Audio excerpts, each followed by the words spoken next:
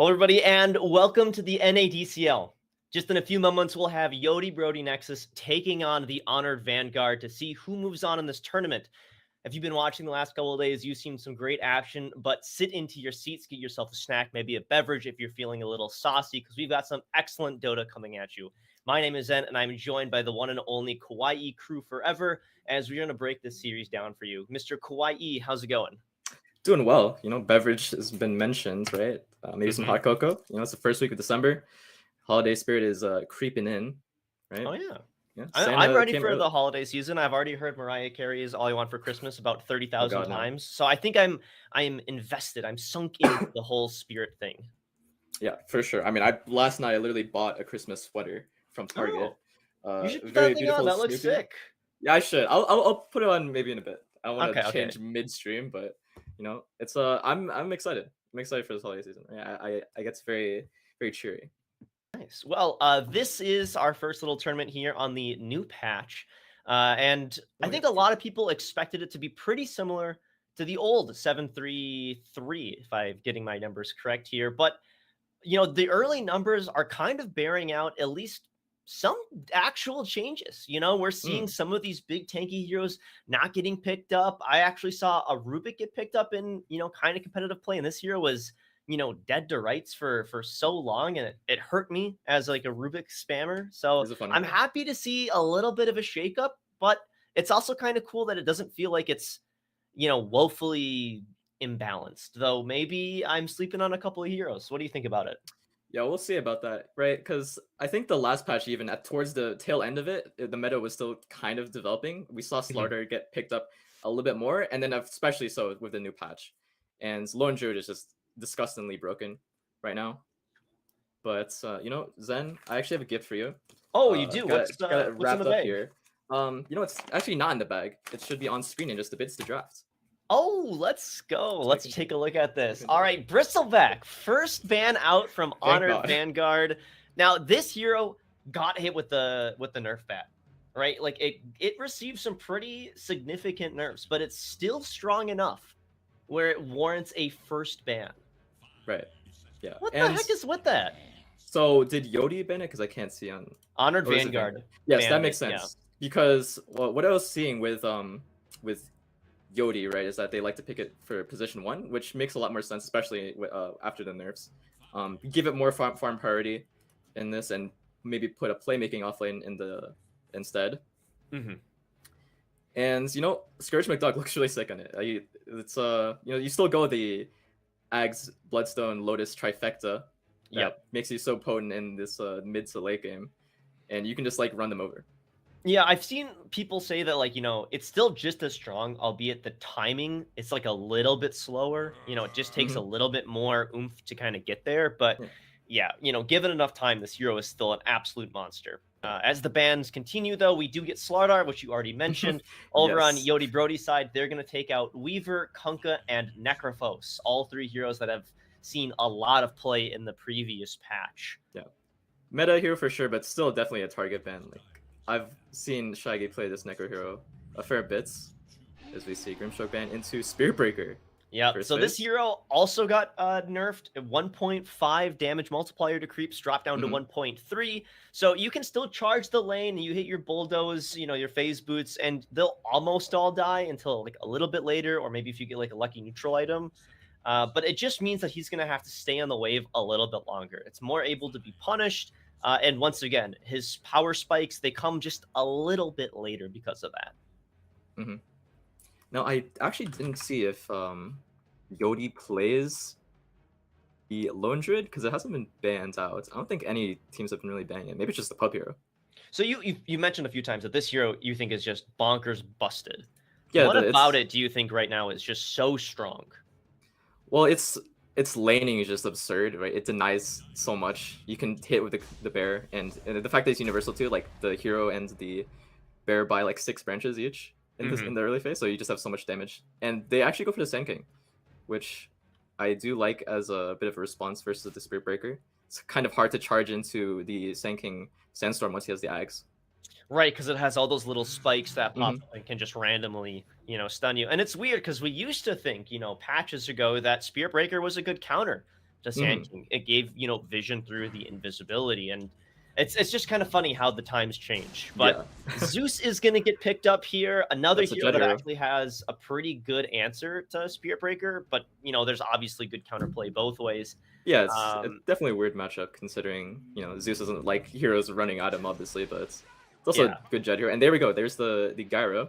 Mm-hmm. This is Talk to me a little bit about the Zeus here before we move on. Is your initial, you know, thought that this is going to be a position for Zeus? Is this a mid Zeus? You know, I'm where are the people playing it right now? fairly certain that it will be a mid. It's just a really good Jet hero. It provides so much damage with the Sand King. They're gonna have so much burst potential with this. Despite, you know, the fear of the Spirit Breaker. Gyro is like I mean, it is a popular meta 5 right now because of the slight buff to the Q in the lane, and the fact that there will be a rocket running after the Zeus will be a bit of a problem. But I don't think it's too much of an issue still. It's just a very strong Gyro hero though. I gotcha. All right, so you know, whenever I see a gyrocopter, I instantly think about Io or other kind of, you know, big Not this supports. patch. Yep. But not now. Is Io not good enough to be thinking about? I mean, I guess it could still be flexed technically to the safe lane. I still see it in immortal, like high immortal games being picked up. Even so though, I'm not even sure it's like worth picking up an IO support. Is it just, you know, are there just that many other better supports? I mean, we've already seen Treant, Pugna, and Grimstroke banned out. I mean, you know, we need like a whole book to explain why all of these heroes are just so good right now. But strong supports right now, and they actually go for the Coddle. Oh, interesting. Okay, now this hero I've been seeing it still kind of run mid a lot. Do you think it's gonna pair with the Gyro instead? That is interesting. Yeah, they could definitely go for some lane combo with the Gyro, just spam spells on cooldown. And there's flex potential, like you said, with the mid Coddle. Could be offlane if they could go mode Whisper. The Spirit Breaker is also very flexible. Spectre is the pick. A little bit of a global. Yeah, some global Spectre. This is already looking pretty disgusting from Beauty Brody, I will say. That stuff. Oh my god, and the AA over the top, albeit it's a little bit more delayed, but there is going to be, so you know, intercontinental ballistic missile in the form of the Spectre coming down. The AM pick though, 18 from On Gun here. I kind of like this. I've been seeing Toro pick this hero a lot in pubs lately. And it's interesting because it's like known for being like this weak sort of carry compared to all the other carries right now. But with all of these games going late, right? And there's also Zeus in AA, easily burstable in this game, right? He's gonna have a really nice mid to late game on this hero. Well, I was actually thinking about, you know, how do you survive global, right? You know, if you can't be alone because Spectre's just gonna haunt on top of you, and then you're gonna get Zeus ulted, and like worst case scenario, AA blasted as well. You know, how do you actually survive? And I feel like there's few carries that are super survivable against that, but AM might be one of them. Has a lot of magic resistance baked in, and as soon as Spectre's on top of you, unless you're bashed, you just blink, you know? Yep, forehead, just blink. And then do the other 4 of the Honored Vanguard like always stick together? Like, is this going to be like a very odd 4P1 kind of a build from the Honored Vanguard? I'm not too sure. Spirit Breaker likes to play alone and connect with the team fights once they start. Gyro, Coddle also kind of feel independent. They don't really combo too well together as supports, I feel like. AM though, I will say, this feels like an insane AM game, right? Sand King as well, you can potentially reflect. You can reflect the you can reflect the Burrow Strike. It's one of the most interesting interactions that I think AM Shield really gets. But I'm not seeing it because, you know, going toe-to-toe late game, you're going to have to kind of group up. And if Spectre, Zeus, and AA can, you know, before the fight even starts, so scary. Assassinate somebody, then, like, you know, I guess what we're missing here for the Honored Vanguard is this last piece of the puzzle. And it feels like if Spirit Breaker's playing the +1 and Anti-Mage is playing the +1 and they're both waiting, you need a big boy to stand out in front. Who is that big boy? Well, kind of the opposite of a big boy. I was thinking maybe possibly Viper because, you know, there's a Spectre in the game. I've seen it. Well, Viper counts as a big boy. He stands out in front. He slows Molasses, but he's got tons of good defense. And like, oh, you want to go on me? Probably not Viper. They actually go. Okay, Brew was still in the pool. Makes sense. I like this. I love this pick. This is such a good pick. Yeah, rounds out their team fight a little bit. It gives them So, power hitting as well, which I think is really mhm, important. yeah, for sure.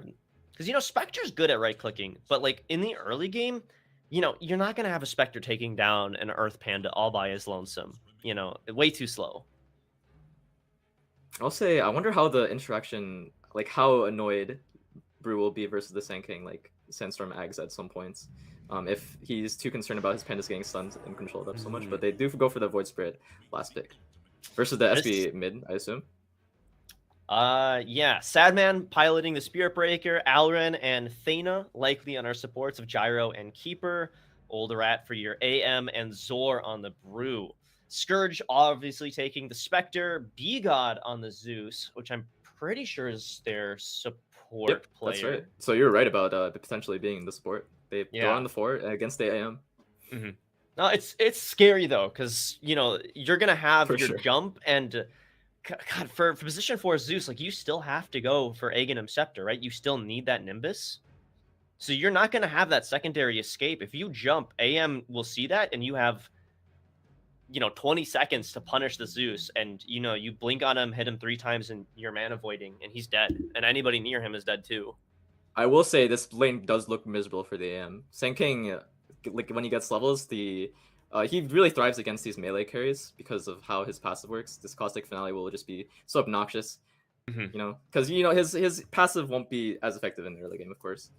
I do like this Void Spirit last pick though versus the AM. I think he'll be really effective at dealing with it. Yeah, do you think it's going to be an eggs rush or an eggs build from the Void? Just for that silence? Yeah, I'm not so sure. Obviously, since the universal change, it hasn't been as popular to just straight up rush the eggs. We could potentially see an Orchid. We could also just see the standard like Echo Saber into Manta just go for his stat build. But Well, we're gonna have a nice smoke break to start things off. I'm looking. I see a lot of branches, a couple of magic sticks out here. Obviously, the blood grenades. Though Yodi Brody only rocking 1 at the moment.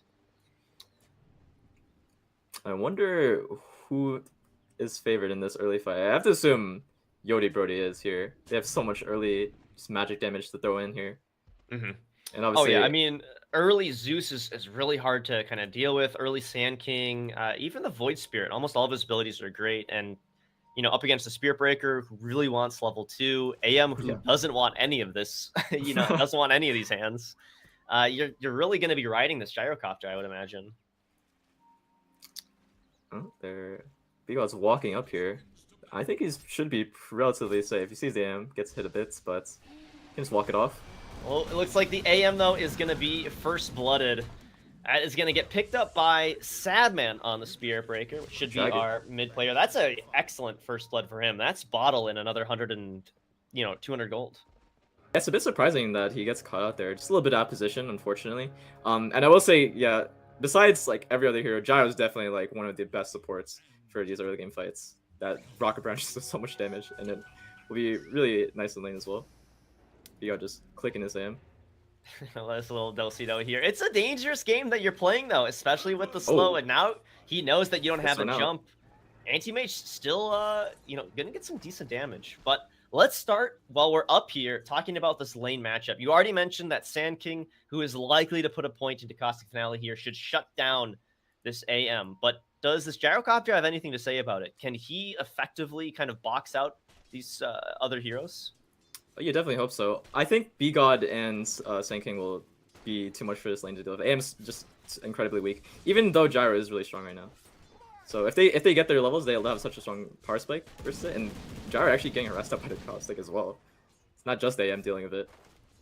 Yeah, it's tough. Gyrocopter obviously with a very short attack range early, which certainly makes this a very doable lane for Zeus, which normally he kind of, I think, struggles in the super early game.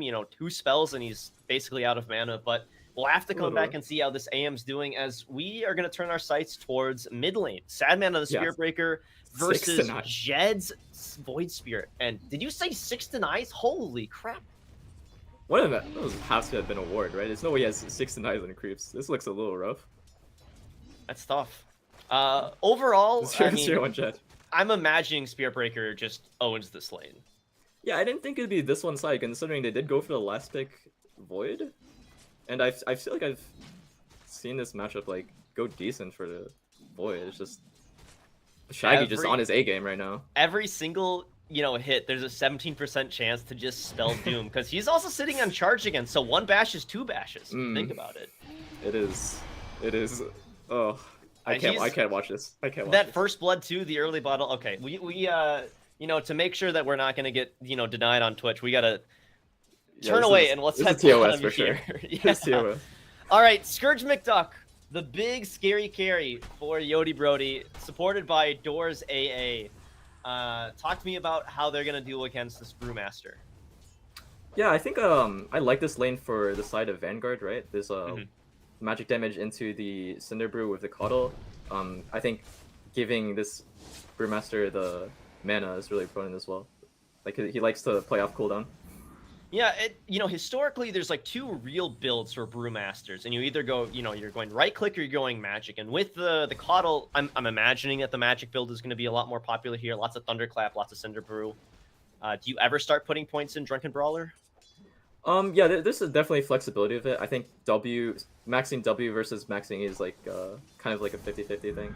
If you want to go more aggressive, W is definitely your way to go. Also, what is happening mid? Yeah, what is happening mid lane? 16 and 13. I don't think I've ever seen such a one-sided showing as this Void Spirit is lower than the Coddle. 3 make it 4 and 1. Shaggy's on it. Shaggy's on it right now. What is going on? This is insane. I mean, Void Spirit still hits hard, but he doesn't have a Quelling Blade, which up against the 76 plus the Quelling Blade, like that's tough to deal with. But definitely interesting. Still does not have the bottle too. It's gonna bring it water runes in like 30 seconds here, and if he doesn't have it in time, it's gonna feel kind of bad for his regen. I gotta tell you though, what I want to be looking at right now is actually top side here. DNC forced to Burrow Strike away, but look at this. 16 and 4 for this AM is very healthy against the 18 and 2. I thought this was going to be a really rough matchup for AM. It's supposed to be, but maybe the Zeus isn't providing that little extra kind of oomph over the top. Yeah, thankfully for the AM, not so much of a wash here. And that definitely could be attributed to the gyro here, as we were mentioning earlier, right? This hero is incredibly good at laning, so can offset that weak laning stage from the AM. All right, well, bottle is picked up. Jed is going to be able to find a water rune, though he is still being harassed out. 3 points in this match. No. Charge up in another second. He could be dead here. Let it rip. Oh. No, he's fine. He's going to be inching closer towards that level 6, though, so Jed's going to be really, really scared for potential solo kill from this Spirit Breaker. 2k up already. He's almost a whole level behind as well. That's pretty insane. Oh, there's the charge. Is going to be interrupted. Smart play from Jed. Yeah, that is the one saving grace here for this lane. You also don't have boots against this Spirit Breaker. So you're just going to get run down. This is tough. But... Yeah, and he's closing in on the phase boots, which is like incredibly obnoxious for Jed here. So overall, I think it is safe to say 5 minutes into this game, despite the top 2 last hitters being Spectre, who's having a great game down bottom, and this AM, which I guess, or sorry, the Sand King, which, they're trading spaces here. This 2k net worth lead for Vanguard, I mean, they're getting out of this early game scot-free. I mean, they're stealing it. Goes in on Gyro, though. Nice damage. Oh, Anti-Mage, though, is falling. Up. 1 second. Has to get out. That guy chased us, but that was very nice for this lane. Hold up, he's still getting chased. B-God just needs to find the right way. Oh no! He actually cancels it. It's the kill. He guesses correctly, and B-God. Oh my God! Drop a voice chat, throw a tip. You deserve that one. Wow, and they really refilled Shaggy's bottle here in the mid lane. Was that really necessary? Was that really necessary? As Gyro closing and wants to throw a rocket here. It has the ult. They're gonna let the ult go. There's the stun. There's the slow. Jed doesn't have any spells. He's gone. Man, they really hate this man. Throwing 2 blood grenades at him, having a bottle refill for Shaggy. They're really focusing on this mid lane here. I mean, to be fair, they want to make sure this Spirit Breaker has a good game and really slow down the timing of this all magic damage coming in bottom under tower. It's only a level 4 Spectre. Will be slowed up too. Already burning the sticks, trying to get under, but no. Zor's gonna have it with the level 1 Thunderclap. That's all that's required. And now that we have level 6 on the Spirit Breaker, I'm kind of imagining that he is just going to be charging lane to lane. Like, screw middle, I already won. Yeah, Jed's gonna have a bit of a rough one. No, they're heading top. They're going to go on DNC here. We'll see. Counterspell already burned, but the charge comes through. Interrupted though. B-God holding on to that point of lightning bolt, expertly done, and that's a lot of space created. Yeah, and this is the rough thing with Senking. I was going on about how like it potentially has a really nice lane. It's getting its own CS. Hasn't been able to shut down the AM as hard as maybe they hoped, but I think the fact like Senking does need levels to really come online. So I'm interested to see what his build will be this game. What are you expecting it to be? Maybe just a early blink to connect with this like Spectre timing, right? Maybe offset like Jed needing to farm a bit more and can't really play to that playmaking potential, as he still does not have the level 6 here. Meanwhile, he is Shaggy on that 7. A full 2 levels behind, and now without Resonant Pulse or Dissimulate, it's always scary when he uses these abilities, but 3 mid here for Honored Vanguard. Jed does get a 6. He is a lot more safe now. Yeah, he is definitely bottoming out on the cores though. It feels still really rough. He has a long way to go as he just picks up his boots here. They made a mark. They're going to secure Shaggy the rune. So... All right, so all of a sudden now, you are team captain for Honor Vanguard. You know that your team's up. You have the level advantage. You're doing great. What is the play call here? Is it continue to ride the Spirit Breaker, you know, try to pick up more kills? Is Thana doing a good job by following him around? Should they try to be bullying Scourge, which, you know, head and shoulders is doing, you know, the best. It has, like, you know, it's the biggest hope for Yodi Brody. Yeah, I think they definitely want to connect this Brew. I think the fact that they have a Brew Coddle lane is a really strong lane. They have so much magic damage into it, and I think Spirit Breaker connecting to that will really shut this bottom lane down as they kind of poshing to take this bottom tower here.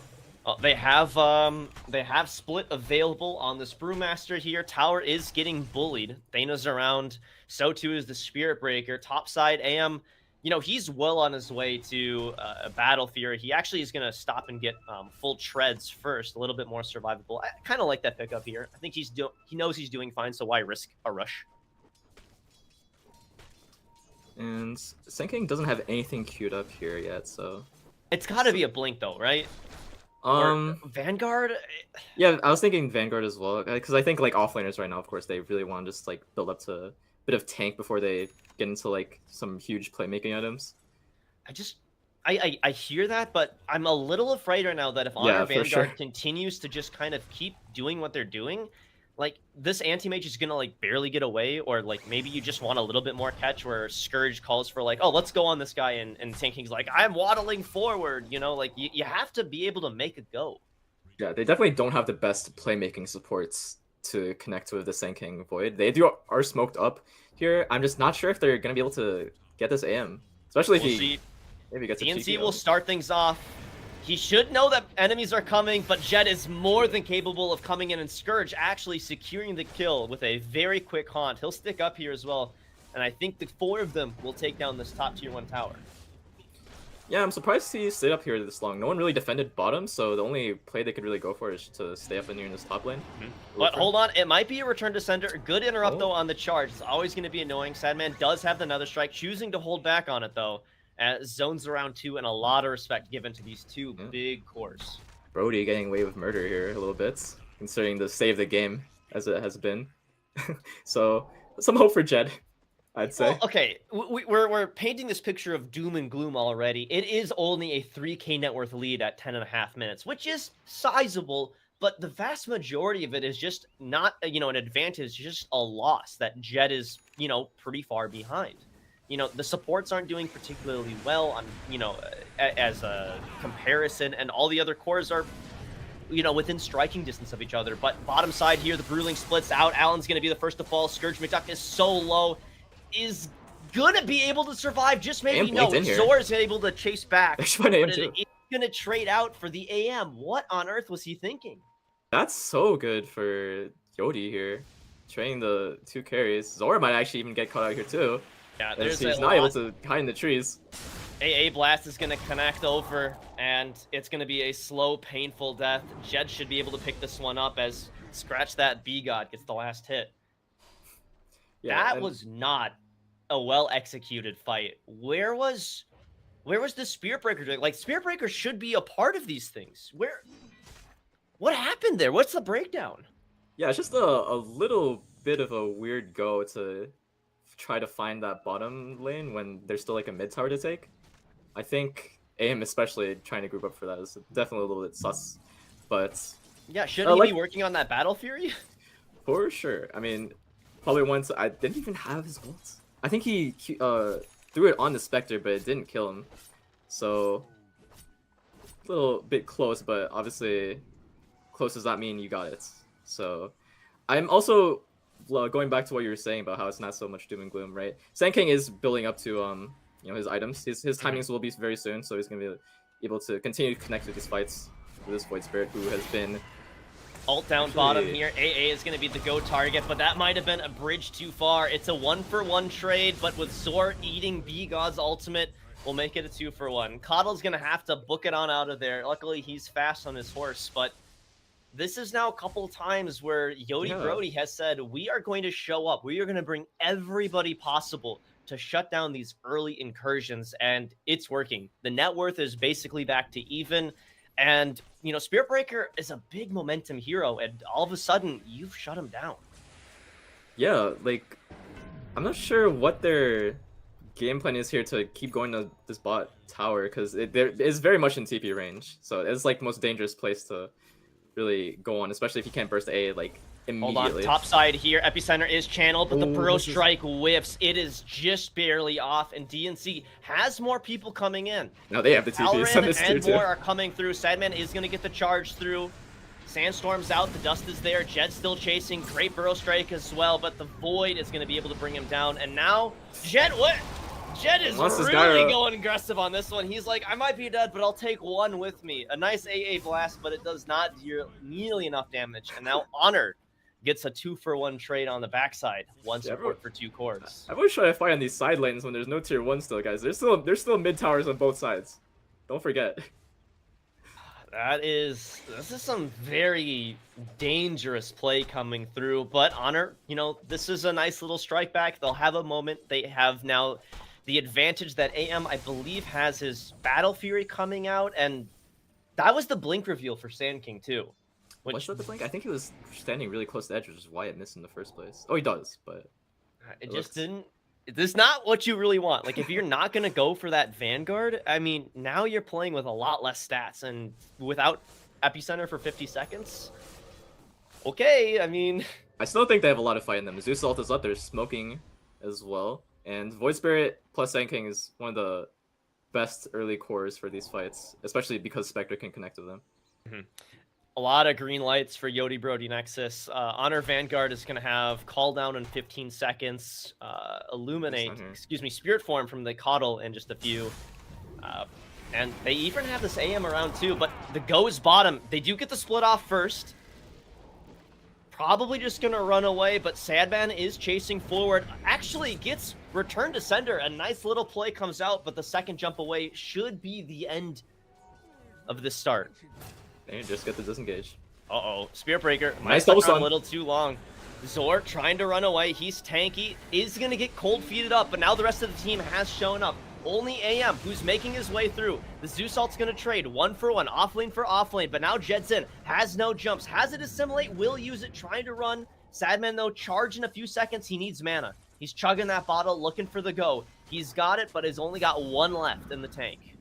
Yeah, Jed is playing right now, and meanwhile, B-God actually got a lot of farm mid lane and connected with to make sure there wasn't any more of a go from Vanguard. So he's on the same farm. He's actually a little bit more farm than Jed here on the Zeus. A lot of heroes still kind of sticking bottom here. Sadman's around, and that's the go. That's what they wanted. That's what they were waiting for. They have a lot coming in over the top, and it's enough to bring down the Space Cow. Thana showed his face, trying to help out for a little bit. He might be in problem. He's going to try to run through. B-God's around, and Scourge says, this looks like my kill. He's shown up for a couple fights so far, 2, 2, and 5, and he is on top of the net worth leaderboard for it. Yep, not going in for that Radiant side, he's actually just going straight for that Mensa, just wants to continue the fights. Zor here doesn't have the ult, I believe, but kind of just throws the spells out. A little scary. Talk to me though. So, Scourge not going Radiance is, pretty obvious. He wants to be making more of these plays. Understands the aggression. Understands the physicality of this game. But this Brewmaster is still angling towards it. He picked up this casual cloak and has a fully completed Spirit Vessel. Is this Radiance now going to be too late, or is this still a required build-up? I think it still is a required build-up in this meta for the Brewmaster, and they really want to defend his tower. It's really low, so they can angle to defend it, I suppose. They're around. Split in 8 seconds here. Everyone's in Sadman's mid. AM, the only one not around. He's top side, but they will get the deny off. Yeah, and we see where this AM pick comes in. Despite the being 0-3, kind of throwing away a bit of some of these early fights, still getting that farm up at the top of the net worth. Wants to go towards that Manta timing, which will be pretty annoying for these two supports here on the side of Yodi Brody.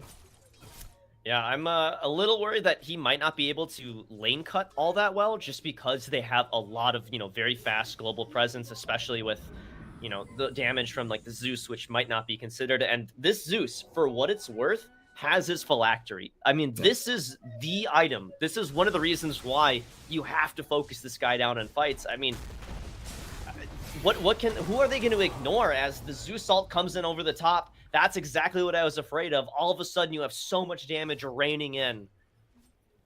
Yeah, everyone's just getting picked off in these side lanes, really. Been a bit of the same story here, as M is getting that Manta. And what were you saying earlier? Sorry? God, I've got the goldfish brain right now, but I'm worried that AM might not be able to do his, cutting his ratting right, as effectively because of the globalness. Yeah, Yodi have been playing fast as well, so it's definitely like a threat that he has to consider this game. All right, 18.5 minutes in. Tier 2 items have mostly been claimed. Let's turn our eyes really quick to the supports for Honor Vanguard here, because they are sitting on a whole lot of nothing. No Force Staffs, no Glimmers. I mean, are they contributing anything to this fights in comparison to, say, the AA or Zeus? That is a good question. I think all of the supports in this game kind of serve the same role, just backline magic damage. I feel like Yodi Brody's heroes are a lot more potent at that, though, I will say. And in terms of build-ups here, I think it's interesting that Void Spirit, this game, is going for that utility build, because I think B-God has kind of picked up on this little core build he's going for. I think he was queued up a Kaya Yasha. Yep, there it is. So very classic. Very, very, very classic for Zeus build, right? I think that's one we see in our pubs. I'm a little surprised that he's not picking up any sort of, defensive items. No, Void, no Force Staff, no Glimmer, but I mean, maybe the answer is, good offense beats a good defense, but... Yeah, that's very fair. I do want to point out, right as we were talking about it, Keeper the Light did complete his first support item, which is an Orchid. I mean, very, very good against everybody, especially before BKB's, only one Manta, which is Spectre, which you're not really going to be Orchiding him anyways, but they do find a couple of nice kills bottom. It's now just going to be on Sadman to get out of here. He'll try to TP. It's going to be a short-lived hope. Thanos around as well. The charge, it just doesn't get there. And now, one by one, it's a save your buddy syndrome. Yeah. 2 supports, 1 mid. I mean, you mentioned this Orchid as well. I think the fact that like Manta's up on Spectre and she's really going to be the one that just is in these fights, they're just like hard to ignore. So it's like not going to be as effective. And is the answer? Is it not an answer for Jed's Void Spirit?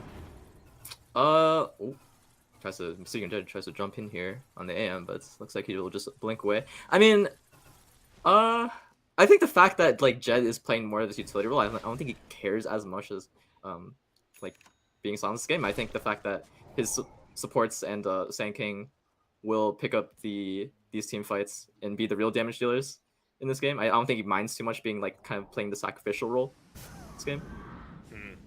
And we do have another spell as well in the Sand King. He has his Yules up, so Orchid won't be too much of an issue for him. Also a great answer to the Spirit Break here. So very good itemization coming out from both teams. 16 kills to 9. And, I mean, we've plateaued. I'm looking at this gold graph, and it really hasn't moved. Experience, not so much either. I mean, Okay, this game's at a stalemate. Let's pretend that this stretches for another 30 minutes. Who wins this ultra late game? You know, does either team have a clock that they're kind of playing against? I think Yodiburi does want to kind of pick up on their pacing because there's the AM factor in this game. No matter what, there will be like an AM in this game, like being that 6 slotted, be really annoying for sports to deal with. Can kind of like 1v9 a lot of these games. In terms of this one, it does look really good for AM. Besides maybe the Spectre. Really good for AM. I was actually thinking, Spectre is the latest game carry here, in my opinion, and Void Spirit scales super well with items. So too is the Sand King. I look at some of these other heroes, and like unless Gyrocopter can become like that 4th real core, I don't think they scale nearly as good as the global strat comes through once again, and this Brewmaster can't survive. Yeah, is probably still building towards that Radiance as we see the Talisman still in the queue. So I guess hold on for a second here. The blink in is unfortunate. The Yules is gonna save our Sand King Fear for a brief moment, but the charge will come through. They lose the gyro first. They're still looking to pick him up. Eventually will do so. And now Jed is in. Trying to get out, has no jumps. B-God teleports through. Looks like that'll be the end of the engagement. A 1-for-1 trade in this bottom jungle. Yeah, they can't claim completely because Spec ult's still on cooldown, but yeah, a little nice pickup from Honor Vanguard to take down that Sand King. Only trained the gyro because Brew did die earlier, but I still do have hope in Vanguard with this AM pick. Okay, well, speaking of AM, his next item after this Manta is looking like a butterfly, and why do I feel like that's going to be a mistake? Like, there's so much magic damage, even with the counter spell, giving him a flat 45 on top, but like, don't you want stats? Like, Scotty? The thing about the butterfly is that it can potentially secure them objectives for this mid-game timing to kind of swing the game back into their favor. I think if they get a good team fight and like a Roche play potentially with this butterfly, I think they can secure themselves a lot of space on this map for sure. So I see the vision with the butterfly. At some point, I'm sure he will go stats though, like you're mentioning. Okay. Well, I mean, throughout all of this kind of back and forth, through all these seemingly bad trades that Honor Vanguard have been taking. They're still up, yeah. Oh, hold on. Oh, Rat.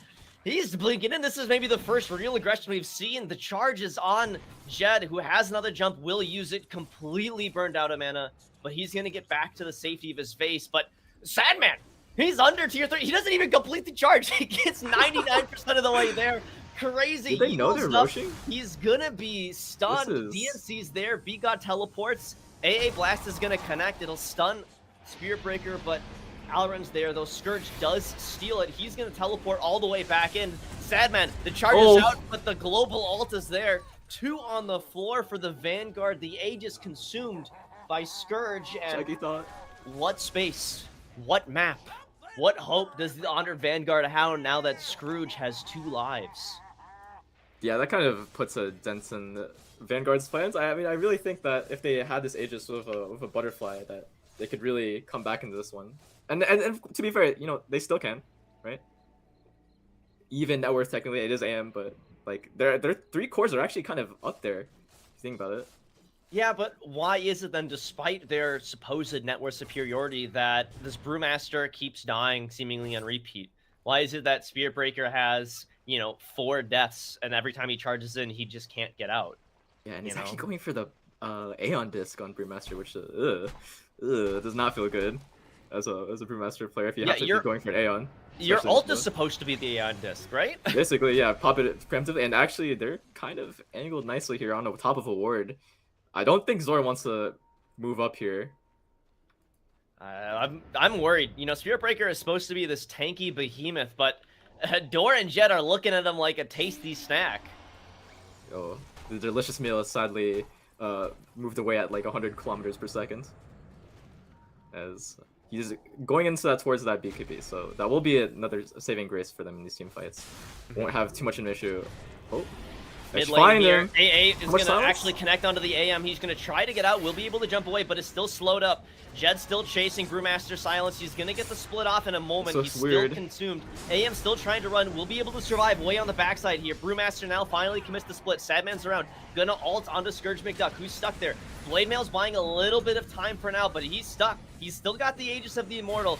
BKB consumed by Spirit Breaker, still chasing, but they're not bringing down the Spectre. Understanding that Aegis is still very powerful. Doesn't work. Finally, the Zoot ult comes out, ends up picking up two. God. So low for so low, but Jed finally falls. Old Rat with the kill. Mana Void used, and now Sand King's there. He's got his Egg in the Scepter. Blinks at the ready. Anti-Mage, he needs to get out.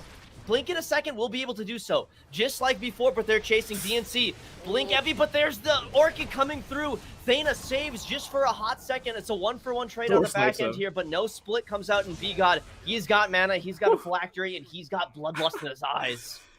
All right, well, you know, B-God is officially the +2 of this game.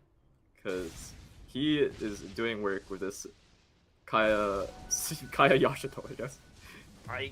Honestly, there's a lot of jump. There's the AM, there's the Spirit Breaker, and there's this Brewmaster. He does not but nobody can get on top of the Zeus. Yeah, surprising. Because they're really focusing that Spectre in that fight. Just survives with just a sliver of HP. Still has the Aegis. Hold up. Manta Zeus? Yeah. He's got lightning hands. Maybe he is +2. No, he definitely is this game. Jed has relinquished his role as the mid player this game. He is going full utility. I guess he is closing that now, Manta. But, oh my god. Yep. These illusions from Zeus do so much work. They shred through creep waves with startling speed.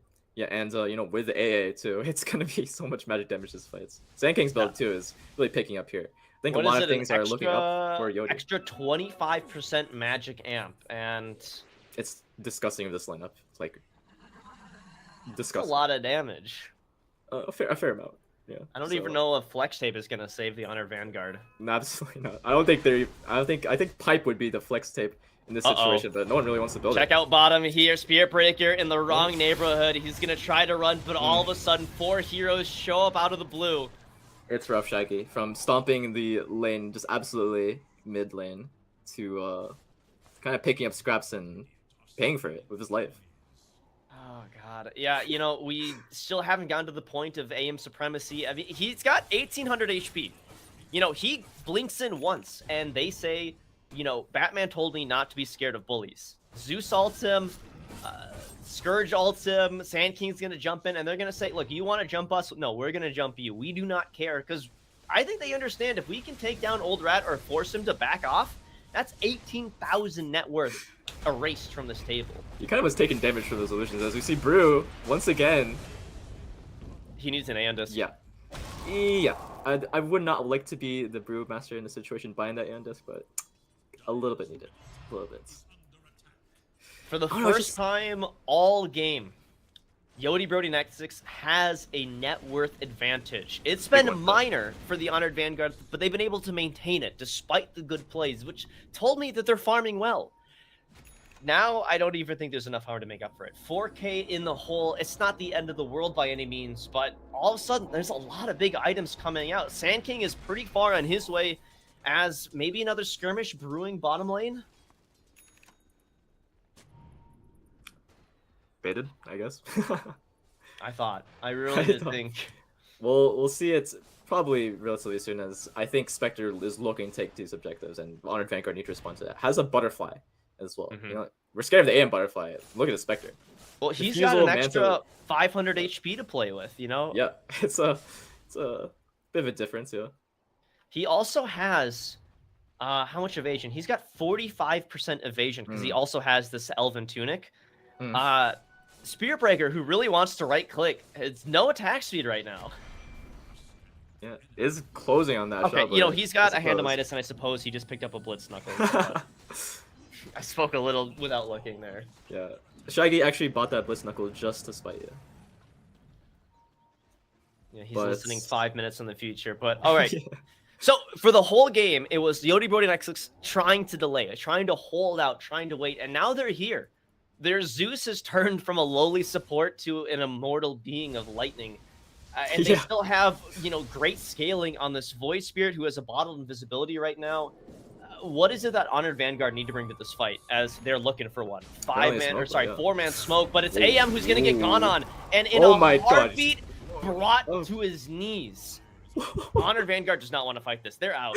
They're teleporting. Yep, well, turn tail right away. That is a rough one. Zeusalt was popped in. He was dead before you could even hit him. Lightning, it doesn't strike at all. They're chasing onto B-God here. He's going to try to teleport away. Brewmaster, he just gets away. There's no stunts. And now Keeper of the Light might fall. They're going to pop the Brew ult, but Coddle's on Death's Door. Scratch that in Death's Door. Call down's going to get used. Gyrocopter, he can't escape. He's pulled way back in as Jed is slowly right-clicking him down. And now the Brewling splits. The Pandas are trying to get away, but there's just one left. Oh, he's going to fall. Jed's still chasing. He barely finishes at first, but now Scourge is going to show up. There's no split to save you. Yule's up on the Spear Breaker way on the backside. Door, 5 levels down, is going toe-to-toe with Spear Breaker. The boogeyman of this meta is being chased away by AA, and he stopped once again. B-God, he was greedy. He didn't pop a BKB, and now he's on the run, invisible, but still being chased. He eventually will live, but that's just by the grace of God that he gets out. You know, that is really satisfying to see. You know, an AA just 1v1ing just most disgusting hero of this patch in the last one for, you know, a good few months now. He's not scared of nothing. This has been a one-way trip towards the Yodi Brody side of things. The map has consistently been shrinking for the Honored Vanguard, and their best laid plans are just getting upended by what was the poorest support in the game, this AA. He has one item, and he makes it look like everything. And they've been fighting really well. I'm really heads up from Jed, despite his really rough early game, to what do you mean continue the fight. Early game? He's oh yeah, I'm sorry. I'm looking at this AM for a moment here, and I'm like, you're crazy. This AM is 1-5-5. Yeah, no, he's not had that much of a game, and I think this butterfly is not really paid off recently. Hasn't been able to get good value out of it because of losing that out on the Aegis. I just think a little bit more raw life, and it might be the difference between being able to blink out and having that reset. I mean, am I crazy for even thinking that a heart could be good? No, for sure. Like, heart is definitely viable, especially in a game like this. There's an AA in this game, so that regen in these fights can be kind of neutered. He's going towards that BKB. The problem with it, though, is, well, first of all, you're AM. You don't really want to be in a situation where you're buying a BKB. But I don't know how much it really does versus the fact that there's a Spectre with a Butterfly. I'm sure she's closing in on a Basher as well. And there's this Zeus kind of right-clicking you as well. I think that's not negligible, this game. Yeah. Zeus buys a little bit of vision as Roche falls pretty darn fast. They're going to take the Aegis, put it onto Spectre here. Jed is going to hold onto the cheese, and he's got 3k HP with, like, 3 items. I don't understand exactly how that scaling happens. That is the power of Universal Dota, baby. He's thick. He is sizable. Hold up. Lots already of looking towards next play. Badman trying to get out. Still holding onto his life for a brief moment here, but him and the Coddle are going to fall.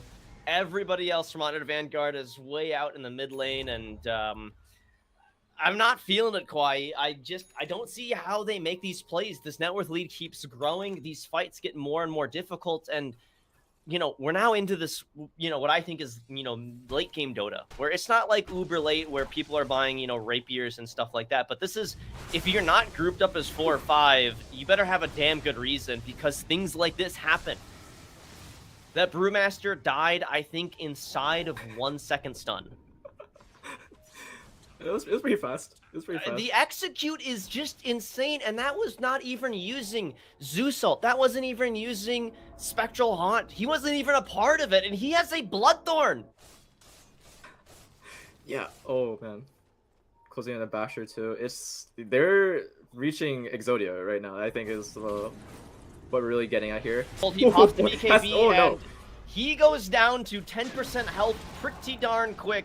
They're still chasing. Keeper of the Light is slowed up. Allen dies under his tier 4 tower As Spectre Here's is my going to dog. kill Keeper on the stairs of his own fountain.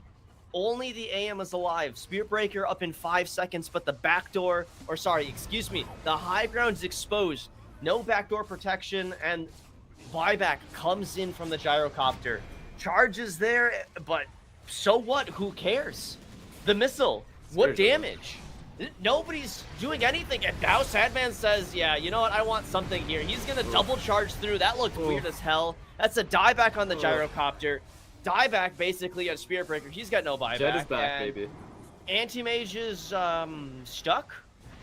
I When do you suppose. call GG's? Because I think this has got to be it. I'd have to imagine soon. Pops the ult, and you know, that did a lot of damage, I think. About 25% of his HP, but it didn't really equate to anything that will bring them back into this one, I'm afraid. With the last Bruling split going to be coming to an end in just a moment here, I think this is going to be the end of game number 1. Honored Vanguard put up a valiant fight, but Yodi Brody Nexus they're just too good. They never got flustered. They kept winning these fights, and they had a game plan from minute 0. And the game plan was simple. If they punch us, we punch back. And it worked. Yep. Man, So they can call GG now. I've wrapped up the game. I put my flow on. yeah. And, you I know, mean, this is where the gentleman call. This is where if this was like a movie and I was the director, I would say, you know, type GG now.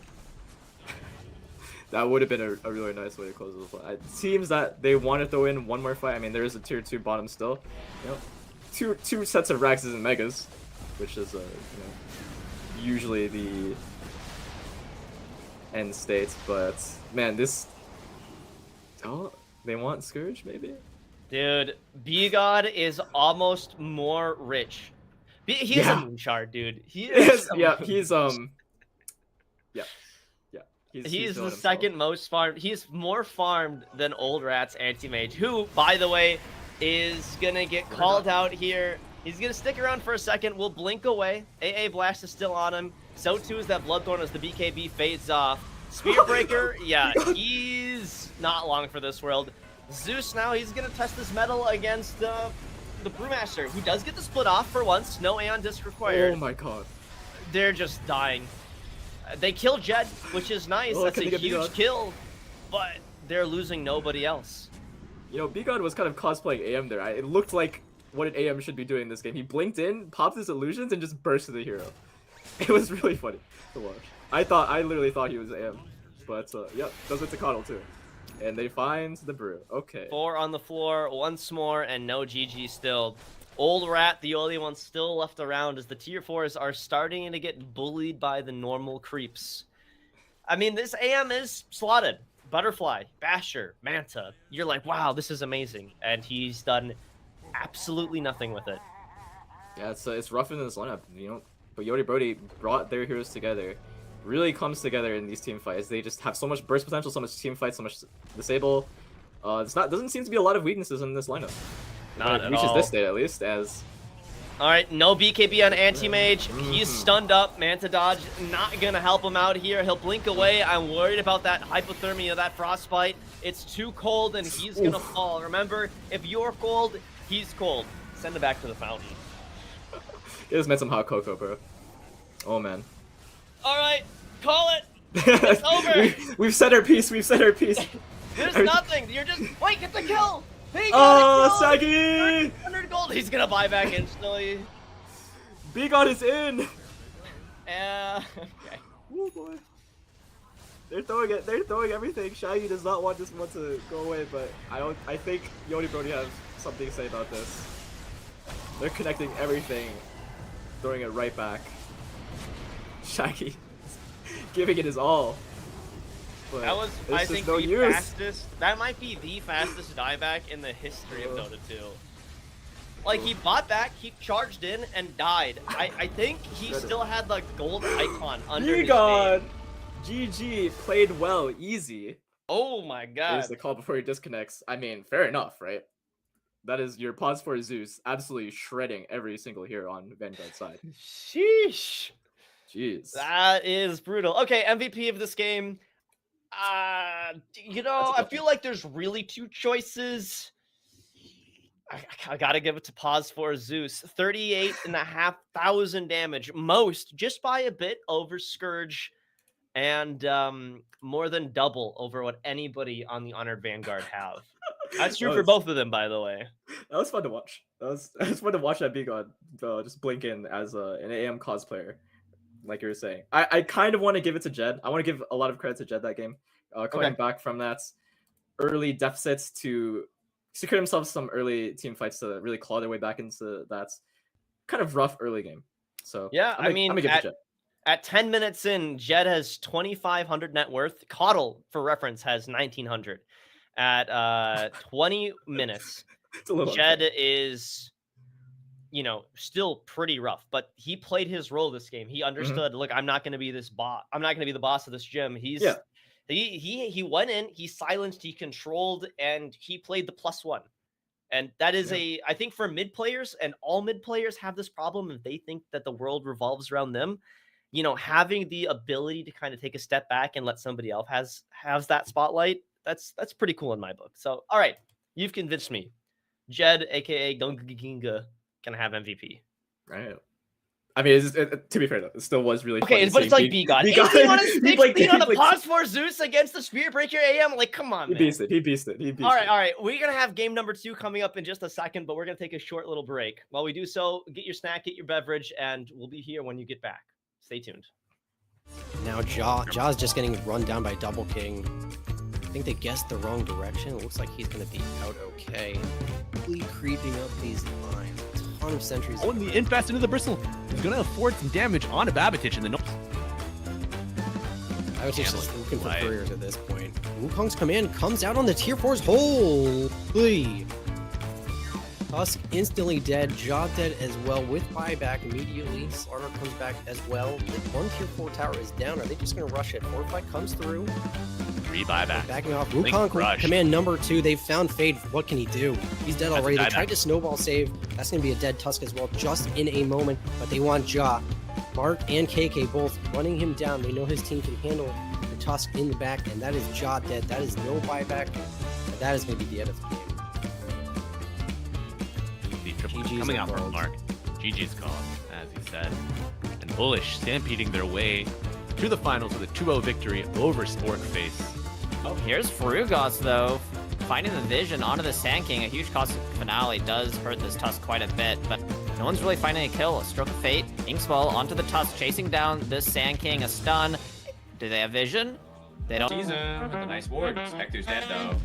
Running up, there's a poison touch. Shadow wave as well from the Dazzle. Heals are gonna be enough, but they get the return kill onto B-God. Another courier kill. Oh man, another Gemini attack. Door is on a courier killing spree, but now he's getting ran back into the wrong base. Oh, there's the dust. Shikuchi isn't gonna do the same thing for Yodi Brody. Bot lane. Yeah, he's very deep in. Crit. Not enough though. Crit didn't feel like it hurt very much. He still has dust on him. Gets a stun up onto the Grimstroke. Yeah, there's Inkswell dust as well, so they're gonna have vision. Struck Fate off the mark. He's winding up the epicenter. See if he can turn damage, but a nice Inkswell into the Pulverize is gonna keep that spell from getting off. And he gets a burst strike. The last bit of right click, the charge forward, he's gonna find him. Blink up, so they might just get kited around here. As, yeah, there's a blink. Oh, but it's back in. Now they get the silence, the stun as well, the punch into the air. He blinked in completely the wrong direction. Where Yodi Brody are just gonna outscale you because you didn't fight with your item. Try to focus again. There's a stun onto B-God. Burst strike, but this Pudge just melted, and now DNC, has the BKB. Gonna leave him alone with the Pulverize. It goes through it. There's a time lapse. Keeps Sand King alive. Now he's gonna try to get an epicenter off. And he's got the epicenter rolling, but no one's really taking any damage. The Primal Beast getting poked at by the Zeus, but they're just killing the Swarm off. They're gonna try to find a way to get back into this fight, and they're gonna go back on a DNC, but now they're into the Sandstorm. They're getting stunned up repeatedly, and there's a first life of the Wraith King, but the Sand King does eventually go down. Spectre in the backline, trying to find the Grimstroke. Shikuchi forward. It's Weaver versus 4. It's a huge Shikuchi. But the Tusk is still alive. Yeah, there's the grab. The Pulverize brings him down. Spectre's in trouble. I don't think he can get out of here. Welcome back, everybody. Just in time for game number 2. Yodi Brody Nexus taking game 1 pretty dominantly, I would say. I'm still Zen, and that's still Kawaii, though, with a little bit of a outfit change, it looks like. Yeah, as I was saying, feeling the Christmas cheer. So gotta rep my boy Snoopy. It's looking pretty chill. It looks pretty sick, dude. Thank you. Not even ugly. It actually just looks. Yeah, nice. it is a cute one. I like this. Yeah. I don't know why they're called ugly Christmas sweaters. I think we can give them a little more credit. Because most of them are pretty ugly. Kind of like how that game was. little Hashtag bit. terrible segue. Let's go. No, that was good. I liked it. Okay, you know Have what I wanted to confidence. see better from the Honored Vanguard here? I Mhm. wanted to see more early aggression. I kind of feel like they're the Whoa. bully, right? And they started picking on Yodi Brody, and they were doing good. And then Yodi Brody punched back once, and the bully got a bloody nose and went crying home like, I can't fight anymore. And I'm like, this. You have to keep fighting. You have to push through that pain. You have to understand that you're the stronger team. You've got Spirit Breaker. You've got Brewmaster. You have Gyro. All these heroes excel in the early game. And what are you going up against in another 30 minutes? Sand King, Void Spirit, Spectre. I mean, AA is like the best scaling support in like the entire game. If it's not like Grimstroke, I guess. Like, Yeah, apparently 6-slotted Zeus as well. Don't forget. yeah. And Don't forget that. not even talking about B-God. Jesus, I'm still in awe over his game 1 performance. It just kind of felt like the Honored Vanguard's like, we're going to wait for our timing with this big AM play. And it's like, you really want one big AM going up against a big Spectre, which you know is going to be big because it's being piloted by Scourge, or any of the other big answers they have. Every single time AM showed up, he died in one. I honestly think one stun brought him from full to 0 or 10% every single time. Yeah, magic resistance for one stat. As your 24 AM as well.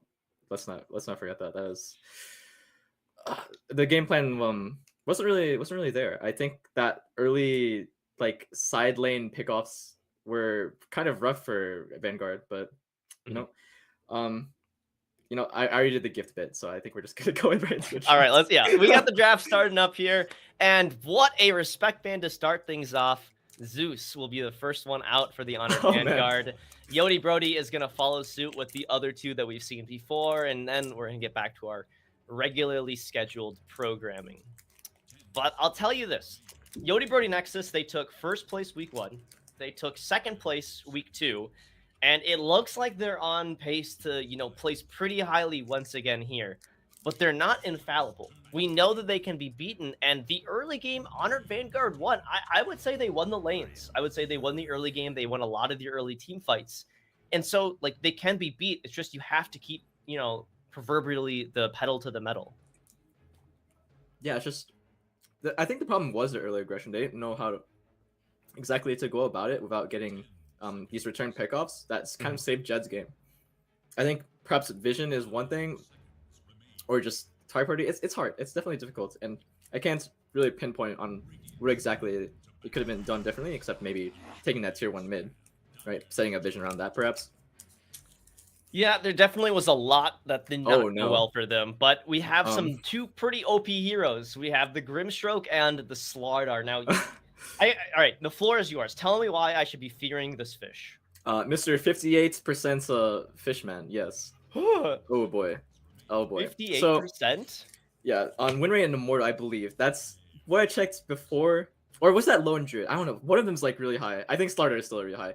To me, the Slardar hero is somewhat of a pseudo Spirit Breaker, in my opinion. Without that global presence, like he one-shots waves at level 20 with that talent. He can really stand his ground in these team fights with that river. And he just hits this critical mass where he's just like stunning everyone and slowing everyone in these team fights and being really tanky and up in your face. This is going to be a mid Slardar, right? I don't think so. I mean, aren't most people playing him in the river because you get that river buff, and then you can swim, and you're like it's like a diet charge. A diet charge. A diet charge. It kind of is, but yo, Pugna, this hero has been popping up a lot. This hero is busted good right now. Yeah, that's I mean, it's funny seeing Pugna and Starry get picked up at the same, but obviously yeah, a little bit of a non-bow as it's gonna court. Yeah. Starter's gonna be so tanky this game. Oh man! Oh! Speaking of broken heroes, oh no!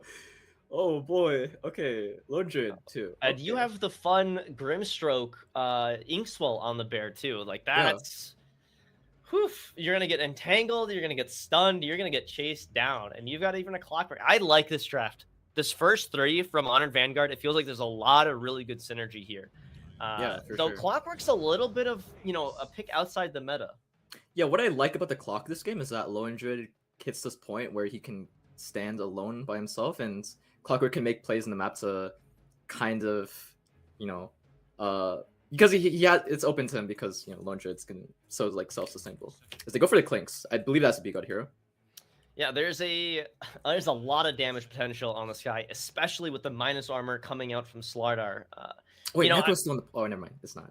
No, that was the first ban. Okay, do you remember there was a meta, God, probably like 2 years ago now, where Slardar the Lifestealer was the bee's knees. You'd infest the Slardar, you'd jump on, you'd put the corrosive haze in, they're slowed, they're stunned, and then you'd get the open wounds on them, and the two of them is just X gonna give it to you, and they're rocking out to their own little internal music video, and they just kill people, and they're like magic immune while they're doing it, and then they both can just run away afterwards.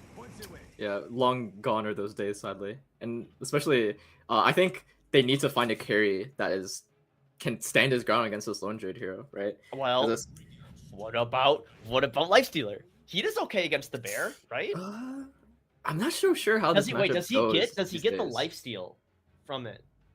Yeah, it he should does, be. Right? No, for sure, for sure. It's not terrible. I mean, the bear's got a decent amount of life.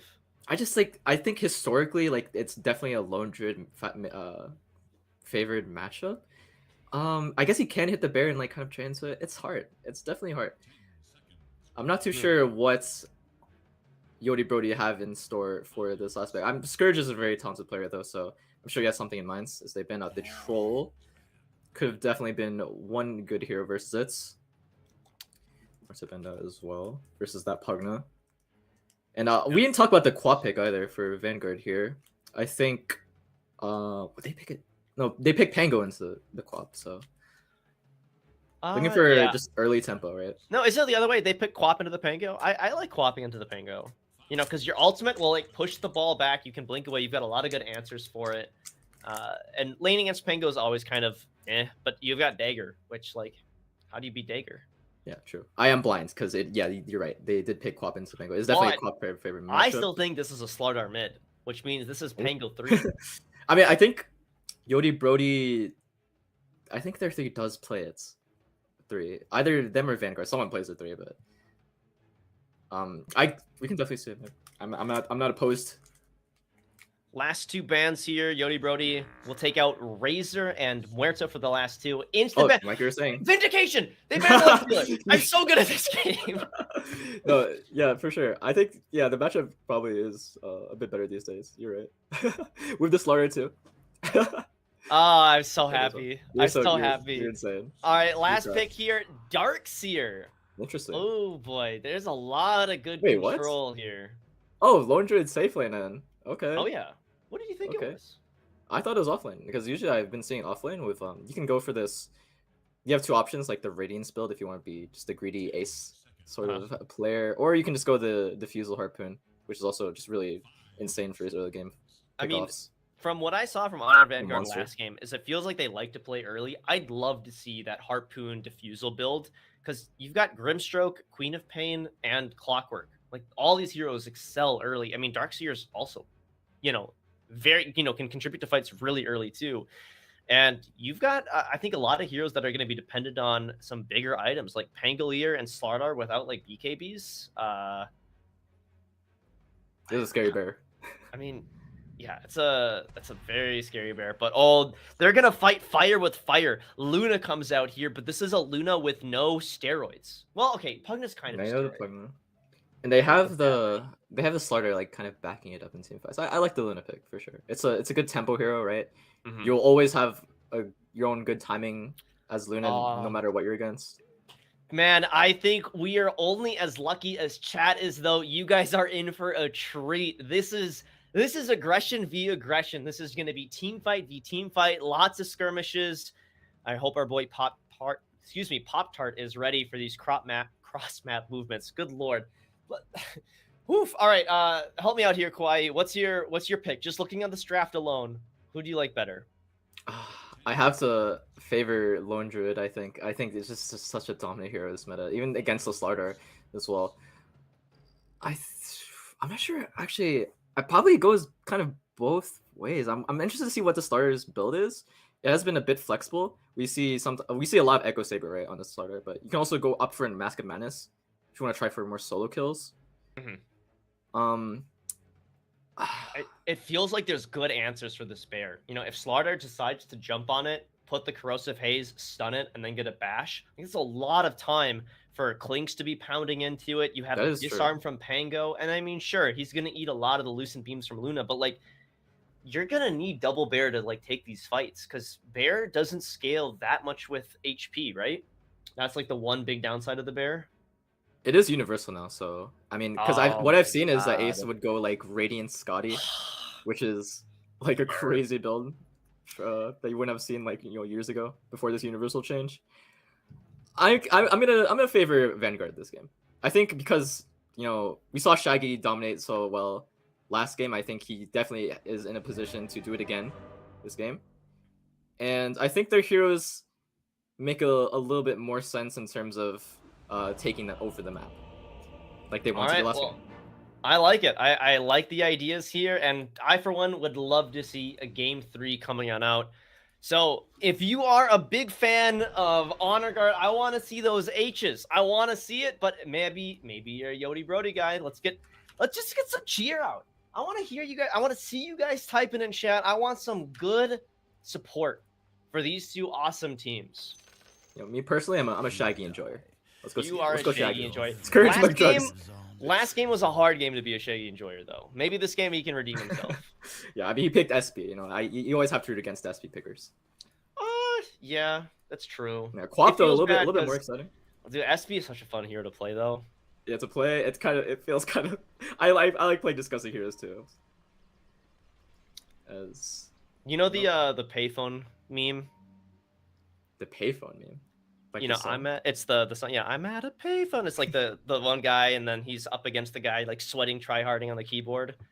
I kind of feel like when you're playing SB, you're the payphone, you're the happy gamer, and everybody playing against you is the sweaty tryhard gamer. Shaggy probably took his hands off his keyboard every time he pressed Q, and then it's Jesus take the wheel. That's what it is. Just he's chilling. That's a very Shaggy, very Shaggy thing to do. I don't know. All right, no smokes this time out, despite a lot more better early spells, which means we're probably just gonna have a nice casual 2 runes apiece. Very chill, very chill. I think this laning phase, besides the mid lane, actually wait, no, there's a lone trade too. Where do you want to start here? I think for the first few waves, I want to see if Jed has the same early game as last time, right? I'm rooting for him to do a little bit better. I think. Well, let's start with our mid lane matchup here. Quap v Pango. Dagger. He went Scream of Pain. What? Whoa, that's actually something. Wants to secure that rune, or that creep doesn't actually get it though. But okay, Jed's just gonna go for waves here as well. Get screamed on.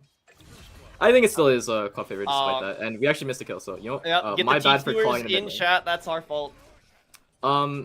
Actually, how did that kill? So yeah, I guess this early game is a little bit rough for Starter. I imagine he took the Inkswell, which it's like a guaranteed stun, and it's a lot of damage coming out from Spirit Bearer, who can still entangle.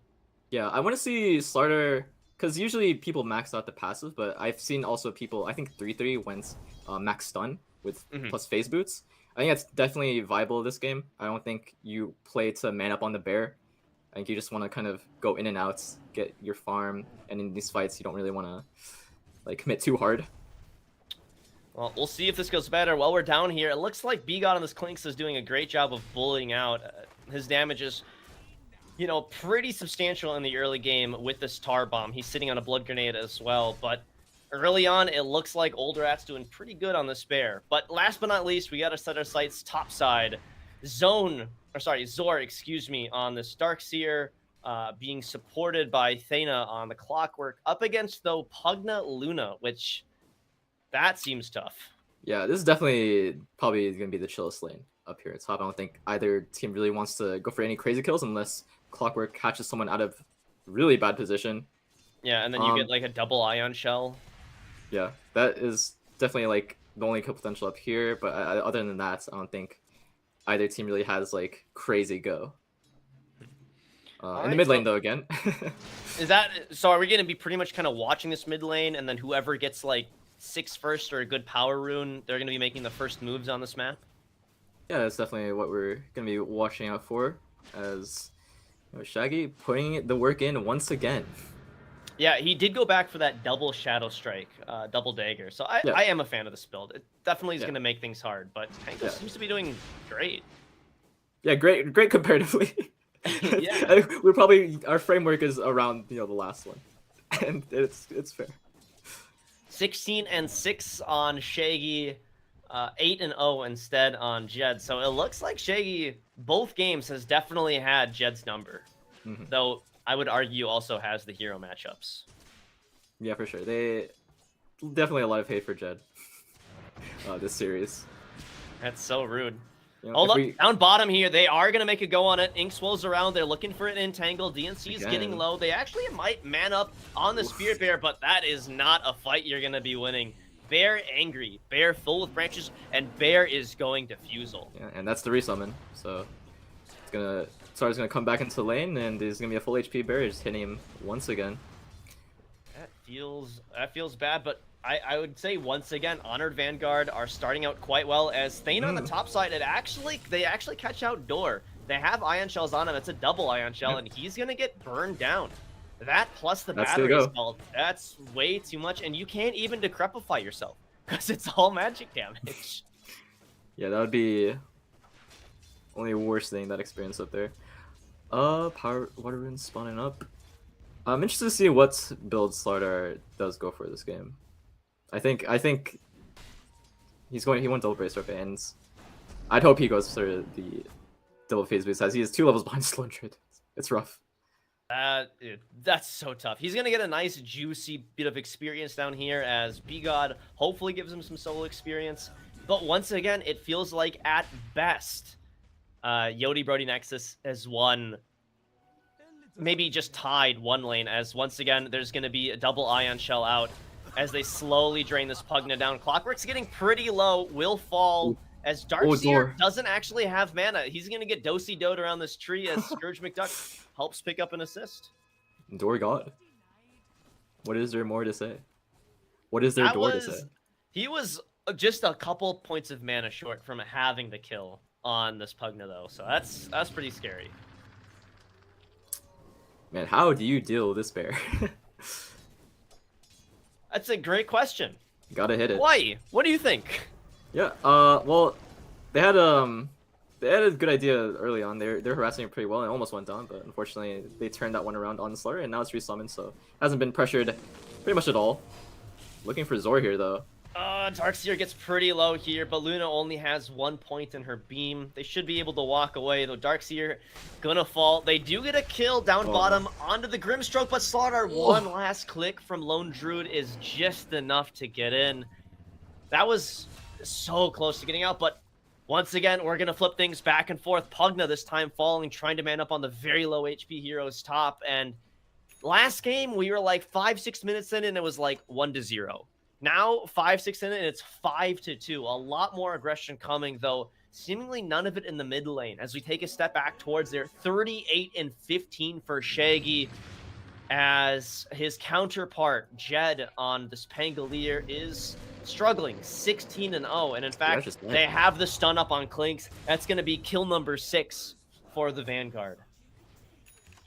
Okay, they're kind of closing in here. Does Jed want to go for something? He doesn't have ult, but Pangolier doesn't have ult either. Doesn't matter. They will kill one. Okay, you know, this is what Jed has been having to do this this whole series for this early game. Find what he can despite everything. Madman has more denies basically than Jed has last hits. Yeah, there's a lot of denies this game. How does this happen? It's just the matchup. Oh god, and now bottom lane, Spirit Breaker, or sorry, excuse me, Lone Druid with the Spirit Bear is level 6.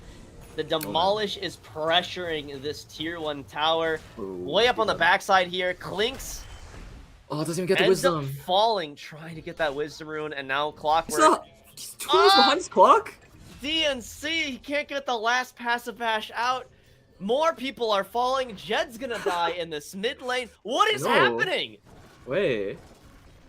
I mean, this tower. What really is surprising me is this tower actually finally got taken down. Oh my. Okay, This is unplayable. 100% is what I wanted to see. I wanted to see unadulterated aggression coming out from the Vanguard. They've got 8 kills, they've taken a tower, and their big, you know, team fight is basically ready to go. Darkseer is looking for...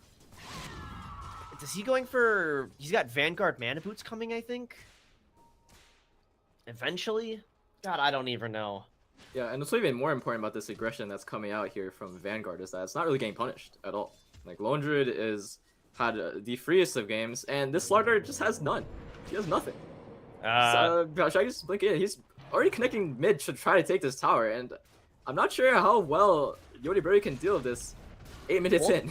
The problem is you've got 3 points in Inkswell, and you have amazing targets to go on.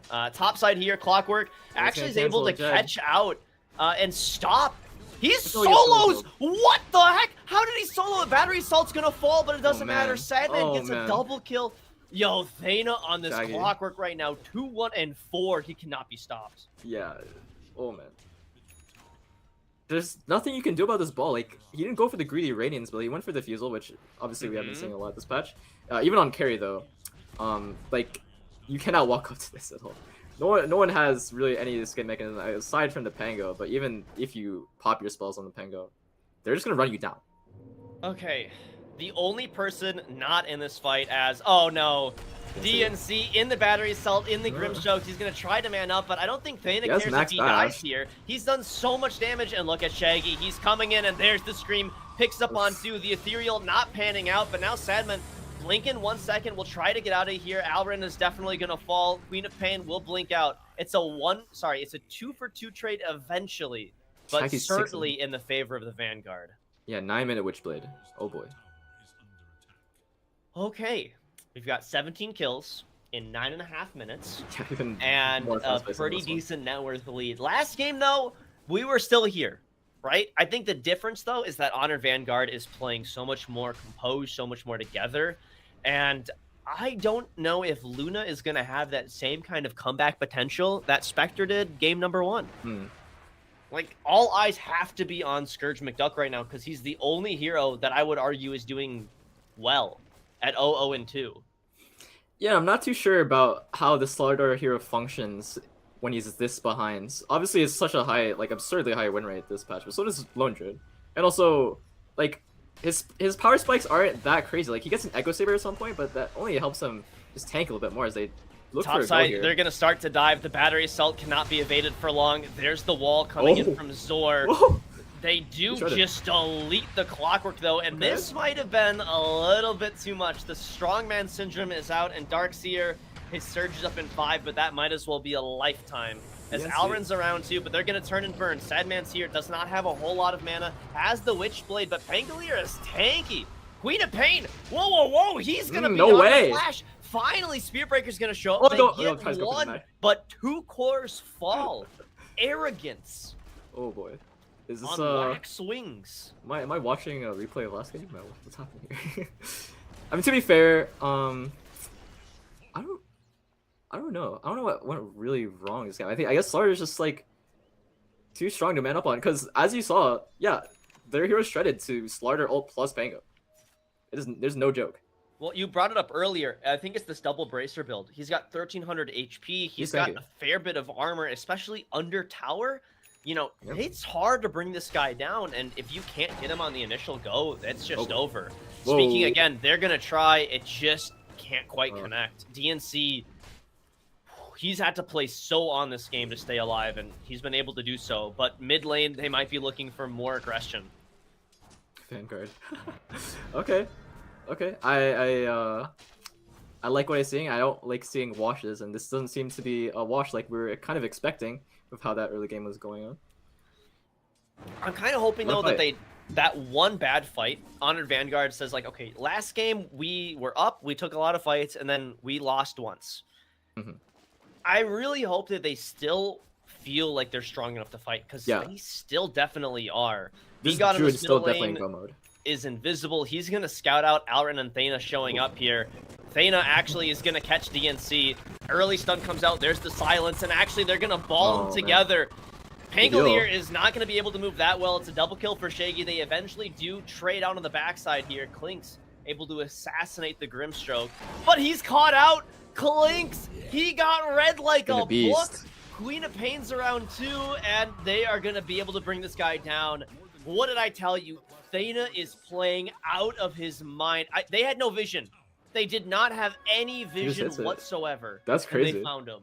Yeah, Thana has been pretty impressive this series, I will say, or this game specifically, on this clock. Heads up, I think he probably goes for the Ags. He's 1400, sitting on 1400 gold. Could go for Blade Mail, which he will, I guess, but kind of like Blade Mail here. There's a lot of unmitigatable damage, it feels like. For sure. Slowed up in the mid lane here. Pangolier has no role. He's dying to right clicks. Oh no. They don't feel like they can go, and that's probably a wise choice. Luna, Door, and Bigod are all around as well. DNC's there too, excuse me, as Grimstroke is probably going to fall. Great cogs by Thana, but he still ends up dying on the backside of things. Yeah. What I was mentioning before about the clock build, Blade Mail does make sense this game, especially against the Slardar and Clinks. I would like to say they're going for some insane minus armor this game.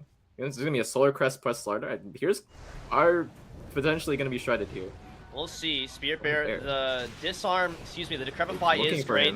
Lone Druid has no ult for another 15 seconds. There's definitely an opportunity. He's taking it a lot, and with his life, so too does the Bears go. Where did his ult go? When was it popped? Dana as well. Finished the TP.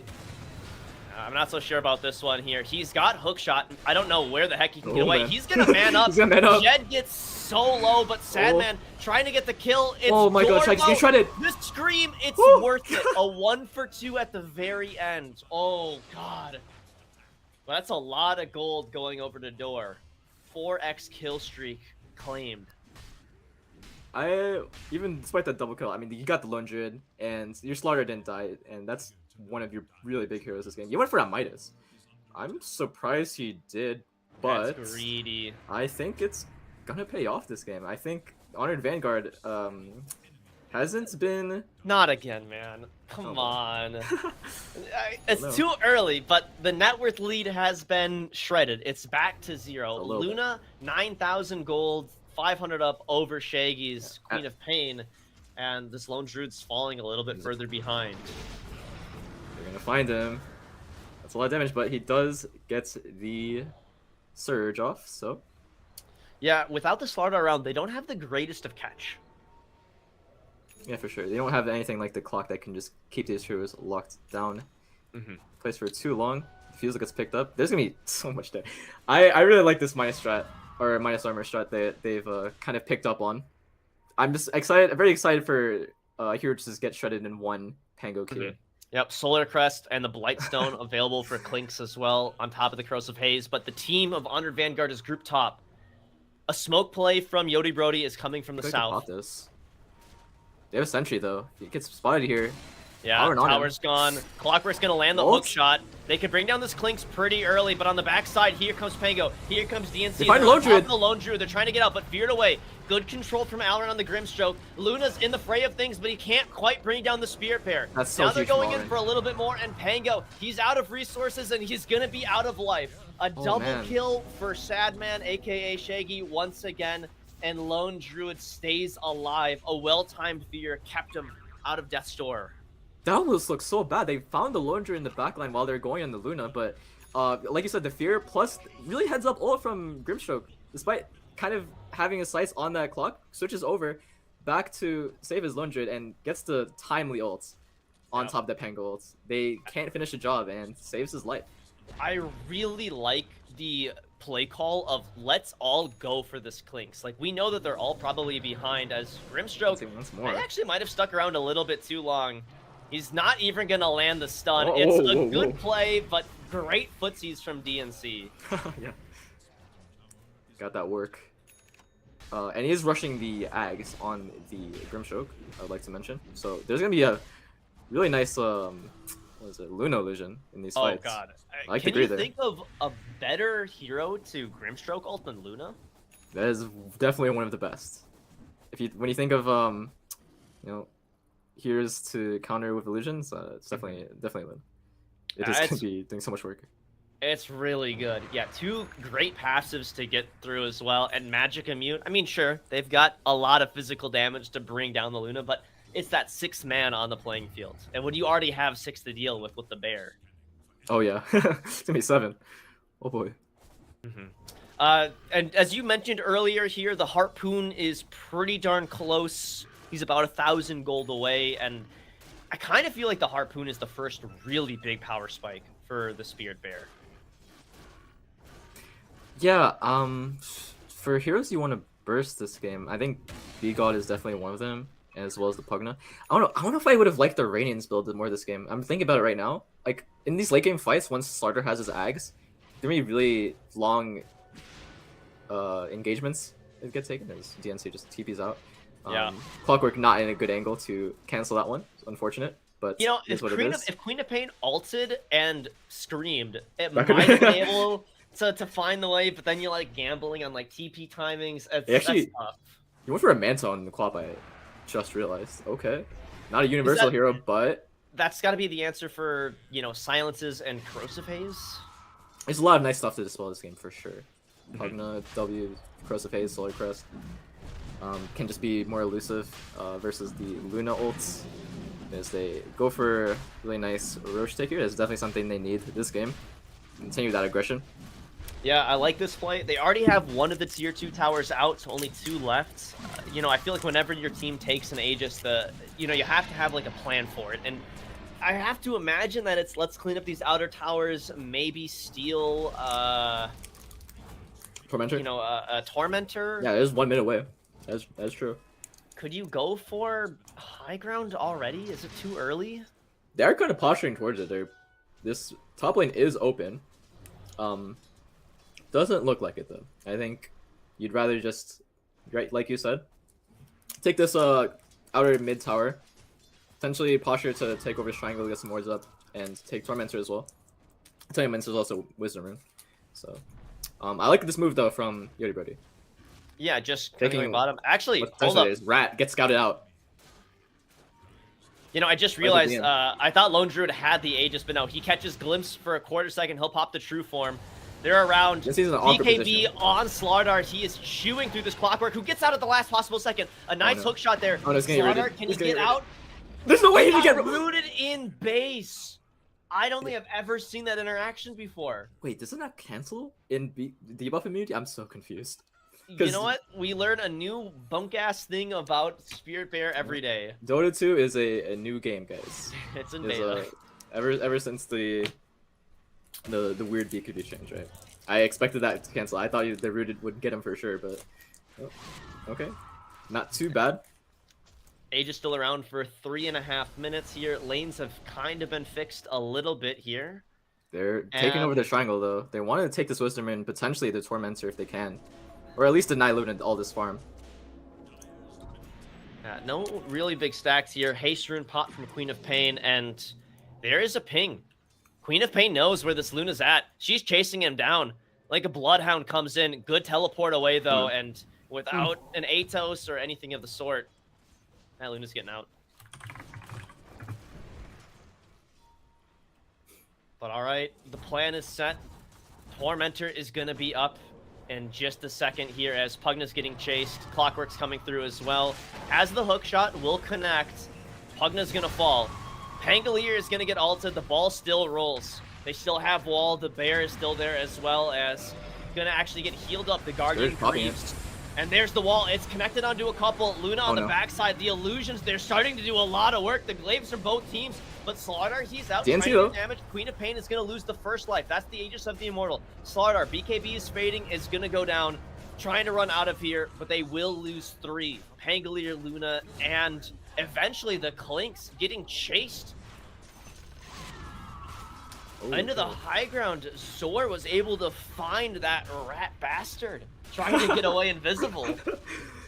Yeah, those illusions, too much for Yodi to deal with. I think I completely forgot that there is a dark side in this game as well. The fact that they can just pop that illusion too. I was looking at the Grimstroke eggs, which I'm not sure if he has it just yet, but I mean, not so much needed that game or that fight.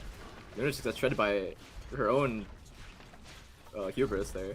Yeah, that was really, really well played, I think, from all parties. They're able to take away a full set of barracks as well.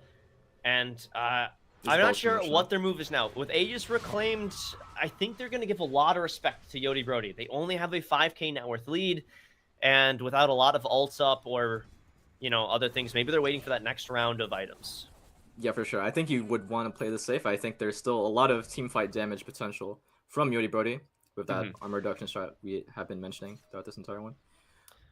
Ooh, Ghost Scepter on Lone Druid. I really, really, really like this. Yeah, that's kind of heads up. I would say. Does it give stats still? I remember at some point it used to give stats. Yeah, but it's 5 to all stats. That's pretty huge for a universal hero, you know? At some point he's gonna build his 50 Wraith Bands as well. So it's gonna be a lot of armor for the bear and himself. Very nice against, Klink's Slardar. He actually is forced to pop True Form to take out this the Tormentor as Alrin gets this shard. I can't believe he didn't buy it earlier, but that's the Inkswell being able to provide the strong dispel and some healing. It did get a slight nerf this last patch. It heals less against creeps, but shouldn't be too much of the main reason why you get it. Yeah, it's still just incredible for this mid game. Some other items that we should be talking about too. Clockwork has a 4-staff on top of that Blade Mail we talked about. Luna decided to go for the Chrysalis build, so has Manta, Chrysalis, Dragonlance, and the Mask of Madness. Pangolier with his Blink Diffusal, and Slardar, I think, is the last to be looking for a Blink Dagger as well. Yeah, it's a very rough one. I think he's still having a lot of impact in these fights, despite having so little. They go for an early BKB, now there's a Blink. He's gonna be able to do work. I think this Luna BKB is gonna be huge, though. I think her getting caught out and just absolutely shredded without anything to defend herself with was a big issue that last fights. I'm still a bit worried though. Like this Grimshow Gags is also coming out too. Assault Kiros. How did we miss this Assault Kiros on Queen of Pain? Yeah, she's going for that right click co-op. I'm a big fan. She is sitting on 38 armor. Shaggy is a beasting this kid. Going for a Satanic, I love it. I mean, you can jump him now, and even though he only has 2k HP, if your whole play is minus armor, right click, his effective HP against that strategy is a lot higher than, 2k. Yeah, it's funny to think about this Quap with 1.7k HP. Kind of is just a tanky force to be reckoned with. That Manta AC. I'm thinking she's closing in on the Satanic too.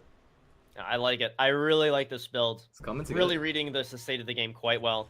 Full smoke up, hook shot to start off, and they have the Pugna.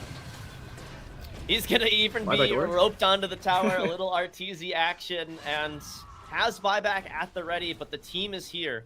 The bear is healthy and demolished. How will you respond? Let's see how many licks it takes to get to the center of this tower.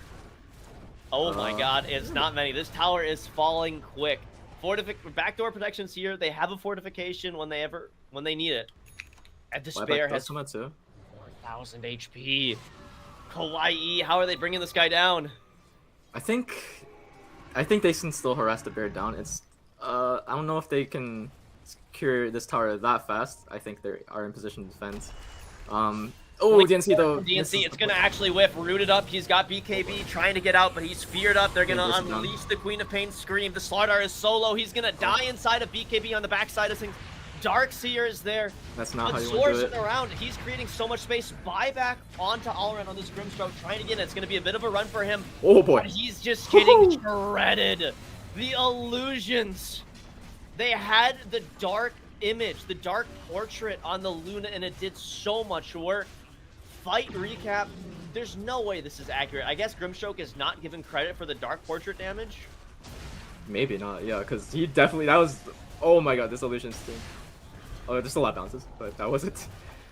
The 4-step in! It's so smart! Scourge forced to pop the ultimate. It brings down the Clockwork. Just bursted.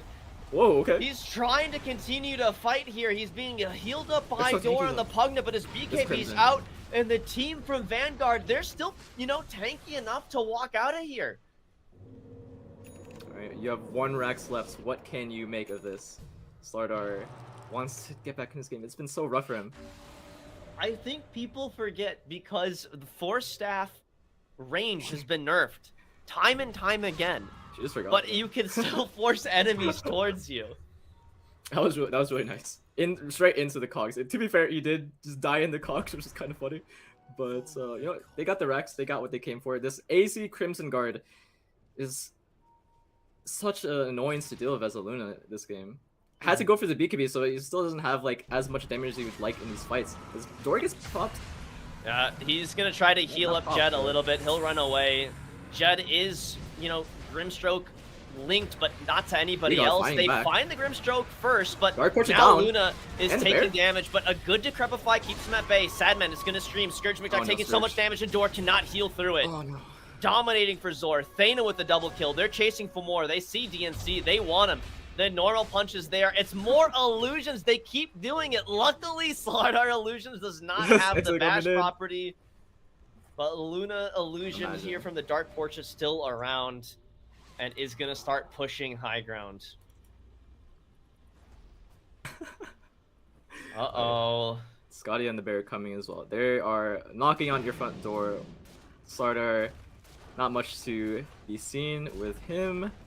Plus a Ghost Scepter on Lone Druid, so I think this is just the Rex being given up here. I think this is GG. The horn of the ancient creeps, the mega creeps rather, is gonna sound 28.5 minutes in, and they're not stopping. They see tier 4s, they want them. But they execute! No the way. Damage was just out of this world. There was no chance at counterplay.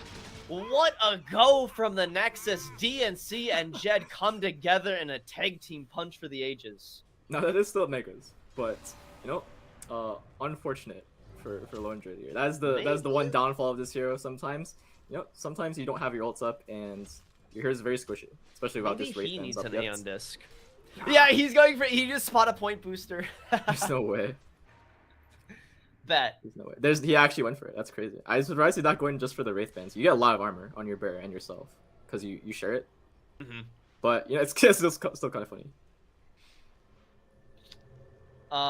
Maybe it's just an Aghanim Scepter. Oh yeah. I don't think point boosters are even components of Aeon. But is it not? Nonetheless. Oh yeah, you're right. I'm wrong. Nonetheless, it's funny. A boy can dream. B-God and DNC are just hunting here. We've seen what they've been able to do in some of these fights, especially with the Pango backing him up. But you know, all this minus armor is no joke, especially now with an Orchid on Clinks. They're gonna have to make a play soon though, and the teleport comes in, and that could have been really scary for a moment here. But eventually, these creeps are gonna start going into high ground, and they're gonna get spotted out. Oh, they know. Oh boy. Thana is gonna scout him out with the rocket. Teleport's coming away, and they just can't get either. Great teleports out from Yodi Brody. It would have been so funny to watch Lone Druid TP and just die immediately without getting the Ghost Scepter off. But thankfully, he has his whole team backing them up, and they didn't have much vision onto that tower, sadly, so not able to go for that play. Roshan is up in the bottom. I'm pretty sure they're going to be taking this pretty darn quick. And I honestly wonder, do you put the Aegis onto your Lone Druid? I think you just deny it. I think that's the power play here. It is a 3-game series, so we'll have game 3. So if you deny it here and secure yourself your win, you know, a lot of mental damage.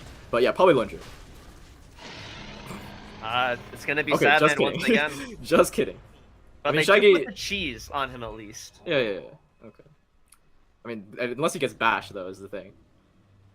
If he gets like perma bash into some burst, I think could be a little bit scary, but makes sense to put on Shaggy. He's been owning this game. Yep. What a hook shot from across the world!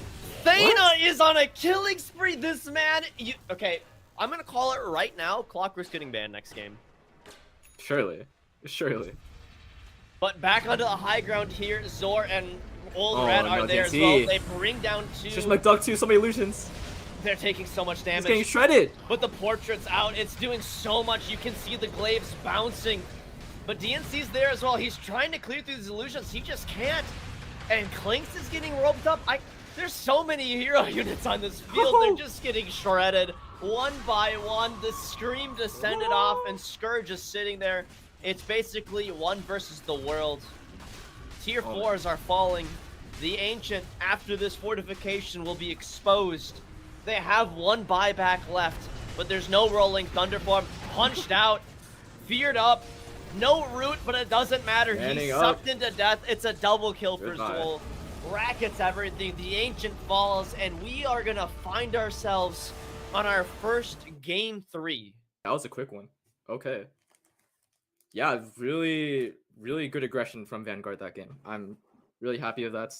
I think I know your MVP, but for me, that's definitely Shaggy. His build made so much sense this game. I mean, it was expected that he would win that lane, but still, just like really rounding everything out. I mean, he did. Oh, he didn't even get 14,000 damage. You know who did get 14,000 damage? Thana. Was it actually? It was Thana. I'm telling you, for whatever reason, the Bears' damage is not counted, which I can't believe that would be a thing. It's got to be. Yeah, but yeah, he made so much happen. His hook shots were just on point. Man was a sniper. He was looking like Door from last game, right? Did he miss a single hook shot? I'm serious. I don't think so. And even if it was, if you don't say anything in chat, because in our minds, he hit every single one. That was a beautiful performance. That was insane. Sure. But okay, 17-2 and 9 is also pretty darn awesome from Shaggy. And we gotta give credit to Shaggy. His build I like fun builds like that. I haven't seen too much co-op right click in a while. Back in the day when he used to go Mjolnir, right? He went for the first line Mansa after the Witchblade. Yeah. Into an AC. You could crop the screenshot out and be like, what hero built this item? And nobody would guess Quap. I would guess it. I'm cool. Okay, well, no, I'm joking. You're the only one, but that means as our series is tied up 1-1, we have a BO3, the rubber match, to decide who goes on. Will the Honored Vanguard make the reverse 2-0, or is Yodi Brody going to reclaim their title, or I should say defend it, go back for the championship? They've been there many times. They've been in the hole. I'm sure they can do it again. But we're going to have to find out in game 3. Don't go anywhere. We'll be right back. Yes, they saw. Okay, they saw Rem going on Rem. BKB at top point. Gotta pop out and keep right clicking them. Comes here with the overcard as well, trying to lock down Rem. Rem is not gonna be able to pop the Siren. He did pop the Siren, but that was not enough. And they keep attacking right now. All the way to the rescue, trying to right click. Life Stealer on one side, but the Basher keeps going on one-on-one. Come here, hey, what are you doing? And there is a little bit help. Oh no, all white. Perma lockdown. He is dead. They're going on already. Look what's going on. Finishes the Roche. Muzi looking for the Burrow Strike steal. He doesn't have any free inventory space though. Won't jump in. Oh, and his team is just melting behind him. Rim falling under half health. Double King. You have to leave the backside. It happens to be the side king. Muzi, one of the only heroes to buy back on the Radiant side. Wraith King getting a little low, but I don't think he cares. He's got ult, he's got refresher, his team's hitting tier 4s, he's content to buy that time. Mark jumps in, gets the skewer back on Roseanne. Roseanne pops the BKB, pops the Pierce the Veil. Just trying to click anybody, but they're all running away from her. Oh, an old white back into the fray. Rim just getting stunned outside of his fountain, able to walk back. KK in the fountain, that's the second death. Old white falls. And it's looking dire for the Radiant team. Rem gets skewered back near his Ancient. Will they die at the same time? Let's find out. Beautiful voice line after the beautiful song, but it's not going to be enough to save Rem as he gets skewered out of the fountain again and gets the fear into the diffusal use, but it's not going to be enough to keep him around. Oh my god, Roseanne hits the dead shot into the upheaval. Destiny's going to have no chance of survival. Muzi says no, hold on, trying to burst the mana. Oh my god. With the mana burst out. No, he's still alive. The golem coming through as well. Gotta be careful because it is going to be Mark. It's Mark all the way down, baby. Yeah. Double King also joined. No casualties for the Bullish on gaming. They want to continue going here. Ryan managed to get a slowdown. There's no wall coming in as well. Try to block them with the Usher. No, Warlord's punching the first one and going on, and that is a dead kill. Wraith King able to finish his axe. That's going to be huge in this next fight. Nice blast. See, he's useless when the blast kicks in. That's it. He's dead. All white. Has a flaming lasso. He may not be able to use it with the extra 7 seconds. Double King. And as well as the Ancient Operation, start right clicking them on the side. And the big golem is down. The Wraith King is so lethal. Right click. Muzi is dead. Snowball to lock them down. 3 heroes down at the expense of the Ancient Operation. Hold on. I want one more Wraith King jumping closer. Okay. The juke. Visible, it's fine. He's not gonna be able to escape. He's hit. He has 6 extra seconds. The Wraith Blast coming closer, and 1 more extra second. Juke him all the way back. Go the other way. Yes. No, he knew that. What's going on? Did. Okay, there is a dust as well. Might get revealed. There's no ball coming through. He does not have his shot, his dagger yet. So I don't know. Okay, gonna start right clicking. Get rid of the Warlock. Warlock is down. Now it's time to right click another one. Get inside him. Yes, invest him, but he's not able to use his shot. Okay. He managed to go down. Right click. Ram. Okay, they're taking. Getting rid of 2, but Double King is still there alive. Goes on Moosey, goes on the big bear. Now goes with the little bear right now. And a little bit of a lockdown. The bear like, get the 300 gold, please. Get the 300 gold, yes. Gold achieved. Roseanne landed the dead shot on the Wraith King to scare him back away, but it wasn't enough to get the resummon on the bear from Moosey. And Old White is in the fight now. We're going to see the first life spin on KK, but at what cost? Fat Rider to fall. Moosey still alive, walking away, get the Rod of Atos onto the Wraith King. We're going to see the second death from the bear, and that might be enough to kill the Lone Druid hero. Oh, not quite. Didn't get back to the fountain. And the Ice Look at the Blast blast. gonna land onto 2 heroes! 3 heroes! Who's going to shatter first? No rampage. He was about to die. Bullish on No. there. Not sure why he's holding it so long. But Jaw's getting run down. You're not really doing enough to protect him on Chola. Yeah, wow. Felt good. But then Sporkface had the strength to kind of punch back, so he needed a BKB. And then his bear Here comes died, a his gyro Big died. contest, by the way. They began Roshan, Sporkface, well positioned here. Destiny's scouting out, but they know he's in the tree line. I think they're looking for him. Smoke onto the gyro tusk. Fade on the high ground, waiting to break any smoke. At a standstill. So what is the move? They recommit to Roche. Spectre. Kind of walk out of the pit though. Ice Blast, Ravage hits a few heroes, Gyrocopter included. BKB up on Double King, and he is blasting away. This is not looking good for Sporkface so far. All Hunter, the last one sort of here. Babatich doesn't have a way into this fight. This wall of health bars. He knows he has to Sort get of out. boxing out everybody. He He knows. is TPing out there. You know, I think knowing that they are going to have the tools to deal with the Blinks Fryboys in. lineup. Oh my The god. Ravage hits. Oh my god. RP onto 2. That catches the Spectre and the Ancient Apparition into the call down. They're into the overgrowth. Everybody, so and back. welcome back. It is time for Game 3 between these two titans of North American Dota.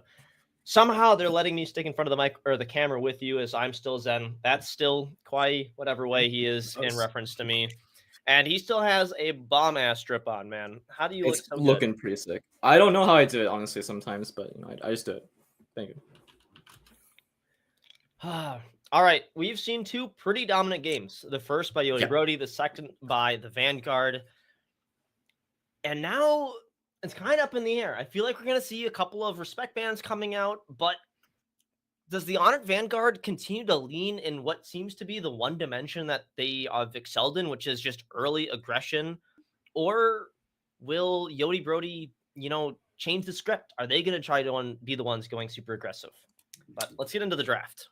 Yeah, I think priority is going to be shifting a little bit as we get into this one. I think that's how they've been getting this early aggression on the side of Vanguard is off the back of Shaggy.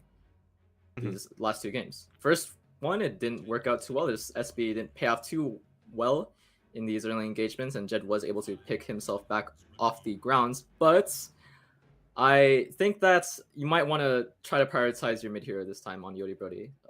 Give it a little bit of a better matchup if you can versus Shaggy, who has been playing it like a beast, especially in that second one. That's going to be hard to do because the Honor Vanguard do have the last overall pick, which if I'm them and it's that important, I'm saving it for Shaggy. But we're going to have a Weaver show up here. This hero's been banned out at least one of the last 2 games. But Grimstroke and Lone Druid and Necrophos all taken away by Yodi Brody Nexus as well. Honor Vanguard, they'll take away the Zeus, the Bristleback, Sand King, and Treeman. So we could see a return to form with Clockwork again, though not as good against the Weaver, I guess. It's still pretty decent. They do go for the Conquer though, which has been nothing to pull. So I like that a lot. Yeah, maybe we're gonna see some good clean Dota this time around. We'll see. We'll see about that one. No lone druid in the pool. Still Slardar, but I have to imagine it does get taken out in this second phase. There goes the Quap. Man, I was telling you, Shaggy. there's some respect picks, respect bans coming. Yeah. I really like this Kunkka into the Weaver pick. I feel like it's one of the strongest kind of counters to deal with. No, for sure. I think Xing him is going to be really potent. There's so much lockdown for him, especially in these mid to late game fights. There's the clock ban. I was telling you, man, he played so good on this. No, they're definitely beasted. I have to at least admit that the Quap was banned out first, which means you're technically right. Eggy gets the MVP over Thana. I'm so sorry. You're right, sir. Don't worry.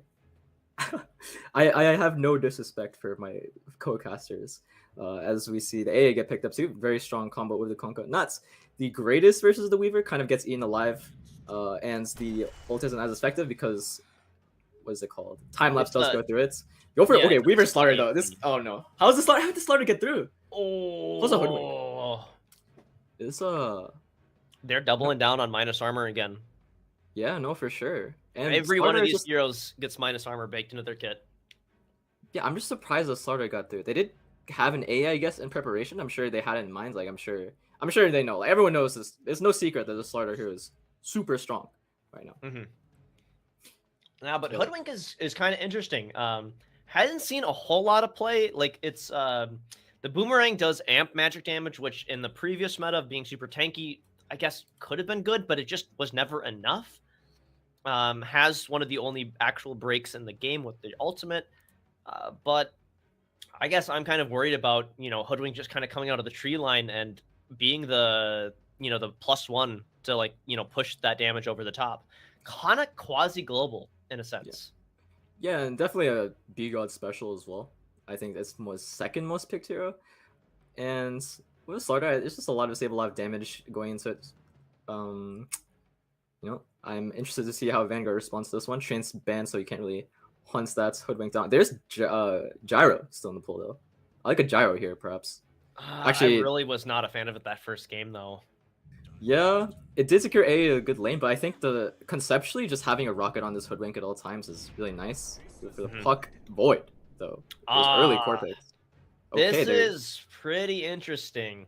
Kind of showing all their cards here. Where's the okay, puck is mid, so all of a sudden this opens the door for Yodi Brody to have a good mid matchup. Yeah, unless this is a mid Slardar, but it should be an offlane Slardar from what we've seen before with DNC.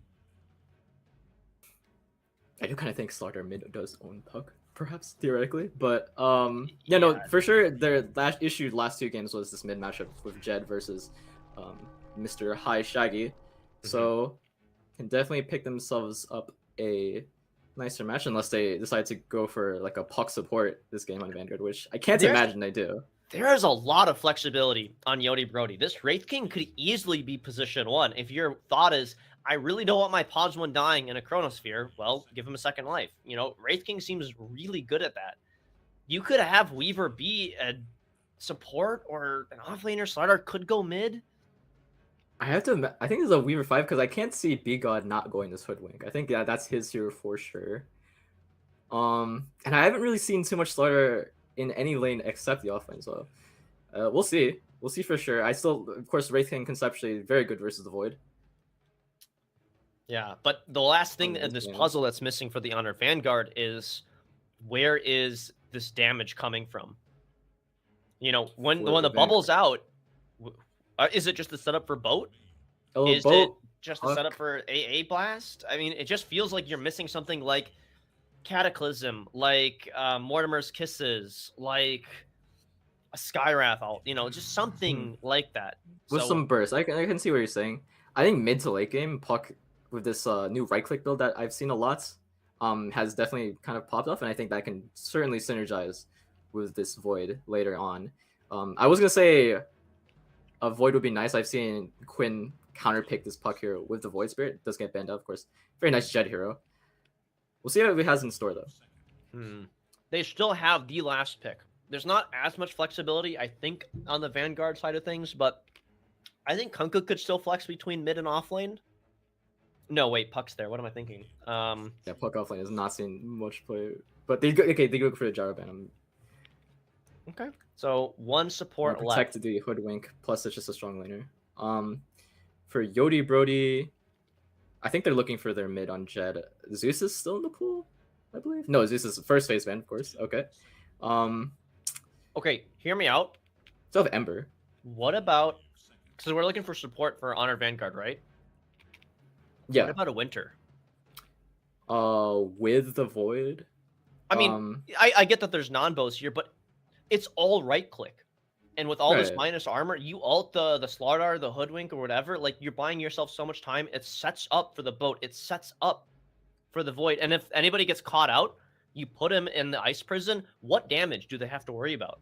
I can kind of see an Ench this game for Vanguard. I'm not sure if they play it with their 5, but it's a pretty sick with the Void, and you have a lot of damage into the Chrono.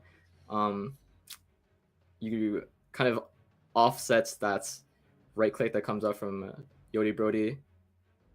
Can get burst with a Hoodwink potentially, but I think that's not too much of an issue. Probably is an AA5 though, so it could be the 4 still. I'm just waiting for this. I'm just waiting for this mid though. There's a lot of decent picks still out here, but Yodi Brody, they definitely still need a good mid. Primal's still in the pool. Nah. I guess they could go for this tanky 3-core lineup, but it's not like it's not the greatest matchup into Puck. I feel like Coil kind of screws you over. And they go for the DK. Okay, I like this pick. I mean, you're still right. It's still very tanky tri-core between the DK, the Slardar, and the Wraith King. And the Stragonite, which I feel like always has the problem of like wanting to build damage, but still needing to build kind of tanky to like live that frontline dream. He's going to just be the beneficiary of the Corrosive Haze, of the Desolator, of all this other stuff. And it's going to have the best of both worlds. A build that I would like to see from this DK, what I've seen Whisper play in the offlane, albeit, but still could be picked up here. He goes Blink, Blade Mill into Hearts before the Axe. Oh, which I'm a big fan of personally. And I think it could be really effective. Is it because Blade Mail and Heart are just really, really, really good items right now? Yeah, it hasn't been changed too much, and I think it just really works well with DK, you know, and what he aims to achieve. But let's see this last pick from Vanguard. I'm still fairly certain, and Yodi is as well, that this will be a support pick. I don't think they go for a surprise Puck support, but I mean, Invoker is still in the pool. That could do some work. Tornado seems really good at buying some time. You still get eventually, you know, Sunstrike, which is a nice +1, which also works with Kunkka. That is a super nice point. Actually, I completely forgot because it can go support theoretically if they play. But it's everybody's favorite Tusk. Okay. Yeah, it looks for B God's. Was it Hoodwink in the trees? Can't really dodge it out that snowball. So, but what are you saving, right? Like if somebody gets jumped by the Slardar, like aren't they just dead before your snowball even has like a chance? Like if you're gonna get jumped and you're gone, like snowball might just take too long. Yeah, I think they're just looking for another initiator on the side of Vanguard, and that seems to be Tana's role in this team. So I will say, like, I would have liked more damage, like you were saying. Like Invoker support could have definitely popped off, if they played it, if they knew to play it. But it looks like they just want to go for that overall solid team fight initiation. All right, well the picks are out, and I gotta ask you, in this game 3, backs against the wall for both of them, who's winning? This is a hard one. I think Yodi though. I really do. Yodi. I mean, I think they have really cool concept here. It's another minus armor draft again, but it's up against a lot of control. I will say this is probably the closest draft we've had so far, because I think the team fight from Honored Vanguard is a force to be reckoned with. You definitely cannot ignore that factor, that they have so much potential with Puck damage with its coil, with this right click build, as well as it's Chrono. It's Chronosphere, right? It's the end all be all team fight. I am a little worried though. The cooldowns over on Honored Vanguard might be their downfall. I mean, Dream Coil is a 75-second, not the end of the world. Neither is Boat, but it feels like a lot is going to be resting on the Chronosphere, which is a long cooldown. And over on Yodi Brody's side of things, they have like no real cooldowns to really worry about. But Smoke break once again. Back to game 1. We are back to square one, really. I think I don't know. I don't think anymore. After that second game, I was like, my brain stopped working, I think. Yeah, I just like the team fight from Vanguard. Like I said, once again, I think these lanes though. B-God has a really nice lane with Slardar. Slardar has been like super dominant. I think Slardar definitely has a better lane this game than last one, right? Not versus the Lone Druid anymore. This time versus the very much weaker Void. Oh yeah. In fact, if anything, I think Faceless Void is going to be the one struggling up against the Slardar. For sure. That's max bash build on the Slardar will definitely be potential to kick out this Void. Can't really man up to that. And he has an AA, which isn't really like the strongest of laners to protect. Like we see these gyros, these treants a lot as the 5 to really secure carries lane. AA doesn't really do much, especially with a Void. And Jed, Some fast fingers. Little damage coming out here as Shaggy gonna be forced. No way. No way they got Get out. He doesn't call it. He doesn't press the button. I mean, B-God was there, but that's first blood going down for Zor, which Kunkka could do some work with some early money. Yeah. And was that I think someone had a Blight Sign. I think B-God had one. So yeah. So, Puck not the highest of armored heroes. I think this matchup will favor Jed in as this lane progresses, but when he eventually just gets to out tank with Dragon's Blood. Yeah. At least I hope so. Another kill comes in, and DNC on the Slardar is gonna start out swinging. AA falls like a bag of bricks, and Old Rat on the Faceless Void is gonna be kind of under tower and under threat pretty early. And this is a kill lane if I've ever seen one. Hoodwink plus Slardar. The stuns lead into each other. The armor amp leads into each other. This seems dangerous. No, for sure. And especially with that first blood, I think they're going to secure themselves a really nice lane here. That's Void will have to run away from at some point. It's going to probably just go for deny. Hoodwink just got... Hoodwink and Slardar got both of the range creep tonight. That's disgusting. Yeah, Old Rat just playing back the lane here. And, you know, mid lane, not what we've seen in the last 2 games, you know? Jed has CS up on Mr. Shaggy. So it's hard to stop a Dragonite. Puck just does not have the same tools that the other heroes did. Yeah. But last but not least, we're going to head bottom. Thana on this Tusk, the big playmake for them. But Zor for the Vanguard, he's going to be looking for, I don't know, some help here. They do catch this Weaver out. That's actually some pretty good damage. A nice catch. Doesn't have the Shikuchi yet, but does. But the bugs. The fairy. Oh the no. bugs. That is not the go. Yeah, And Weaver is a excruciatingly painful hero to play against, and Yeah, I think especially with the Wraith King. yeah, it's so much damage to deal with, so And much so much to hit. utility. Okay. Yeah, these lanes going probably all the way for Yodi so far.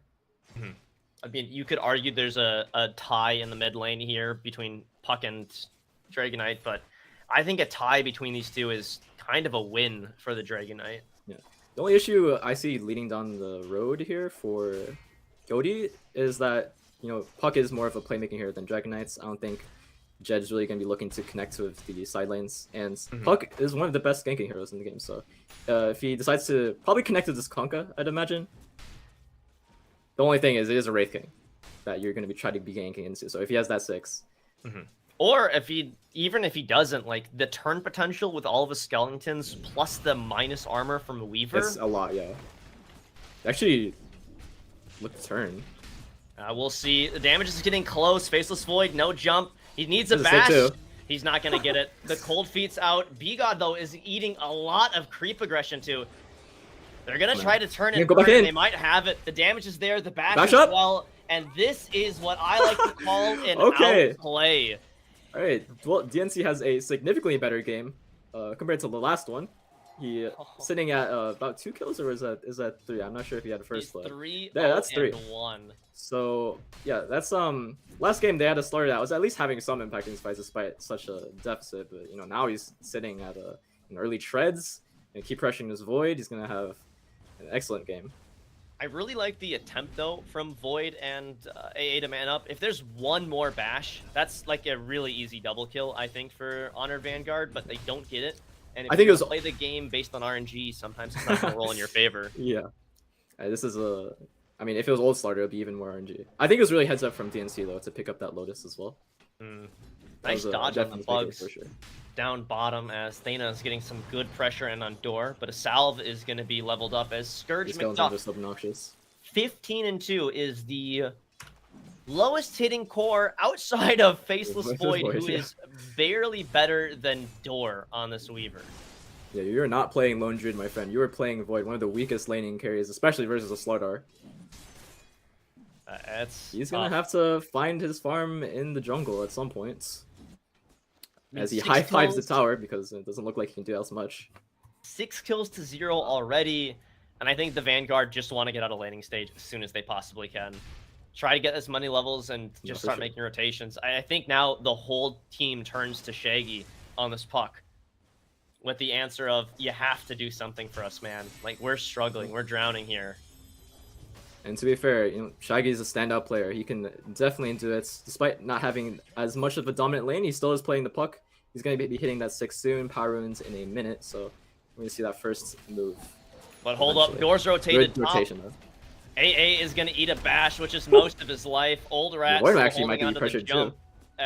I mean, B-God takes some damage, but that's another kill. 7-0, as the Vanguard have still yet to get on the board. But with rotation mid, Thana might be able to bring down this DK. He's got 3 points in Dragon Blood, just though. yet. This has got to be the go. They got him slowed up. Good stun onto the Tusk here. And there comes in, teleports out. Thana might be forced. Oh, he doesn't even have Snowball. Where's the urn already? Oh, he actually turns on Shaggy. Oh, sad man. Barely is able to avoid Dragonite's coming. He wants There him. is no more face no mana. left. He's and nothing. It is the speed from Dragonite just able to walk him down. 10 kills to 0 at 6 minutes in. And he gets the rune. This is so bad for Puck's game. She wants to get that first rotation, but going for that kill mid doesn't pay off at all. Dead top as well. He can't be up They're here. stomping. Thana's gonna show up here. They wants the hoodwink. He needs vision of it. It's not quite gonna kill. Oh no. He might die to the tick. Thana gets it. Has Snowball, choosing not to go. First kill. We're on the board, baby. Okay. I still would like for Shaggy to try to connect with someone with spells in this game. I think Konka is has to be the one, but he wants to try and stick and defend his tower. It is below half HP, doesn't want to give up so early, but it's hard. Now he's got bugs in him. Here as well. He's got no escape. There's no way. Trying to get out. This time he's gonna call it early. Oh no. Making sure he's not gonna die with that orb still sitting out. Door is chasing him. The big D is on him. Weaver is He's such just an annoying hero. Oh, make a stun too! On top of Jed. One more click. He's gonna let the ult go, but Dragonite says, "I'll take this." He's just hitting the tower. Try to switch aggro. Oh my god, 2 TPs are coming in. I think Jed might be punished here, but DNC actually gets a kill top too on the Void. They do get the X. And they get the X. Spot. There's so much happening on the map. Dragonite will eventually fall here. I mean, he's tanky. He's ice-footed up. Zor's not really doing all that much damage. Boat's gonna completely whiff, and he's gonna pop Dragon Form. Allar doesn't even have points in Ice Vortex. Doors around. He sees an AA. He's gonna start feasting. They eventually do bring it down, but this AA, I think, is gonna fall. They try to kill him. It's not gonna happen. B-God, though, kills Thana on the top side. What a crazy engagement. A lot of dive was happening in the top lane, too. Sad that we missed that, but, like, that was... I believe DNC killed Old Rat on the Faceless Void as well. So 15 kills to 2. If we thought last game had a lot of kills, this game is crazy. Slardar's level 7 against Faceless Void's 5, and Faceless Void He's gonna go down again. Oh, what a mistake. What a miscue. What a gross wants to punish this. Of your power level. And now Puck makes the same mistake. Sun comes out. Oh my god, DNC. I have been known to make very premature calls sometimes, where I say the game is over, and it doesn't turn out to be over. Fake. This is the call from DNC. Just, I oh, think they accidentally called it, but yeah, no, I can I think yeah, this game's over. it's a fair assumption. You know, 5K behind. They and, killed they're Void mid. just running them over. And They yeah, caught him out. That did just happen. That did just happen. That wasn't a fake replay. That was quite real. Is 0, 5, and 0. There is one person on the net worth leaderboard in the top 6 who is an honored Vanguard, and somehow it's Kunkka. Yeah, this is looking Who like has mode phase boost. gaming gladiators right now. This is Oh, the type of net worth you'd God. see in a game like that. As Kunkka getting gone on here, good snowball save. Start Not sure if things they off wanna with try to- Oats coming get in. back on I don't this. think it's going to be enough. It lands onto one. He's trying to get out. He's tanky, though. Credit where credit's due. He's able to run. Thana, though, without any cooldowns, he won't be so lucky. He's trying to juke into the trees as the Hoodwink ult is going to get dodged. And Thana, playmaking, space creating, he's running. He's got Snowball up. He might use it, but no. Hoodwinked. They are running them over.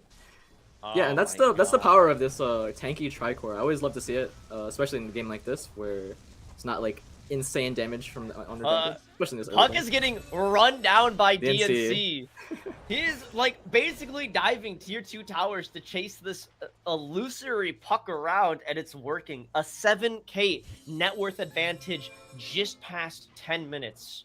It has been a long time since I've seen something so drastically one-sided. Gaben is giving them a 91% chance to win, and DNC at 7-0 and 4 has an Echo Saber completed, and I mean, the world's his oyster. Is this a Blink Dagger game? Is this a straight Harpoon game?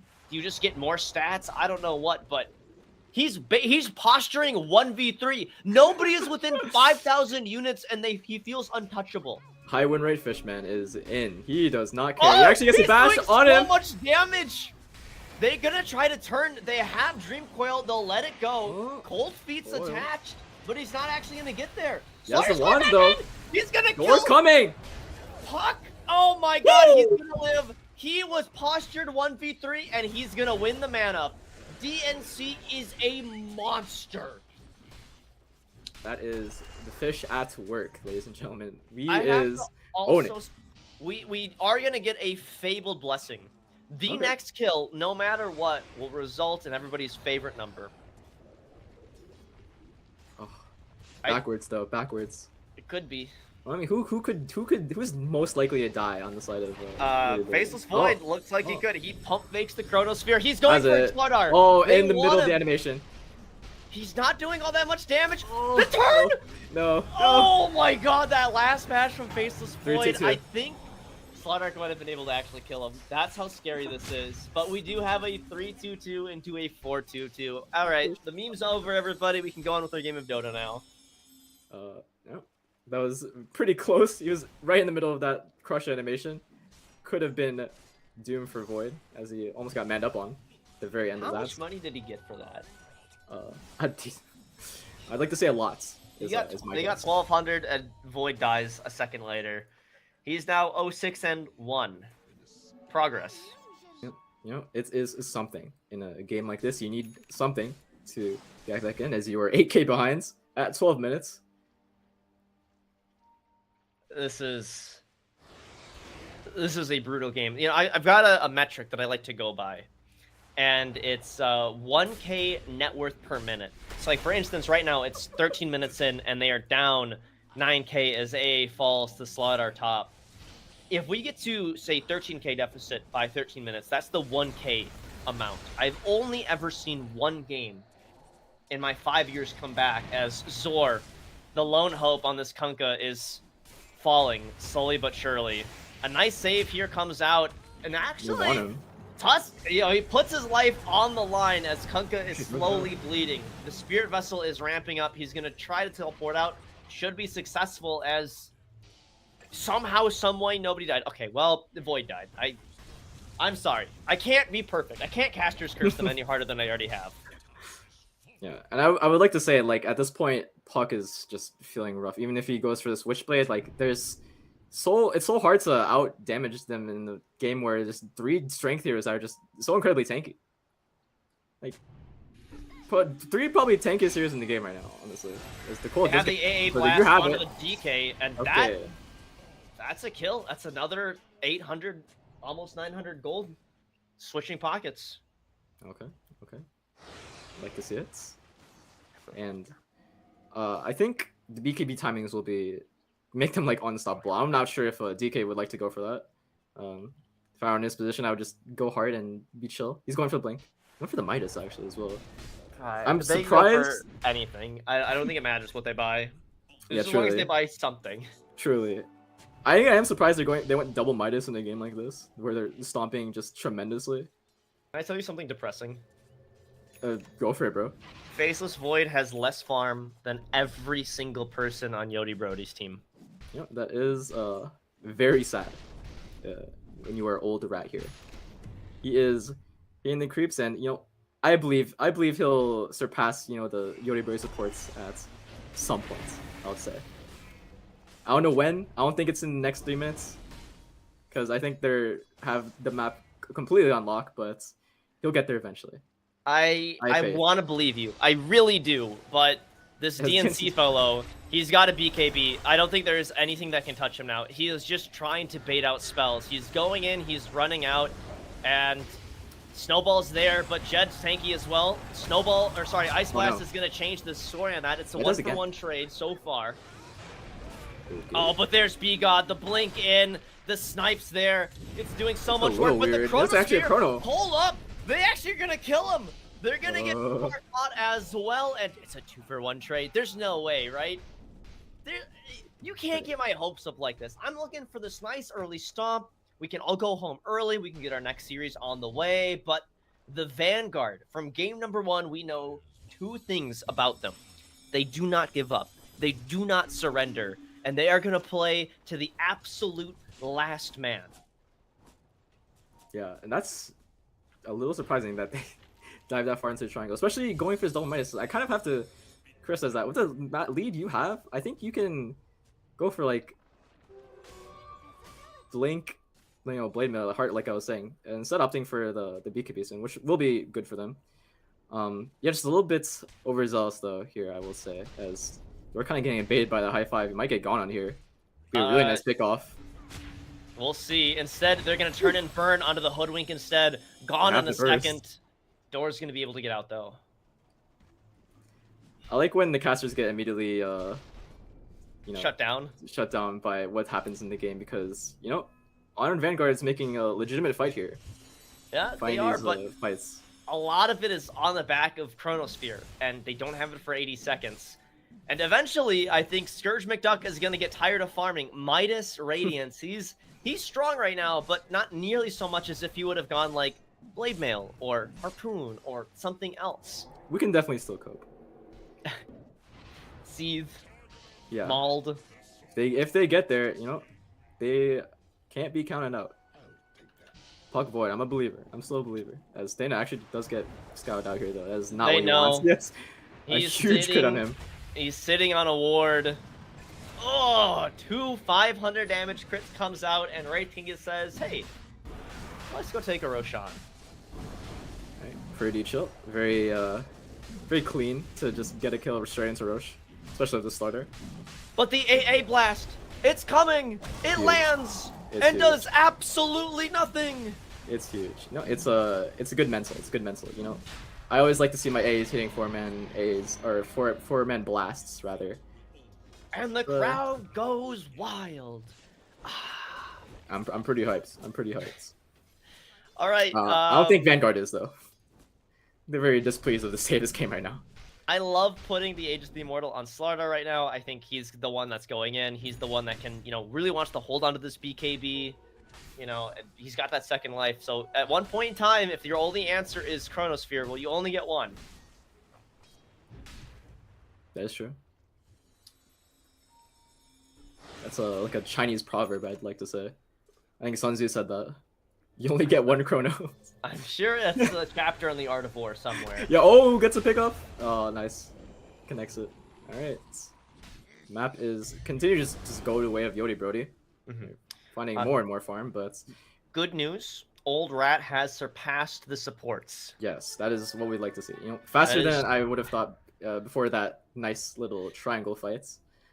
He's slowly getting there, but a little bit He's of doing well. another pickoff, and they find Wraith King without anybody around.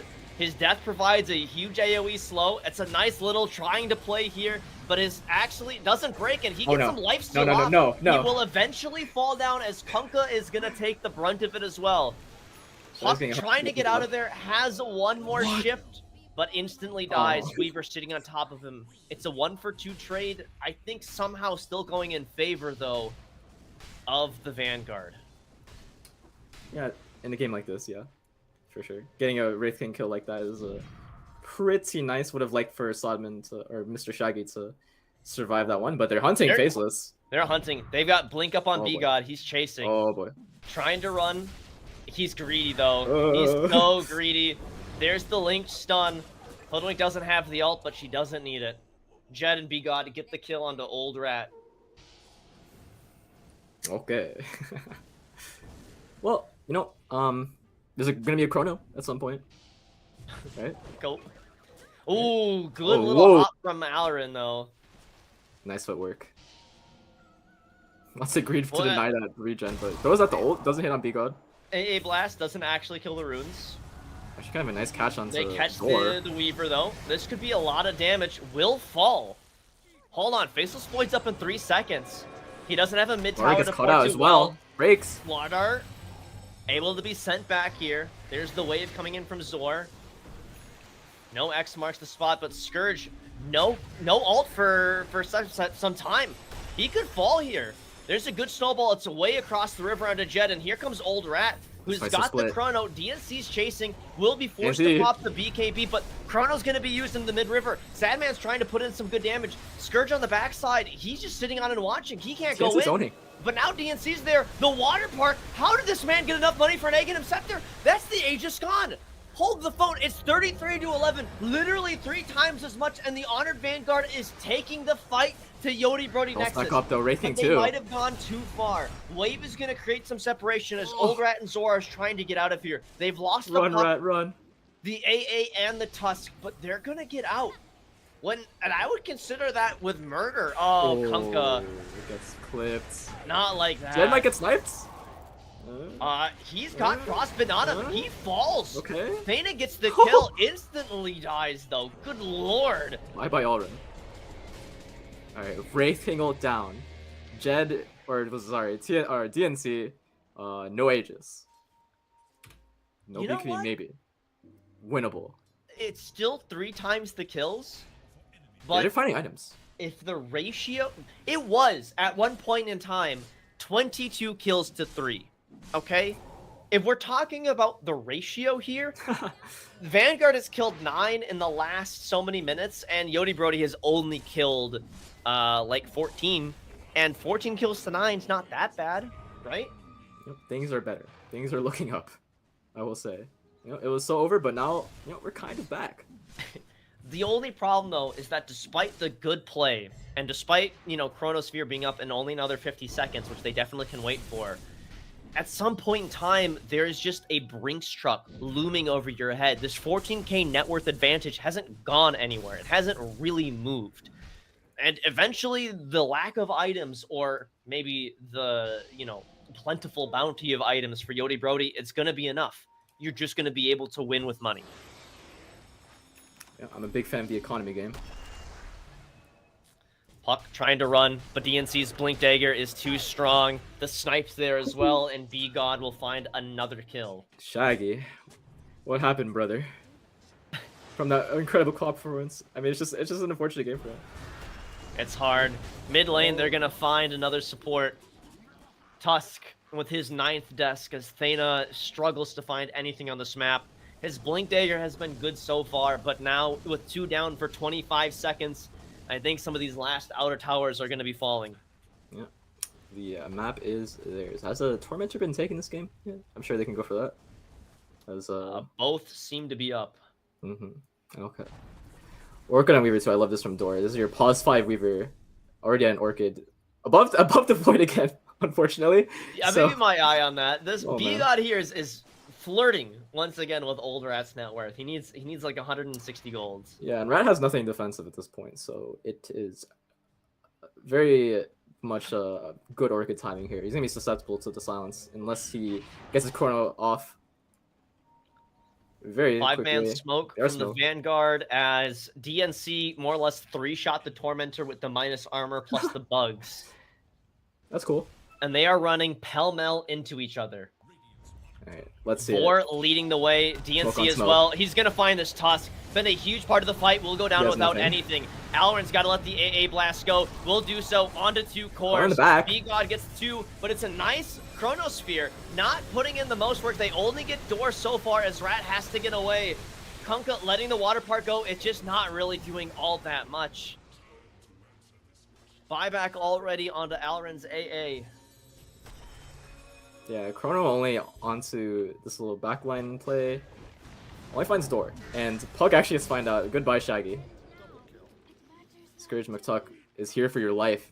Big axe in his right hands. There is a brief Coming moment down swinging. of hope, Ugh. and it's been stricken once again. Hope or you know, the C word, cope. Cope. I'm not too sure. I'm not too sure. I love this Blink Dagger pickup from the Slaughter. I feel like that's kind of what's been missing is that last little piece of go. But now they also have one on the Wraith King, who just has his 9-second BKB at the ready. Dragonite as well. I feel like I'm looking at clones. They each have Blink BKB Midas, Yeah. and it works. Oh wait, no, Slaughter doesn't have it. My mistake. Doesn't matter. Does They it? do find the Hoodwink Matter. here, but Kunkka is Immediate gonna smoke. whiff on the boat. On the backside here, though, Thana's around. They're gonna lose AA in a heartbeat, and there's no chrono for a minute. Old Rat's got to get out, and is just able to do so. It is kind of funny you mentioned that these 3 heroes kind of just fit the same archetype, though. All blink strength heroes that just stun and kind of run at you. That is, you know, not the most complex of strats, but definitely a working one into a Puck Void. So much, mean, yeah, so hard you're to take just- these heroes down.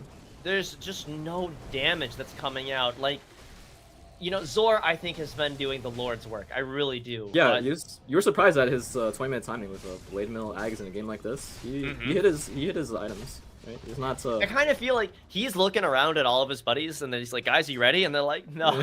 Yeah. And he's like, "What happened?" He's like, "This game, man." Yeah.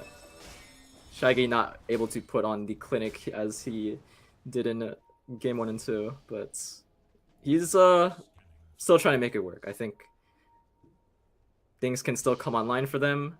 I will try my best to have hope, and you know, if there's a player that can do it, I think it's Shaggy. We'll see. He a actually beast. blinks in onto this Hoodwink, wants something, but Door and Oh, Jed Door are killed. right there. Oh, And B-God once again finds the kill. 10, 5, and 12. And attack here. he almost has actually scratched that. He has Aghanim Scepter. That's the decoy. Immediate BKB. Oh, does Rat want to use the BKB or the ult? We'll see. He might just want to pop it. They find him We'll though. see. There comes Let's- Wraith King, but the boat's on target. Here comes the water park. Slaughter's taking a lot of damage. Snipe from across the world. They lose 2, but the Slaughter does go down. Old Rat has a BKB. Somehow, someway, he farmed it up. Thana's trying to run.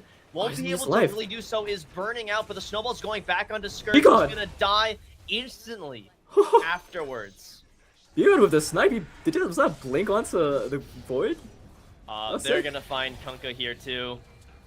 It's too much. There's the It's snipe. Too much. B-God's gonna let it rip, trying to Hit it, sidestep. hit it. Ooh, will be Oh, able to do no. so. But Tier 4s provide no protection. It doesn't matter. They all fall one by one. And I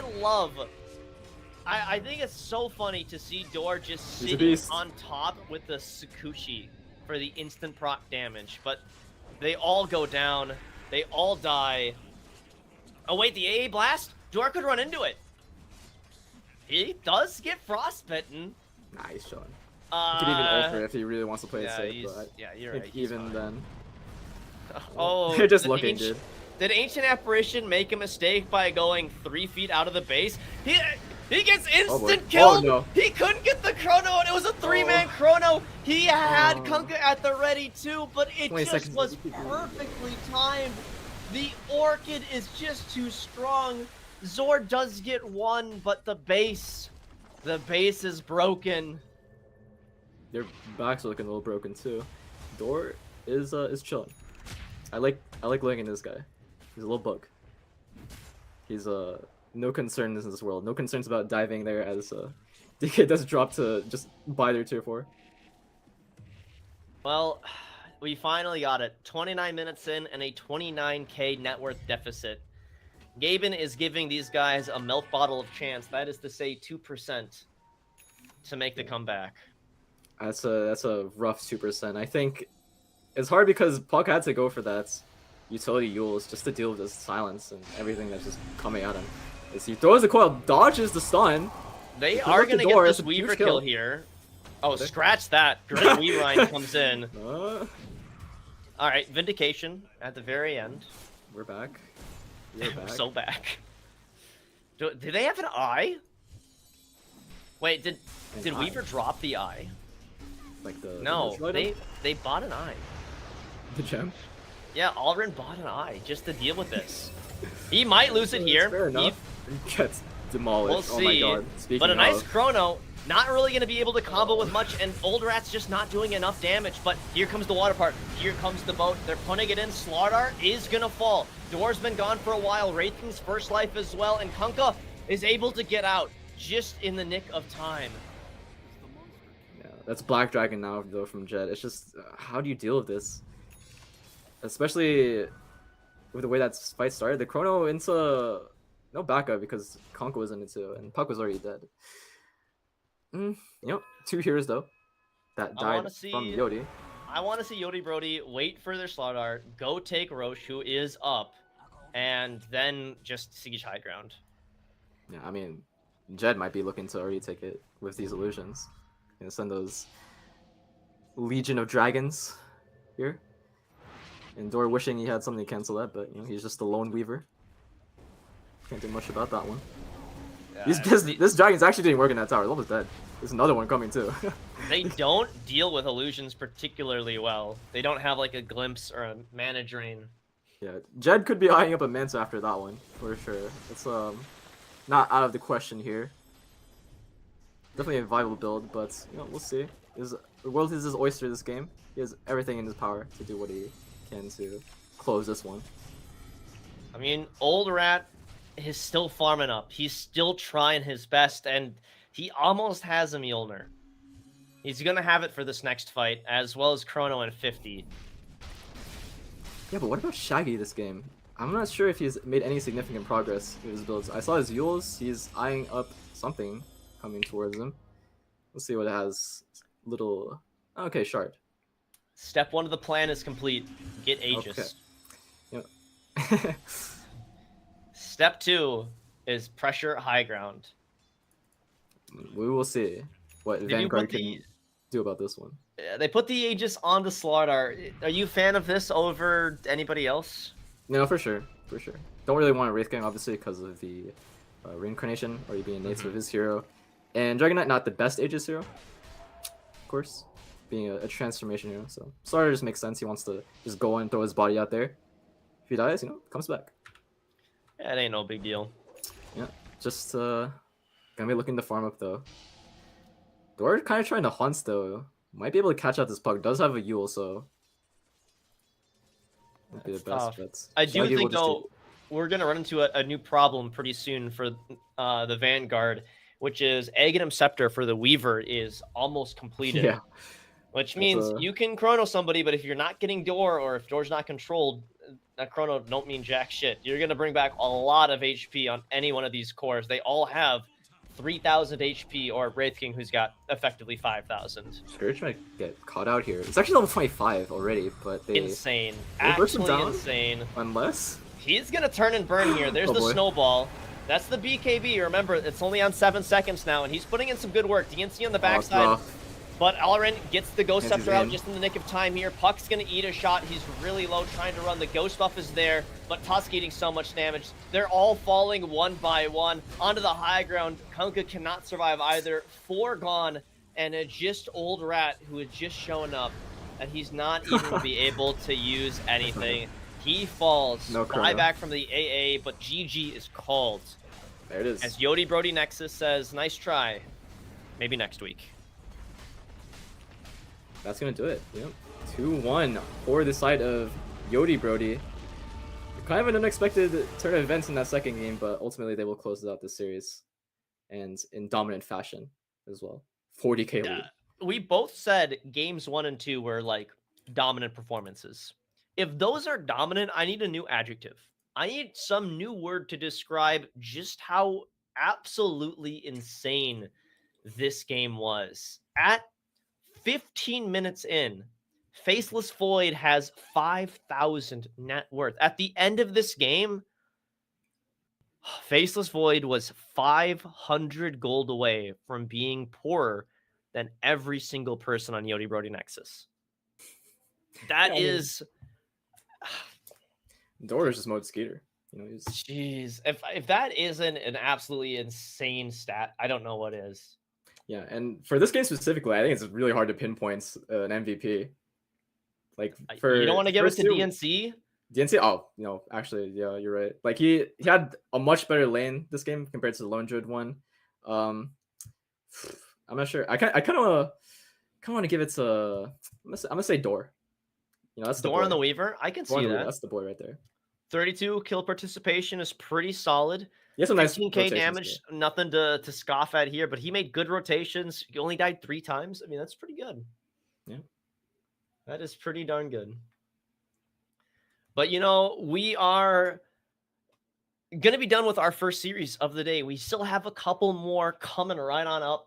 And I think it's Sporkface Killaz versus Bullish on gaming coming up next. But before we end up kicking it to a break, any final thoughts? Any final opinions about the series? Yodi Brody Beasts. They showed up. They showed up.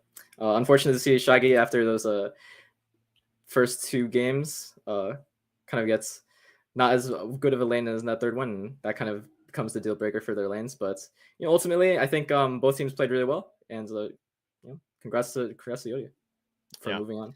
I can't wait to see what the Honor Vanguard are going to be able to do next time. I think this is only one of 2 teams now that have been able to take a game off of them. So it is a big feather in their cap. Unfortunately, though, their run will end here, which means better luck next time, I guess. But that's going to do it for us on this game. Thank you guys so much for watching, but stay tuned. More series still to come on this fine Sunday. Enjoy your Dota, everybody. Peace out. Thanks. They have enough to burst this hero down. I mean, they do. It looked easy. And now the team fight's going to be very hard for Bullish on gaming. The egg in the back line doing so much work. But not enough. There's a stun that comes out. Kanka, Void Spirit. They're focusing down the Spectre, and the Spectre will die. Both carries are dead once again at the beginning of these fights. They lose the Sand King and the Clinks. I guess the Clinks died at the beginning with a Grimstroke barely living as he gets the silence onto the cow, and the cow will... Something Spirit Breaker. This guy needs to buy BKB so he doesn't get screwed by Bramble 20 times. Okay, right there's the Yules, into the Bramble, into the Curse Crown, into all the damage. Time is up. He's killed it like 5 waves.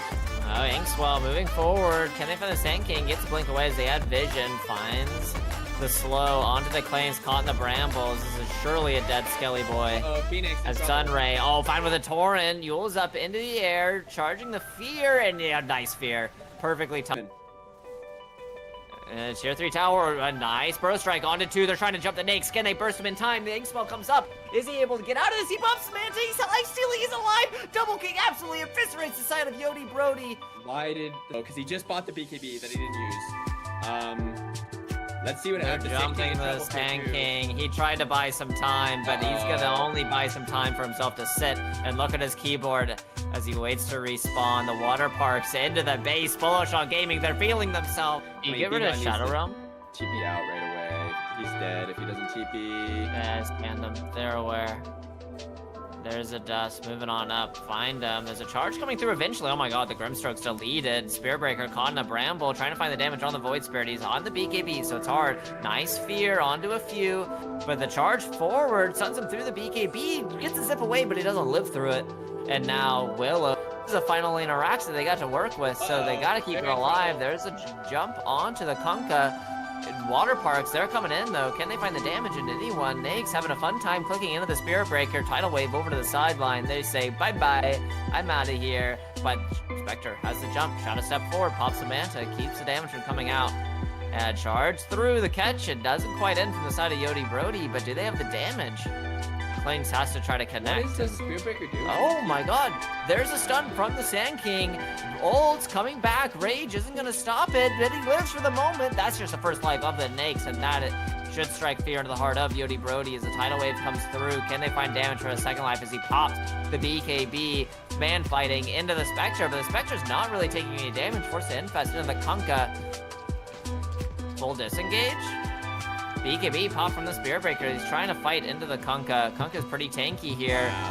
Shadow Realm damage. Trying to focus down the Spear Breaker. Just charge through him. Spectre jumps forward again. Find the Grip Stroke, but he dies. It's 90 seconds, no buyback. Sand King's joined him in the grave, and now Spear Breaker is going to go too. Spear Breaker is no buy. That's game. Yeah, that's game. I don't see how they defend. They find the Phoenix too. Wow. Their hard work looks like it paid off. I mean, we were pretty critical of this lineup, but their drafts looked really solid, their drafts and have been very impressive. it looks like the comfort of Yodi Brody wasn't really able to overcome. Okay, there's Spectre with a buyback coming into the fight. I guess the game isn't quite over yet as they're trying to focus on the Nakes, but a nice spear. Now they're clicking into the Spectre. They can't afford to lose her, but she's going to die. It's absolutely over here for Yodi Brody. Yeah, As Bullish GG. on gaming. They clean through the tier 4s. GG's called, and what a series. I mean, this was a pretty fun 3 games. It Yeah, seemed pretty close. Yeah, for sure. Really close series.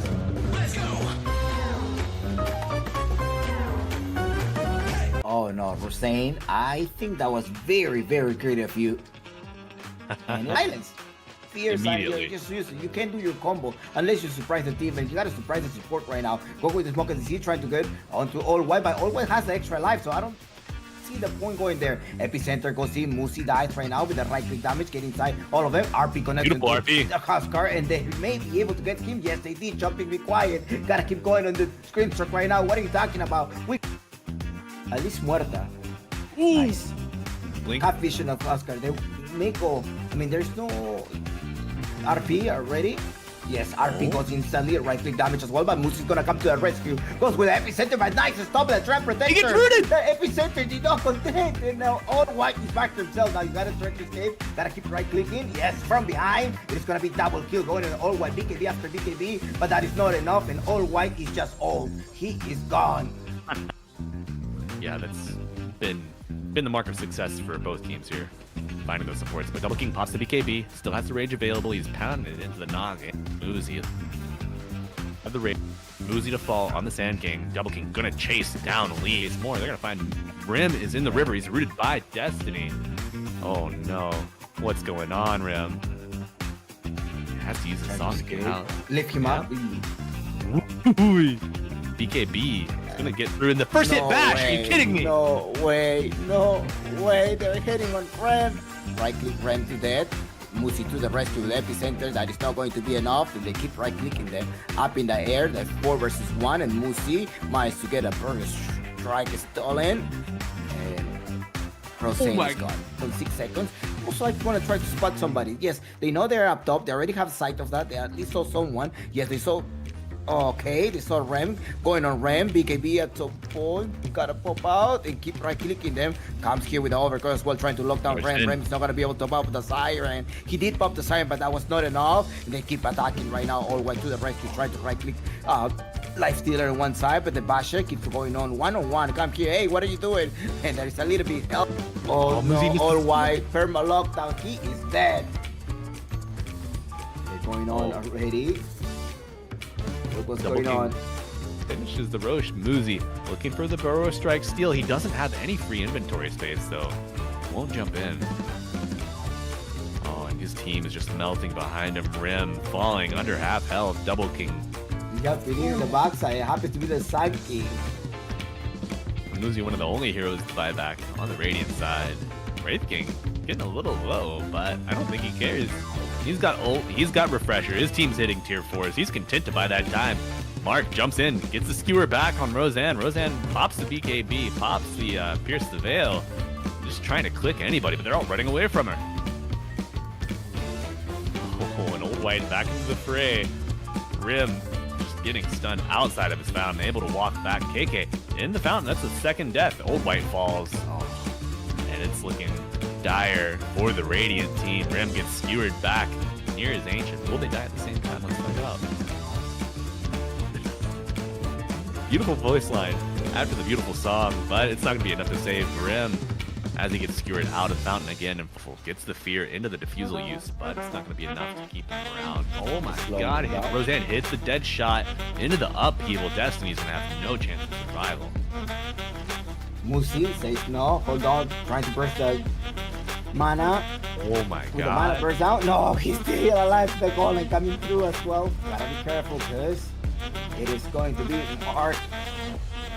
Mark all the way down, baby. Yeah. Double King also joined. No casualties for the Bullish on gaming. They want to continue going here. Ryan managed to get a slow down. There's no wall coming in as well. Try to block them with the Usher. No, Warcraft's punching the first one and going on, and that is a dead kill. Wraith King able to finish his axe. That's going to be huge in this next fight. Nice blast. See, he's useless when the blast kicks in. That's it. He's dead. All white. Has a flaming lasso. He may not be able to use it with the extra 7 seconds. Double kill. And as well as the ancient operation, start right clicking them on the side. And the big golem is down. The Wraith King is so lethal. Right click. Musi is dead. Snowball to lock them down. 3 heroes down at the expense of the nation operation. Hold on. I want one more. Wraith King jumping closer. Okay. The juke! Visible. It's fine. He's not gonna be able to escape, is he? He has 6 extra seconds. The Wraith Blast coming closer. And 1 more extra second. Juke him all the way back. Go the other way. Yes. No, he knew that. What's going on? Dead. Okay, there is a dust as well. Managed to get revealed. There's no ball coming through. He does not have his shot, his dagger yet. So I don't know. Okay, gonna start right clicking. Get rid of the Warlock. Warlock is down. Now it's time to right click another one. Get inside him, yes, infest him, but he's not able to use his shot. Okay. He managed to go down. Right click, Ram. Okay, they're taking. Get rid of 2, but Double King is still there alive. Goes on Musi, goes on the big bear. Now goes with the little bear right now. And a little bit of a lockdown. The bear, they're like, get that 300 gold, please. Get the 300 gold, yes. Gold achieved. Roseanne landed the dead shot on the Wraith King to scare him back away, but it wasn't enough to get the resummon on the bear from Muzi. And Old White is in the fight now. We're going to see the first life spin on KK, but at what cost? Bat Rider to fall. Muzi still alive, walking away, gets the Rod of Atos onto the Wraith King. We're going to see the second death from the bear. That might be enough to kill the Lone Druid hero. Oh, not quite. He'll get back to the fountain. And the Ice Blast. Look at the blast. Gonna land onto 2 heroes. 3 heroes. Who's going to shatter first? No rampage. He was about to die. Bullish on No. him. Not sure why he's holding it so long. Jaw's getting run down. You're not really doing enough to protect him on Chola. Yeah, wow. Felt good. But then Sporkface had the strength to kind of punch back, so he needed a BKB. And then his bear Here comes died, a his gyro Big died. contest, by the way. They began Roshan, Sporkface, well positioned here. Destiny's scouting out, but they know he's in the tree line. I think they're looking for him. Smoke onto the gyro tusk. Fade on the high ground, waiting to break any smoke. At a standstill. So what is the move? They recommit to Roche. Spectre. Gonna walk out of the pit though. Ice Blast Ravage hits a few heroes, Gyrocopter included. BKB up on Double King, and he is blasting away. This is not looking good for Sporkface so far. Tide Hunter, the last one sort of here. Babatich doesn't have a way into this fight, this wall of health bars. He knows he has to Sort get of out. boxing out everybody. He He is TPing out there. You know, I think knowing that they are gonna have the tools to deal with the Links Fragboys in. lineup. Oh my The god. Ravage hits. Oh my god. RP onto 2. That catches the Spectre and the Ancient Apparition into the call down. They're into the overgrowth as well. They're rooted. The knock up. Will Jaw make it out? Oh, nope. There goes the Ice Shark. Roche. They're gonna crash into each other in the trees, and instantly Henry is gone. Double King. What else can be outside found? Silver Edge runs forward immediately. But Henry Here Dota on lies to back on the Coco. apparition. He's gonna Ice Blast from base. There's a lot of things going on. Torrent Storm currently out. There's the one out in front. They're just gonna try and kill it perhaps right now, keeping it engaged. But on the bottom side, Magnus jumped into RP onto 3. Double King following up. Not a ton of damage coming out yet. The Ravage hits 5 heroes. There goes the Shivas, but Double King standing his ground with the Satanic, blasting away. And in the meantime, Frogo's jumping out onto Pugna. Tidal Wave to push these guys away. This is super disjointed now. Ja, very confident, running a Double King. Doesn't know. Destiny's still in the area. Probably has an idea. Gets punched around. Is there enough damage? The turnaround, though. And Ja does actually die. Boy, was that a flak cannon from downtown. Hard to tell. That paired with the Lone Druid Bear. Too much for the Spectre, you know, the Magnus, the tree. Smoke in the river. You see the Kunkka X. Mark is going backwards, trying to finds the skewer. Oh my god. And that is just Kunkka off. It lets you pop it. Tidehunter. They're gonna commit. Turn onto Mark, though, who is the one to skewer back originally. And then Ravage hits onto 3. Double King coming in through the side. Jeez! Snowballing deep into Chola. That's a strange RP that happens back there. Meanwhile, Ja in the middle, just sort of dying a little bit alone. Kunkka getting controlled down. It's a very disjointed fight. I believe there's no buyback on Spectre. Double King, 4-staff backwards. AK. Oh my god. Causing issues. Here comes the re-engage. Mark skewers to get in. And they Refresh on Ravage. Nice. That's a big Ravage onto 4. What is the turnaround, though? I believe that's just a stall. I mean, what do they... El no sabe. El no sabe. Sabe nada. The turn here's... Skyraz is in trouble. He stacks a full spray on him. 4 now. He gets another proc. That's so scary. He takes refraction. Null Strike is plenty strong enough for tag team. Yeah, and you know, Frugos gets the pull off to the hard camp, Should've but been it's engaging only gonna serve. Oh, sorry, Side. Double King and Fade duking it out. Fade sort of looked like Double King was backing off at the time that it was cast. Mark, though, made a rotation, found Henry. Should be a dead Skywrath. Run to the camp. Gonna prevent any further blocks, but action here. Destiny Mark and diving Mark in deep for the again. kill. Henry just respawned. Oh. Breaker charging on Grimstroke. The Boundless Strike to stall him out. He begins to walk out. Things good so far. Snowball saved the re-engage onto Bristleback first, but the Walrus Punch comes out. Grimstroke immediately dead. Chola a little bit off on an island. Frogos just sort of tanking attention for a little bit. Mark, is he going to try to walk out here? No, the re-engage gets Chola on the backside. Bristleback Fade. gets Babatich, and there comes the big Wukong's command. He's duking it out. 2v1 here. Is he going to get Chaz well on the back? Around for life, so to poke his head out. Double King. A little too smart. A little too experienced to kind of fall into that. Outside, there is an engagement. It looks like Jaws stuck inside of a Wukong's command. I don't know if Chola has any of that magic. Got a shards into the snowball. Gonna buy a little bit more time, but it seems like it's just gonna be too much. Do they have the control? One bash comes out. Yeah. Oh my god, the TA damage. The snowball in. Is he gonna Reverse escape? snowball? But the bristles are still proccing from There's the no way snowball. he's going back in. You'll never put me back. Wrath. Oh my god. Oh, Fade blasts in with the crush at the ready. Double King Regent from says, the hey, best. what's up, guys? I'm flying in too. Mark's in the middle of 3 people. Kind of Starter's stuck down. with Babatich. Duska's down. And Double They're King walking is running down down Jaw. now. Henry and they knows just have it's to fine. escape. Yeah, Henry just says Pete deuces. Destiny is back here. Gonna probably blink away, but it only delays the inevitable coming out with the double bash. So Double Oh King my God, is and responding now to it. Is he going to commit? Here's the turn. He wants something for this. He Chola stepped out. costing everything. It has the shards. Yaw is back, but what can they do? Fade jumps in, crush onto 2. Nub Strike attacking away. The Wukong's command says, stay away. One last Brax to go down. And Fade is behind enemy lines, getting hit by. We're going to spot him again. Speaking of Are they distractions, full commit? They silence. Fade caught it's out the here. big crush. The buyback on Spirit Breaker and the immediate charge coming out To be on able the to kill Bristol. this. He's charged, but Oh, the whole team is Bullish gating on through. course. Party's here, but you already have 1 member dead, 2 members dead as Tusk. Now Jaw's just getting run down by Double King. I think they guessed the wrong direction. It looks like he's going to be out okay. Really creeping up these lines. A ton of sentries. Oh, and the infest into the bristle is going to afford some damage on a Babbitich, and then I was just looking for Right. couriers at this point. Wukong's command comes out on the tier 4's holy. Tusk instantly dead, Jaw dead as well with buyback immediately. Slardar comes back as well. The one tier 4 tower is down. Are they just going to rush it? Fortified comes through. 3 buyback. Backing off. Link Wukong rush. command number 2. They've found Fade. What can he do?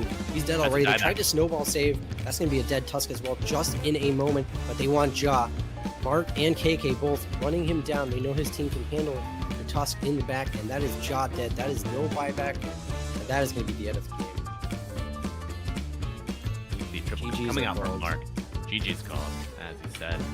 And Bullish stampeding their way to the finals with a 2-0 victory over Sporkface. Oh, here's Frugos, though. Finding the vision onto the Sand King. A huge cosmic finale does hurt this Tusk quite a bit, but no one's really finding a kill. A stroke of fate. Inkswell onto the Tusk, chasing down this Sand King. A stun. Do they have vision? They don't. Season with a nice ward. Hector's dead though. Running up. There's a poison touch. Shadow wave as well from the Dazzle. Heals are going to be enough, but they get the return kill onto B-God. Another courier kill. Oh man, another Gemini attack. Door is on a courier killing spree, but now he's getting ran back into the wrong base. Oh, There's the dust. Shikuchi isn't going to do the same thing for Yodi Brody. Bot lane. Yeah, he's very deep in. Crit. Not enough though. Grid didn't feel like it hurt Got a very stun. much. He still has dust on him. Gets a stun up onto the Grimstroke. Yeah, there's Inkswell dust as well, so they're gonna have vision. Struck Fate off the mark. He's winding up the epicenter. It's even gonna turn damage, but a nice Inkswell into the pulverize is gonna keep that spell from getting off. And he gets a burst strike. The last bit of right click, the charge forward, he's gonna find him. Blink up, so they might just get kited around here.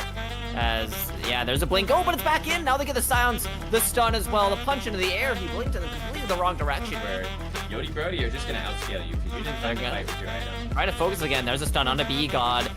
Burst strike, but this Pudge just melted, and now DNC, yeah, has the BKB. Gonna leave him alone with the pulverize. It goes through it. There's a time lapse. Keeps Sand King alive now. He's gonna try to get an epicenter off. And he's got the epicenter rolling, but no one's really taking any damage. The Primal Beast getting poked at by the Zeus, but they're just killing the Swarm off. They're gonna try to find a way to get back into this fight, and they're gonna go back on a DNC.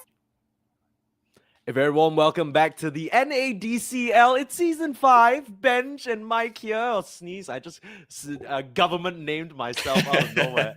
That's what happens. That's what happens. But we're here for more festivities from opposite ends of the globe. Bullish on gaming versus Sporkface Killaz. Two very, very interesting teams, to say the least. Bullish on gaming came out in a shocker, at least to me, and won the previous tournament over Yodi Brody Nexus, who were looking undefeated up till then. But Sporkface Killaz, you know, they got some juice, right? Everyone's talking about, oh, Henry on the pos 4. You know, you got Babbitich in the mid lane. These are some serious contenders. Yeah, looking forward to getting into this matchup, Mikey. As you said, a couple of different teams. You know, obviously, Bullish on gaming, you have to consider them the favorites, given that they won tournament 2. They looked great in their series against Fryboys. I know that game 2 was, you know, a really, really exciting game. I really enjoyed watching that one. But, you know, Sporkface Killaz, they're a great side. And I'm looking forward to seeing how both of these teams approach this series. Yeah, so at least from what I remember, Sporkface Killaz. So not to immediately dive in and criticize it, but Sporkface Killaz, from what I remember, in the moments where they've dominated, it's been Fade and Babbitich, right? We've heard some players, I think Henry in particular, in his interview say that, look, the reality is Babbitich is the best player in this league by far. So, Fade is the best player in this league by far, right? So if we can get him going, if we can enable him on that offlane, we're just gonna be set. That is the case. But then I turn my eyes towards Ja, who is the pos 1 player, right? There are some moments where it feels like when the offlaner's relevance is slowly fading away, they're putting in the control, you know, him and Babbitich, they're doubling up. Ja not really delivering. I think that's kind of gonna be what Bullish on gaming are banking on as well. If you can really just smash down that carry, it's Double King, baby, on the other side. That man's gonna carry you to victory for sure. Yeah, absolutely. I mean, I'm a huge Double King fan. You know, I think this guy is definitely one of the best carries in North America. And also pairing up with Mark in the mid lane. You know, I've seen this guy play for C-Dub. I think he's a phenomenal mid player. Bullish on Gaming, they've got, you know, a couple of really decent cores over there. So I think the core-to-core matchup between the three of Bullish on Gaming versus 3 on Sporkface Killaz is going to be very interesting. And that's what I think I'm going to be keeping my eye on this game.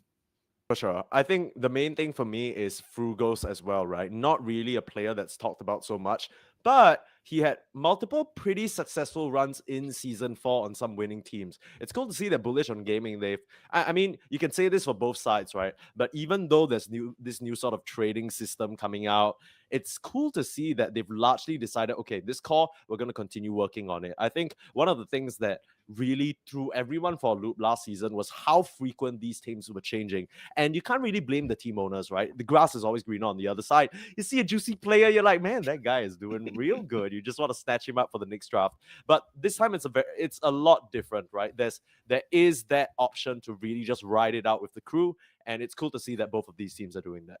Yeah, and I like that. I mean, I think that's a kind of a problem that we have in Dota on the whole, not just in the NADCL, is that teams are a little bit quick to, cast off a player if they're not doing so well. So seeing a couple teams who they're in it for the long haul, Banky.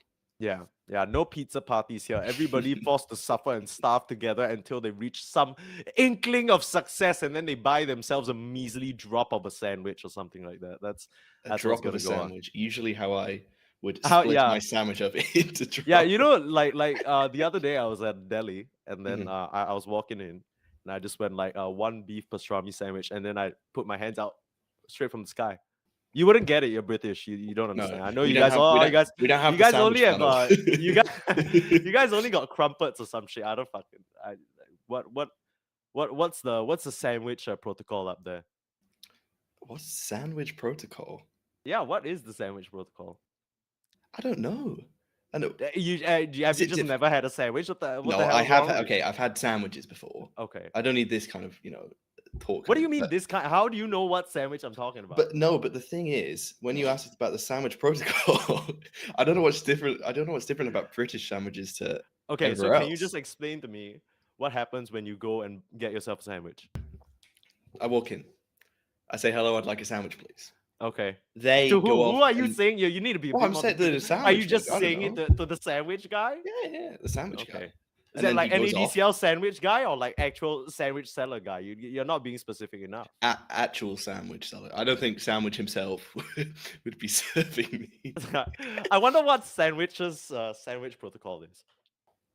I'm sure he's got it locked in. If your name is himself sandwich, like you guys surely the protocol has got to be locked and loaded.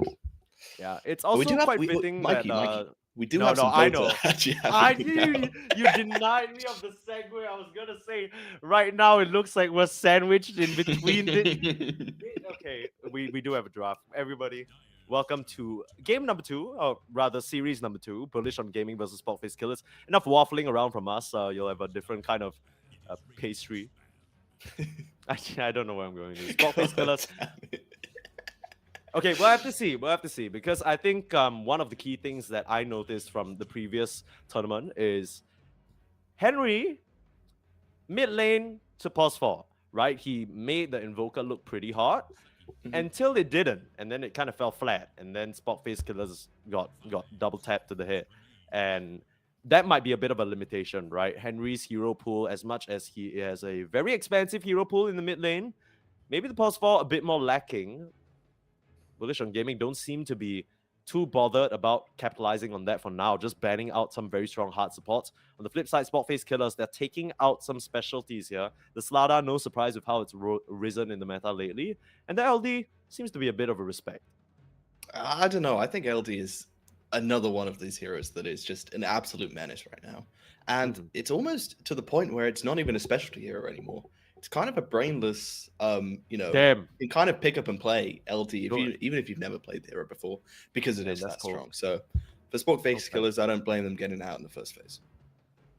Okay, so one of the heroes that we might have to watch for is this Troll Warlord, right? Not only is it a double king specialty, Jar also plays it quite a bit. Has 19 games on it with a 63% win rate. Shout out to Mr. Malibu Jesus, by the way. Did up a beautiful stat sheet. In fact, I wonder whether he shared this with the teams, because I think this might be more research than some teams do on each other. It's kind of crazy. But yeah, so I think that the Treant Protector ban and the Phoenix ban makes a bit of sense. It's a Henry and Chola sort of Okay, Treant Protector games, he has an 80% win rate. So Chola, that's a real comfort one for him. And yeah, Bullish on Gaming really just stamping out these supports. I know Weaver sort of half counts, but you know, I personally if you're think it's picking more. Weaver support these days. You're not? You're no. I don't We think just you saw are. it just now. What are you talking about? Okay, well, Pugna is another one. I feel like there's no shortage of strong supports these days. You got Grim, Treant, Phoenix, Weaver. You got okay, the Pugna. Whoa, what in? Okay. An early Lina, and this is not a hero that we've seen flex to support. So No, you have to be thinking that this is a mid lane Lina in the first phase. Yeah, unless Frugos is about to pull some insane shit out of the hat. Now, I'll be honest, back in the days, and by back in the days, I mean 1 month ago when TI Compendium was on and they were doing that sort of a hero quest thing, I tried to make Lina support work. Okay. It didn't. You know the Vince McMahon that meme that. where he just goes like, yeah, let's not fucking talk about it. It's Also, good attack range. What's that guy's name? I'm not gonna say it again. The WWE or the old man from WWE. Vince McMahon. Just McMahon. Is that actually? I feel like when they announce him, they go, okay, I'm not gonna say it again. Move on. No, moving on. Lina always noted for her long range, right, in the lane, but it doesn't really feel as good as some of these other supports. Sure, your Dragon Slave has been tuned up a little bit to do lingering burn damage. Always good at securing last hits in terms of the range creep. But it doesnn't really do much later on into the game unless you're routinely getting setup kills with your pos 3 or pos 2. So I'm more inclined to believe this is a mid, which is just insane from Mark. Like the fact that he's drafting, he's like, yeah, I'll pick my mid hero first. I don't give a shit.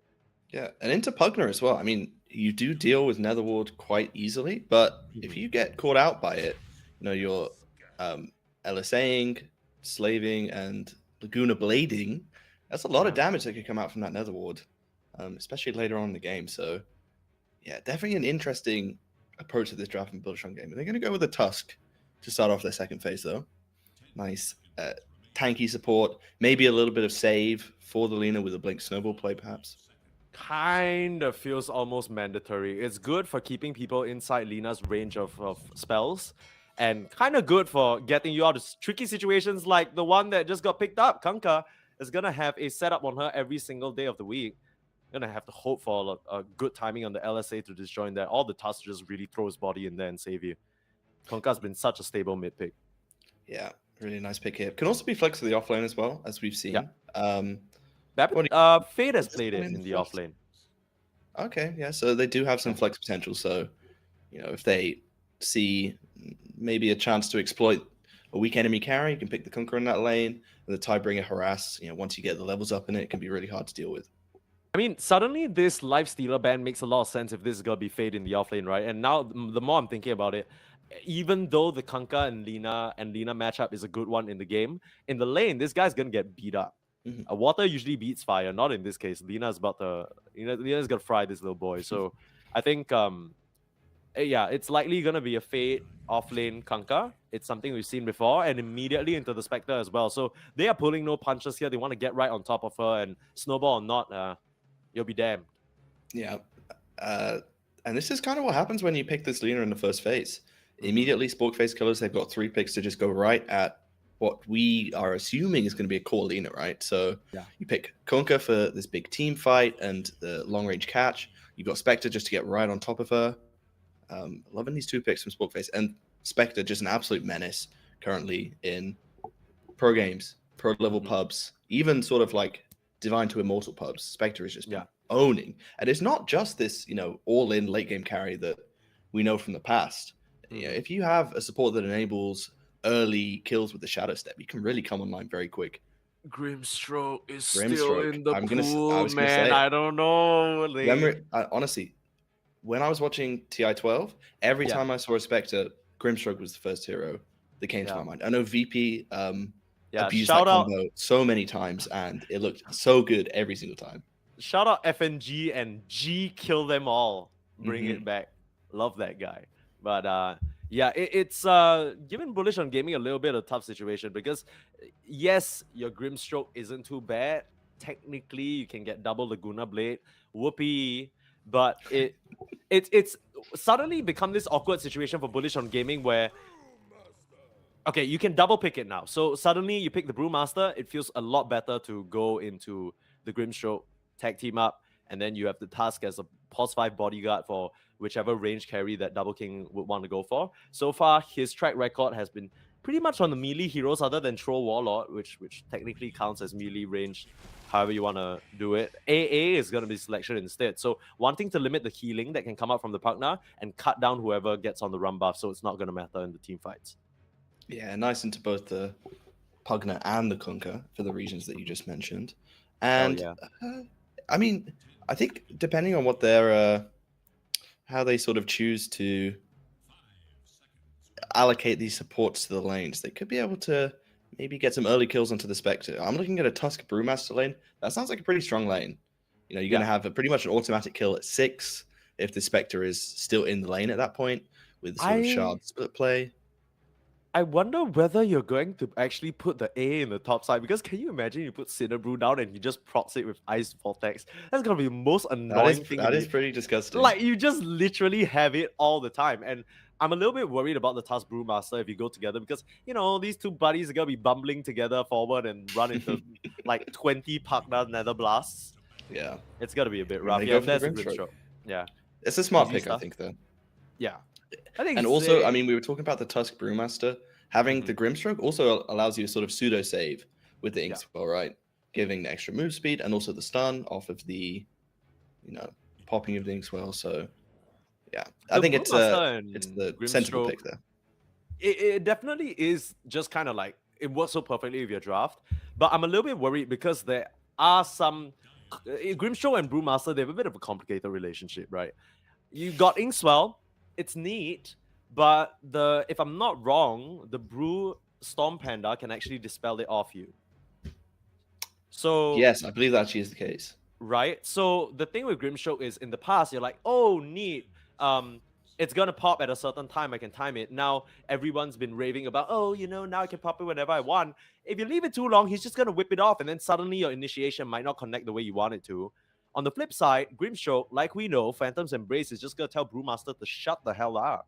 And if you can't get the split off, it's going to be bad news bears, quite literally. Yeah, we'll have to see how that plays out. Now, if you dispel Inkswell, does the stun still go off?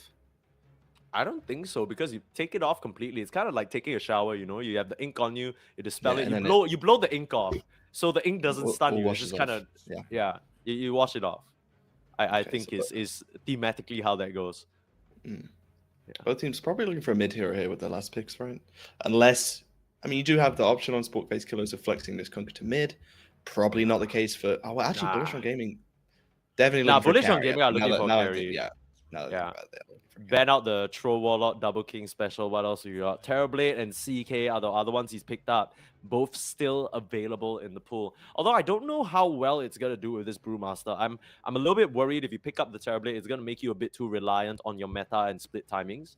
And we know how fast tempo the Spectre Grimstroke combo can play, especially when backed up with a Kunkka Pugna. How about something like a Wraith King for Bullish on Gaming? If it wasn't banned. Oh, that is a real shame. You're crazy. Oh, okay. Another very strong hero in the meta, and that's gonna be the Kunkka mid. But Bullish on Gaming. This is interesting. Look, Bloodseeker is a great hero when you have 4 other allies that do a metric ton of damage, right? Like, you just want to get up in there, just lick everybody up, lick up all the corpses, you know what I mean? And it's going to be so hard to play this Lycan into the Bloodseeker because you want to, like, get out jail free card? No. You might get tossed up in the air by the Brewmaster, you might get ruptured, and then you're taking 1,000,000 damage, and Frugos might just chain you into ice jail. Kind of liking what Bullish on Gaming have. Yeah, so do I. I think this Bloodseeker is kind of a, for the reasons you mentioned, and natural and sort of, what's the word I'm looking for? Not long lasting, but like going back a long time. It has been the tradition to Lycan, right? It's he moved fast. I have spell that counter move fast. Oh, You you're know, if I not was a bit moving, explaining but it if to you you. move fast, you gotta pay for it. Ah, idiot. Yeah, that's a Yeah. good one, Bloodseeker. You got him, idiot. So Like double it. king's doing this game. And yeah, I do like this Bloodseeker pick. But Bloodseeker always does. It's not the most stable of carries. Yeah. It's definitely a hero that, if you get off to a poor start, if the early kills don't really go your way, your early rotations, it's not a hero that doesn't really have that much of a flash farm mechanic. I mean, you know, what's his Q called? Blood The Rage? Blood Rage, right? Yeah. It's good, but also it could, come back to harm you if you get ganked at the wrong time. So Absolutely. I think a lot of pressure is going to be on Double King here, but I mean, he's master tier on this hero. If anyone knows how to operate a Bloodseeker, I have faith in Double King. Okay, yeah, the Double King #1 fan has spoken with a lot of hesitation, albeit you didn't sound very sure there, homie. I'll be real with you. You sure you're a fan, homie? Okay, let me pitch you a little bit of an angle here. Okay, I'm back in the Benji press room. I'm ready to sort of propose a little article here. Look, you say Bloodseeker isn't a stable carry. I agree with you, right? Very hit or miss, very vulnerable to being exploded. But it also is very similar to the Troll. Troll, which is the carry Double King is known for, isn't really the most stable carry either. Very hit or miss, susceptible to getting kited around. You really need to play a certain way. I think he got this. I think this is his type of carry. I'm sure he's gonna run in, crush the game. I'm kind of like what Bullish on Gaming have. I'm a little bit worried that Fade is gonna find himself stuck and tied to the ground by this rupture and not really able to impact the game as much as he would like. Yeah, I mean, I think that's definitely what it does look like a tough game for Fade to play. But, as we said, I mean, we talked about Double King being level 25 on this Bloodseeker. Fade is level 25 on the Lycan, so must have played his way around a few Bloodseekers in his time. We'll see how he chooses to approach this one. We got 2 for 2 on the bounties, and we're going to get the lane set up here. Okay, so they're not doing the crazy AA, Cinder Brew Ignite combo situation. Chola and, of course, Spectre going to be down here. It should actually be pretty hard for them to aggress on the Spectre, because even if you throw down the shards, you can always just Spectral Dagger out of it. Yeah, unless Frugos goes for like an early Snowball build, but... Or unless he goes for that's Chola, super which popular would be excellent. But still, Chola should have, once he gets to level 2, he'll have the Inkswell, so ways to play their way out of sort of the kill combo coming out from this Brewtusk. Yeah. I think Meanwhile, the in the mid ideal lane, situation... Kunkka versus Lina, how does this one go? I think it's Lina favor. I think Mark absolutely dumpsters here. He's already 4-0, Every time Babbage shows his damn face, you just auto-attack him 3 times, and he's like, wah. That really isn't... I don't know, like, it's gonna take, actually, maybe a Grimstroke rotation with the setup of the Axe and the Torrent and whatnot. I mean, closer to the 6-minute rune is probably when we'll see something like that come into play. But for now, Babbage probably gonna have to ferry himself a few more tangos or sets of tangos to make sure he's breaking even in the lane. As we do have a little pause here. Mic issue. Common issue. Yeah. Although it does seem like you get more issues in pro games than you do in pubs. Can't remember how many times I've had a mic issue in my games, but yeah, but how often are you these are using guys that are a operating at mic? the highest level? How often are you using a mic in your games? Most of the time, I think. Because usually I'm with party all queuing. allies, like you're like No, you're like, not hey with all allies. guys. what's No, up?" I don't use. Okay, I don't speak. easy. I don't speak to strangers. Okay. Your mom taught you well, I guess. Yes. The age old. Stranger danger, etc., etc. Mark is looking like a stranger to Babbage the way that this Lina is endangering the Kunkka's life right now. I don't think this gets easier, but Kunkka is one of those heroes that can at least fight back a little bit through that Tidebringer harass. It's just scary because when you do so, you need to be so wary about, getting a creep deny straight onto KK. Running forward, this is a combination. Cholan. That's the easiest thing to do. It's so lame.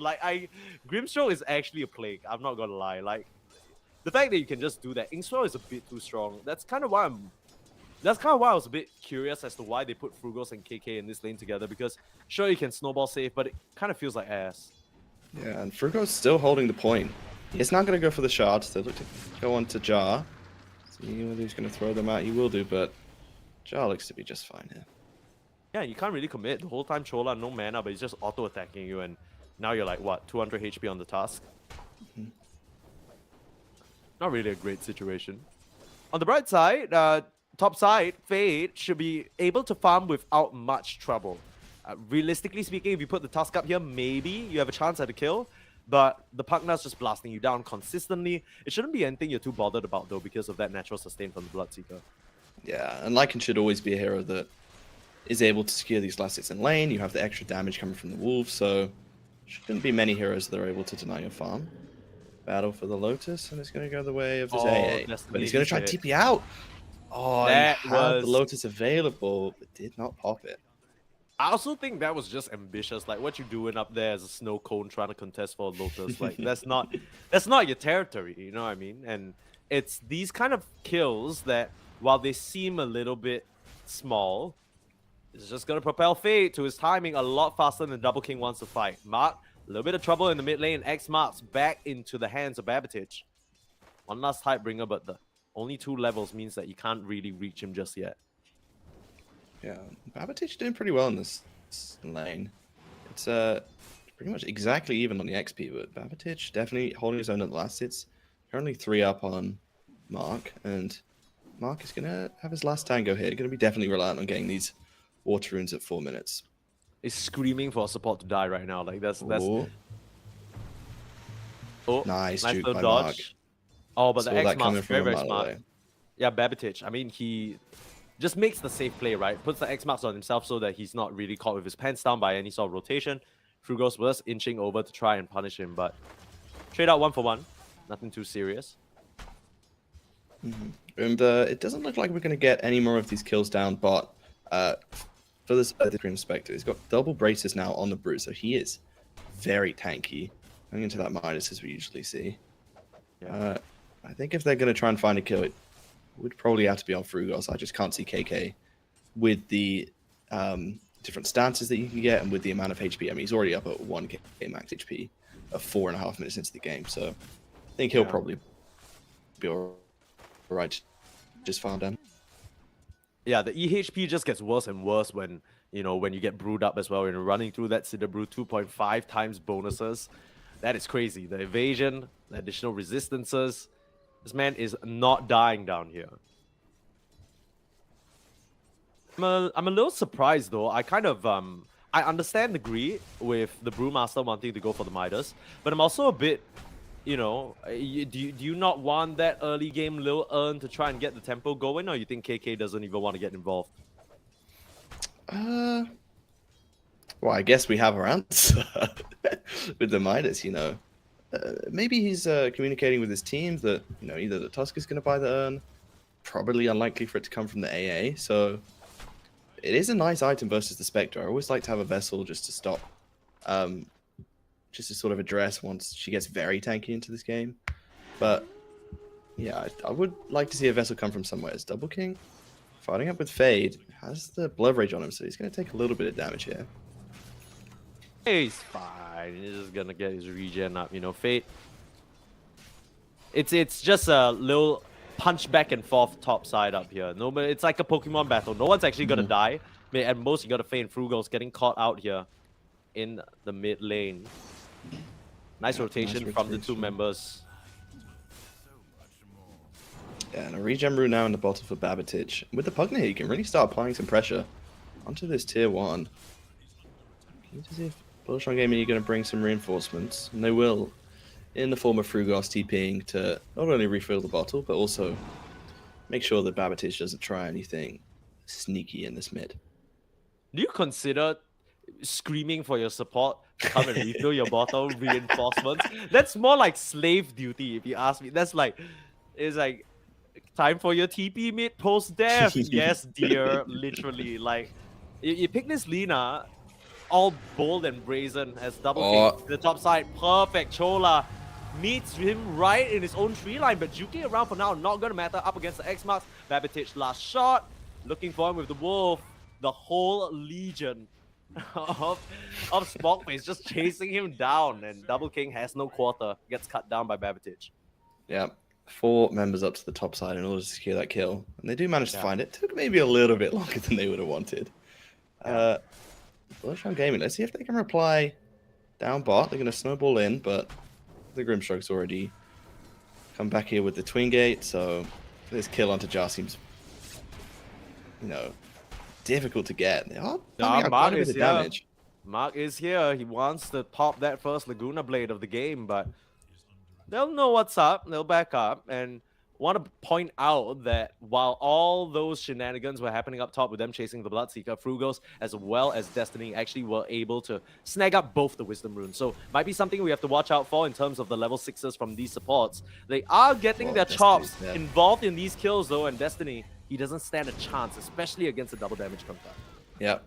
DD Rune, level 4 Tidebringer. That is way too much damage for a support AA at level 4 to be able to hack.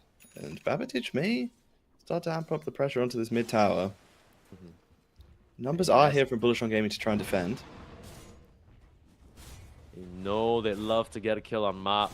Henry and Babitage pushing the issue. Gotta watch yourself, getting trapped up. Immediately throws the boat out. Laguna full commit. With that Fairy Fire, he'll be fine. Walking it off. Oh, Frugos can't finish him off. Frugos was looking for that snowball, but gets zapped down by the Nether Ward. Very, very tight affair here as Babitage spotted out by the Bloodseeker, but all they can do is look at him run away back to his base. It was a nice idea from Bullish on Gaming. Try and just blow up this Kunkka by throwing all of his spells to him. Shapeshift popped in the top lane. But Double King still very fast for the moment. He's going to start to slow down now. But there is the Rupture. The counter that we talked about in the draft, it comes out. Dude, this is so dumb. Did you see that? Double King just got chased ring around the rosy on his tower by these two creeps. And then he's like, he gets so mad, he's like, yeah, get out of here. Ruptures fate just to push him off. You're not gonna have that tool to try for a kill, but you have 3 team members looking for absolutely nothing. Fate is cowering with his tail tucked between his legs under his own tower. Ends up being the right move for him as he preserves his life. 6-0 in this early stage of the game for Sporkface. They have themselves a 3k gold lead. It's only looking to grow with another pick off on the Destiny. This A doesn't stand a chance. Yeah, he's pretty much food at the moment, especially to Babitage's Kunkka, level 8. He's the second highest net worth hero in the game, just behind Oh no, Mark! No, you can't afford to die like that. You're just gonna get caught. Laguna Blade onto Ja, narrowly surviving. It'll be kind of funny if he comes. No, Ja gets caught, but it's no, he's not on the enough other damage. side. Now you're healing him. Henry Oh, hasn't propped up the full, and Frugos, I think you forgot your situation, homie. You're level 5 Tusk. Damage is the one thing you don't do, as you'll get chased down. Feed another kill over to Henry. Killing spree now for this Pugna. That's heartbreaking. It is. If Frugos was just a little bit higher level, he would have had the level 6. The War's Punch, that would have been a kill. No problem. Yeah. And it looks so 10, inviting, right? The Spectre is on such low health. You want to just get the final touch in. You know, that could be a huge kill in the outcome of this game, but she goes down. And the top tower, this Lycan creeps. Gonna take that one down easily with the help of the Siege creep. Kind of sad you didn't get the last touch there, though. It's like, everyone love that little chunk of change, but it's not gonna matter. Map opened up. He's gonna start invading the jungle as Lycans do. You know what happens when you put a wolf in an area it's not supposed to be? It just kind of snaps up everyone else in the jungle.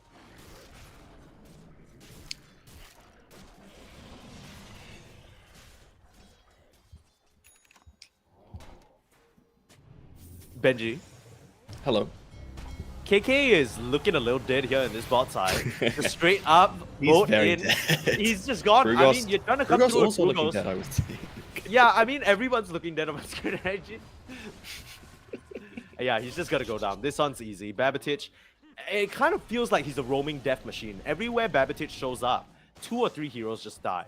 You can't really stand up against the Kunkka at this stage of the game, and I really like the build that he's going for. Take a look at this. Queuing up the shard already for himself immediately after the Blade Mail. Sometimes we see Kunkkas go a little bit greedier with the BKB or maybe the Axe, but he means business. He wants to keep these kills coming in.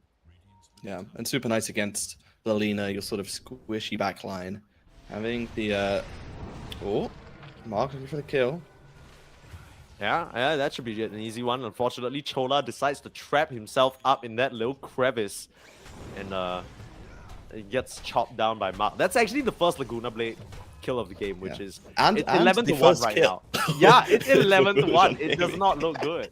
Chola kind of Yeah. gave them a little free, but like, you know, the ratio must be kept. But no, as I was saying, Babatich with that tidal wave, gonna be able to reposition this Lina. So really like that build early on, and also the blade mail against this, burst that you've seen that Bullish on Gaming are looking to try and utilize to take down this Kunkka.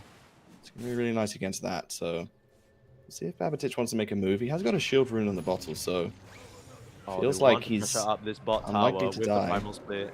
Chola, it's a run, immediately popping it out. KK. Just charge on forward there. Should be another easy. Should just be another easy kill onto this Grimstroke. I mean, he's making them work for it for now. And Henry's gonna heal him up as well. And now Babatich is here. Uh-oh. KK. Bit too far forward. The Ice Blast will go in over his head, but you don't really have a lot of damage. Mark looking by the wayside, looking to be involved, but it's silenced up right now. Could be leading them into a trap, but really, it just kind of looks like Bullish on Gaming. They're gonna get run down and just smacked apart here. Inkswell gonna pop. Easy kill onto KK as Fate joins the fray, starting with the chase down. You've X marks Double King now. Not really the hero you want to lose, but he just gets pulled in and killed off. Bullish on Gaming, what is you doing? 14 to 1 right now. That felt over ambitious to say the least. It feels like they're getting a bit desperate, Mike. I mean, I get that you want to try and utilize this split, create some pressure on the spot side of the map, and find at least a kill in the form of the Grimstroke, but they just dive way too deep. That's almost under the tier 2 tower, and once that split ends, they're able to turn onto this Brew. Granted, he does take a long time to kill, and then you see Double King trying to sort of stay around the outskirts and try and clean up the fight, but he just gets dragged into it. And I have to say, it was a nice soulbind coming out from the Grimstroke to allow them to find both of those kills.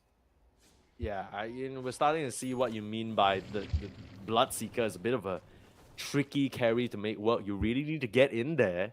And do you really want to this get could be a in? nice kill, though. Look on to the Spectre Jar getting caught out.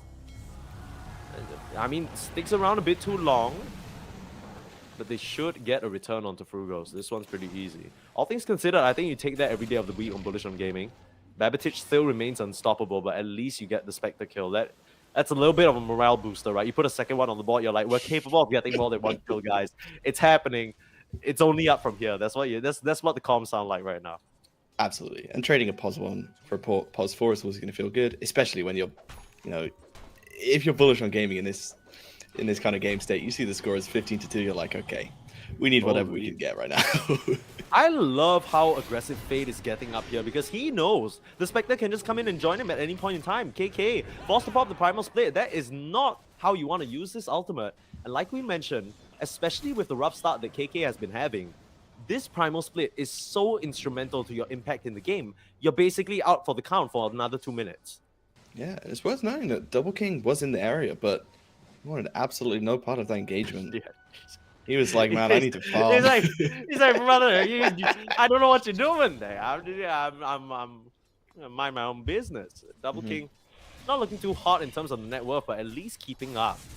And it's no surprise to see Spectre at below Double King, right? He's built up that Maelstrom, has a bit of sort of farming amplification for himself with that Blood Rage maxed out, and he should be able to power farm a lot higher, a lot faster than Spec, who seems like she just relies purely on getting involved in these fights. It's done well for them so far, but Fate, top of the net worth, feeling so powerful as the Lycan, already has the helm of the Overlord complete, and the Dragon and the gang gonna beat into this Roche. This is very, very early, but with the advantage that they have, I'm liking this move. Yeah, I love this move from Sporkface. Make the most of your advantage while you have it. You know that this Lycan is a hero that is, his best phase of the game is this sort of early to mid game. So make the most of it. Just go on your Overlord. Why not take the first rush of the game? Make sure your Spectre has 2 lives. But onto KK, the catch. Brewmaster goes down again. That is painful. KK just has not been having a good game, and maybe that's why he got mited. He already knew he was gonna struggle. He's like, I don't know about you, but whenever I see my games getting rough, I buy a Midas because I'm just like, I'm gonna need some time.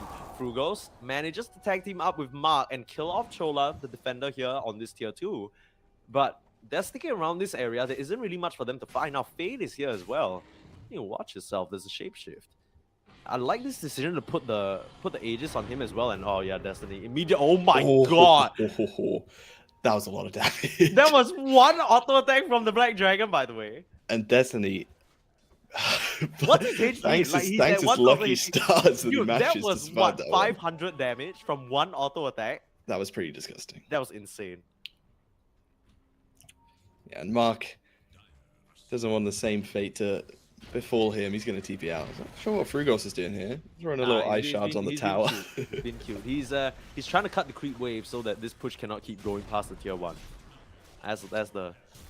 That's the big brain play right there. That's the Schofield-ass move if I've ever seen one. Didn't And quite dying succeed, here though. is equally Schofield-ass This is a move. very Schofield. This is Schofield on my screen right now. He's gonna buy time. He's gonna waste. Very time. Schofield-esque move number 3.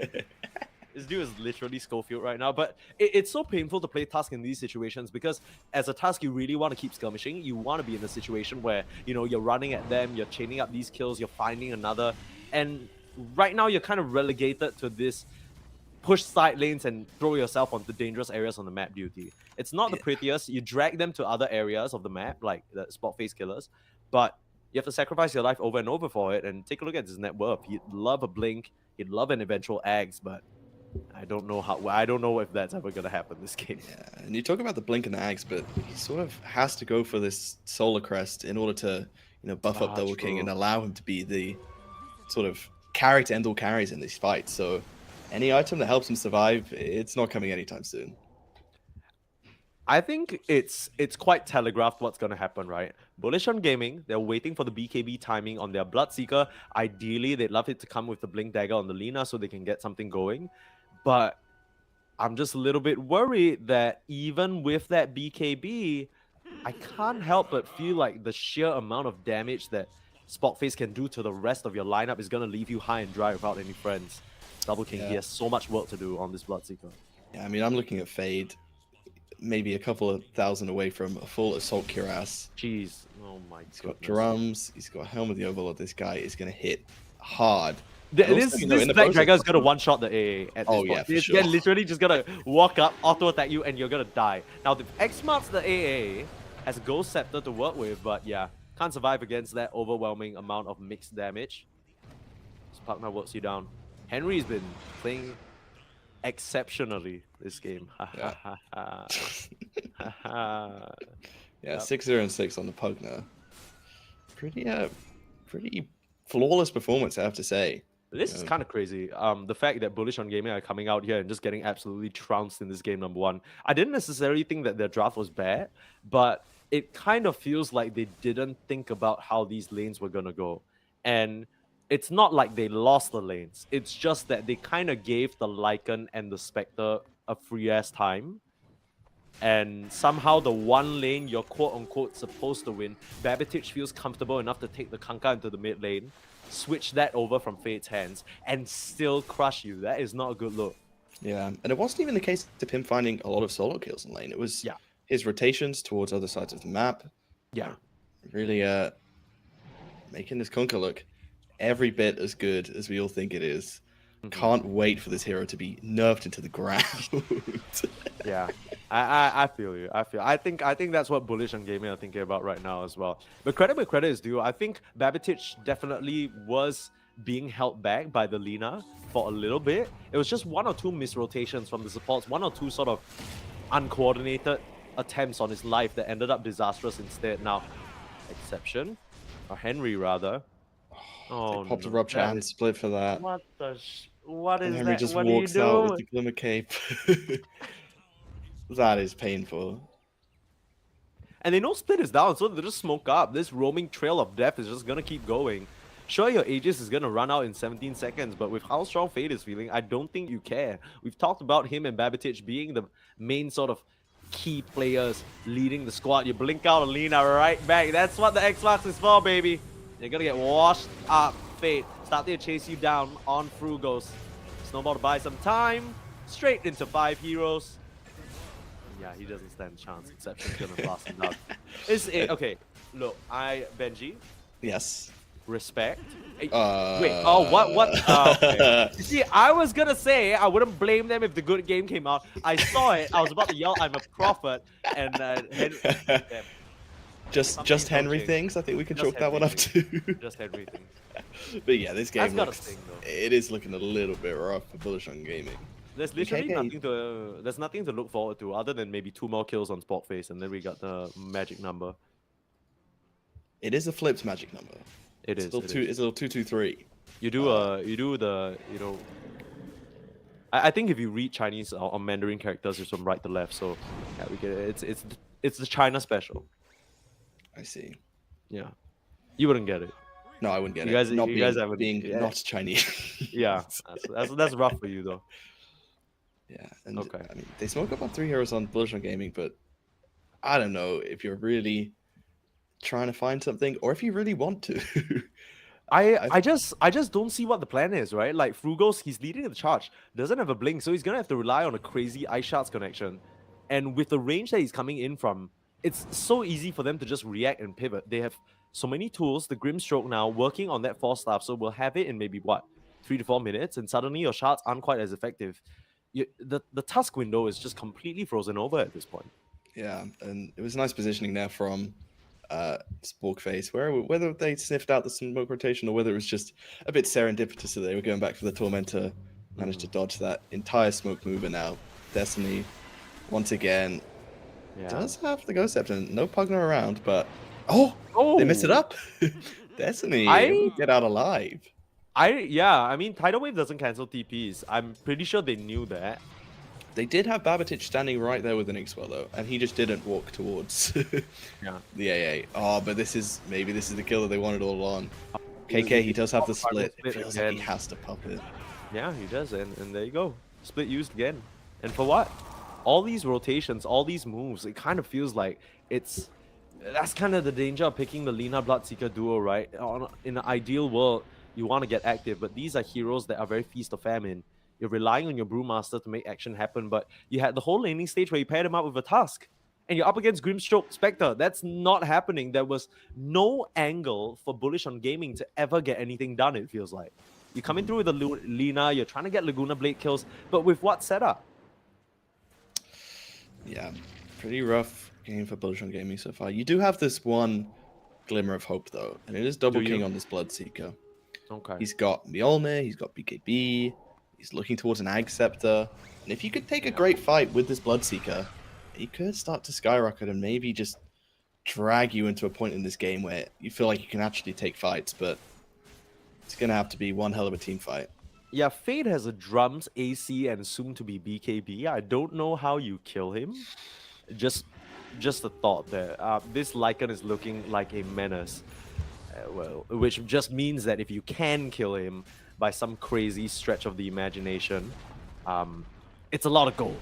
But it doesn't look likely right now. You can see that Bullish on Gaming, it's the Frugos Mark hit squad, right? But it feels like it's 10 minutes too late. Babatich, he's found Double King here all alone, forcing that BKB pop. That is not what you want. It just feels like the continuous story for Bullish on Gaming here is you came into this game, you had an idea for a very cutthroat draft. You come through with the Lina, whoa, crazy first pick punch.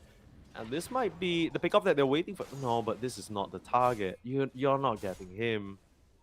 And you can immediately see them give up. Yeah. Especially without Double King in the area, it's just not happening. Yeah. Frugos, stick around, you might just get Tidebringer and reveal. You gotta watch yourself. Okay. Bench.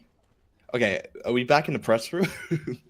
Bench, we are back in the press room. Okay. And it's your best journalist. It's your best journalist, okay? You know, I've been doing a great job for you this entire year. With this story, I think I might get a raise, okay? We'll see about that. I have an angle for them to come back. So what they're going to do is Frugos, as you can see, he's going to cut every single creep wave. In 20 minutes, he will have an Aghanim Scepter, you Rupture, Walrus Kick, Brewmaster, Astral Pull. That's a lot of distance. That's a lot of distance. That's going to take them all the way. Back in the real world, it does appear as though Double King is dead. So that one glimmer of hope that they had Yeah, see, has apart been of that, quickly snuffed out. you needed the rupture, so him being dead is gonna be a little bit of a problem. But hear me out, you know, in 43 seconds, he'll be up so that he can wait the 20 minutes for the task to get his aghanims. It's all coming together. You just gotta wait. You gotta believe, Benj. You don't believe in any Dota. I mean, KK right now, he doesn't really have anything to believe in. He's down and out. It's I am more than anything surprised that they haven't called GG yet, but I guess in a way it's fighting spirit or just trying to catch the opponents off guard. In a way, you don't want to just keel over in this game, number one, but I don't know what other option you have. It's a nice Ice Blast onto 3 with the shard, locks them in place for absolutely nothing, as Mark is just gonna get soulbound up and killed off. Frugos as well. I mean, what is going on? It doesn't feel like Bullish on Gaming have ever taken a team fight this game. I feel like every Bullish on single Gaming have played Dota this game. Yeah, it just feels like every single engagement it's been, you know, numbers positively favoring Sporkface. It's been ganks to try and find these heroes. You know, they've even in the engagements where Sporkface haven't found kills, they've still found favorable trades in terms of forcing big cooldowns, you know, popping items. Like, for example, earlier we saw Double King have to pop his BKB, which means that when they went to gank him, he didn't have it. It was still on cooldown for about 10 seconds. Yeah. Sporkface have just had the best of every single engagement. Double King, TP out from Babatich, no way to stop it. You almost kill yourself, by the way. Double King. Oh, Ice Blast. It's gonna land on a full HP Kunkka. Let's watch it. Let's go. Come on. This is about to be the most, and it doesn't even connect. Just a bit outside. Story of this game. Actually, story of this game. You know what? Look. Let's you know that these Bullish on Gaming players, in the back of their mind, they're like, okay, there's a bit of a GG criteria, right? If this happens, we GG out. Is it Bloodseeker death? Is it a... Okay, they're about to take Roche. So clearly, they're ticking off all the boxes to see just what it's going to take for Bullish on Gaming to tap out. Held on so far, but I'll be honest, I don't see the angle. I think the GG criteria is the Bloodseeker death. He doesn't have buyback. He's really the only hope that I feel like you have in this game. So I think if he gets caught one more time, we might see the 2 Gs dropped, Michael. He is about 100 gold away from his Axe, though. Yeah, Copium. If he can get this online, then maybe they will try and take one Hail Mary team fight. I mean, we talked about the beauty of the Bloodseeker pick. It's very much down to, you know, your teammates doing damage, and when they're not doing damage, you kind of need to take matters into your own hands. I've been really liking this build up a bit more, and you kind of have to get in there anyway, so why not, right? I think this is the only logical choice here. KK, gonna be a little cheeky with that Storm Header, deny Bounty Room, but that's perhaps the most significant play he's made the whole game. Destiny is between a rock and a hard place on this bot side of the map, but it looks like they don't know. So he's going to continue farming up this medium cap. Free farm. And has the big boy Philly as well, so he is stacked. Getting loaded in the finance department. That's what's going on. Shard for the Bloodseeker. And that's actually a very nice shard. Yeah. Getting that max health on the Blood Rage, very nice against the Lycan and the Kunkka, these tanky heroes. We'll see whether it ends up making a difference. So it can't help. I think it's exactly what you say. It can't help but feel like this is going to be the last hurrah. And if Double King gets caught out here, forced to pop his BKB, tagged up by a Torrent, pulled back by the Tidal Wave. You're going to try and start fighting now. Rupture out, but where is the backup? Nowhere to be found. Ice Blast once again coming through onto what? What is the setup? The Brewmaster is it's not even in the vicinity. He's just in his own base, and they can just wait this one out and go back to the high ground. Age is still on the Spectre for another 3 minutes, and he's just going to be healed up to full. It feels like this Sporkface Killaz lineup is impenetrable. I don't know who you kill. Apart from one pick-off in the bot side when he was defending, Chola and Henry have been doing such a good job in terms of keeping wherever their cores are, making sure not to get picked off at any point in time by this roaming Frugos and Mark duo. And Double King, you don't have a BKB, you need to watch yourself, homie. Yeah, it feels like it's been a near flawless game from pretty much everyone on Sporkface. I mean, they just haven't put a foot wrong. And while it hasn't been, you know, super flashy, super impressive plays. They've just made the right move at what feels like every single occasion in this game. Now, Making the what BKB looks like now. it's going to be the final team fight. They want to make things happen here, but the only thing that's gonna happen is they're gonna die in a KK is very gonna get the split off. anticlimactic way. I don't even, yeah, GG's.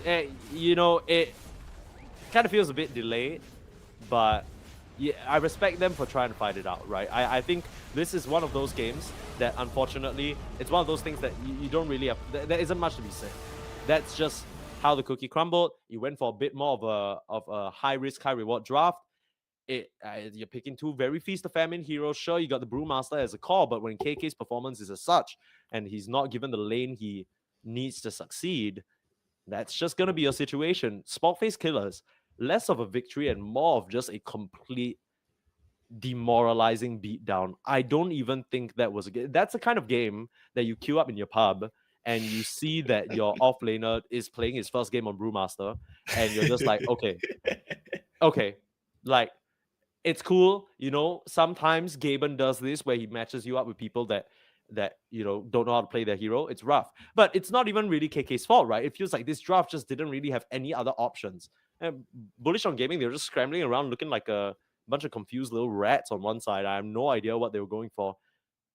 It eludes me, Benji. Can you tell me what they were thinking? I don't think I can help you there, Mikey, but I have to say for Bullish on Gaming, I would like to see them switch up the strategy in Game 2. I think it's kind of necessary given how one-sided this game was. But going for this Lena first pick, you know, it was a nice idea, but I'd like to see them switch it up. You know, pick a hero that at least you can flex if you're not going to grab one of these, you know, meta supports like, you know, the Pugnal or the Grimstroke that we saw was available. It just felt like Sporkface Killaz, they were able to exploit this Lena first pick so much. I mean, literally all of their heroes excel at getting on top of this Lena, disabling her and killing her. So, yeah, going to need to be a big reset for Bullish on Gaming coming into Game 2. But, you know, these guys are the Tournament 2 champions for a reason. I think they can punch back, but it is going to need a heavy mental reset after that. Demolition of Game 1. Yeah, it is looking rough. Let's hear an angle before we go for a short break. Benji, you're the analyst. Give me something. What is the juice? What do Bullish on Gaming do? What can they go back to? You think that they'll come out swinging in this game number 2? A lot of ideas are coming into my head, but most of them were first phase banned by Sporkface Killaz. So maybe it's hope that Sporkface Killaz change up their strategy in Game 2 for no reason. Yeah, we'll have to bank on that hope as we go for a short break. We'll be right back with this game number 2. Let's see whether Sporkface Killaz can just completely rout and crush their opponents, or whether Bullish on Gaming, the previous champions, can show us a little bit of that championship material. We'll be back after a short bit. KK gets another proc. That's a scary. Mel's Strike is plenty strong enough for tag team. Yeah, and you know, Frugas gets the pull off to the hard camp, Should've but been it's only gonna serve. Oh, sorry, Side, Double King and Fade duking it out. Fade sort of looked like Double King was backing off at the time that it was cast. Mark though made a rotation, found Henry. Should be a dead Skywrath. Onto the camp. Prevent any further blocks, but action here. Destiny Mark and diving Mark in deep for the again. kill. Henry just respawned. Breaker charging on Grimstroke. Bound the strike to stall him out. He begins to walk out. Things good so far. Snowball saved the re-engage onto Bristleback first, but the Walrus Punch comes out. Grimstroke immediately dead. Chola a little bit off on an island. Frogas just sort of tanking attention for a little bit. Mark, is he going to try to walk out here? No, the re-engage gets Chola on the backside. Bristleback he gets Babatich, and there comes the big Wukong's command. He's duking it out. 2v1 here. Is he going to get Joswell on the back? Around for Lifestealer to poke his head out. Double King. A little too smart. A little too experienced to kind of fall into that. Upside, there is an engagement. It looks like Jaws stuck inside of a Wukong's command. I don't know if Chola has any of that magic. Got a shards into the snowball. Gonna buy a little bit more time, but it seems like it's just gonna be too. Do they have the control? One bash comes out. Oh my god, the TA damage. Snowball in. Is he gonna reverse escape? snowball? But the bristles are still proccing from There's the no way snowball. he's going back in. You'll never put me back. Wrath. Oh my god. Oh, Fade blasts in with the crush at the ready. King Regent says, from hey, Beth. what's up, guys? I'm flying in too. Mark's in the middle of 3 people. Kind of Starter's stuck down. with Babbage. Tuska's down.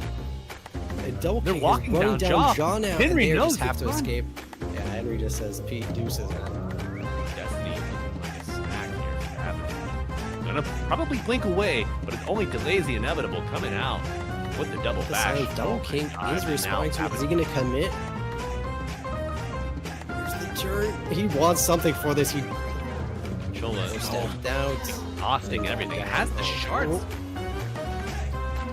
Yaw is back, but what can they do? Fade jumps in, crush onto 2. Belt Strike attacking away. The Wukong's command says, fade away. One last Brax to build up. And Fade is behind enemy lines, getting hit by. We're going to spot him again. Speaking of Are they distractions, full commit? They silence. Fade Caught hits out the here. big crush. The buyback on Spirit Breaker and the immediate charge coming out To be on able the to kill Bristol. this. He's charged, but Oh, the whole team is Bullish gating is on through. course. Party's here, but you already have 1 member dead, 2 members dead as Tusk hence. Now Jaw's just getting run down by Double King. I think they guessed the wrong direction. It looks like he's going to be out okay. Quickly creeping up these lines. A ton of sentries. Oh, and the infest into the Bristol is going to afford some damage on a Babbage, and the I was just looking for Right. couriers at this point. Wukong's command comes out on the tier 4's holy. Tusk instantly dead, Jaw dead as well with buyback immediately. Starter comes back as well. The 1 tier 4 tower is down. Are they just going to rush it? Fortify comes through. 3 buyback. Backing off. Blink Wukong rush. command number 2. They've found Fade. What can he do? He's dead That's a already. They dieback. tried to snowball save. That's going to be a dead Tusk as well, just in a moment. But they want Jaw. Mark and KK both running him down. They know his team can handle the Tusk in the back, and that is Jaw dead. That is no buyback. And that is going to be the end of the game. The triple GG's coming out from involved. Mark. GG's calling, as he said. And Bullish stampeding their way to the finals with a 2-0 victory over Sporkface. Oh, here's Frugos, though. Finding the vision onto the Sand King. A huge cost finale does hurt this Tusk quite a bit, but no one's really finding a kill. A Stroke of Fate. Inkswell onto the Tusk, chasing down this Sand King. A stun. Do they have vision? They don't. Sees him with a nice ward. Spectre's dead though. Running up. There's a Poison Touch. Shadow Wave as well from the Dazzle. Heals are going to be enough, but they get the return kill onto B-God.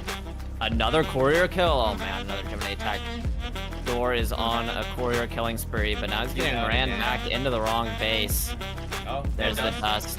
Shikuchi isn't going to do this. Escaping for Yodi Brody. Bot lane. Yeah, he's very deep in. Crit. Not enough though. Crit didn't feel like it hurt Got a very stun. much. He still has dust on him. Gets a stun up onto the Grimstroke. Yeah, there's Inkswell dust as well, so they're going to have vision. Struck Fade off. Woke up today. I woke up today, and I was like, look, bench, we're gonna get a good game of Dota. We're gonna get some NA Dota. The juice, the sauce. The We've had sauce. 2 seasons. We've been in this 2 seasons already. Season 4 was banging a lot of crazy games. And then we come in today, we sit up, we're like, oh, we get to cast the previous champions. Whoa, we've already followed Sporkface Killaz in some of our games. Cool stuff. Love Babbage. Love Fade. And then, is that a game? How would you describe it? I would liken it to when you wake up and then you realize that you're feeling a little hot, right? And you're like, you have no, hear me out. Let You him wake cook. up. Let Yeah, him let me cook. cook. Hold on, I'm getting to the good part. His intro spiel is gonna be like 5 minutes long. Yeah, you've just joined my my monologue actually. Yeah. Look, you wake up, you're feeling Mhm. a bit hot, and I don't mean you think you look good. I'm saying temperature. And you're like, man, I'm really excited today because I have this music festival that I booked out and I bought tickets for 1 year ago. I'm about to see my favorite artist. Okay. And then you take a COVID test and realize you're positive. That is what this feels like. I'm like, what is going? I'm like, okay, Mark played on C-Dub. Show me the stuff. Frugos, I respect that name. Double King. There's Benji's boy right there. And Benji's boy just can't okay, to be fair, it's not really his fault. I don't really draft issue. I think draft issue. Okay, okay, Yeah. that's it. You really think that's it? Okay, maybe some gameplay issue also, but I think mainly draft issue. And the good thing about a draft issue is it's fixable. Getting better at the game between games 1 and 2, not usually fixable. So I have a bit of faith in Bullish on Gaming to be able to sort of rein it in game 2, maybe make it the comeback of all comebacks. Yeah, it's also hoping for a kind more of, competitive game 2, I think. for sure. And it's also weird because we're saying this about the team that Ting Ting were the champions of last tournament, right? Yeah. It's kind of hard to believe that when you see what just happened to them. You'd imagine that they had to pull out some crazy stops and really bring their A game to defeat Yodi Brody Nexus. And this is kind of like their E game, right? It's like kind of down the list, you know. Maybe it's pre-loved, you know. You pick it up from the shelf, you're like, yeah, I could do it. It's $2, not that big of a deal, right? It's not kind of you don't go to the game store for this game for sure. But here we are. We will have ourselves a second game, as is how a best of 3 works. Typically, Killaz and Bullish you do get a second game. You get the first game and then you get the second game. So Unless you just tap out of pure shame, which not gonna honestly, happen. Bullish on Gaming, troopers. too much pride for that. Okay. I think. I can tell from how they played the. There's so much pride. Okay, Bullish on Gaming though. I think they don't want to go that. Obviously, they wouldn't want to go down so lightly just because defending champions. You know, there is, like you said, some pride there. Jokes aside and all. Sporkface Killaz though, I think it's a very unfortunate situation because what are some of their best heroes? The Kunkka, right? The Pugna. And what are some of Double King's best heroes?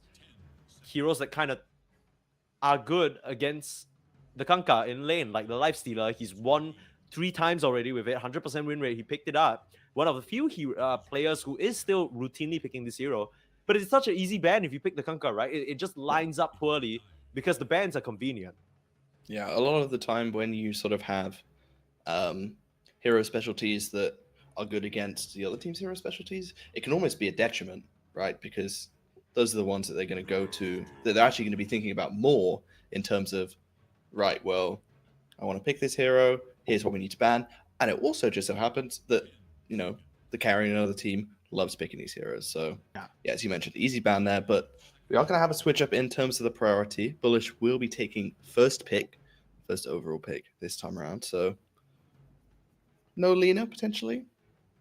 God, I hope not. I mean, we will have to keep our eye out on what actually gets led through the draft because I think Bullish on Gaming, the key mistake for me there was that they didn't really utilize their first phase well enough. First pick the Lina, banned out a couple of heroes that supposedly would keep the Lina safe. Felt almost forced to pick the Tusk because of the save and just the rotation potential because we know Lina isn't getting anything done by herself until 40 minutes with X, right?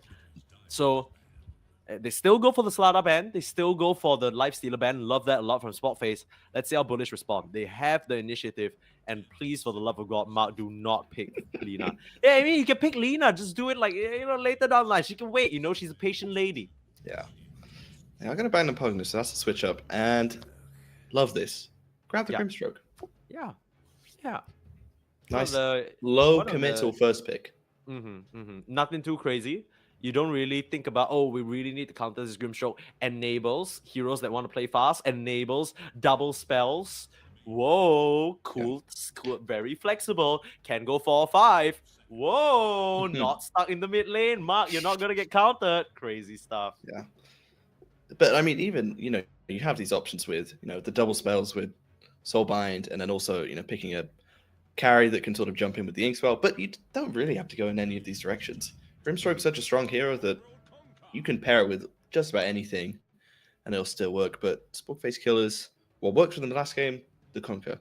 And, you know, when you see Babbage have such a good game on it in that first game, and the ability that you can flex it between 2 and 3, seems like a no-brainer to just go back for it. Yeah, I mean, this was the only thing that they left. They banned the Pugna. This was still their first pick overall anyway, so no reason not to go back for it. It might get a little bit tripped up now with the Grimstroke because there's a lot of ways for Grim to hamper with the Kunkka's combo, whether it's silencing him or, you know, once you get the shot, the Ink Spell, Dispel. halfway through a torrent or whatnot, being able to break you free of that combo could be very useful here. Going back for the Phoenix ban though, Bullish on gaming. Want to limit what Chola can bring out here.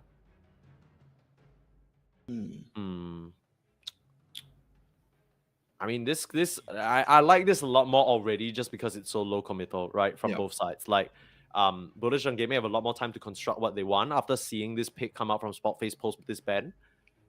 And Spectre actually taken out for them. So I thought they might have wanted to grab it for themselves.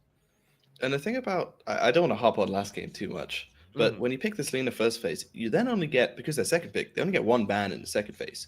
So you get one ban to protect your Lina, and then Sporkface have 3 picks to be able to completely address it. So in this game, Bullish on gaming, they go with the lower committal first pick, they don't have 2 bans, and they can start to assess their options a lot more and fill out their draft with these next 3 picks. Heroes that are still available. Ooh, look, okay. I've been casting a little bit of Southeast Asia tier 2 Dota, tier 3 Dota. And these folks love their gyrocopter support. This shit is it's back. And I couldn't be happy. I love it. You know me. I love my gyrocopter. Hilarious ass hero. I think it does so much damage. A lot of good follow-up damage onto whatever the Kunka's trying to set up as well. You should always have more than enough time for the homing rocket to land.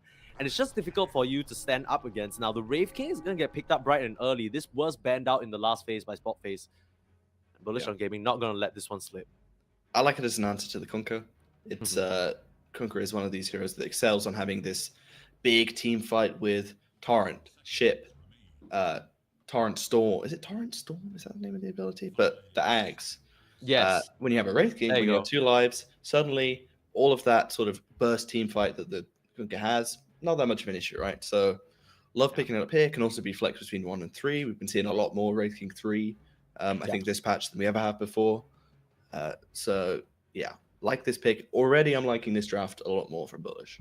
Oh, for sure. And you can already see some plays potentially being made, right? That's just kind of the Grimstroke effect. You run through Wraith King Grimstroke combo. If you ever get caught with your pants down on the gyrocopter, or maybe if you leave your carry up here high and dry, you summon a couple skeletons, pop the Inkswell on him, he's dead, right? It's very feasible.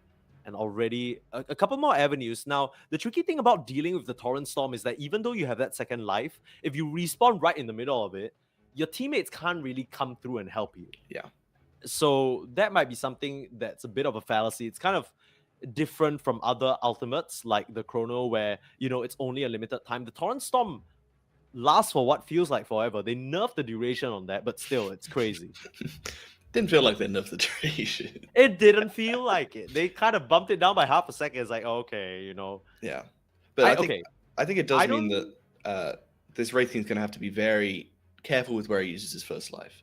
Because if he gives it away cheaply and then he's in the middle of a Torrent Storm, he's going to be in a lot of trouble. But go back for the Tusk. Okay. I don't hate it. Obviously didn't have the greatest games last game, but I think in a game like this, again, I think it all goes back to this Grimstroke pick. When you have Tusk plus AA doesn't really do a whole lot in fights. It throws out the Ice Blast, but you're kind of, between your support duo, you're relying on the Tusk to make a lot happen. With Grimstroke, that pressure is no longer there. You're allowed to sort of play a bit more freely, you know, make some plays that you wouldn't really otherwise have the scope to be able to when comparing it to the draft from last game. Yeah, I definitely see what you're saying. I mean, Tusk, there were so many situations where it felt like they were just lacking that little bit of oomph or that little bit of damage, and that's where Grimstroke comes into play. And we've seen it as a response to the gyrocopter quite a bit, right? So it's doubly good. You're not only running it back on a hero you've sort of a little bit warmed up on. I don't know whether you count last game as a warm-up, but still, at least you're getting those key presses in. But it's a very easy response to the homing missile. Yeah. Right? Every single time it's coming for you, you just pop up, knock on a creep, just gets disjointed. It's easy business. I would like to see perhaps Frugos and Destiny switch it up, whether it's on the heroes or whether it's in the lanes. I think the Tusk +1 in terms of another melee laner could be detrimental for them as they snatch up the Invoker. I have a feeling this is going to be Henry, but also could be played by Babatich. We don't know. You could move this Invoker over to 2, shift the Kunkka to 3. Still quite a bit of flex, and that is the advantage of having played this 4 Invoker before. Luna, a hero, not going to be Flex though. That's going to be your one position on Ja. Whoa, Sporkface Killaz. They gotta. I don't know if you see the time. They wanna deal with this quick. They wanna move on. Luna is a hero that I personally hate. I think it's dumb because, look, yeah, okay. You look. You look annoyed that I said that. Why? What? No, what I'm is not. it? I'm Are not you a Luna annoyed. lover? Is it because No, he's no. Irish? I am agreeing with. Is Okay. she Irish? I don't know. She sounds like it. Scottish, I think. Okay, close enough. How they flee. I'm about to piss a Yeah, lot of people. Scottish. Yeah, Okay. yeah. You've pissed I off gotta the watch entire nation of myself. Scotland there. Nice. Okay. Sorry, Um, Scotland. Anyways. But yeah, the thing with Luna is you have, to me, it always feels like there's one fight in the middle of the game. If you win the fight, you're looking good. You're going to be able to hit high ground. You're going to be able to do a lot of damage to the base. However, if you lose that fight, you feel so weak as Luna. So it's a very boom or bust, feast or famine hero. So interesting to see how Ja plays this one. Can I reply with a Pango on Bullish on Gaming? I think it's a very different feast of famine, and that's kind of why I hate it, right? Because it's not like with a Bloodseeker with a Lina, if you ever sort of got a good fight, you're suddenly back on top. But with the thing with Lina is that she follows a very set trajectory. If you get derailed at any point in time, as early as the laning stage, if you get forced out, suddenly your farm isn't as good. Your team needs to buy so much space for you. If you just kind of get pushed off that timing or that sort of linear path that you have a little bit, the Luna just looks so weak. Sure, she got a couple of new tools in the shot that allows her to actually fight toe-to-toe with some of these stronger late-game carries. But, if I look to last game, I believe Sporkface Killaz have the gusto to execute it, right? They were playing very clean. Everyone was hitting every single thing they needed to. And you have to keep in mind, Alacrity Luna going to go burr. But the Pango is a really good response, even though you have the touch shots that might jank you up in the fight. Very good combo with the Grimstroke. Bullish on Gaming. They weren't playing Dota last game. And at least with these picks, they look that they can play a bit of Dota. Yeah, it feels like a lot more forgiving this draft than it was last time. Interesting to see how Sporkface Killaz choose to set up their lanes. We mentioned about this Invoker either going 4 or 2, so I guess they're looking for either a support or a mid pick with this last one. Or, I mean, you could still go for an offlaner.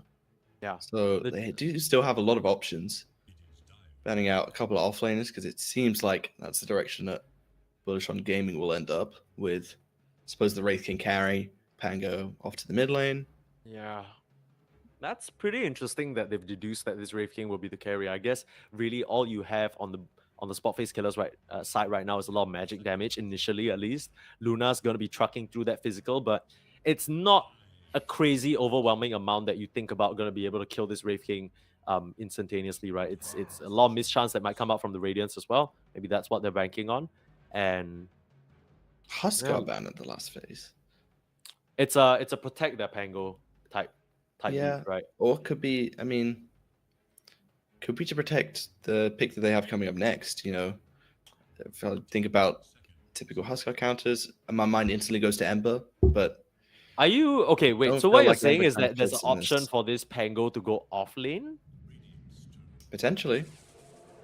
No, it is going to be the Axe off lane. So Pango to the mid. You don't seem too big of a fan of the Axe final pick. I like the Axe. I once again am worried about this Tusk. I guess it's a lot more forgiving now because you have a Luna, right? If you just kind of square up on her with the Axe and you roll on top of her, it's very difficult for the Gyrocopter to peel you off. Maybe if the Invoker goes cross-wax, then he can tornado you and buy a bit of time. Yeah. But Bullish on Gaming, it's very clear what their draft wants to do. 4 heroes that want to collapse, 1 Grimstroke that holds you in place, and Sporkface will actually be the ones to pick up the Lina themselves. So it's going to be a bit of a rough matchup for Mark in that mid lane as Babitich going to pilot that flaming hot lady that Bullish on Gaming made look lukewarm at best. Yeah, I would definitely describe it as lukewarm. I think actually it doesn't look like that bad of an Axe game. I think that picking the Axe here is nice because you have other forms of initiation, right? You have Pango who's going to roll in.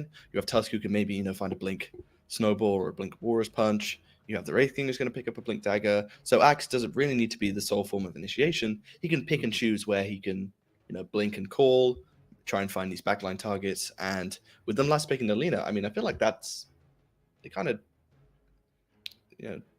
hand-pick the target for you. That's what who you want to be finding in these fights.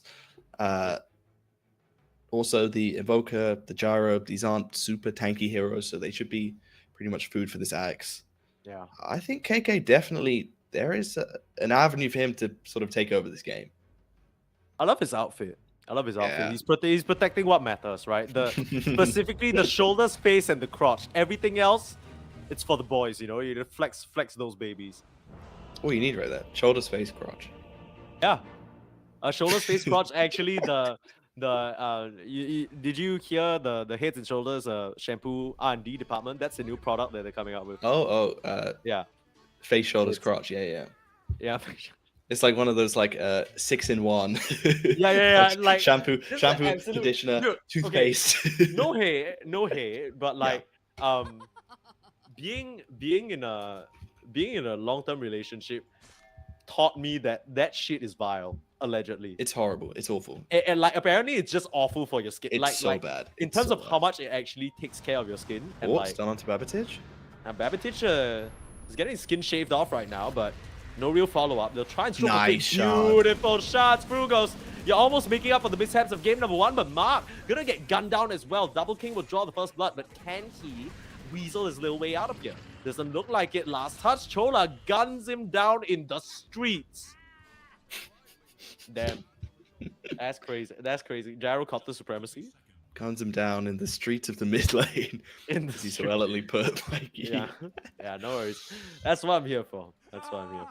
Yeah, I would say pretty... it probably does favor Sporkface a little bit, but for Bullish on Gaming, you can at least take solace in the fact that you got the first blood onto Babbage, and who picked up that one? It was Double King, so even though he dies, gains a bit of gold there.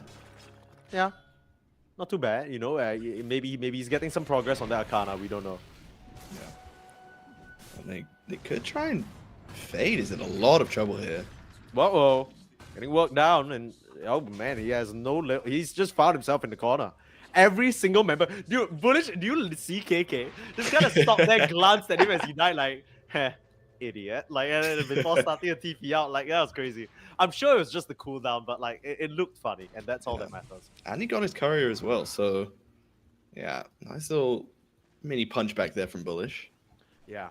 Fade and Babbage, like we mentioned from the very get-go, have been the instrumental players. If you're able to shut them down, I think Fade is so used to having excellent games on his offlane Kunkka, when really it's a pick that might be quite abusable, right? If Double King and Frugos just tag team up and start punching him down, apart from the Torrent, there isn't really much you do. Yeah, I'm looking at this bottom lane though.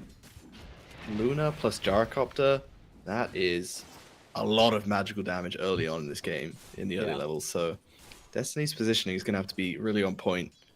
For KK, he's going to get that Vanguard fairly quickly. He shouldn't really have to worry about it too much, but definitely Destiny, if he steps up a bit too far, he could find himself doing a bit of chain feeding. Yeah, there's a lot of chain feeding last game. It wouldn't be much different. Mid lane, Mark is suffering right now. Babbage once again laying out the punches. Poor little Mark has to sip on that bottle under the tower like a wee infant. It's not looking too hot. It's a tough matchup. It's kind of similar to how we talked about the Kunkka versus the Lina last game, but whereas Kunkka is, quite a tanky hero, Pango, not the same. So Mark may just be resigned to trying to find what CS he can with the Shield Crest and the Swashbuckle, while Babbage is going to try and amp up the harass onto this Pango as much as he possibly can. I love that you draw that comparison, because in theory they're very similar, right? They both have sort of long-range harass that they can put out in tandem with clearing the creep wave. But Mark, he's just getting his ass handed to him right now. Babbage non-stop with these auto attacks. As long as he keeps those fiery soul stacks up, it's just so much attack speed and damage. You're getting burnt up by these Dragon Slaves as well. Yeah, already healthy CS lead. CS lead, sorry, for Babbage. Nice. 15 of 5, going to go ahead and claim that top water room. Getting swell out. Trying to commit into Chola, but Chola will commit right back. Right, that's kind of the danger of the Gyrocopter. If you don't gun him down in one fell swoop, he can just stand his ground and just punch you back like real hard.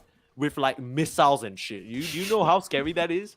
Have you ever been punched by a missile? Oh my god. I have not, because I think if I was Even punched by a the- missile, I wouldn't be here to you- talk you- to you about it. Right, like, and also all the head, shoulder, and crotch wouldn't do anything about it. No, it would not. None of that 9-in-1 shampoo and conditioner that I'm sure that Yeah, KK is using. yeah. Maybe that's why he's red in color. You know what I mean? Like it's done unimaginable things to his skin. Now, complete Oh, my miscommunication here as goodness. Destiny's like, let's go in, and KK is like, I'm not doing any of that. Throw out a homing missile now onto Destiny. Just gonna get Rocket Barrage down. You're looking for a last bit of mana for the Lucent Beam. You'll find it. Meanwhile, top side, the Invoker going down to Frugos as well. Oh wait, no. It's No. actually Double King who goes down. It was a Very beautiful sad. play. We didn't have the camera on it, but Fade found such a nice torrent onto both the Wraith King and the Tusk, and then the Sunstrike came in from Henry. Frugos taking a lot of damage. He's gonna tick down. Oh, survives on 10 HP. Yeah. Frugos, I don't know if you want to stick around. A random straight auto attack from Henry is just gonna end your whole career right here. Yeah, he's got no regen. He's gonna have to walk Set. base. Yeah, sad little walk back. Double King. This lane, it's like what I said. I just don't think as KK getting the kill into Jar. Nice combination, but he ends up trading his life for it. So you get the EXP, not too bad. It take advantage of Chola heading to the mid lane to help out Babatich. Not that Babatich really needs any help, my lord Mark. Oh my goodness. He's struggling. is, He's having a tough you- time this lane. You think he's gonna ask X to TP to the mid lane to refill his bottle? Nah. Nah, Frugos is gonna get the order. Yeah. The executive order comes in from the high powers. Frugos picks it up. He has to. But this is kind of what I was a little worried about, right? I was mentioning about some of the weaknesses of the Tusk lane. It almost feels like you need to full commit and get these kills for Tusk to feel effective. And Fate, he's already reached the point where he has 2 bracers and a chainmail. You're punching him. It's not really doing quite as much damage as you would hope. They have to back up just to dodge the torrent. And already Henry's there too. He can't even work through most of his HP. He's just gonna slowly tango up. This man is too tanky. Positioning of the shards though was a bit unfortunate, and the Double King had a really difficult time having to run around, which would have set him into prime torrent range, so couldn't fully commit for that kill on Fade. And yeah, with the double break. Oh my goodness. Henry Dota with the snipe onto Mark's Pango. This I was guy's gonna say, I shout out to Pop Tart, our observer, for keeping such a close eye on the mid lane because he knows just as well as we do. Mark is so close to death and he finally has it coming for him straight from the sky. KK. A nice rotation for Frugos. This might nice be Inkswell. exactly what they need. Inkswell holds him in place as well. You gotta pop it though. And there you have it. Chola not gonna stand a chance all alone between the split tank of the Rocket Barrage. It doesn't do quite as much damage. Another Sunstrike just off the mark. Good try from Henry. KK almost walked right back into that Sunstrike. I don't know if it's enough damage because it's only level 1. Yeah, it may not have been enough, but nice kill onto the Luna. Frugos making the rotation down here, and yeah, the Inkswell for KK was enough for him to be able to turn that engagement. They find a nice kill onto Jar, but I don't think he's sweating that one too much. I have a proposition for a Vanguard change. Okay, let's hear it. So- So we're in Ice Frog's office now.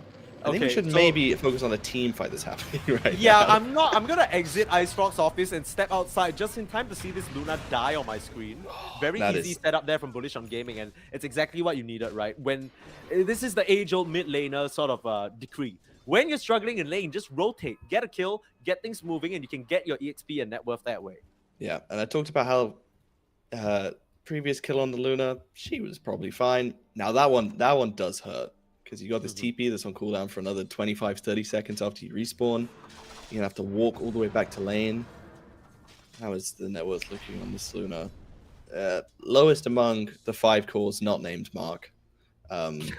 Speaking of, Sunstrike not even needed. Babatich. Was that Laguna? Out. that was a Laguna, but Nasty. Top side, Fade in some trouble. Snowball up onto him this time, but beautiful X marks play from him. Brings back Double King, has a little laugh at him. Hee hee, gets out there.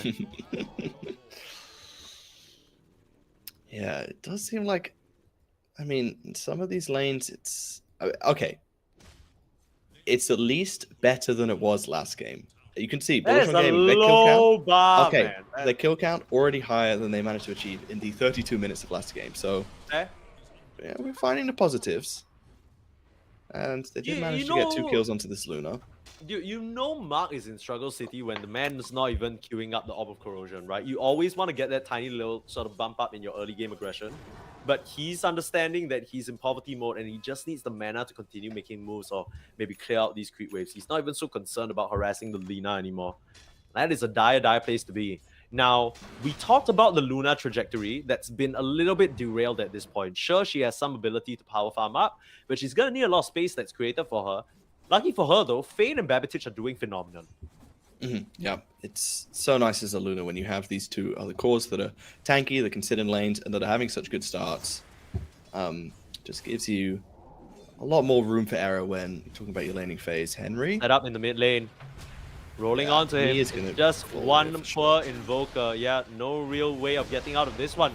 Buys a lot of time though, and beautiful tornado holding up all 3 of them. Frugos gonna stop for a D-ward. Might just cost him his life there as Babbage. In with a double damage. This Lina is trucking. Looking for the angle, the burn damage. That's the change, baby. Dragon Slave scorches every enemy in its path and burns them over time. What you gonna do about that? Well, in the case of Frugos, it would be die, Mikey. Yeah. Yes, thank you. You How much truly is that? are the I mean- analyst of all analysts. That burn damage is not a whole lot, but It's it was enough. enough. Yeah, Frugos was seeing very low after the Dragon Slave, so any sort of DOT. Immediately buys infused raindrops because he understands just how much nuke damage is coming out. And it's a tough situation too, right? Because it's so easily burned out by casual Dragon Slaves or Lucent Beams. Yeah. Potential move up here. Mark. Gonna try and make the roll out onto Chola, sorry. Stroke of Fate, easy kill. Rolling down the committer though, you do need to watch yourself. You know Fate's looking for that setup with the X marks, silence out, heads up play from Destiny to stop any type of shenanigans from coming through. You know the Kunkka was hungry for a little bit more. And I'm liking how Bullish are playing this. Just pairing Mark up with their supports, trying to find him these comeback kills because Pango is not a hero that can go off and farm jungle and recover that way. And you know, standing in this lane for too long, you know that this Lina is going to be able to find a kill on you. So yeah, making these, you know, whether it's using a smoke or just playing off the cooldown of the Rolling Thunder. And as we talk about smoke, here comes one down to the bot side of the map, converging. Oh, but who's trapped in here with who? Yeah, this is a tricky situation. The Soulbind holding both of them in place. You're going to lose Frugos, but at this point, you don't really care if you're able to get Babbage. But Babbage is a bit too big and bad. KK gonna run up here, but you ain't got nothing to work with but a blade mail. They're not gonna fall for that trick. Stroke of Fate, looking for the chop down, but Chola's still healthy thanks to those Seeds of Serenity. Keeping you alive. Destiny gonna go down. You get the chop down. KK now in between 4 enemy heroes. Nowhere to run, nowhere to hide. He's gonna get tossed up by the tornado. Henry claims another, and what was supposed to be a beautiful find onto Babbage looked like he was dead to rights there for a moment, but just literally guns them down in the streets. Yeah, Babbage. It looks like they may be able to find the first kill onto this Lina that they've had in a while, but nah, he just stands, able to get out with those right clicks, and then even with the axe coming in, Babbage realizes that, you know, if he gets anywhere close to this axe, he is going to be the victim of a call and a chop. So keeps his distance nicely, does not attack while the blade mail is active, and yeah, nicely played by Babbage and the entirety of Sporkface. Their rotations were pretty sharp there to be able to get back in and help them mid. This is what you need though, right? As Mark is going to commit a Rolling Thunder to get a double damage. Okay, buddy. Bye-bye I think now. that's worth it. Could I get guess caught at you the end of saw- this for all duration. Nah, he's gonna be fine. I guess you stop Babbage from working down That's- the mid tower. That's the That- thing, right? It's less of a you're hoping this DD comes to use, and more so that you just do not want it to come to use for Babbage. Yeah, but I mean, she's still gonna do it though, and now she's making a rotation up to the top side. Double King, who had quite a bit of liberty thanks to those aggressive moves from Bullish on Gaming in the bot side jungle, now feeling the pressure. Invoker burning the mana. He's still got enough for a nice little reincarnate though, and Frugos into play as well. Not enough damage to work down the Wraith King for now. Snowball still buying time, but the rocket coming through. The armlet toggle, it's beautiful from Double King, but is it going to be enough? You need a bit more backup. You need a bit more reinforcements here. And you can't really afford to show your face. So much random area damage between the Torrent and the Tidebringer. Oh, and whatever Babbage is Lina's looking. throwing out. Are you He's running a little in bit far to forward. Babbage? Nice He juke. is very, very weak in terms of the HP. Here comes Destiny holding you in place again, but do you have enough? The swashbuckle double damage now from Mark ends up paying off, and they kill off Babbage, work down the gyrocopter as well. And Bullish on Gaming for the first time in these 2 games, it feels like they're responding. Henry's gonna be able to run his way out of here with Ghost Wall. Oh, the dust. Dust Doesn't tag clip him. No, you know where he is though. You got the Ghost Walk effect, but without any vision, you're really just praying for him to walk back into range of that sentry. And Henry knows better. And he's just playing with them now. A little bit. Yeah, that dust was so close. I can't believe that didn't clip onto Henry, but yeah, huge comeback fight there for Bullish. Finally finding the kill onto Babbage, and Double King showing why they picked this Wraith King for him. You know, the armlet toggles there were on point, and not the best execution that you would have hoped out of Sporkface. There's a little bit of anti-synergy, missed the LSA, you know, Yules when the torrent was coming through, and that means that it's actually a pretty successful fight in the end for Bullish on Gaming when it seemed like it was going to go disastrously for them. It's kind of that situation where you're about to get sort of lit at a party, right? You got a nice drink in your hand, you're feeling good. You know, Babbage, he knows he's the man of the hour, right? He's rocking up with full drink in his hand, and then just as he crashes down, wanting to sink into the sofa and enjoy himself, he spills the drink all over himself. That's kind of what it feels like. I'm not really sure what he was doing, walking all the way up to Double King so that Double King could crit him in the face. But yeah, we know how that ends up. Babbage, you're going to have to watch your positioning a lot more. At the end of the day, you are squishy. That's the setup. Nice KK, call. it's a beautiful 2-man call. And the Luna, the timing, she's just going to get destroyed. Mark rolling in as well. And this is actually looking really good. But no reincarnate means the Double King goes down suddenly. Not quite as hot as it was. Babbage, untouched in the backside, starting to work them down. And 3 members for the Luna.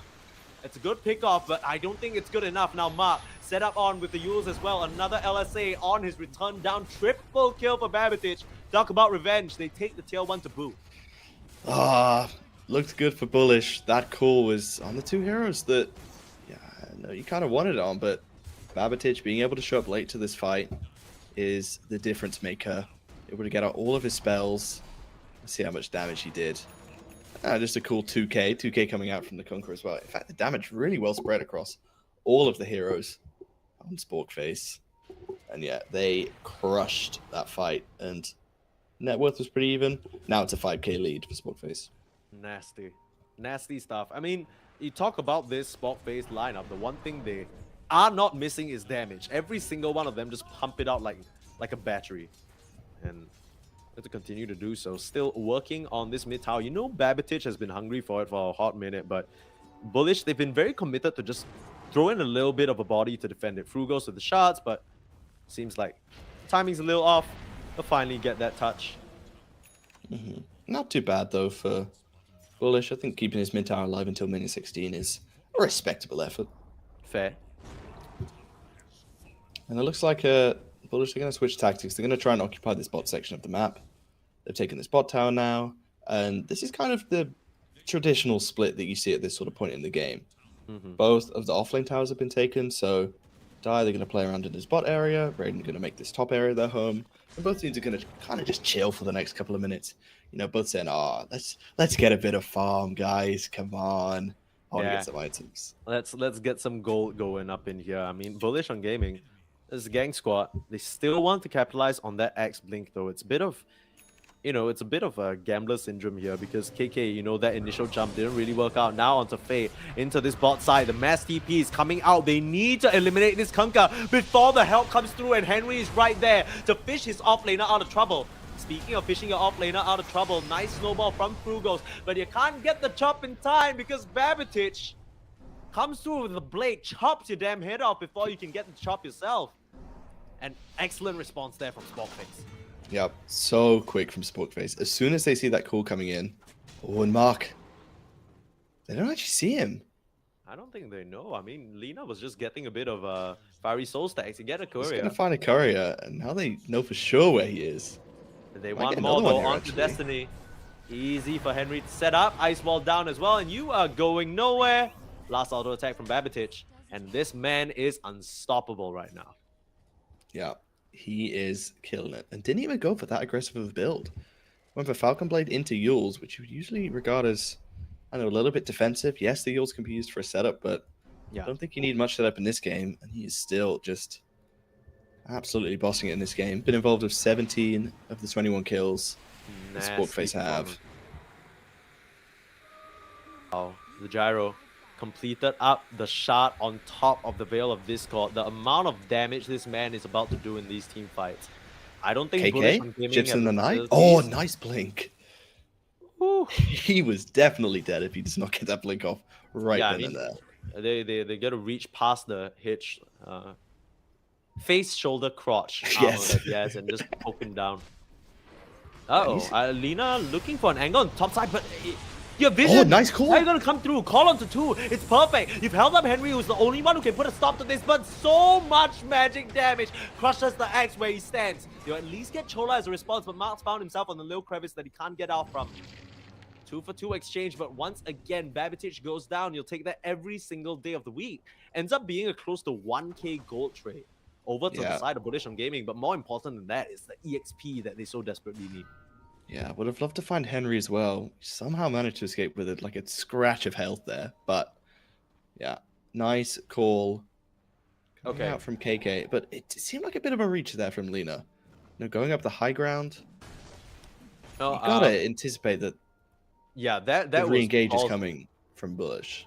I kind of felt like she, once again, similar situation, right? The sofa drink analogy. Like you're getting a bit too comfortable. You've built a bit more defensively, but you're not playing defensively, and ends up biting you in the butt. Now, okay, Pop Tart, I need you to keep the camera on Babitic right now as I pose an important question for Benji and the audience. What level is the Tusk? Don't look. It's a Don't Tusk. check. Have a Level guess. 8. Level 8.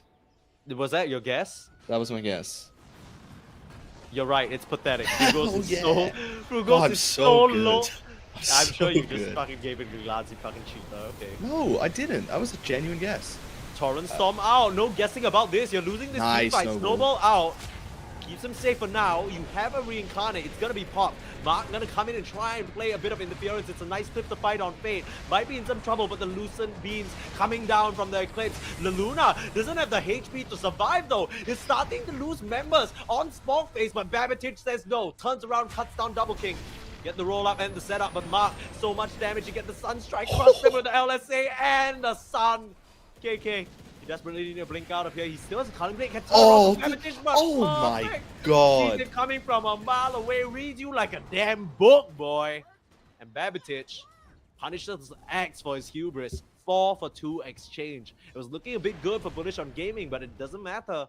Because Babitic is too good. Dude, Babitic is so good. What the hell? It looked for sure like he was going to die there, but manages to take out Mark, and then the prediction Yules onto the axe with...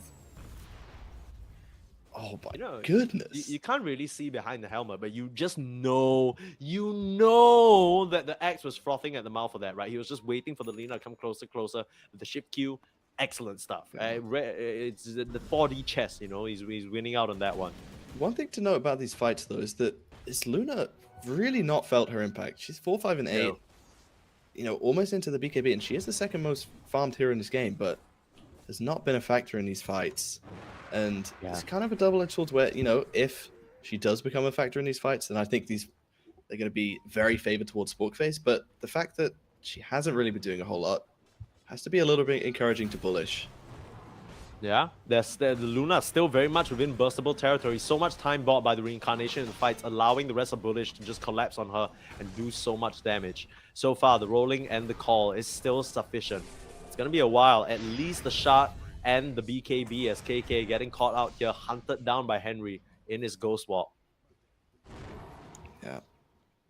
12th kill of the game for Babitic. About halfway to his Ags. Already has the bots, Yules, Aetherlens. They really need to get on top of this Lina in these fights because she's just allowed a free cast. Oh, it looks like they're going to try and get on top of her right now. I don't know Trying about to that TP out of there, TP. but Babitic, you knew what was happening, but couldn't quite take action on it fast enough. Oh, but they get double king. Yeah. In the mid lane, working him down, didn't have the reincarnate available. No, it looked like they burned his mana. Yeah? So the As EMP invokers do. coming out, yeah, wasn't able to get the wand off in time. So nicely synchronized there from the side of Sporkface. And turned what could have been a pretty sad death on the Lina into pretty even engagement. Yeah. I think KK, Damage was trying to they're just going to come and kill him right again. Yeah, it's tough. Let's get the call off.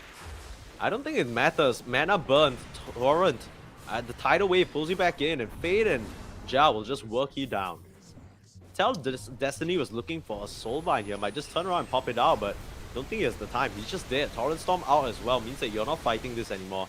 Mark, don't stick around for this, homie. You're looking for a beautiful Torrent. Nice Torrent. Fade is so good on these. And you're hiding in the tree line, but you got nothing else. The tips come through, and I'll be real. I get it. Double king? Trying to get the Tormentor right now, but he's having some issues, Mikey. I believe in him. He's doing it with the, with the armlet. He's got the Radiance toggled off to make sure he doesn't, pull a Dyrachia or anything like that. There we go. Come on. Come on. Yeah. Oh there my we god. go. Oh, hey, what the... No, but he had it calculated. Okay. But yeah, that top side engagement it feels like a bit of, not even save your buddy syndrome. It's like sort of spectate your buddy syndrome, where you TP in, You're you're like, saving, oh, maybe I could save him. I'm just going to watch him die. And then you die as well. Yeah. Beautiful torrent from Fade there to set up onto Mark. Crazy. And Mark has just been a non-factor so far in these engagements. I think there were one or two decent rolls, but apart from that, I mean, some of the more winning fights that they've had are on the back of the call as well, right? KK's been pretty good on finding these backline heroes, and when 4 out of 5 of your team are backline heroes, it's not that it's easy, but the targets are clear, right? Yeah. There isn't really a bad target other than Fade, really. Yeah. A little bit of hope for Mark, though, is that the Tormentor means that he does now have the shard. So against this sort of wombo combo team fight that we see coming out from Sporkface, if he does manage to get a good roll up off, it could allow him to have a little bit more life and make sure that he doesn't just instantly die in these fights. Yeah. This is the timing that they were waiting for, though. Aghanim Scepter on both the Lina as well as the Kanka. And take a look at Ja. Has that Manta BKB complete and more than enough gold for the shard if he chooses to pick it up. This is where the Luna is at a peak. Grove Bow as well, just for that additional range for the sieging. Mass TPs come through. They've caught Frugos again. Very, very unfortunate on this task. But really, what can you do? Just gonna go down, throw a punch out. Yeah, no way you're getting out of this one. He did have Snowball. Maybe a little bit ambitious to think that he can try and sort of play his way out of that one. Oh. Henry. Nice tornado. Mark just has to get up to the high ground, but Mark! Roll up. There it is. Ooh. You gotta watch yourself! The roll up. I mean, with the way that magic immunity works now, it's less immunity and more just shrugging off your debuffs. The damage still comes through. You're looking at Destiny set up. Henry finds that cold snap. You gotta watch yourself though, Ja. You've seen what happens when he gets collapsed on before, but Bullish on Gaming don't seem to be in any position to do that. They just have to give up their Grimstroke and their mid tier 2. And this is where you're going to see the Alacrity Luna go to work. Oh, never mind. I thought they were going to go hit high ground, Mikey. They're You got scared. Aegis. You got Satanic. They're scared.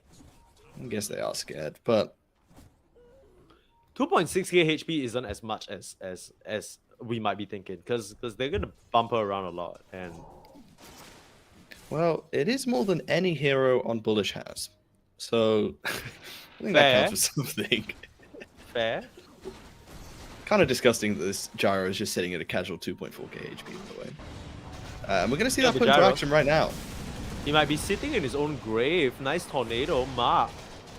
A lot of damage onto this Pango. You gotta watch yourself. Torrent Storm coming through as well, and the boat. There's the setup. KK forced to pop the BKB. Not really the reveal that you want, but at least you get a kill. Sure, it's on the support, but I think Bullish on Gaming have and will continue to be in the take whatever I can get territory for a while. Yeah, and you said pick up onto the support. I mean, look at the net worth on these two supports, though. Lol. It's like double their counterparts. That's crazy. Yeah, so while you're saying, oh, it's only a kill onto support, with a 16k lead, any kill that you can get is going to be worth pretty much double. So, nicely done by Bullish. As you said, not the way that you want to reveal this axe BKB, but much better than dying.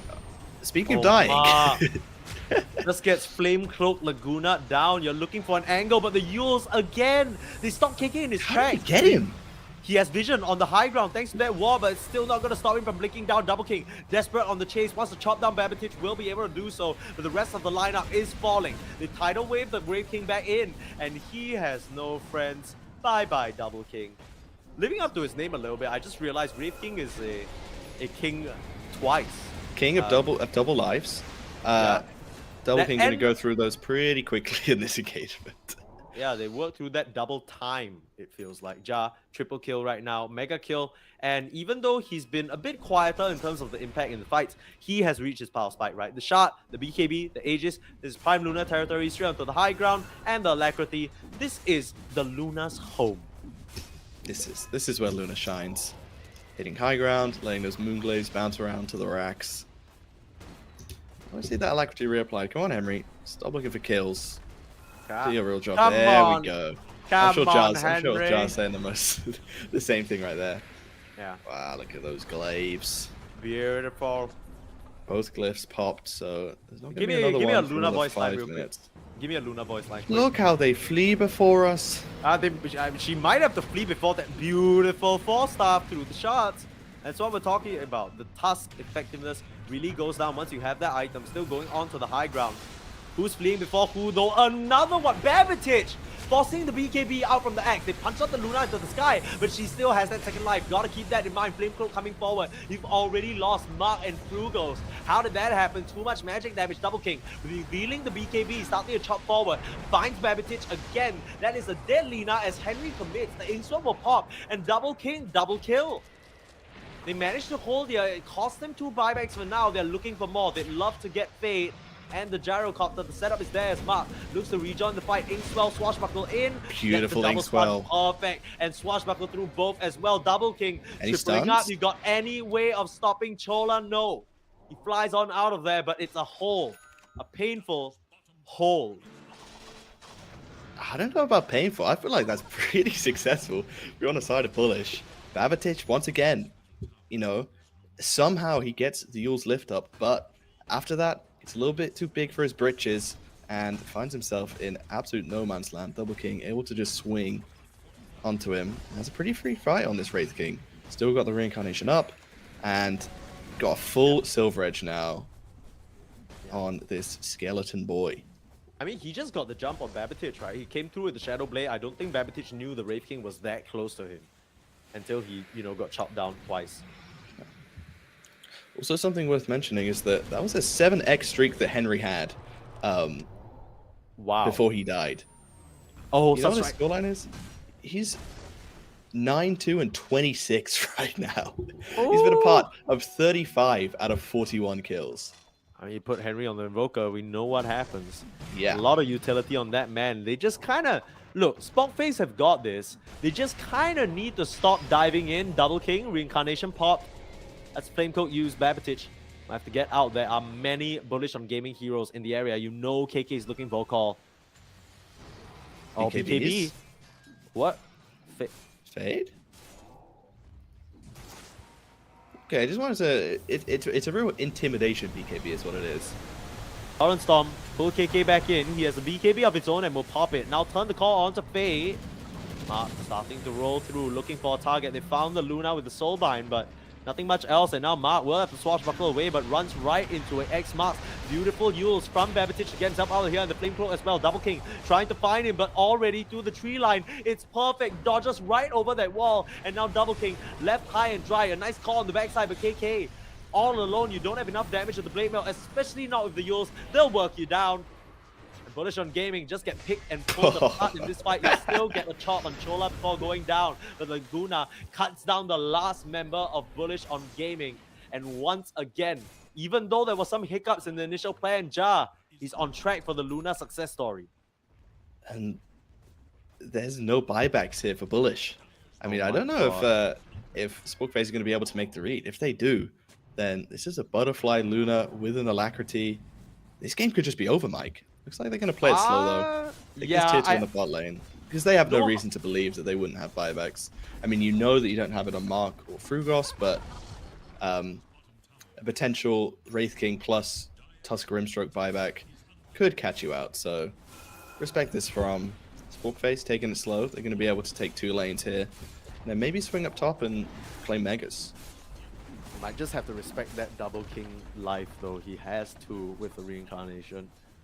So I wonder what you can do against. They're just Luna going to hit tier Butterfly. 4s.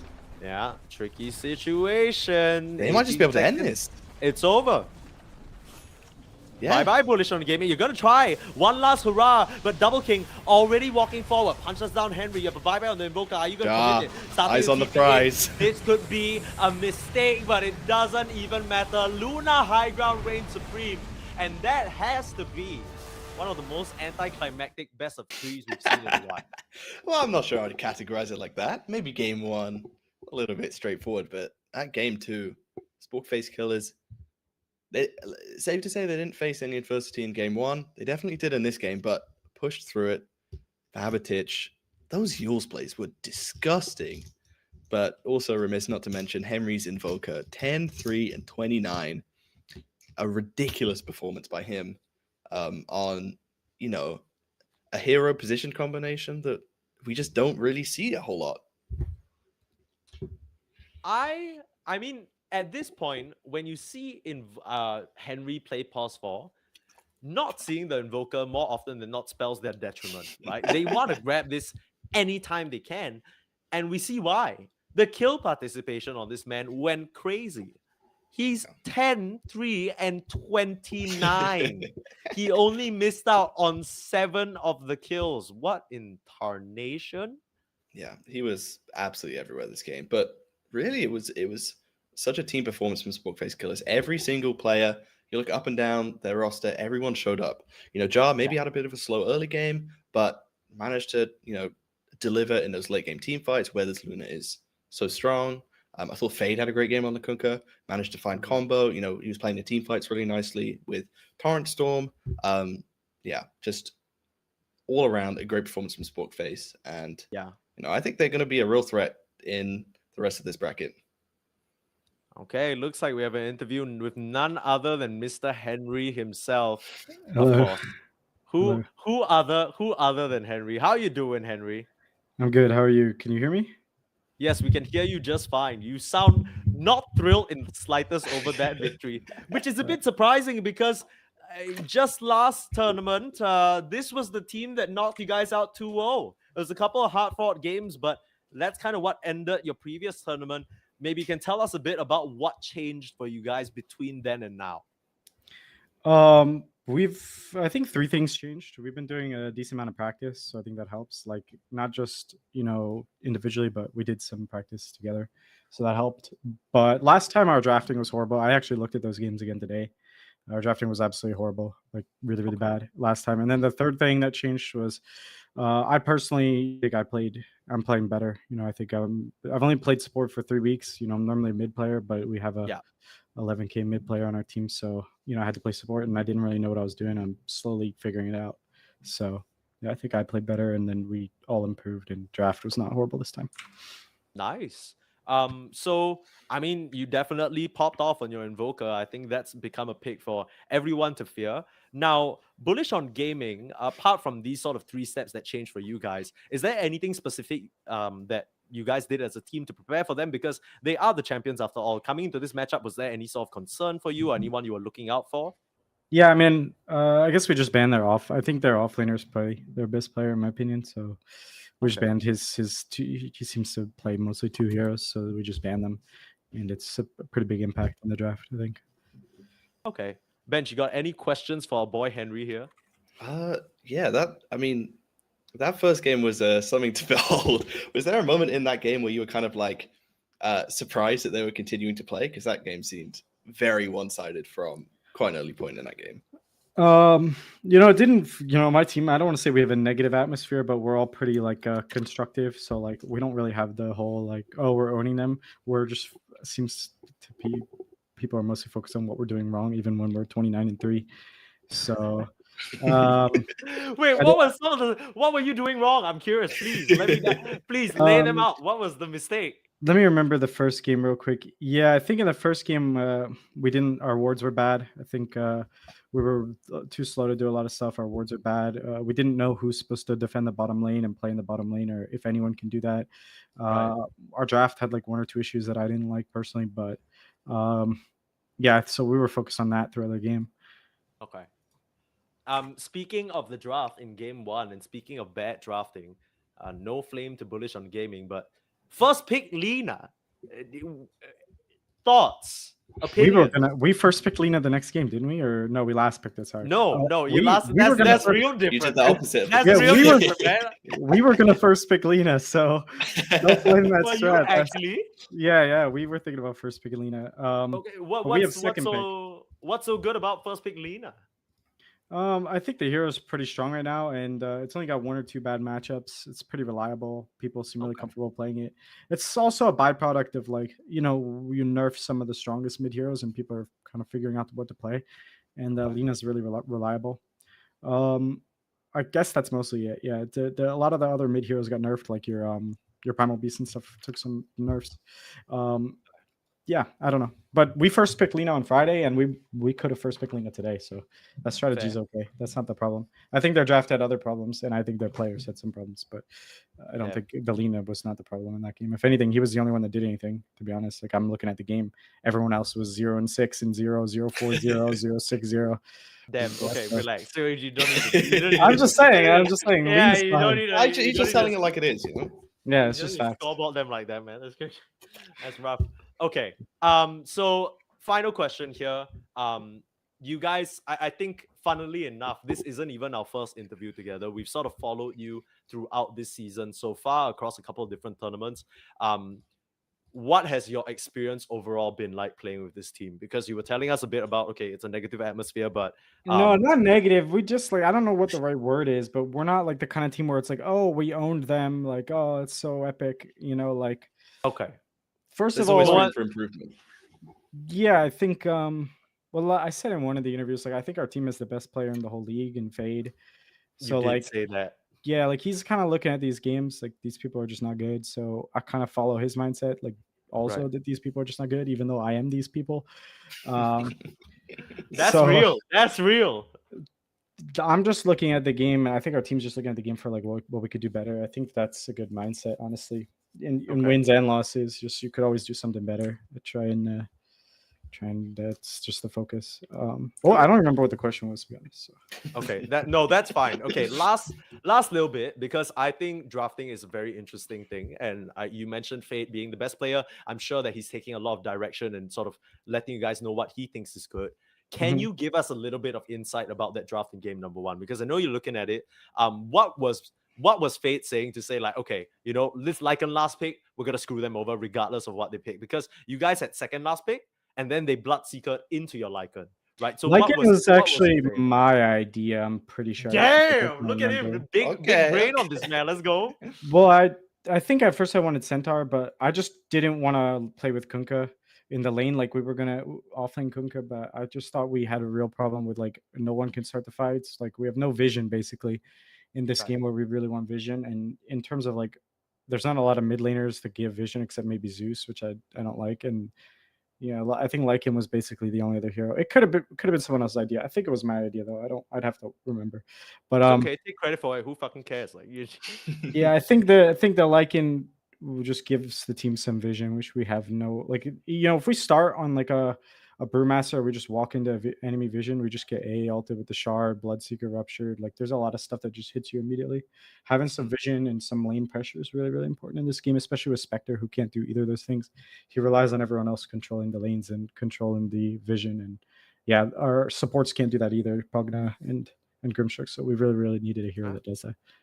Yeah, I mean, that's a really good shout. Yeah, like you mentioned, I think everybody, specifically your other 2 calls, are like waiting for someone to show, and if you don't have that little tower push, they just cower under their trees and never ever reveal their faces. But yeah, okay, Bench, any final questions for you? Yeah, you guys are going up against Yodi Brody Nexus in it's going to be the upper bracket finals. Do you have any sort of thoughts on them? Obviously, they sort of won Tournament 1, got very close in Tournament 2, kind of been the best team over the entire season. Any specific thoughts about that team, or are you just treating it as another game?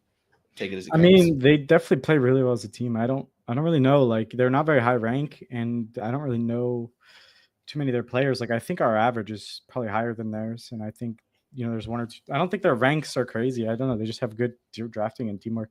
I don't know. It felt really bad the first time we played against them. They destroyed us, and the second time it was a little bit better. I think we played them twice, but yeah, they're a good team. They work really well together. They get draft really well, so it'll be fun. Hopefully, we can learn something, or we can have fun games. Yeah. Hell yeah, that's what we like to hear. Well, thank you so much for your time, Henry, as usual, and thank you for being the designated interviewer for your team, because nobody else really wants to speak to us. But we get it, you got to be a showman for the people, and we appreciate all the games and entertainment you brought us. Thank you for your time. We'll let you celebrate with your team. Yeah, thank you. See ya. Bye-bye. Henry's gone, just like bam, magic. Okay. That was what he was doing to people on the Sunstrike on the Invoker. That's it was a little click, bam, you're out of there. Yeah, like his aim is insane. Like, he just kind of has a tracker on these people on the map. So okay, last little bit here, and we're not done for the day just yet, right? NADCL, one more series on the radar coming up after a short-ish break. I believe it's probably going to be really a very, very short break, because it's, we're almost okay, so we're trying, keyword trying, don't hold us to this, trying to start at 8:30 EST, which, if my time conversion is correct, should be in around 24 minutes. So you got just enough time to go grab it and make yourself a little, I don't know, a hot pocket. Is that what? A snack, yeah, cup of tea, gotta be a cup of tea. Cup of tea, whatever sort of bev you want to get yourself juiced up on for this next series. It's gonna be the lower bracket round between Fry Boys and Astronaut Esports. So one of these teams, unfortunately, will be getting eliminated. If you're a supporter, our first elimination, Michael. No, yeah, I mean, it's always tough to start out and just get smacked down to the low bracket. But we'll see which one of these teams can bounce back. Of course, it will be none other than the great Crasheroni and Malibu Jesus bringing you that action as me and Benj bow out for the night. Thank you everyone so much for watching NADCL. If you haven't already, join the Discord, buy a supporter pack. What are you doing? If you see the organization that you like and they just ain't doing it, if they're playing games like that game number 1, get in there, make some suggestion, be like, look, we need to do a little switcheroo. This ain't a working recipe. And, you can be involved as well. So it's a really cool sort of initiative. And I think, it's a fun way for everyone to get involved in the games, less so than just sort of sitting back and being a spectator. So be sure to get involved in that. But for Bench and Sneeze, this is going to be the end of today. We'll see you for the next series. It'll be Crash and Malibu. But for now, we'll be signing off. See you in a short bit. It's out, though. Yeah, okay. Dawnbreaker did die. Now they're going to try to right-click onto this Pango. Look how many traps are top. I know. Pango's right there. Uh-oh, they see him coming. Okay, and Slardar's there. Double King's in first. Ink's falling forward. There's a waiting meld, but they just wait for the other ones. Can they find it? There's a huge Rolling Thunder onto 2. Here comes the Solar Guardian. They're going to try to turn this around, but the bag's been melded out of existence. Oh, it's a disaster here from Bullish. It's mass TPs as they're going to try back onto the outpost. Double King pops his ultimate, standing his ground, getting a little bit of heal. There's the RP. Can Double King find the damage to turn this fight around? But Scourge McDuck, he's like a turret on the high ground, laying the damage down onto Bullish. The last right hit's going to follow him. It's a dieback from Mag. He has Pike. Can use the Pike. Can they find it? Find the damage? Oh, it isn't going to happen. Scourge McDuck on the high ground, on the low ground. Dora is going in. I pass anyway. Dora, yeah, he is in. Oh my god, they just delete the Grimstar. The damage from the Pangolier is way too much. Now they're going to try to get the Magnus out of dodge, but he's slowed up by the Diffusal. The Dawnbreaker, the Pugna heals, doing a little bit of work, but Dawnbreaker sniped out of the fight. Picked off on the sideline by B-God and company. Okay, Skewer doesn't hit anyone. Double King's in the back line. He's netting up Frugos, or Dora, I mean, he will eventually go down. And his mass disengage. It didn't go that badly, actually. He doesn't want anyone to eat it. Very selfish from Dora here. Oh, Slardar? Uh-oh. Odd by double. Uh-oh. Pango's in Oh, trouble. there's a nice skewer onto the Pango. Do they have a silence as well? They're going to commit the RP. There's the sounds to follow up, and it's going to be a pick-off on the backside of the fight. Double King's on top of B-God. The Solar Guardian as well. Scourge McDuck is completely isolated. They found the kill. He's dead for 100. Mechanic maybe should have been an AC. Uh-oh. Oh no, the hook, the dismember, chase but here comes the Solar buyback. Guardian. It's a buyback from the RP though. Dawnbreaker, and then they get a huge RP on the 2. Can they find the damage in the Pango? He's trying to roll around. He's trying to find a way back into the fight, but is he going to be clicked down? No, The it's Pango's actually alive, though. Magnus. It's Pug that gets clicked down, and now Double King have forced above the ult. He has a BKB running, getting bashed a little bit. Now he's sprouted up. Oh, he's just getting kited completely. The Dawnbreaker on top of the TA. It's Cores for trying to not get kited, but it's Scourge McDuck's going to come out on top. There's the stun from the Slardar onto Double King. Caught in the sprout. Clicked down by Scourge McDuck. It's an ultra kill for him as they lose 4. On Bullish. Slardar, Skewer, trying to TP out. That isn't gonna work. Now they find a silence under the Pango. He's gonna try to click it down, but they have the Skewer back. And then Tier 4s. They're on the Pango. He has no buyback. He's gonna try to roll up with a sharp. Uh-oh, maybe caught. Will he blink in time? Detection. There's the RP into the Solar Guardian. There's a lot of ults to find this kill, but they are gonna find it. Nice. It's a very awkward initiation. It's scuffed from both sides. Now they find the Skewer, but the Dismember coming out. Now they're gonna find the damage on a B-God. Solar Guardian as well. Do they have the lockdown? As Scourge McDuck's in the back. GA blinks Line. in. 4 staff away, but he's getting chased down. Nice He's little in. thunder. He's getting RP. There's the RP. Can they find the damage? Yes, they are. He's clicking in. Double King. He's doing it. No! Scourge McDuck turning. Finds damage in a mag, but it isn't going to be enough. Double hit. Uh-oh. Who are they looking for? Oh, he doesn't find the Skewer. And now they're going to turn Scourge McDuck. He's finding the damage into the Magnus as his son. RP But you on the know he TA. can't find it. The RP on a Scourge McDuck. Can the damage come through? A nice roll up. Scourge McDuck. He's surrounded. He's dying. And now he is dead. They find the damage onto more. Pango caught in the roll up, and all Dora can do is escape as the Mark Silver just Uh-oh, do forward. they The see the smoke buzz? is gonna pop. Do they have the They got him, they have a shield. He's Oh, but this gonna fell. find a damage. Magnus BKB is used, and now he skewers forward. Double King disarmed for the moment. Stunned up. Yeah, now he's finding the right clicks. He's bashed again from the Pango. Getting kited around a little bit. Here comes the Solar Guardian on top of the Slardar's head. He's finally gonna fall. They get the stun onto the Pango as well. Okay, they do have vision there. There's the Skewer back on the Scourge McDuck to speed the game. Right here's the RP of the Soul Guardian. They have to try to keep him alive. They're gonna turn the damage over onto the Pangolier. He will eventually fall. Now they're gonna try to find damage back to the team. But Scourge McDuck, Slardar eventually falling. Scourge McDuck was able to survive, They need a but they fight. lose to buyback have to go force now. from the They Slardar. have to Doors fight. back as well. Slithering Crush onto the Troll. There's the Sprout. There's the Alright. There's the Death. It's only the first life. Bullish Gaming, they have to find a way to save their carry. I don't know where he respawns. I'm gonna be honest. Whoa, I he didn't know where respawns way back either there. yet.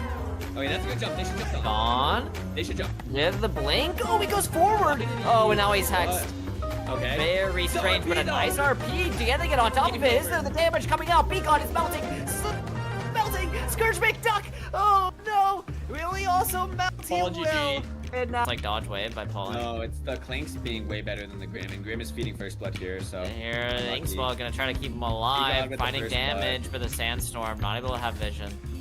Now Double King under trouble too, and yeah, this is the B-God effect. This is basically what happened to me from what I remember. My Grimstroke died, and then I got dove. So, Yeah.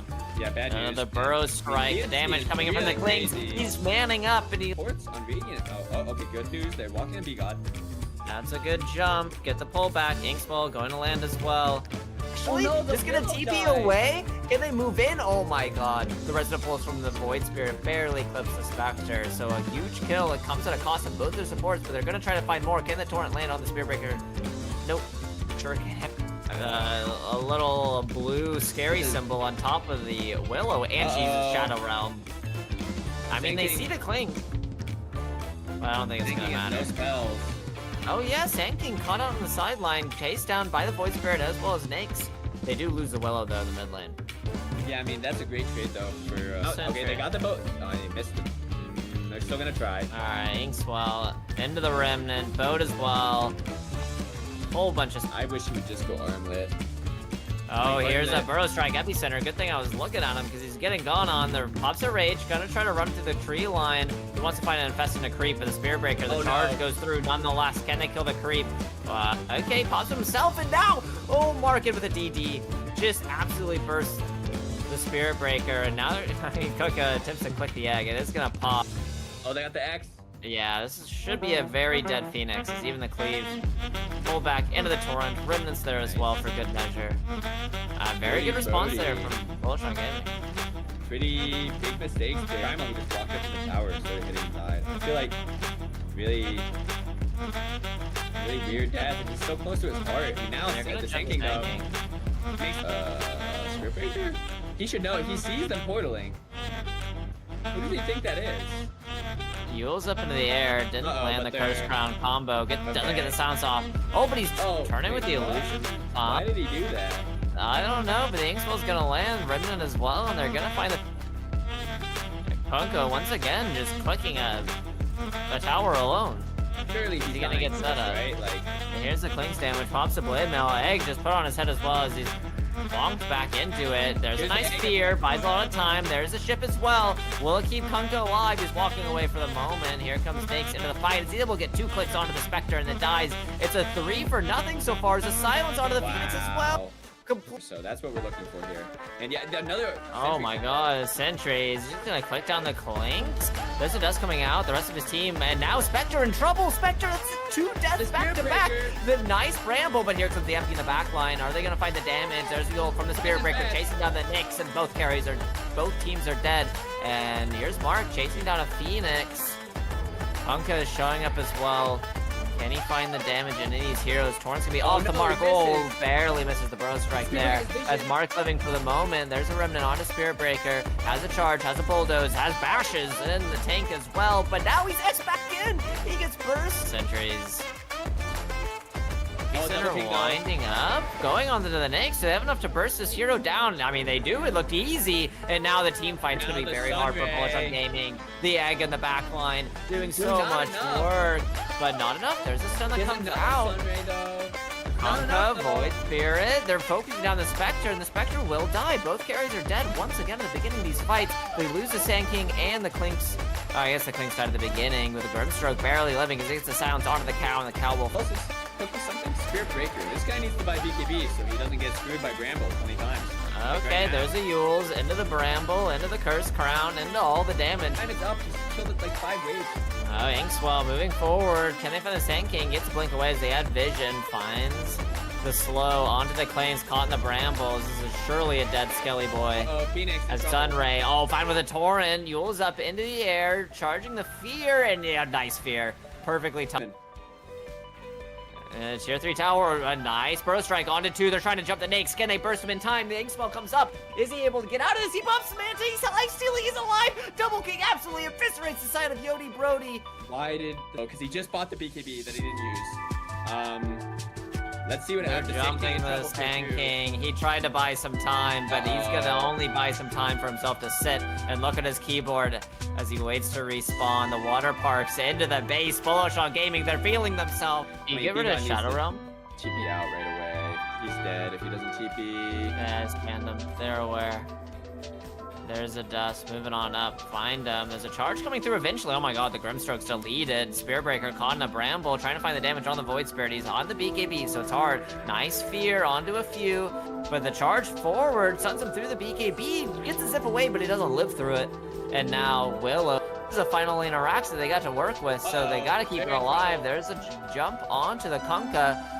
Water Parks, they're coming in though. Can they find the damage in anyone? Nake's having a fun time clicking into the Spirit Breaker. Tidal Wave over to the sideline. They say, bye-bye, I'm out of here. But Spectre has the jump, shot a step forward, pops the Manta, keeps the damage from coming out.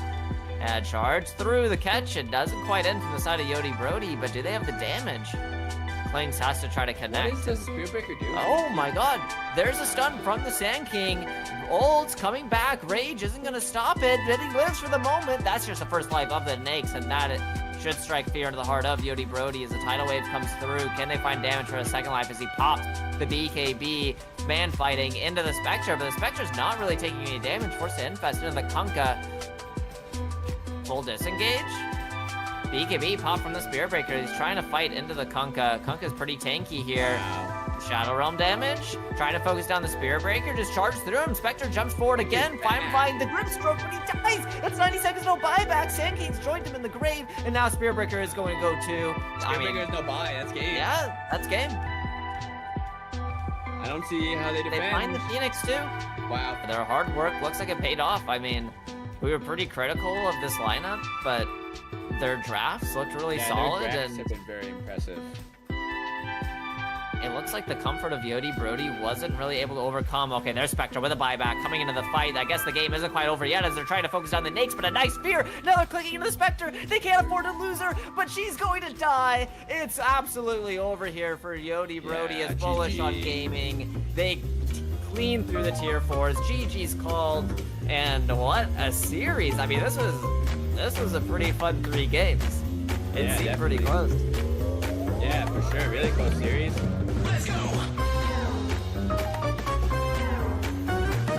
Oh no, Rosane, I think that was very, very great of you. And silence. Fear Immediately. just use it. You can't do your combo unless you surprise the team, and you gotta surprise the support right now. Go with the smoke and see, trying to get onto all white, but all white has the extra life, so I don't see the point going there. Epicenter goes in, Musi dies right now with the right click damage, get inside all of them. RP connects Beautiful RP. the Huskar, and they may be able to get him. Yes, they did. Jumping, be quiet. Gotta keep going on the screen struck right now. What are you talking about? At least muerta. Nice. Blink. Half vision of Huskar. They make all. I mean, there's no RP already. Yes, RP goes instantly, right click damage as well, but Musi's gonna come to the rescue. Goes with the epicenter, but nice stop the trap protector. He gets rooted! The epicenter did not contain, and now all white is back to himself. Now you gotta try to escape, gotta keep right clicking. Yes, from behind, it's gonna be double kill going in all white, BKB after BKB, but that is not enough, and all white is just old. He is gone. Yeah, that's been the mark of success for both teams here, finding those supports. But Double King pops the BKB, still has the rage available. He's pounding it into the noggin. Muzi have the rage. Muzi to fall on the Sand King. Double King gonna chase down Lee. More. They're gonna find Rim is in the river. He's rooted by Destiny. Oh no, what's going on, Rim? Has to use a song to get out. Lift him up. BKB is gonna get through in the first hit bash. Are you kidding me? No way, no way. They're hitting on Rem. Right click Rem to death. Musi to the rescue to the epicenter. That is not going to be enough. They keep right clicking them up in the air. That's 4 versus 1, and Musi managed to get a burner strike stolen. And Rosane is gone from 6 seconds. Also, I want to try to spot somebody. Yes, they know they're up top. They already have sight of that. They at least saw someone. Yes, they saw. Okay, they saw Rem going on Rem. BKB at some point gotta pop out and keep right clicking them. Comes here with the overcard as well, trying to lock down Rem. Rem is not gonna be able to pop the siren. He did pop the siren, but that was not enough. And they keep attacking right now, all the way to the rescue, trying to right click Life Stealer on one side, but the Basher keeps going on one-on-one. Come here, hey, what are you doing? And there is a little bit help. Oh no, all white, perma lockdown. He is dead. They're going on already. What's Double going King on? Finishes the Roche. Muzi looking for the Burrow Strike steal. He doesn't have any free inventory space though. Won't jump in. Oh, and his team is just melting behind him. Rim falling under half health. Double King. You got to in the backside. It happens to be the side king. Muzi, one of the only heroes to buy back on the Radiant side.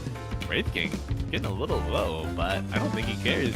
He's got ult, he's got refresher, his team's hitting tier 4s, he's content to buy that time. Mark jumps in, gets the skewer back on Roseanne. Roseanne pops the BKB, pops the Pierce the Veil. Just trying to click anybody, but they're all running away from her. Oh, and Old White back into the fray. Rim just getting stunned outside of his fountain, able to walk back. KK in the fountain, that's the second death. Old White falls. And it's looking dire for the Radiant team. Rim gets skewered back near his Ancient. Will they die at the same time? Let's find out. Beautiful voice line after the beautiful song, but it's not going to be enough to save Rim as he gets skewered out of Fountain again and gets the fear into the diffusal use, but it's not going to be enough to keep him around. Oh my god, Roseanne hits the dead shot into the upheaval. Destiny's going to have no chance of survival. Musi says no, hold on, trying to burst the mana. Oh my Will the mana god. burst out? No, he's still alive. The golem coming through as well. Gotta be careful, because it is going to be Mark. It's Mark all the way down, baby. Yeah. Double King also joined. No casualties for the Bullish on gaming. They want to continue going here. Ram managed to get a slow down. There's no wall coming in as well. Try to block them with the Usher. No, Warlord's punching the first one and going on, and that is a dead kill. Wraith King able to finish his Ags. That's going to be huge in this next fight. Nice blast. See, he's useless once the blast kicks in. That's it. He's dead. All white has a flaming lasso. He may not be able to use it with an extra 7 seconds double king, and as well as the ancient oppression, start right clicking them on the side, and the big golem is down. The Wraith King is so lethal. Right click, Musi is dead. Snowball to lock him down. 3 heroes down at the expense of the ancient operation. Hold on, I want one more Wraith King jumping closer. Okay, The juke. visible, it's fine.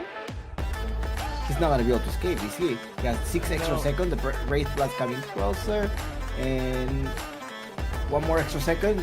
Jukes him all the way back. Go the other way. Yes. No, he knew that. What's going on? Dead. Okay, there is a dust as well. Nice to get revealed. There's Snowball coming through. He does not have his shot, his dagger yet. So I don't know. Okay, gonna start right clicking. Get rid of the warlock. Warlock is down. Now it's time to right click another one. Get inside him, yes, infest him, but he's not able to use his shot. Okay. He managed to go down. Right click, ram. Okay, they're taking. Get rid of 2, but Double King is still there alive. Goes on Musi, goes on the big bear. Now goes with the little bear right now. And a little bit of a lockdown. The bear like, get that 300 gold, please. Get the 300 gold, yes. Gold achieved. Roseanne landed the dead shot on the Wraith King to scare him back away, but it wasn't enough to get the resummon on the bear from Muzi. And Old White is in the fight now. We're going to see the first life spin on KK, but at what cost? Bat Rider to fall.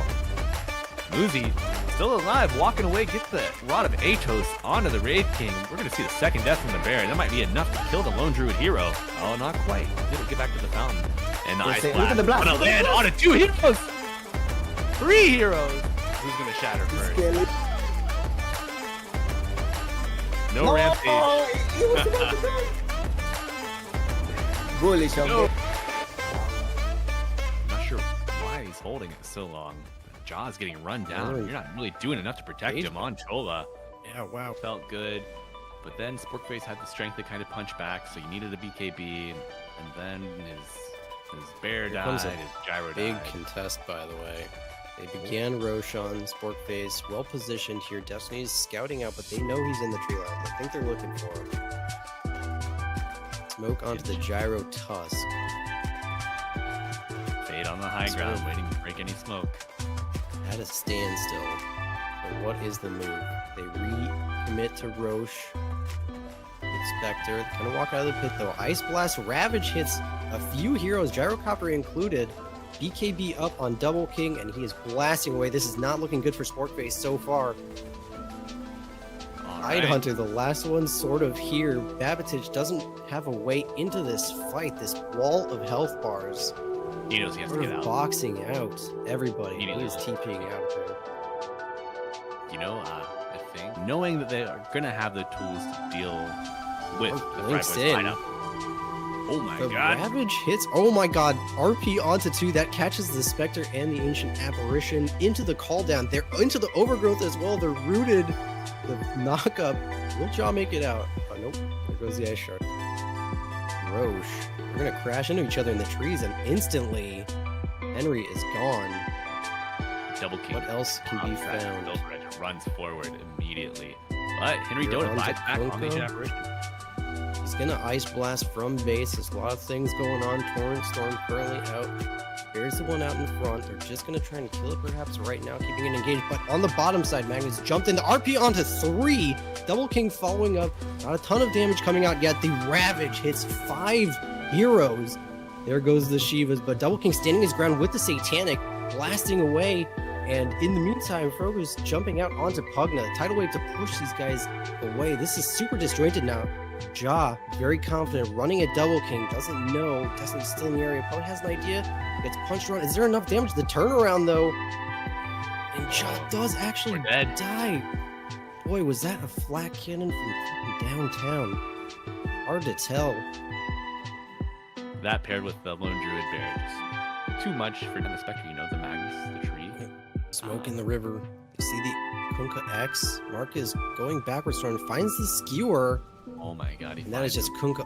It lets you on pop Tide it. Hunter. They're gonna commit. Turn onto Mark though, who was the one to skewer back originally, and then Ravage hits onto 3. Double King coming in through the side. Jeez! Snowballing like deep into Chola. That's a strange RP that happens back there. Meanwhile, Ja in the middle, just sort of dying a little bit alone. Kunkka getting controlled down. It's a very disjointed fight. I believe there's no buyback on Spectre.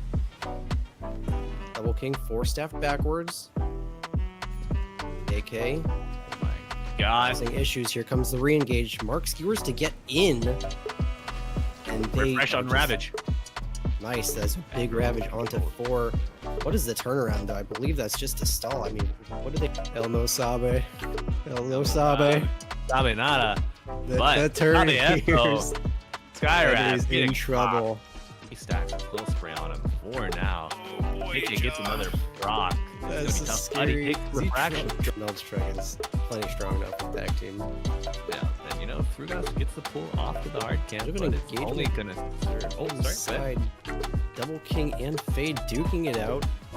Fade sort of looked like Double King was backing off at the time that it was cast. Mark, though, Yeah. made a rotation, found Henry. Should be a dead Skywrath. Run to the camp. Gonna prevent any further blocks, but action here. Destiny Mark and diving Mark in deep for the again. kill. Henry just respawned. Oh. Breaker charging on Grimstroke, bound the strike to stall him out. He begins to walk out. Looks good so far. Snowball saved the re-engage onto Bristleback first, but the Walrus Punch comes out. Grimstroke immediately dead. Chola a little bit off on an island. Frogas just sort of tanking attention for a little bit.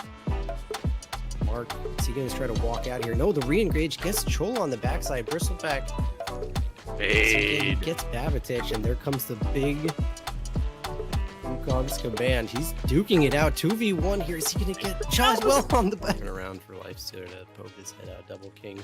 A little too smart. A little too experienced to kind of fall into that. Outside, there is an engagement. It looks like Jaws stuck inside of a Wukong's command. I don't know if Chola has any of that magic. Got a shards into the snowball. Gonna buy a little bit more time, but it seems like it's just gonna be too. Do they have the control? One bash comes out. Yeah. Oh my god, the TA damage. Snowball in. Is he gonna Reverse escape? snowball? But there's the bristles are still proccing from There's the no way snowball. he's going back in. You'll never put me back. Wrath. Oh my god. Oh, Fade blast in with the crush at the ready. Double King Regent just says, from the hey, best." what's up, guys? I'm flying in too. Mark's in the middle of 3 people. Kind of Starter's stuck down. with Babatich. Oscar's down. And Double They're King is walking running down down Jaw. Jaw now. Henry and they knows just have to it's fine. escape. Yeah, Henry just says, Pete deuces, man. Destiny like a snack here for that. Gonna probably blink away, but it only delays the inevitable coming out with the double The bash. silence, Double Oh my King God, is and responding now to it. Is he going to commit? Here's the turn. He wants something for this. He Chola stepped out. costing everything. It has the shards. Yaw is back, but what can they do? Fade jumps in, crush onto 2. Belt strike attacking away. The Wukong's command says, stay away. One last Brax to go down. And Fade is behind enemy lines, getting hit by. We're going to spot him again. Speaking of distraction, Are they full commit? They silence. Fade Caught it's out the here. big crush. The buyback on Spirit Breaker and the immediate charge coming out To be on able the to kill Bristol. this. He's charged, but No, the whole team is Bullish gating on through. course. Party's here, but you already have 1 member dead, 2 members dead as Tusk and Now Jaw's just getting run down by Double King. I think they guessed the wrong direction. It looks like he's going to be out okay.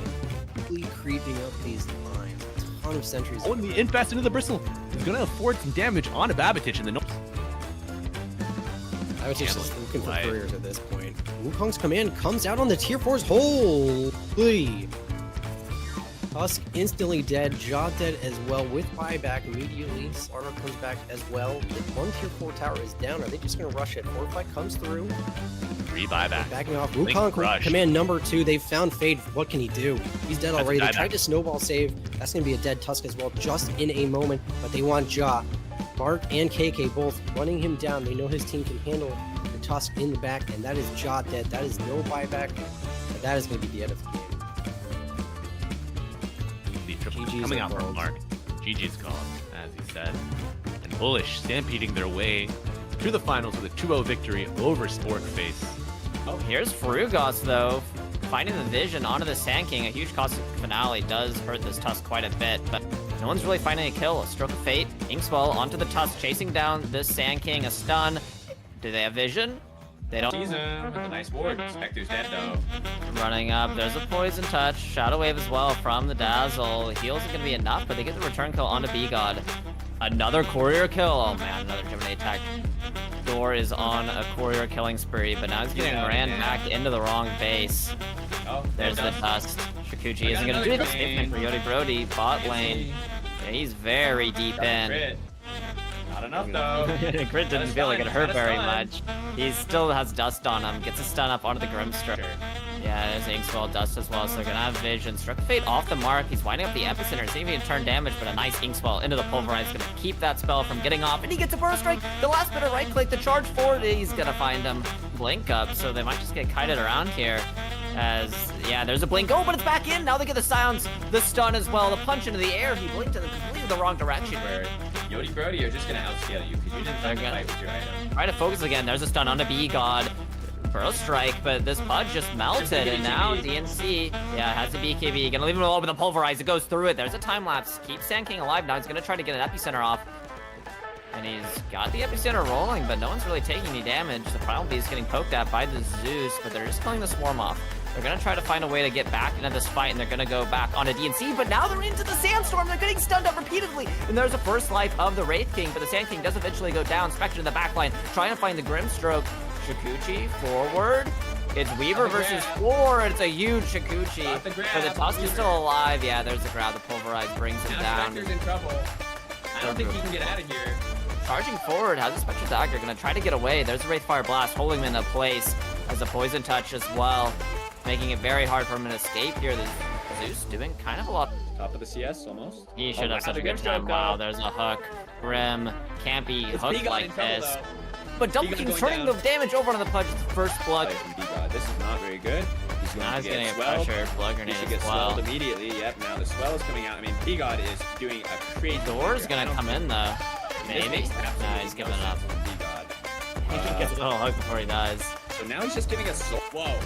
Gets the skewer back onto the Pangolier. He's gonna die. They're gonna find So in trouble now. Here's the swell. On control. Please. Can they get a bash? There's the Inkswell. Finally, the net comes out. Yeah, look forward from the Pangolier. It's the Grimstroke. Fruga still died. They press the silence on a rolling Pango, so he's not able to jump around. They are going to kick it off. Double King dismembered. Here comes the Dawnbreaker rolled on top of everyone's head. Doesn't land a stun. They're going to get the kill. RP, they're going to use it. Dawnbreaker roll falling off. They're using all the ults in their arsenal to bring down. Tia has Blink. Is he going to go for a skewer here? They're thinking about it. There's the Inkswell forward, skewer back into the support duo. They're at least going to get the Aegis here. There's a hook. Can the Solar Guardian land? No, the Aegis doesn't quite time it. There's the RP on the 2, and Magnus is alive for the moment, and now they're getting the damage onto Scourge McDuck, and he's gonna fall. Aegis be damned. The Magnus does eventually fall, but the Pango finds himself in an awkward position, forces Swashbuckle to the low ground, but Double King, he's on top of him. A nice hook away, and nice Slithering Crush from the... Kind of a bowl, though, like, kind of. Yeah, kind of charges. He's got a There's a skewer, there's a charge. Slordar, oh my god, all the damage in the world. The hook finishes them off, but now here comes Double King. Find a net. Yep, the TP isn't going to be successful. And they're able to finish him off in the arena that is the Sprout, but they might know he's there. They did ping. I mean, Dawnbreaker's catching him off. He sees him now. But the nice Sprout, though, but he has no hammer TP. away. Double King, he's going to pincer it on and... So, but yeah, here's the smoke. So, Bullish on gaming with their timing now. Finds RP, nice skewer back. Can they keep him down to silence the RP? So the Rinkush is going to buy a little bit of pressing his buttons too quickly. And now there's the hook onto the Dawnbreaker. Plenty of damage with the Corrosive Haze. Or is it? She's at half health. A Centaur stun, and now Mark's in the area with the RP, but it only lands on the Inkswell lands as well, and able to kill the Sprout. Charges him. Oh, it gets out though. Yeah, okay. Dawnbreaker did die. Now they're going to try to right-click onto this Pango. Look how many traps are top. I know. Pango's right there. Uh-oh, they see him coming. Okay, and Slardar's there. Double King's in first. Inkswelling forward. There's a waiting meld, but they just wait for the other ones. Can they find it? There's a huge Rolling Thunder onto 2. Here comes the Solar Guardian. They're going to try to turn this around, but the mag's been melded out of existence. Oh, it's a disaster here from Bullish. It's mass TPs, and they're going to try back onto the outpost. Double King pops his ultimate, standing strong, getting a little bit of heal. There's the RP. Can Double King find the damage to turn this fight around? But Scourge McDuck, he's like a turret on the high ground, laying the damage down onto Bullish. The last right hit's going to follow him. It's a dieback from Mag. He has Pike. Can they find it? find the damage? Oh, it isn't gonna happen. Scourge McDuck on the high ground, on the low ground. And Dora is going And I'm in. passing anyway. Dora, yeah, he is in. Oh my god, they just delete the Grimstroke. The damage from the Pangolier is way too much. Now they're gonna try to get the Magnus out of dodge, but he's slowed up by the Diffusal. The Dawnbreaker, the Pugna heals, doing a little bit of work, but Dawnbreaker sniped out of the fight. Picked off on the sideline by B-God and company. Okay, Skewer doesn't hit anyone. Good fight. Double King's in the back line. He's netting up Frugos, or Yodi Dora, I Bodhi, mean, he back will to it eventually here. go down. There's this mass disengage. It didn't go that badly, actually. He doesn't want anyone to eat it. Very selfish from Dora here. Oh, Slardar? Uh-oh. Odd by double. Uh-oh. Pango's in Oh, trouble. there's a Lot of nice trouble skewer on onto the Pango. Do they have a silence as well? They're going to commit the RP. There's the silence to follow up, and it's going to be a pickoff in the backside of the fight. Double King's on top of B-God. The Solar Guardian as well. Scourge McDuck is completely isolated. They found the kill. He's dead for 100. Tanic maybe should have been an AC.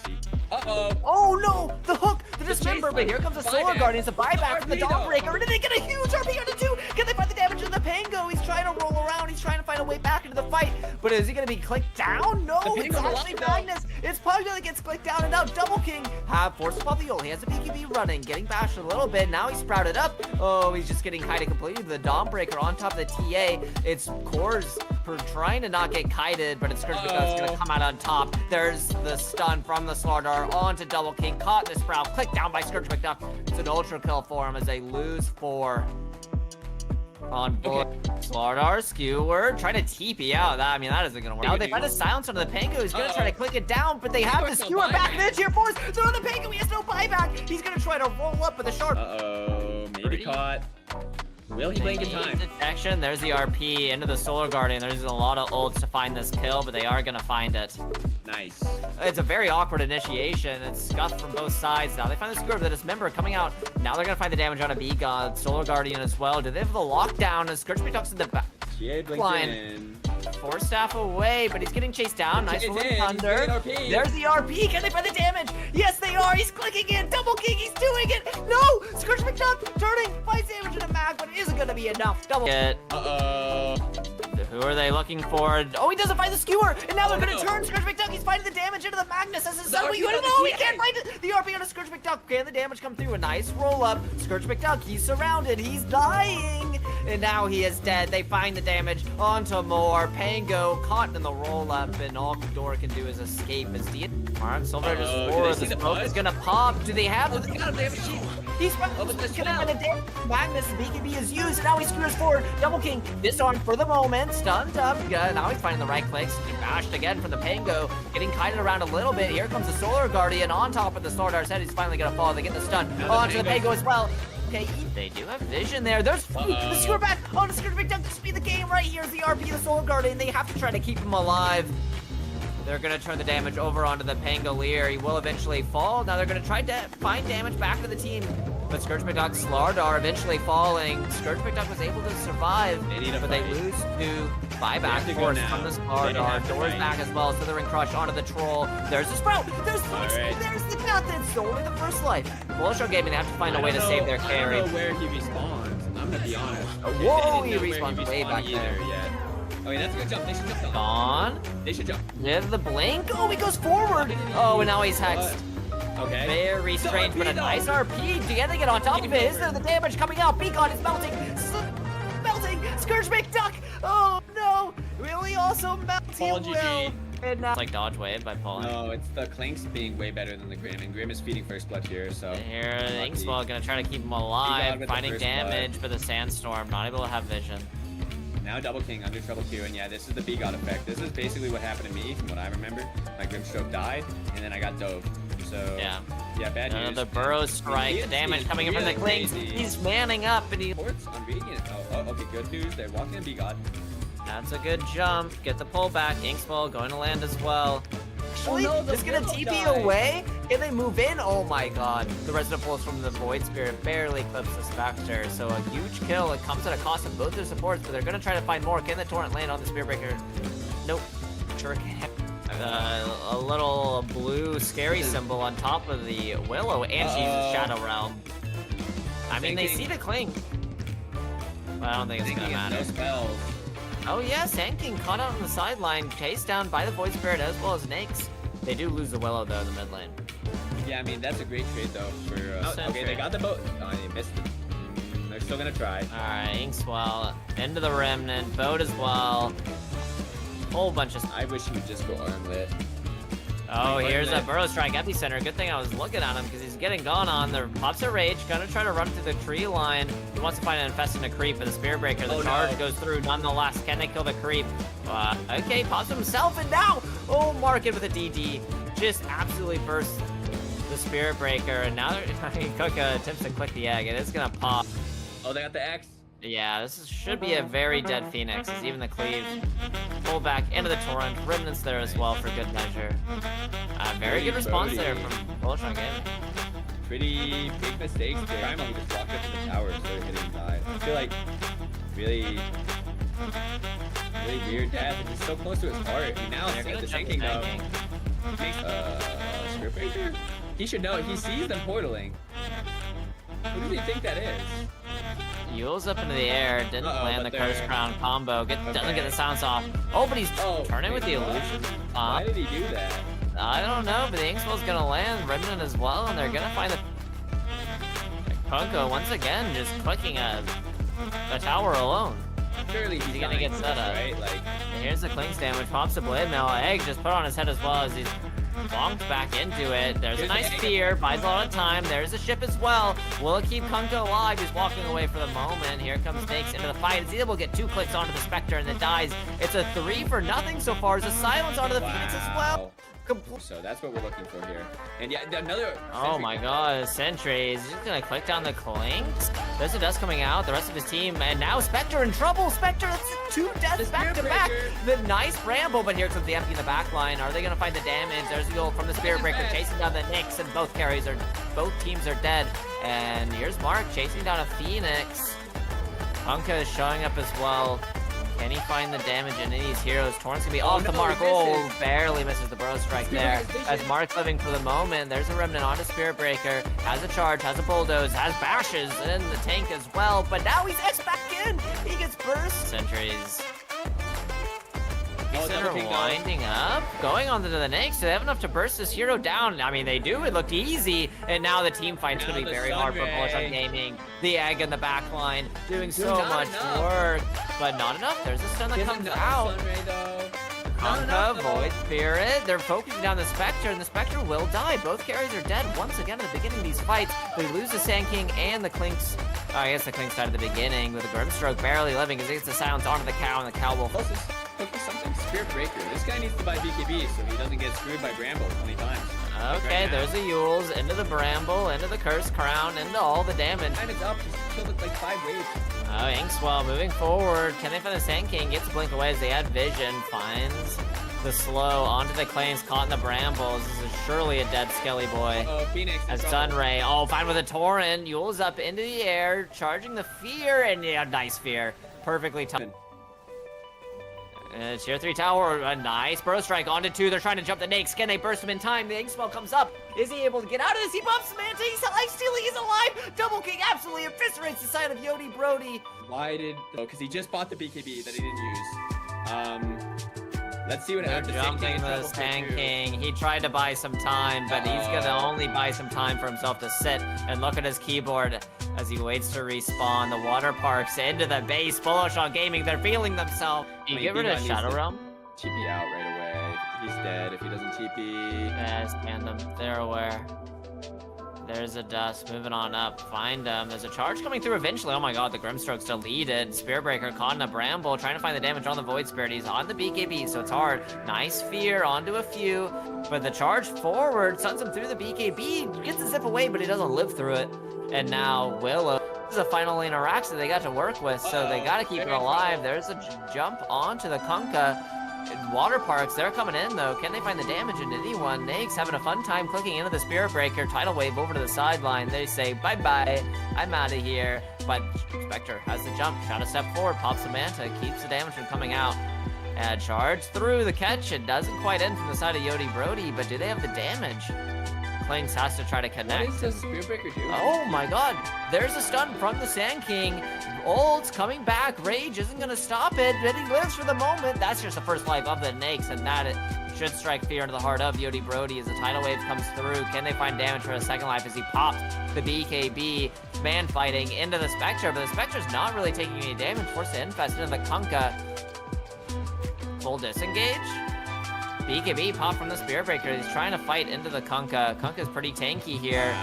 Shadow Realm damage. Trying to focus down the Spirit Breaker. Just charges through him. Spectre jumps forward again. Finding the Grimstroke, but he dies. That's 90 seconds, no buyback. Sand King's joined him in the grave. And now Spirit Breaker is going to go too. Spirit Breaker is no buy. That's game. Yeah, that's game.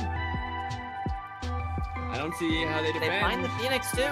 Wow. Their hard work looks like it paid off. I mean, we were pretty critical of this lineup, but their drafts looked really solid, their drafts and have been very impressive.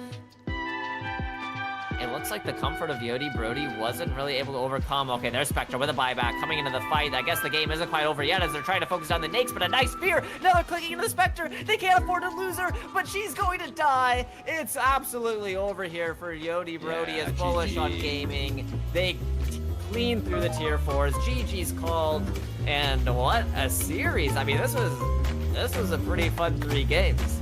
It seemed pretty close. Yeah, for sure. Really close series.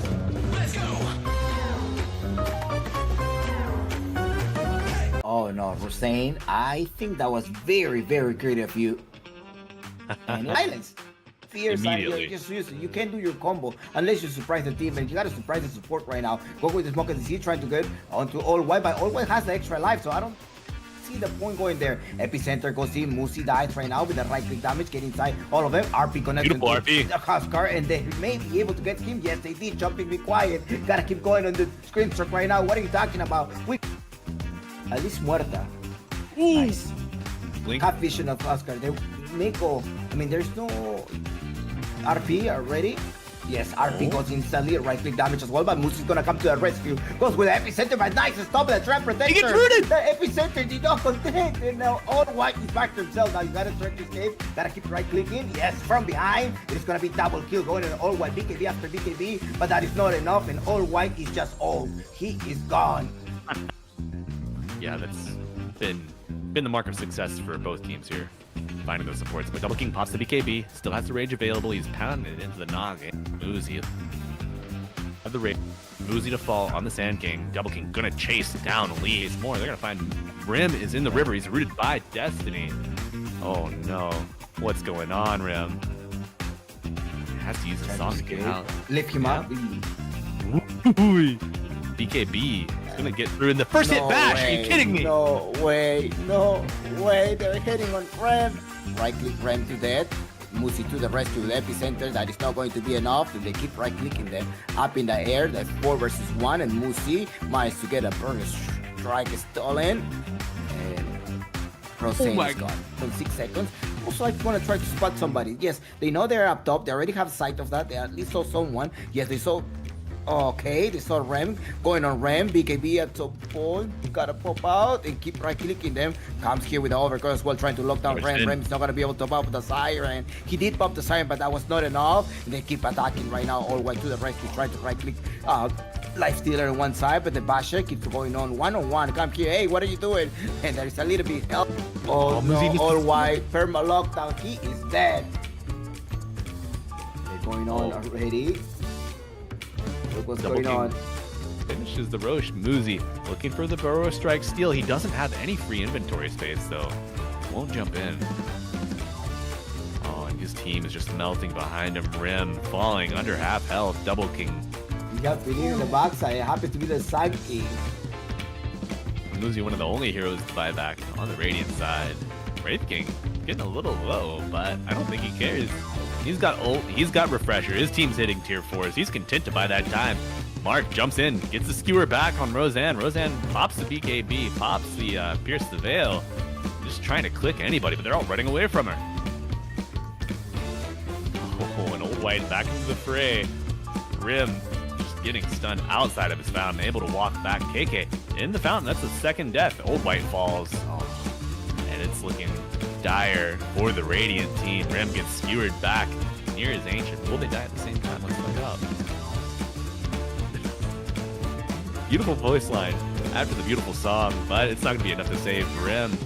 as he gets skewered out of the fountain again and gets the fear into the defusal use, but it's not going to be enough to keep him around. Oh my god, Roseanne hits the dead shot into the upheaval. Destiny's going to have no chance of survival. Musi says no, hold on, trying to burst the mana. Oh my With the mana god. burst out, no, he's still alive. The golem coming through as well. Gotta be careful, because it is going to be hard. Mark all the way down, baby. Yeah. Double King also joined. No casualties for the Bullish on gaming. They want to continue going here. Ram managed to get a slow down. There's no wall coming in as well. Try to block them with the Archer. No, Warlord's punching the first one and going on, and that is a dead kill. Wraith King able to finish his axe. That's going to be huge in this next fight. Nice blast. See, he's useless when the blast kicks in. That's it. He's dead. All white. Has a flaming lasso. He may not be able to use it with the extra 7 seconds. Double King. And as well as the ancient operation, start right clicking them on the side. And the big golem is down. The Wraith King is so lethal. Right click. Musi is dead. Snowball locked him down. 3 heroes down at the expense of the nation operation. Hold on. I want one more. Wraith King jumping closer. Okay. The juke. Visible. It's fine.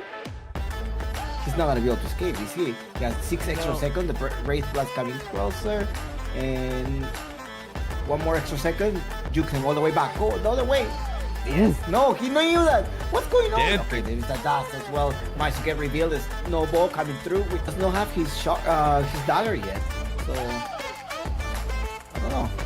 Okay, gonna start right clicking. Get rid of the Warlock. Warlock is down. Now it's time to right click another one. Get inside him. Yes, infest him, but he's not able to use his shallow grave. He managed to go down. Right click. Ram. Okay, they're getting rid of 2, but Double King is still there alive. Goes on Musi, goes on the big bear. Now goes with the little bear right now. And a little bit of a lockdown. The bear. They're like, get the 300 gold, please. Get the 300 gold, yes. Gold achieved. Roseanne landed the dead shot on the Wraith King to scare him back away, but it wasn't enough to get the resummon on the bear from Muzi. And Old White is in the fight now. We're going to see the first life spin on KK, but at what cost? Bat Rider to fall. Muzi still alive, walking away, get the Rod of Atos onto the Wraith King. We're going to see the second death from the bear. That might be enough to kill the Lone Druid hero. Oh, not quite. Didn't get back to the fountain. And the Ice Look at the Blast blast. gonna land onto 2 heroes! 3 heroes! Who's going to shatter first? No rampage. He was about to die. Bullish on No. him. Not sure why he's holding it so long. Jaw's getting run down. You're not really doing enough to protect him on Chola. Yeah, wow. Felt good. But then Sporkface had the strength to kind of punch back, so he needed a BKB. And then his bear Here comes died, a his gyro Big died. contest, by the way. They began Roshan, Sporkface, well positioned here. Destiny's scouting out, but they know he's in the tree line. I think they're looking for him. Smoke onto the gyro tusk. Fade on the high ground, waiting to break any smoke. At a standstill. But what is the move? They recommit to Roche. With Spectre. Kind of walk out of the pit though. Ice Blast, Ravage hits a few heroes, Gyrocopter included. BKB up on Double King, and he is blasting away. This is not looking good for Sporkface so far. Hunter, the last one sort of here. Babatich doesn't have a way into this fight, this wall of health bars. He knows he has to Sort get of out. boxing out everybody. He He knows. is TPing out there. You know, I think knowing that they are going to have the tools to deal with the Fry Links Boys in. lineup. Oh my The god. Ravage hits. Oh my god. RP onto 2. That catches the Spectre and the Ancient Apparition into the call down. They're into the overgrowth as well. They're rooted. The knock up. Will Jaw make it out? Oh, nope. There goes the Ice Shard. Roche. They're going to crash into each other in the trees, and instantly Henry is gone. Double King. What else can be found? Bullbringer runs forward immediately. But Henry Here Dota comes buys a back on the Coco. apparition. He's gonna Ice Blast from base. There's a lot of things going on. Torrent Storm currently out. Bears the one out in front. They're just gonna try and kill it perhaps right now, keeping it engaged. But on the bottom side, Magnus jumped in. The RP onto 3. Double King following up. Not a ton of damage coming out yet. The Ravage hits 5 heroes. There goes the Shivas. But Double King standing his ground with the Satanic, blasting away. And in the meantime, Frogo's jumping out onto Pugna. Tidal Wave to push these guys away. This is super disjointed now. Ja, very confident, running a Double King. Doesn't know. Destiny's still in the area. Probably has an idea. Gets punched around. Is there enough damage? The turnaround, though. And Jaw does actually We're dead. die. Boy, was that a flat cannon from downtown? Hard to tell. That paired with the Lone Druid Bear, just too much for them, especially, you know, the Magus, the tree. Smoke in the river. You see the Kunkka X? Mark is going backwards, finds the skewer. Oh my god, he And that is just Kunkka off. It lets you on pop it. Tidehunter. They're gonna commit. Turn onto Mark, though, who was the one to skewer back originally. And then Ravage hits onto 3. Double King coming in through the side. Jeez! Snowballing deep into Chola. That's a strange RP that happens back there. Meanwhile, Jaw in the middle just sort of dying a little bit alone. Kunkka getting controlled down. It's a very disjointed fight. I believe there's no buyback on Spectre. Double King 4-staffed backwards. AK. Oh my god. Causing issues. Here comes the re-engage. Mark skewers to get in. And they Refresh on just- Ravage. Nice. That's a big Ravage onto 4. What is the turnaround, though? I believe that's just a stall. I mean, what do they... El no sabe. El no sabe. Sabe nada. The turn here's. Skyrat is in trouble. He stacks a full spray on him. 4 now. KK gets another proc. That's It's a gonna be scary. tough. He takes refraction. NADCL is plenty strong enough for tag team. Yeah, and you know, Frugas gets the pull off to the hard camp, Bit of but an it's only engagement. gonna serve. Oh, sorry. Side. Double King and Fade duking it out. Fade sort of looked like Double King was backing off at the time that it was cast. Mark, though, made a rotation, found Henry. Should be a dead Skywrath. Onto the camp. Gonna prevent any further blocks, but action here. Destiny Mark and diving Mark in deep for the again. kill. Henry just respawned. Breaker charging on Grimstroke. Boundless Strike to stall him out. Begins to walk out. Things good so far. Snowball saved the re-engage onto Bristleback first, but the Walrus Punch comes out. Grimstroke immediately dead. Chola a little bit off on an island. Frogas just sort of tanking attention for a little bit. Mark, is he going to try to walk out here? No, the re-engage gets Chola on the backside. Bristleback Fade. gets Babatich, and there comes the big Wukong's command. He's duking it out. 2v1 here. Is he going to get Jaws well on the back? Around for life, so to poke his head out. Double King. A little too smart. A little too experienced to kind of fall into that. Outside, there is an engagement. It looks like Jaws is stuck inside of a Wukong's command. I don't know if Chola has any of that magic. Got a shards into the snowball. Gonna buy a little bit more time, but it seems like it's just gonna be too. Do they have the control? One bash comes out. Oh my god, the TA damage. Snowball in. Is he gonna Reverse escape? snowball? But the bristles are still proccing from There's the no way snowball. he's going back in. You'll never put me back. Wrath. Oh my god. Oh, Fade blast in with the crush at the ready. King Regent says, from hey, the what's up, guys? I'm flying in too. Mark's in the middle of 3 people. Kind of Sparta's stuck down. with Babatich. Tuska's down. And Double They're King walking is running down down Jaw. Jaw now. Henry and they knows just have it's to fine. escape. Yeah, Henry just says Pete deuces. Destiny snack here. Gonna probably blink away, but it only delays the inevitable coming out with the double bash. Double Oh my King God, is and now responding to it. Is he Babatich. going to commit? Here's the turn. He wants something for this. He Chola stepped out. exhausting everything. It has the shards. Jaw is back, but what can they do? Fade jumps in, crush onto 2. Strike attacking away. The Wukong's command says, Fade away. One last Brax to go down. And Fade is behind enemy lines, getting hit by. They're going to spot him again. Speaking of distraction, Are they full commit? They silence. Fade. Caught It's out the here. big crush. The buyback on Spirit Breaker and the immediate charge coming out To be on able the to kill Bristol. this. He's charged, but No, the whole team is Bullish gating is on through. reinforced. Party's here, but you already have 1 member dead, 2 members dead as consequence. Now Jaw's just getting run down by Double King. I think they guessed the wrong direction. It looks like he's going to be out okay. Quickly creeping up these lines. A ton of sentries. Oh, and the infest into the Bristle is going to afford some damage on a Babatich in the I was just looking for Right. couriers at this point. Wukong's command comes out on the tier 4s. Holy! Tusk instantly dead, Jaw dead as well with buyback immediately. Slaughter comes back as well. The one tier 4 tower is down. Are they just going to rush it? Fortify comes through. 3 buyback. Backing off. Blink Wukong rush. command number 2. They've found Fade. What can he do? He's dead That's a already. They dieback. tried to snowball save. That's going to be a dead Tusk as well just in a moment. But they want Jaw. Mark and KK both running him down. They know his team can handle the Tusk in the back. And that is Jaw dead. That is no buyback. And that is going to be the end of the game. GG's Coming out from involved. Mark. GG's gone, as he said. And Bullish stampeding their way to the finals with a 2-0 victory over Sporkface. Oh, here's Frugos, though. Finding the vision onto the Sand King. A huge cost finale does hurt this Tusk quite a bit, but no one's really finding a kill. A stroke of fate. Inkswell onto the Tusk, chasing down this Sand King. A stun. Do they have vision? They don't. Sees him. A nice ward. Spectre's dead, though. Running up. There's a poison touch. Shadow wave as well from the Dazzle. Heal isn't going to be enough, but they get the return kill onto B-God. Another courier kill. Oh man, another Gemini attack. Thor is on a courier killing spree, but now he's getting ran back into the wrong base. Oh, There's the dust. Shikuchi isn't going to do this. Safety for Yodi Brody. Bot lane. Yeah, he's very deep in. Crit.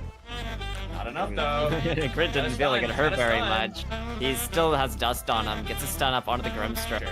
Yeah, there's Inkswell dust as well, so they're gonna have vision. Struck Fate off the mark. He's winding up the epicenter. See if he can turn damage, but a nice Inkswell into the pulverize is gonna keep that spell from getting off. And he gets a burst strike. The last bit of right click, the charge forward, he's gonna find him. Blink up, so they might just get kited around here. As, yeah, there's a blink. Oh, but it's back in. Now they get the silence, the stun as well, the punch into the air. He blinked in completely the wrong direction. Yodi Brody are just gonna outscale you because you didn't fight with your item. Try to focus again. There's a stun onto B-God. Burst strike, but this Pudge just melted, and now DNC, yeah, has a BKB. Gonna leave him alone with the pulverize. It goes through it. There's a time lapse. Keeps Sand King alive now. He's gonna try to get an epicenter off. And he's got the epicenter rolling, but no one's really taking any damage. The Primal Beast getting poked at by the Zeus, but they're just killing the Swarm off. They're gonna try to find a way to get back into this fight, and they're gonna go back onto DNC, but now they're into the Sandstorm. They're getting stunned up repeatedly, and there's a first life of the Wraith King, but the Sand King does eventually go down. Spectre in the backline, trying to find the Grimstroke. Shikuchi forward. It's Weaver versus 4. It's a huge Shikuchi. But the Tusk is still alive. Yeah, there's the grab. The pulverize brings him down. Spectre's in trouble. I don't think he can get out of here. Charging forward, has a Spectral Dagger. Gonna try to get away. There's a Wraithfire Blast, holding him in place. As a Poison Touch as well, making it very hard for him to escape here. The Zeus doing kind of a lot. Top of the CS almost. He should have such a good time. Wow, there's a hook. Grim can't be hooked like this. But Double King's turning the damage over on the Pudge. First blood. This is not very good. He's going Now to he's gonna get swelled. pressured. Blood grenade He should as get well. swelled immediately. Yep, now the swell is coming out. I mean, B-God is doing a crazy. Door's gonna come in though. Maybe? No, he's giving up. He gets a little hook before he dies. So now he's just giving us. Whoa. Gets the skewer back onto the Pangolier. He's gonna die. They're gonna find the So in trouble now. Here's the swell. On the troll. Please. Can they get a There we bash? go. There's the Inkswell. Finally, the net comes out. Yeah, look forward from the No, Pangolier. it's the Grimstroke. Frugos Big still kill, died. man. They press the silence on a rolling Pangos. He's not able to jump around. They are Oh, gonna he's kick gonna it eat off. Double King dismembered. Here comes the Another Dawnbreaker Donald. rolled on top of everyone's head. Doesn't land a They're going for stun. Pudge. They're gonna get the Nice. kill. RP, they're gonna use it. Dawnbreaker ult falling off. They're using all the ults in their arsenal to bring down. Tia has blink. Is he gonna go for a skewer here? They're thinking about it. They're There's going. the Inkswell forward, skewer back Good fight. into the support duo. They're at least gonna get the Aegis here. There's a hook. Can the Solar Guardian land? No, the Aegis doesn't quite time. There's the RP Oh, on what the an 2. RP. And Magnus is alive for the moment. And now they're getting the damage onto Scourge McDuck. And he's gonna fall. Aegis be damned. The The Pango Magnus slap. does eventually fall, but the Pango finds himself in an awkward position, forces Swashbuckle to the low ground, but Double King, he's on top of him. A nice hook away and nice slithering crush from the. Kind of a bowl though, like kind of. Yeah, kind of charges. He's got a There's a horn. skewer, there's a charge. Slordar, oh my god, all the damage in the world. The hook finishes them off, but now here comes Double King. Find a net. Yep, the TP isn't going to be successful. And they're able to finish him off in the arena that is the Sprout, but they might know he's there. They did ping. I mean, Dawnbreaker's catching him off. he sees but, him now.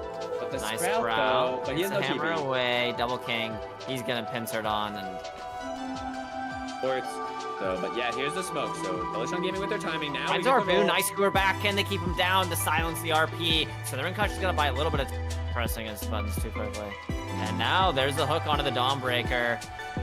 Plenty of damage with the Corrosive Haze. Or is it? Oh, She's wow. at half health. A Centaur stun, and now Mark's in the area with the RP, but it only lands on the Slardar. Inkspo lands as well, and able to kill the Sprout. Charges him. Oh, it gets out though. Yeah, okay. Dawnbreaker did die. Now they're going to try to right-click onto this Pango. Oh, look how many traps are top. I know. Pango's right there. Uh-oh, they see him coming. Okay, And big fight. Slardar's there. Double King's in first. Ink's falling forward. There's a waiting meld, but they just wait for the other ones. The Mac, can they find it? There's a huge Rolling Thunder onto 2. Here comes the Solar Guardian. They're going to try to turn this around, but the Mag's been melded out of existence.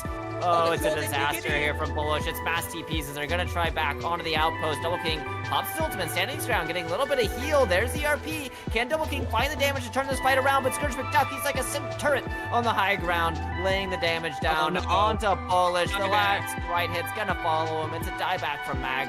He has Pike. Oh. Can use the Pike. Can they find it? Find the damage? no. Oh, it isn't going to happen. Scourge McDuck on the high ground, on the low ground. And Dora is going And I in. pass anyway. Dora, yeah, he is in. Oh my god, they just delete the Grimstroke. The damage from the Pangolier is way too much. Now they're going to try to get the Magnus out of dodge, but he's slowed up by the Diffusal. The Dawnbreaker, the Pugna heals, doing a little bit of work, but Dawnbreaker sniped out of the fight. Picked off on the sideline by B-God and company. Okay, Skewer doesn't hit anyone. Good fight. Double King's in the back line. He's netting up Frugos, or Yodi Dora, I Bodhi, mean, he will eventually go down. And this mass disengage, it didn't go that badly, actually. He doesn't want anyone to eat it. Very selfish from Dora here. Oh, Slardar? Uh-oh. Odd by double. Uh-oh. Pango's in Oh, trouble. there's a Lot of nice trouble on skewer onto the Pango. Pango. Do they have the sounds as well? They're going to commit the RP. There's the sounds to follow up, and it's going to be a pick-off from the backside of the fight. Double King's on top of B-God. The Solar Guardian as well. Scourge McDucky's completely isolated. They found the kill. He's dead for 100. Tanic maybe should have been an AC. Uh-oh. Oh no! The hook! The dismember, chase but here comes the Solar buyback. Guardian. It's a buyback from the RP though. Dawnbreaker. And they get a huge RP onto 2! Can they find the damage in the Pango? He's trying to roll around. He's trying to find a way back into the fight. But is he going to be clicked down? No, The it's Pango's actually alive, though. Magnus. It's Pugna that gets clicked down. And now Double King have forced above the ult. He has a BKB running, getting bashed a little bit. Now he's sprouted up. Oh, he's just getting kited completely. The Dawnbreaker on top of the TA. It's Cores for trying to not get kited, but it's Scourge McDuck's going to come out on top. There's the stun from the Slardar onto Double King. Caught in the sprout. Clicked down by Scourge McDuck. It's an ultra kill for him as they lose 4 on Bullish. Slardar, Skewer, trying to TP out. I mean, that isn't going to work. Now they find a silence onto the Pango. He's going to try to click it down, but they have the Skewer back. Then tier 4s. They're on the Pango. He has no buyback. He's going to try to roll up with a sharp. Uh-oh. Maybe caught. Will he blink in time? Detection. There's the RP into the Solar Guardian. There's a lot of ults to find this kill, but they are going to find it. Nice. It's a very awkward initiation. It's scuffed from both sides. Now they find the Skewer, but Dismember coming out. Now they're going to find the damage on a B-God. Solar Guardian as well. Do they have the lockdown? And Scourge McDuck's in the back. GA blinked Line. in. 4 staff away, but he's getting chased down. Nice It's Rolling in. Thunder. He's getting RP. There's the RP. Can they find the damage? Yes, they are. He's clicking in. Double King. He's doing it. No! Scourge McDuck turning. Finds damage in a mag, but it isn't going to be enough. Double. Uh-oh.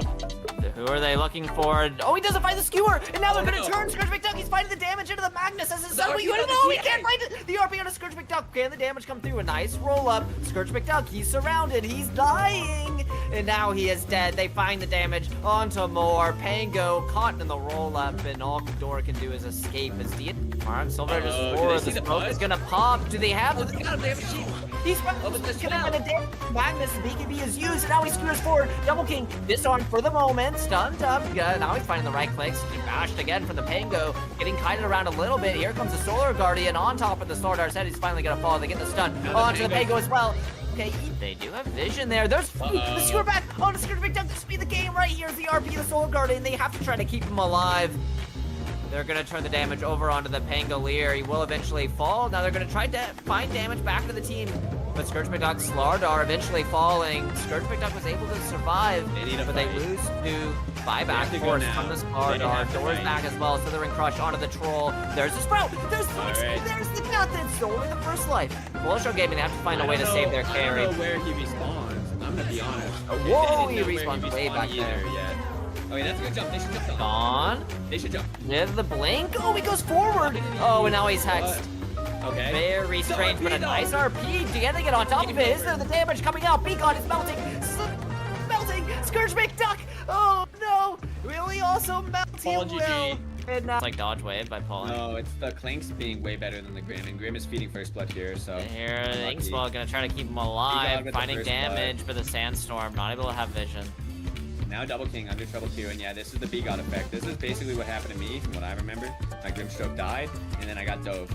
So, yeah, bad news. The Burrow Strike, the damage coming in from the Clinks. He's manning up, and he... Ports on Radiant. Oh, okay, good news. They're walking in B-God. That's a good jump. Get the pullback. Inkswell going to land as well.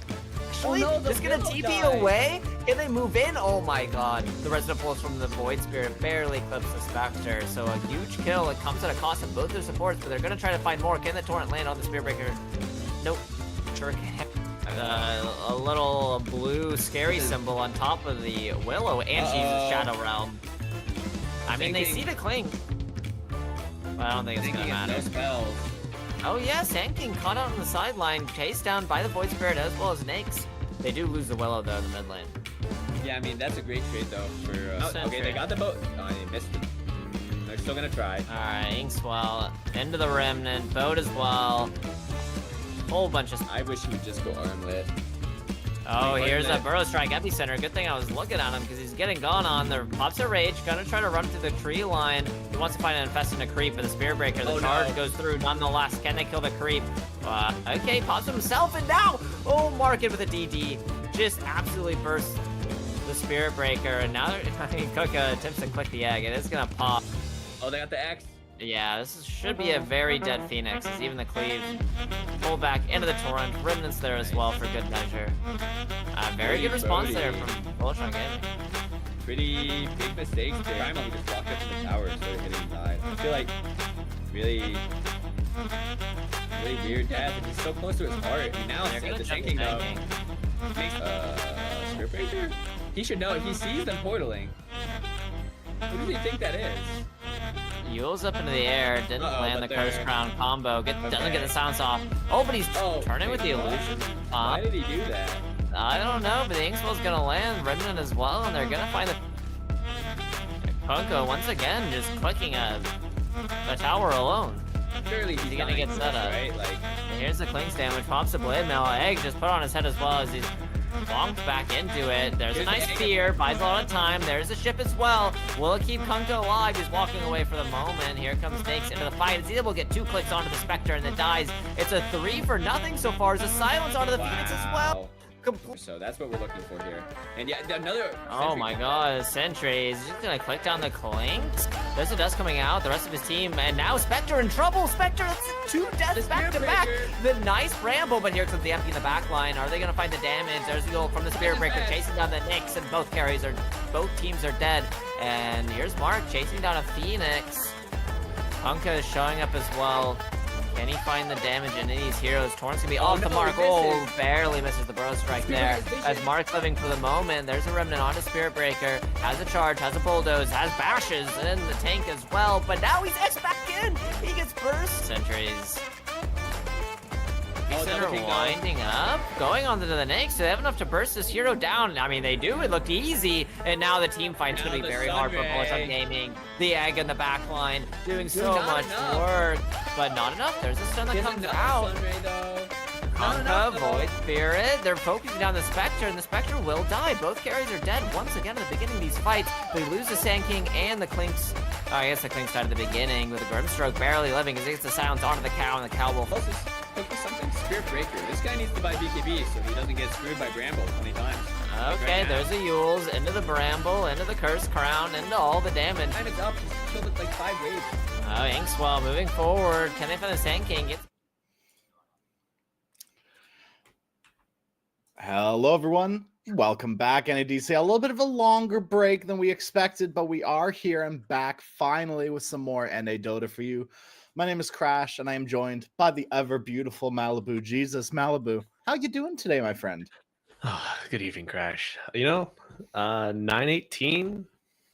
Right now, I'm good. 9 o'clock. I was a little worried if astronauts were going to get a fifth to come in. Saw Mr. Hatlord himself come into the lobby, and I was excited for a hell of a show match. But the nerves are assuaged. We got 5 players on each team in the lobby, and I am happy to get this one underway. At the end of the day, Dota is Dota, so I'm happy either way, right? Stand-in or not, hopefully we'll get a good game ahead of us.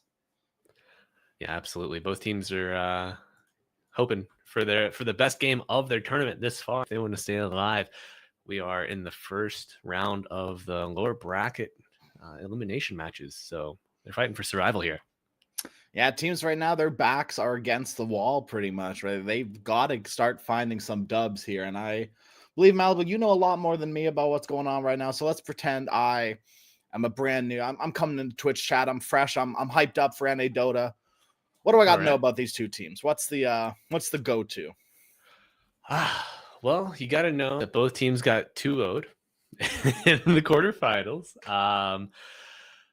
So Fry Boys have 1 week less of practice with their carry player, Sammy Boy. He was out for the ESL qualifiers for Kuala Lumpur, so he missed a week of matches, a week of practices. And I think Fry Boys have at least him that are on other teams that are scrimming regularly. So Astronauts, I think they got Muzi, who's on another team. I know he played with Sankey and Gomez for a little bit recently. So it looks like some of the main players from both teams have kind of been removed a little bit from regular practices or scrims. So there might be a couple little loose pieces moving into this this lower bracket play for both teams. But they're both hoping to stay alive here. So what I'm hearing is we got a spicy game ahead of us, and we have a draft ahead of us as well. We certainly do. The first bands are rolling out. We see the Kunkka band out, and then the Treant Protector, shortly followed by a Dazzle and a Sand King. We had a little bit of a trivia moment earlier today.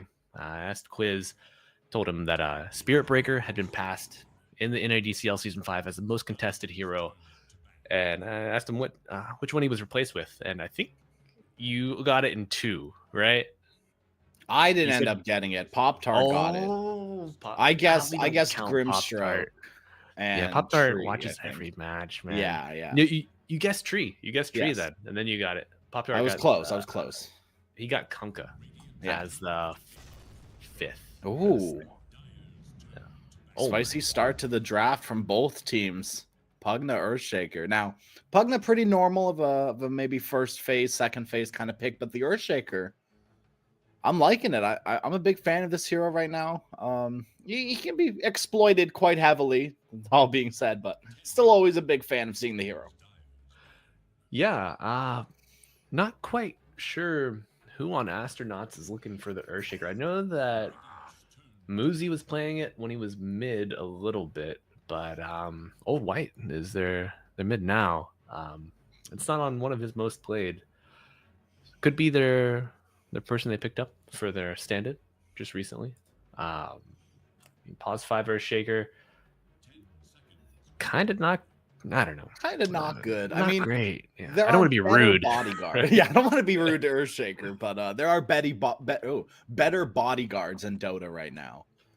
Yes, and when it comes to bodyguards, I mean, Pugna, he's been nerfed. The mana battery that he was in the past is not quite as strong as he is now, but I mean, still rudiment serves as that like basic function. And Fishy bodyguard himself enters the battlefield. Slardar is the hero that's seen a meteoric rise in popularity. Do you agree with his rise in popularity here, Crash? I absolutely love this hero. It is so fun to watch, and he's very versatile in where he sits right now. Whether you throw him in the mid lane or the off lane, he's doing work, right? A quick level 6. I've been seeing a lot of Slardars go like 2-4-2 into 4-4-2. And it just means you have so much armor, health regen in the river. If you're a mid laner, you can gank super easy even without a rune. It's one of the few mid laners right now that can gank without a rune. I mean, I guess Earth Spirit's another one, but he's tied to Urn, right? I think all the other mid laners that want to gank without a rune are tied to Urn of Shadows. So Sutter, he's not tied to any of that BS. He's just run at you, hit you with his big stick. Yeah, he is. And a lot of people don't know that you get a little bit of extra auto attack damage while you're in water with that passive, and that can help out in so many ways. Trading, laning, just really gives him a lot more staying power than he used to have. We were a little skeptical of the Earthshaker 5 potentially. If you do have anybody in that lane with them, I think a Templar Assassin is a good partner. You know, Templar suffers from low attack range early on, no real slow or catch. But if you get a good Fisher, you know, it doesn't matter. You can't run. Yeah, absolutely. And Earthshaker, he's got multiple spells to help you close that gap on the TA. Certainly. This Grimstroke picked up. Definitely one of the most contested heroes, ranking in at number 4. 88% of the games he is either picked or banned here in Season 5 of the NADCL. And I really like that Astronauts swiped him up before Fryboys could. Because, you know, the TA synergy, kind of okay. It's a little bit of a deny pick for the Dark Portrait against the TA also.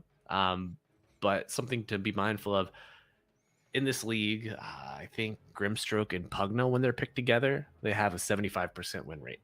Ooh. So a little bit of a denial pick from Astronauts coming out there if they're mindful of that. And they're two super solid heroes, right? Like they synergize with each other in some awkward ways. Right? Double decrep might be bad, but it could be good, I guess. Right? Double decrep, double suck. What's most punishing is when you get the Phantom put on you and then you get decrepified. Yes. And you can't attack it. You're just like, I guess I'll die. Now, I have a question for you, and we're not going to see it this game, but I've been asking a lot of my coaches because I saw it in a game. When you have the Swarm and the Phantom's Embrace on you, when you A-click, like if you just normally A-click, what gets hit first? I would say the Swarm. Okay. I think. I literally have no idea, so I couldn't tell you either way. But it's something interesting to think about for sure when you want to pick up, because Weaver Grimstroke is definitely a hero combo that we've seen in the past, so it's not out of the realm of possibility to see it maybe next game. But this game, don't worry about it. We're not going to see it at all. So that is a thing of the past. Yeah, thankfully. And you know, Wraith King picked up Astronaut Esports. Great combination with the Grimstroke 4. If played in the off lane, it's a very, very potent lane. You know, Wraith Fire Blast into the Inkswell. It's gonna lock down the Pugna if he doesn't scurry away. And if that Weaver comes up early levels of Shikuchi, the cooldown after all the nerfs is so long now. If you misstep and use your spell just like a little too early, you're done. Yeah. So, Fryboys, I want to pose a question to you, Malibu. Do you think we're going to be seeing a mid Slider or a mid Primal Beast? Let's see. Because hear me out, right? This is my thought process. It's going to depend on where the TA goes. Yeah. If this is a mid TA, we're probably going to see a mid Primal. But if it's a safe lane TA, Primal Beast absolutely destroys TA in lane. Yeah, I think what we can expect to see here from Astronauts is a pick that will flex into a mid for certain. And honestly, if you have the TA in your safe lane, you can just bring heroes down to her through the Twin Gate to protect her from the Primal once he gets a little aggressive and makes a move. And we see that with the Magnus pickup. So we know Magnus probably gonna be your mid laner here. Not your most favorable safe lane matchup. Yeah, I mean they could very well do something crazy in safe lane the Magnus, but like I said, I think that is absolutely crazy. Yeah, certainly. Samson Naga, you know, this guy, he loves to play as illusion-based heroes that need like 20 to 25 minutes of farm, just hoping that the rest of the Fryboys can buy him enough space just to get him to that critical mass. And Naga Siren, definitely a hero that can take over these games. We see Muzi Magnus, so it's gonna be an old white TA. So we're gonna see a TA mid. I'm gonna be watching this mid lane like a hawk. Like I said, TA really hates heroes that get on top of her. And between Slardar, Weaver, Primal Beast, you've got a lot of heroes to get on top of you immediately. Absolutely. I mean, they have a ton of gap close too. Especially once Primal gets a shard, you know, he's going to stun her from afar with that rock throw. I mean, Ames' Earthshaker has a little bit of peel. The Grimstroke Inkswell, once they get a shard as well, that Dispel is going to be huge against all the control available from Fryboys. repositioning eventually from Magnus coming out. If he has the time to build to an Ags, I know it's a little expensive and definitely not your first choice item, but I think you just go $20 Blink. You could so go like good. Blink Harpoon if you want to Yeah. get. I think if you want to get super frisky, you can just do something like that. It helps you clear the Naga illusions. It's going to be really good to get the swarm off of you and your friends as well. So I wouldn't hate to see Blink Harpoon. I think it's a little bit of a, not a little bit of a throw, but a little bit of a misstep if you build the Harpoon first. It's just too greedy in some ways, especially when you're playing in the off lane, right? You want to be able to make plays with your team as early as possible, especially when you're enabled so heavily by a hero like Grimstroke. Yeah, it's very all in. You know, if you don't have 2 heroes backing you and you're getting those kills on the map, it feels like a massive waste of gold. That being said, itemization on the Slardar too, really important. I feel like so many times I've seen him have a good start, and then the Slardar just gets super aggro before he gets his Aghanim Scepter. Yeah, and the Aghanim Scepter affords you so much survivability with the Sidus resistance, with the extra regen. Wow, Earthshaker knew. We see the befuddlement of the Sammy boy. Yeah, I'm gonna all chat. I love it. You know, he doesn't understand this Earthshaker hero. It doesn't make sense to him. Right. New tech coming out. We always love to see some new tech. Uh-oh. Nice fissure block. Dingus is in some big trouble. He's gonna eat a Wraith Fire Blast. Nice 5-man crush. He's gonna have to do a lot more of this game. By this time, the 5-man crush, it is not enough to survive. Dingus will fall. Yeah, man. You know, a bit of a trade-off. Fribble ways to know that that observer is present somewhere in that area. All of this ping's escaping. So maybe you recover a little bit of golden experience after giving up first blood. A little silver lining for him there. Yeah. A little bit of gold returning their way, but Earthshaker starting out with 331 gold. What has he got coming out to him? Doesn't look like he spent his gold. Okay, Tango's in a wand. Got it. All right. Nice onslaught forward. Primal Beast onto Samson. They're going to kill onto the Naga Siren to start things off. Fry Boys, they are losing heroes. They're dropping like, I say flies, more like dropping like fish as the Slider and Naga are the first 2 heroes to die. Dropping like fries. It's right there. But, you know, not the start you want on your Sammy boy. But that's going to get Old White super low, at a potential low blood rate. Oh, not a first blood, but maybe a third, fourth blood. Old White. Nice voice line. I love that voice line so much. I'm glad. It's so good. I'm glad I got it before the battle pass.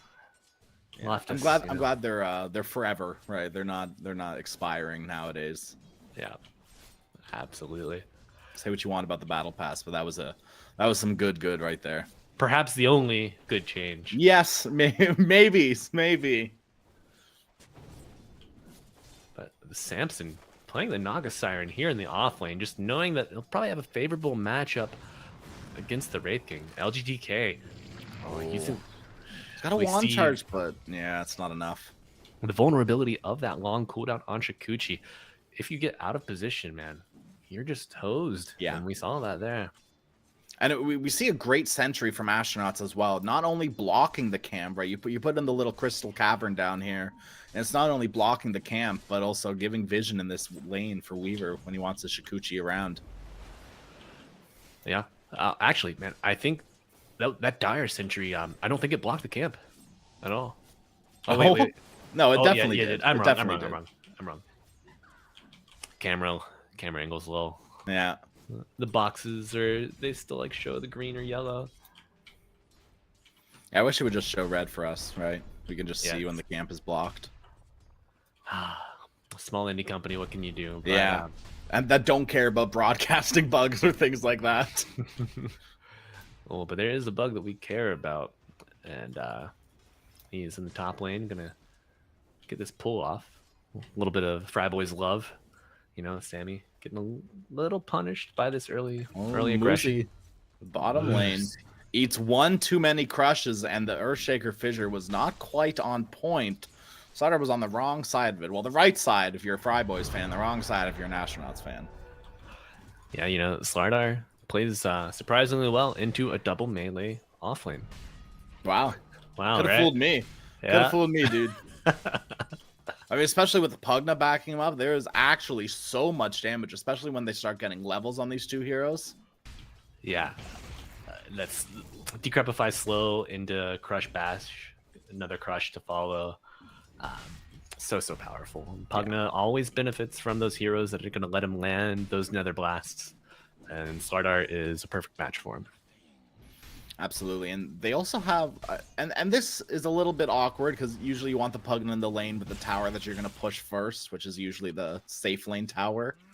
But instead, we might see an early tower go down bottom with the Nether Blast from Pugna.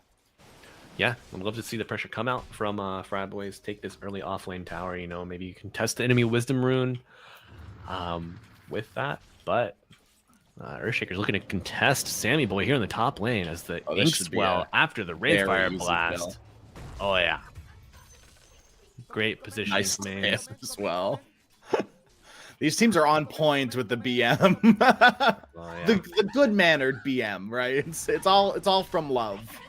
I mean, you know, this is for elimination. Yeah. Manners are out the window. That's true. You just gotta get in there. You gotta play the mind games. You gotta break the mental willpower of your enemies and use anything you can to get those dubs, man. Did Ames just drop his friend code in chat in the game? What was that?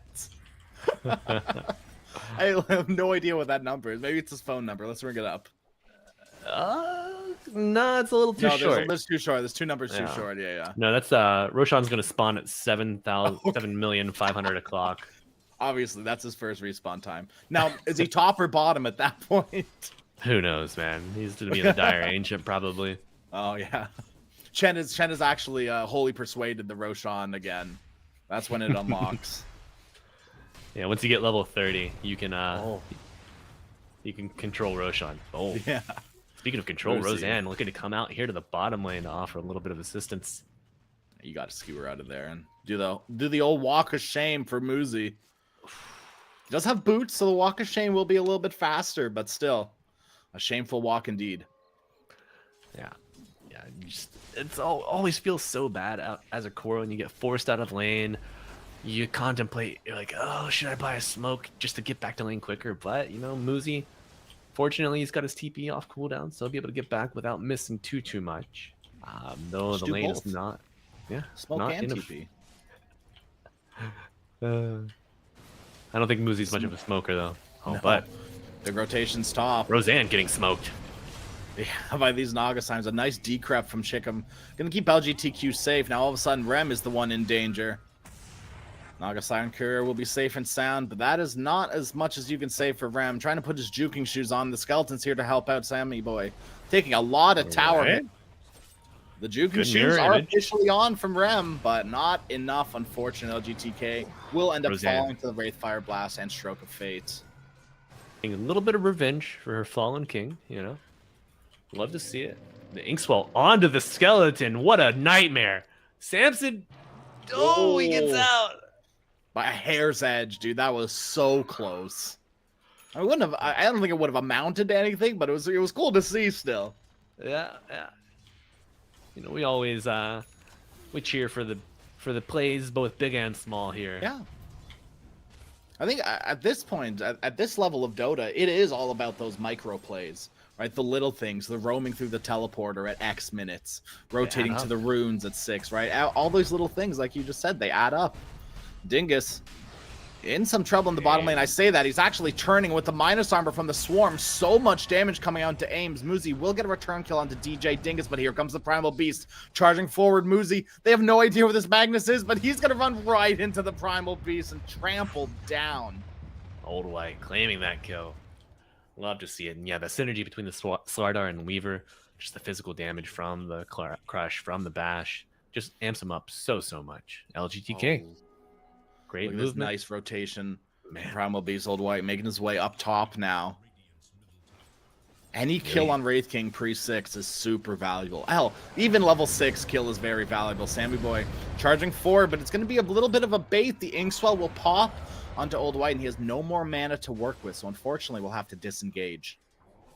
You know what, Feld? I don't even know if Roseanne knew that Primal was around, but just wanting to match the aggression from Samson, throws out that Inkswell, and little bit of a hold on that, delaying the pop, saves him from the primal.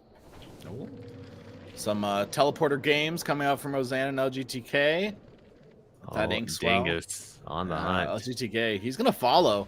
Roseanne, the swarm will be killed, but the big bug still chasing you down. Roseanne will fall to the Geminate attack. Oof. Such value.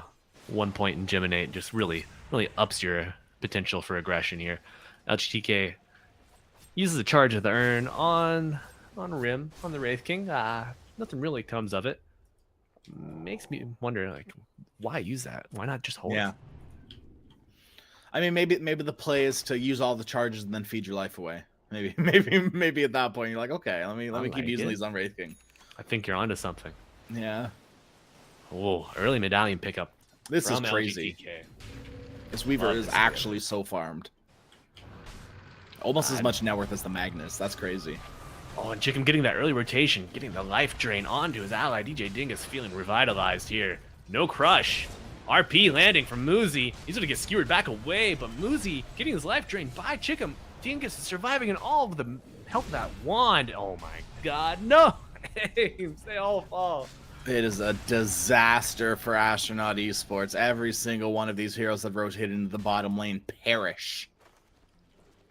Level 6 come out from Fry Boys, and they are very, very valuable, right? The life drain, the minus armor from Slardar, so good. Yeah. Great synergy coming out, great coordination. I thought that Fissure into the RP was going to be enough to swing it into reverse for the astronauts, but no such luck to be found. And both of these heroes in the bottom lane already back up to full HP because of the life drain. What a stupid ability. You nerf the mana drain, but you don't care about the mana increase, but you don't care about the health, which is arguably the strongest part about the hero. Yeah. Oh, man. What can you do? What can you do? Fix your game, I guess.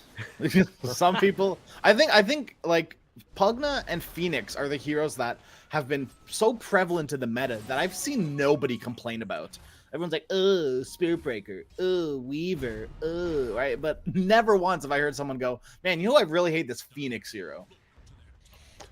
Yeah, not been under a ton of scrutiny, these two heroes. I don't know if players just feel, or the public at large just feels like the Pugna nerfs were enough to maybe. I think maybe it's because we don't see them in pubs so much. Yeah. So it's like IO, right? Like exactly. It was at a point where IO was super strong, usually always banned, but never ever in a pub. Heaven forbid a puppy play IO. That sounds like my worst nightmare. Yeah. Unless it's not a lot of coordination to be found. No. In US East, unfortunately, in our bracket. I would say there's quite a few regions where there's just no communication in pubs. But you know, good communication coming out here for the astronauts, getting a kill on the Slardar. DJ Dingus falling. It's his third death of the game. You know, it's slowing down his Echo Saber timing. And you get that item on Slardar, that's almost an early point of critical mass. Yeah, I'm not a fan of this Echo Saber build. I think arguably is a little bit of a bait. Okay. I recently read an article or a post, whatever you want to call it, from Dota Buff. One of my friends, Kwai Socks, he writes for Dota Buff, and so I usually try to give that read an article a read rather. And he mentioned about this Aghanim Scepter versus Echo Saber, and we pretty much agreed on the same thing. I found some validation through that little post where I was like, okay, like the Aghanim Scepter is so good. And when you go this Echo Saber build, it's usually because you're far enough ahead that it doesn't matter, right? And he's not far enough ahead. He's not far enough ahead, so it might just be a little bit of a bait because you want to get aggressive early as much as you can. And the Echo Saber, as much as it enables that, the Aghanim Scepter is just so much better when it comes to early aggression. The only counterpoint that I might offer is maybe he feels that his team is far enough ahead for it to be okay, but I still think that you got to go with either the Mask of Madness first, just to accelerate your farm that much, or just suck it up and go for that Ags. Absolutely. I mean, he's not wrong. His team is 4K ahead right now, 12 minutes in. That is a pretty juicy number so far. 12 minutes in, nice big number to work with. Yeah, that's the kill score not not too far off, 10-7. Only one tower down at this point, so a lot of that net worth is reflected in the Samson Naga. Yes. Level 9, 146 last hits, and he is just spreading out the map, just taking over Astronaut's jungle. He's got super aggressive vision to spot out any would-be gankers. Just playing this masterfully. I love this vision coming up from Fryboys in the top jungle. It is so good, right? This just enables your Naga, who is a hero that already wants to take away farm from the enemy, to continue to do so, right? And be able to play that so much, like a lot better than you'd like to. Roseanne, Solar Crest, Geminate, plus the Swarm. It's a lot of damage, but LGTK can't quite finish off the Grimstroke. Ooh. Just dodges that danger. Okay, Muzi, he's got his Blink Dagger finish. It's flying out to him right now, as well as a tier 1 token. TA also finishes the Blink Dagger, so big Blinks timing from Astronauts. So this is their time to shine. Time to make some big plays happen. Yeah, both teams want this Wisdom Rune here. Posturing, they even bring Samson down into the area. Oh, Muzi, he just didn't blink. He RP'd absolutely nothing. He was going to get pulverized for his crime. Gonna try to skewer array, but unfortunately you only connect on the illusions. Maybe fortunately, you don't want to bring that Naga back with you. Fissure gonna connect onto 2. There's the Song of the Siren from the Naga Siren, keeping them all at bay. Big suck from the Pugna. Samson's gonna TP out. And the question is he left his team for dead? They are running away in the river. They should be out to safety. No real follow-up anymore. Samson's playing the resource game. Oh my god. LGTK, why are you staying? I don't know, but he ends up getting a kill under Roseanne. He really desperately wanted this Grimstroke. It all started on the Grimstroke, and it will all end on the Grimstroke. Oh man, Samson just cuts over into that side lane, steals the Wisdom Rune right at 14 minutes, and gives his team a chance to escape with the song. He's got his priorities, right? I don't care. I don't care about my team. I care about the Wisdom Rune, and then maybe I care about my team. Yeah, Samson's a guy that sees the big picture. And a little picture here in the bottom lane, Muzi blinking and missing the Pugna. Oh, LGTK responding with the TP. They're on the hunt. Gotta be said, Muzi. It's not been looking too hot for you on this Magnus so far. There's still time for him to come back. Roseanne getting the Soulbind out. This is going to be enough to lock down a couple of heroes. But not enough as Rim uses the ult, resurrects, the TA is in the air. You're going to get a little bit of right-click damage out. And Echo Slam coming out and locking down the Swardar. Beautiful play. That Pulverize is not anywhere near enough for you, Primal Beast. Just a little bit of control, but not going the long way that you'd like it to. Fryboys, they lose 3 heroes. And that net worth lead, that gap is slowly closing. What was once 4K is now only 2. 2 and 3K. It's fighting between the both, but we'll just say 2K because that's the number that we see. Recent acquisition of Old White's Blink Dagger has definitely freed up Astronauts to pursue these fights with a little more frequency, be a little more active. I mean, when you get her in the fights, get her amped up with that empower damage, just every little bit of the contributions matter from this team. If you can take fights away from the Sam and Billy Naga, I think you're going to see a higher rate of success, and we see that to hold true as Astronauts claim that fight, even out the kill score, take a tower, and lessen that net worth gap to only 2K. Ooh, they're still in Sammy. This. Gotta be careful here, but maybe it's Old White that needs to be careful. Nice skewer back onto 2, following up by the RP. They're in big trouble. There it is, Muzi. That's what you want to see. Aims a nice tip onto Sammy. 2 tips coming Sammy's way. Not sure what you're doing farming there, my friend. And soon to fall will be this Primal Beast in loads of trouble. Way too deep for you. Lost in the woods, are you, Sammy? Yeah, we gave our boy Muzi a bit of scrutiny there, and it seems that he's one of those players that just rises to the occasion under that magnifying lens, under that pressure. Instantly. Beautiful RP. Like, instantly, right? 2-man skewer into RP. It was absolutely beautiful. He's like, all right, I got something for you. Tower will end up falling. Rem able to burn that one down. Does not have the reincarnation for 50 seconds. Another blink canceled. Now a 2-man skewer again from Muzi. DJ Dingus, big trouble. There's that Phantom Embrace. Here comes the song. Sammy He's not connecting onto anyone with it. The pig pull, able to get Wraith King away out to Roseanne. safety. The song just barely connects at the very end. Blink Organ Crush. Levens, but a huge Echo Slam Echoes. from this Earthshaker connects onto 2, and the Soul Bind from the Naga Siren. Suck. Keeping them leashed up. There is that suck, like you said. Old White's Pugna gonna up crucify alive him for though. now, but yeah, Old White, you will pay for that with your life, Shikam. Now trying to run down the Naga Siren, but it is a little bit too fast for you. Naga is able to slither away. Old White turns his attention towards his Primal Beast, and Primal will fall. Muzi once again finds it. So what? He messes up once. Dota's a game of more than one chances. Yeah, Boozy. You just need a little bit of time to warm up, a little bit of time to shake off that rust. And we see Dash Clear coming out again. Maybe that's their reset. That's what he did. call. Yeah, no, that's what he did though. He dash cleared the entire lineup of Fry Boys. LGTK, oh, barely able to make his way out of there. Nice fissure onto 2, following it up. Old White, he loses his refraction, but has an Invis rune to work with. All those Naga illusions, all of a sudden, have no right connecting onto you. If they manage to control the Templar Assassin there with the minus armor between the Swarm, the Riptide, the Slardar, TA would have melted, but she's DJ returning the Dingus. favor and melting Yeah. Dingus. Minus armor for you. How do you like a little bit of taste of your own medicine? This Blink Dagger and Shard on the Earthshaker just give astronauts so much potential to take these fights up close from afar. I really look forward to seeing them just opening up the rest of the map, challenging maybe for the 21-minute Wisdom Rune on Fryboy's side. If they could take that offlane tier 1, I think they could find a lot of opportunity up there. I'd love to see another big Wisdom Rune fight. I feel like I don't see it enough right now.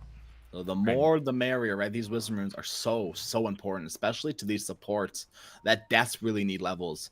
Pugna, that life drain, it gets a lot more valuable as you get levels. Weaver, a little bit less so. But we are going to see Weaver. He's queued up a Desolator, LGTK. If you can't carry Samson, fine. I will do it myself. All right. I mean, he's got the Vessel. He's got the Crest finished. Why not? Oh, Muzi. Oh, my quick God. fingers getting himself out of there. A blink and a skewer away, and he is safe. I wonder if he saw that smoke. We are still going to see that smoke, like you said, and it's going to go on to Roseanne. Nice time lapse away, but it means now you're stuck to your Slardar. No blink possibility. Oh, Just holding hands with your friend. Yeah. Another Maybe immediate not where you smoke. wanted to hold hands, though. This is crazy. It got spotted out by that observer. Smoke They had to on have seen smoke on smoke. I think Astronauts, they won this fight. They counter smoke, bring 4 heroes down to join Rim's Wraith King. They've got all their ultimates. There's no reason they can't. They just have to make Crush sure that Earthshaker doesn't die. DJ Dingus! Living up to his name a little bit. A little bit of a dingus right now. It's got to be said. I'm just going to say it. A little bit of a record scratch. Hey, Bet you're wondering how I got here. as another crush misses. As another Right. blink gets canceled. Well, that's a bit of a long story. Let me walk you through it. I would like to see Weaver pick up his shard, you know. Naga's eating a lot of the map and taking these creep waves, taking these camps, pushing it out. But if you get that Weaver shard, you can just rat. Really? Oh my God, was Roshan even alive for a second? No. And we have the respawn time already, right? 7,555,000. I can't even go back far enough. I don't remember the number. Sorry, everyone. I've disappointed you all. We can just ask Games. I'm sure he'll give it to us again. He'll post it again, yeah. And then type dash clear. Yeah. Samson claiming his second Wisdom Rune.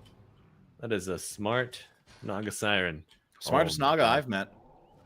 And definitely almost one with a heart too. Got the Reaver and the Vitality booster. In multiple ways better than that Tin Man. Heart got a little bit of a nerf in the last letter patch, but definitely not enough to remove it from being a viable item. I think it was a good amount of tuning for that. Yes. I think so. I'm a fan of the 7.34E patch. Are you a fan of Specifically smokes? because I am a fan of smokes. LGTK is definitely not. Misses the the skewer back skewer. won't connect. Mosey It's not going to matter in the end. Old White will get the kill, but Muzi, my man, a little bit of a misstep, but his team is there to catch him when he falls. And that's what you want to see most of all. Yeah, certainly. I mean, it takes that team dynamic to win these best of threes, to fight your way out of the lower bracket. I mean, you either got it or you don't at this point, right?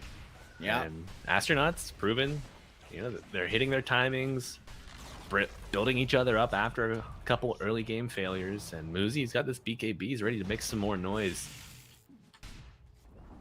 No Tormentor to claim.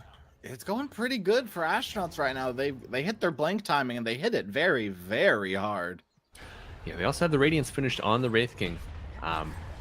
Oh my god, Roseanne falling to Karan's primal. James want to Echo Slam. He's going to, but the Blade Belt that's a wants big reflected damage. Samson gonna tell Primal Beast to TP out, and he'll do the same. God, that was a big slam on that wave, dude. Holy. That was huge. I mean, that is only a taste of the possibility for this Earthshaker this game. Between all the Naga illusions, right, you have a lot of big targets for your Echo Slam. Yeah, and I mean, the Fry Boys, they use Song. I want to see him group up behind this Wraith King. He's got Radiance. Just stand behind him, push down these towers, get a couple Skelly charges, and let him rip. I don't know if Fry Boys can match this aggression for another 90 seconds, Especially with this Muzi BKB that has yet to been used, right? Still 9-second charge on the BKB. Certainly. Be massive. And I mean, TA, Aegis for 2 minutes. Got a little bit of aggressive vision. It's kind of matched by Fryboy's jungle vision down here. A little bit. But I think you have the tools to play into it at this point. Just square up behind your TA, and that looks to be exactly what's happening. Old White leading the charge down bottom. Wants to find this first tier 2 tower. He's got a 4-charge Deso. Skellies. Oh my god, this is going to melt. This tower made not of stone, but perhaps butter. Ooh, maybe a butter tower skin next compendium. Just a big stick of butter. Yeah. Just one can be like, I can't believe it's not butter, and the other one will just be butter. Right, maybe the tier 1 tower is margarine, the tier 2 tower is butter. What would the tier 3 be? That's a good Cream question. cheese? Maybe. Is that the next step in the butter line? It goes margarine, butter, cheese? I guess so. I don't know. Like a not softer much of cheese. Ooh. What do you know about soft cheeses? What do I know about soft cheeses? Not much. I had some ricotta in my ravioli today, but that's about it. All right. Damn, I would kill for some ravioli right now. Oh, dude, maybe the ancient's just a milkmaid.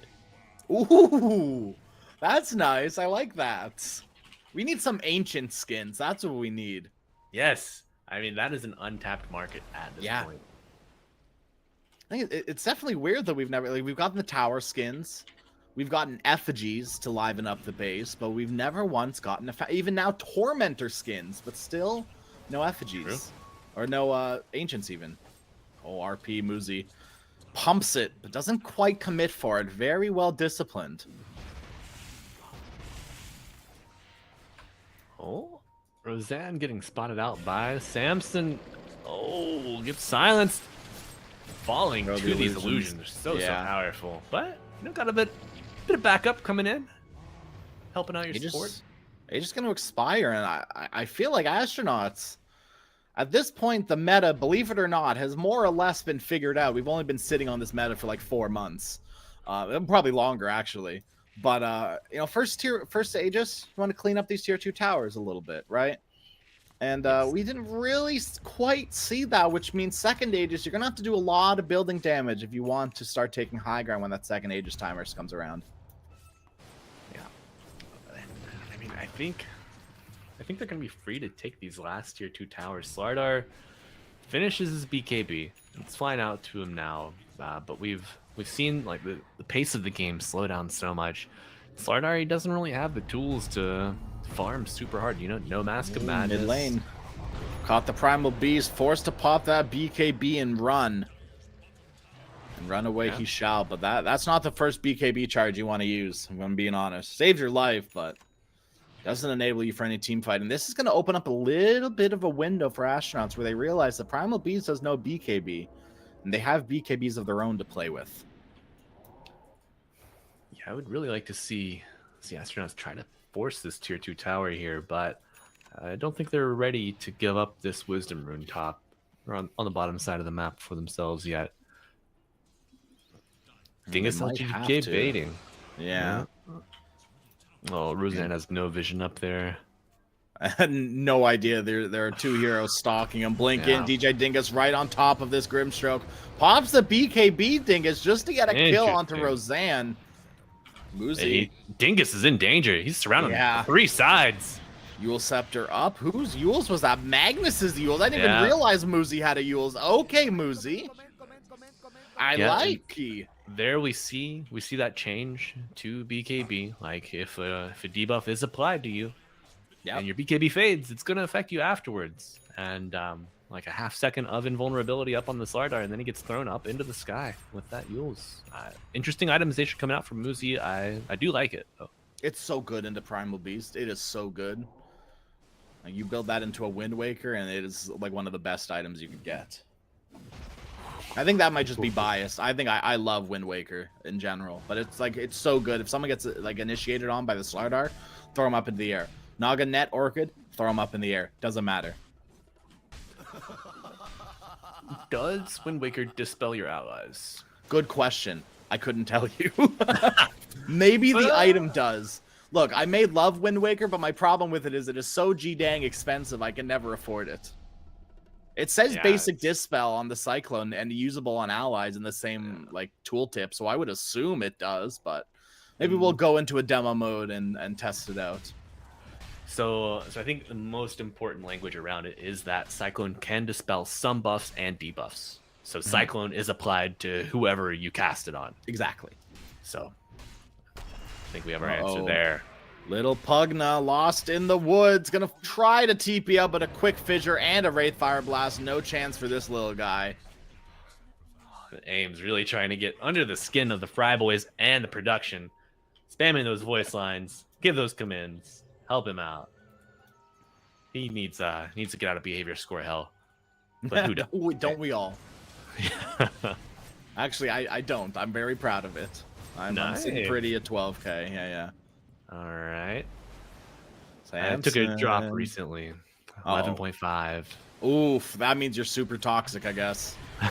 Samson, Echo Slam up. They're going to use the RP as well. They still have the Song of the Siren and nowhere near enough damage right now.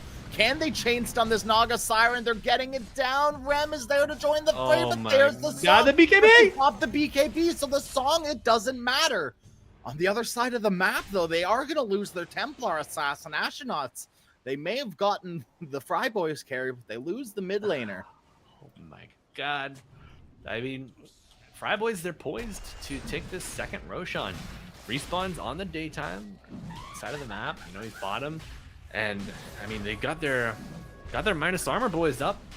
DJ Dingus, LGTK, they're here at party. You get this Aegis on the Primal. I mean, you can really take some super aggressive fights. Challenge the rest of these tier 2s. There it is. Love it. Cheese given to the Slardar. You know, he says, hey, little buddy, get that wand out of here. Hey, I don't need that. LGTK, what are you doing? Little buggy boy no more. Muzi cleans him up. I know. It's just getting some vision, right? Yeah. Just scouting ahead for my cores. He's only a lonely support, right? Right. With a maelstrom, a support with a maelstrom. Oh my god, dude. I mean, the control's kind of nice that you're gonna get from the eventual Gleipnir. As BKB queued up in between, so this game, it very well may be over before you get that Gleipnir. Yeah, I mean, something that would help him accelerate. Ooh. Not again. They don't have the vision. They do actually. Ames closes in with the dust. Old White, a swift crit to the head brings down the pug. Yeah, you know, this Earthshaker, he's got Blink, he's got Force Staff, he's got his Shard. He has so many tools to play in the space. Oh my god, he's got an Octarine core too. Ames is so farmed. I legitimately I couldn't tell you where Ames has gotten all of this farm. Right? Almost as much net worth as the Primal Beast. Probably from his 15 assists. That would do it, yes. Yeah, and only 2 deaths. Man, when I play Earthshaker, I do not survive very much. No, it's so hard to survive on Earthshaker, right? Especially when you're already losing the game. Primal Beast charging in forward, immediate silence, and brought down immediately. That's Aegis down, but you melt like butter, and you very well may melt like butter again. Pops that BKB, trying to change things around this time. DJ Dingus gonna pop that BKB as well, but what an RP from Muzi. Connects onto 2 heroes.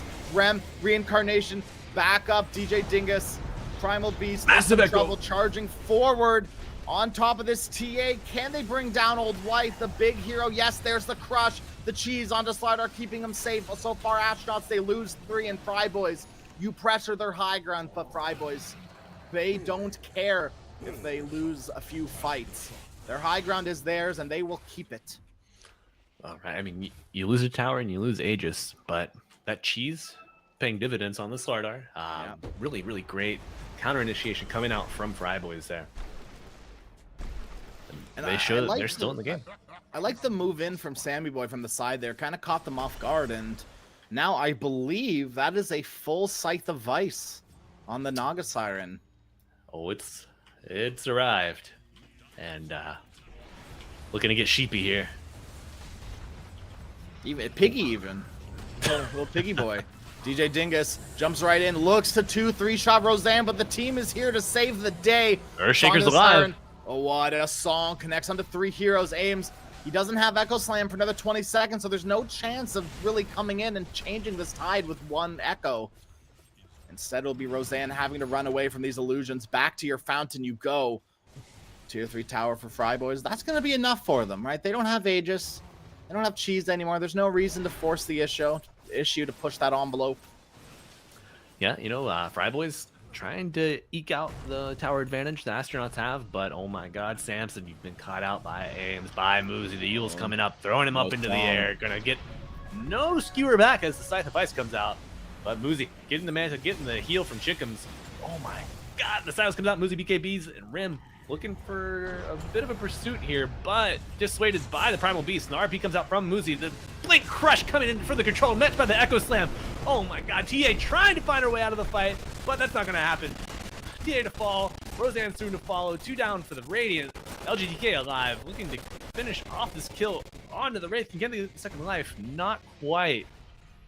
Ames slowing down the end of this fight with that fissure and making sure both of them get away.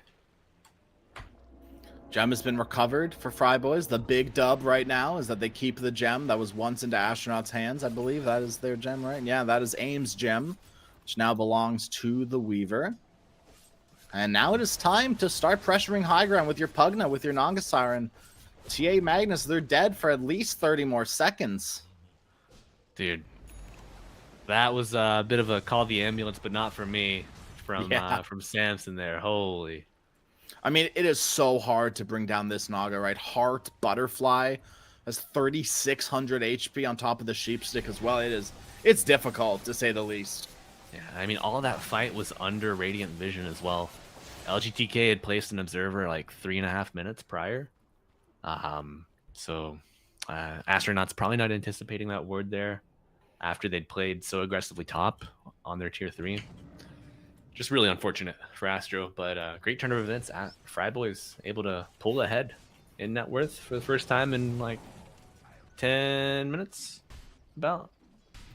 Muzi has full BOTs too on the Magnus. What?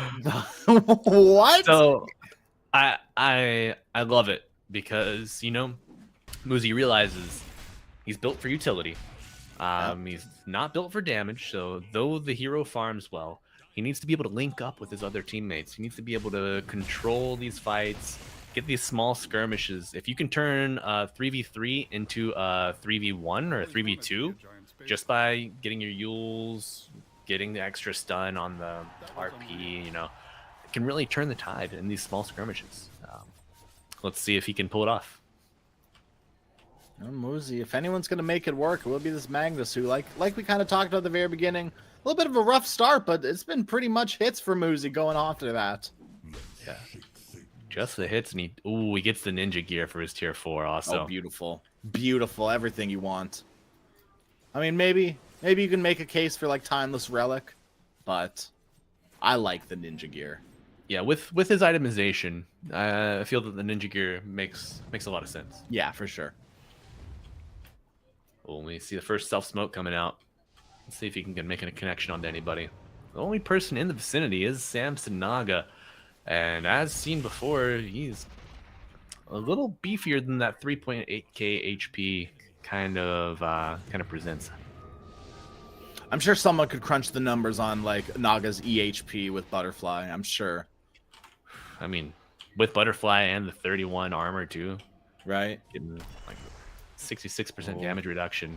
Old White, you've got 4 heroes on you, soon to be 5. Blinks out. Old White is fine. The rest of astronauts coming in. Chickum, definitely not fine. Rem comes in, big crit to the face. Primal Beast getting gone on by Rem, but Rem, you're hidden into a blade meld. It's quite a bit of damage. First life will pop. Muzi in the back line, still has RP aims waiting in the wings. Samson queuing up that Song of the Siren, but immediately... RP dodged by the mid! I cannot believe it, Samson. The biggest plays on the Naga Siren will still eventually fall, so it doesn't matter, but still a big play. I feel like this Phantom's Embrace is doing work in this fight. We'll have to take a look at the damage breakdown at the very end, but they burned through that Naga Siren. Muzi stops the TP from the Primal Beast, and with that fissure, it'll be more than enough to find the kill. This roller coaster is full of ups and downs. Now, swinging Phantom's back Embrace to... did nothing. Phantom's Embrace did nothing. It was all Wraith King. Yep. That, oh my god, man. That Assault Cures really helps to even out the armor differential, you know? Yeah. Pair that up with that Deso and now the Silver's Edge as well. And the meld. That's... Yeah. All adds up. Which literally, it all adds up. That is how that works. Yeah, it's simple as that. Rem finishes off that Aghanim Scepter, immediately synthed as well. A synth Dags. Big net worth for Rem. Okay, Primal Boost buyback.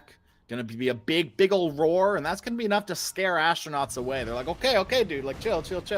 Dingus is in danger. Able to get the blink off away from Ames' fissure though. Well played, that's what the DJ stands for. Danger Jones. Danger Jones Dingus. DJ was my father. Call me Danger. With a J too, like Danger. Yeah, right. Speaking of DJ, no, call me Dan Jr. Dan Jr. That's it. There it is. That's it. That's the final one. Final answer. Oh man. So yeah, speaking of DJ, he is going to be working on the AC to kind of counterbalance out Astronaut's AC. It feels like you kind of have to. Once the enemy builds an AC, you're like, okay, guys, who's building the AC? Right. Scan for scan. The say to Old White. Say the line meme. Yeah. DJ Dingus, beautiful 2-man stun right onto the Earthshaker. No chance of survival for him. RP. But the RP is absolutely huge. Muzi is getting burned down. Here comes the Echo Slam, but is it going to be enough? That's the main question. Primal Beast dropping low, but it's still nowhere near enough from the suck of life from Chickum. They lose 2. Magnus soon to fall after. Blinks out Old White. Rem on top of Pugna with that decrep. He's safe and sound. DJ Dingus in a little bit of trouble, but actually it's Old White, the big loser so far, burned down. DJ Dingus, one more hit. Yes, Old White will gotta find keep clicking. You're alive still. That Wraith form. You're still alive. You might as well turn and fight. Rem will eventually fall. That's both of his lives on the Wraith King. Gonna try to get some sort of return kill while he's still alive for a bit longer. Wraithfire Blast won't be enough. LGTK gets Rem's unstoppable streak. Call Fry Boys the Ghostbusters because those Phantoms didn't do too much. I feel like Pugna's the closest one to like that the vacuum though, right? Like with the suck. Oh my god, that would be an amazing ghosts and it skin, instantly dude. kills them, right? Right. Oh my god. Turn Roshan into the State Puffman or whatever that guy is. Oh, dude. Or a punch skin like that. Dota. Yes. We need Dota like tier 1 crossovers, you know. Right. Right in. They're gonna commit the song onto the Grimstroke. Roseanne bought back for this. Your life is moot, my friend. And Grimstroke crosses over that rainbow bridge. Yeah, very quickly. Oh man, Samson able to pull it back for his team, despite the tumultuous match this has been. You know, he's put him on these dominating heroes and just let him work. Naga Siren not known to be the hero with the biggest back, but right now, right, you got the Primal Beast, the Slardar on your back right now. You've got a lot of big, hefty heroes to carry, and Sammy Boy's doing a great job at it. Yeah, you know, this is why mermaids are so highly valued in One Piece, man. You see what they do in Dota 2, and it's just a no-brainer. But Ames, nice tip back, very cool, Sammy. Love to see it. Yep. Solo smoked up. How long has he been smoked? It's the full duration.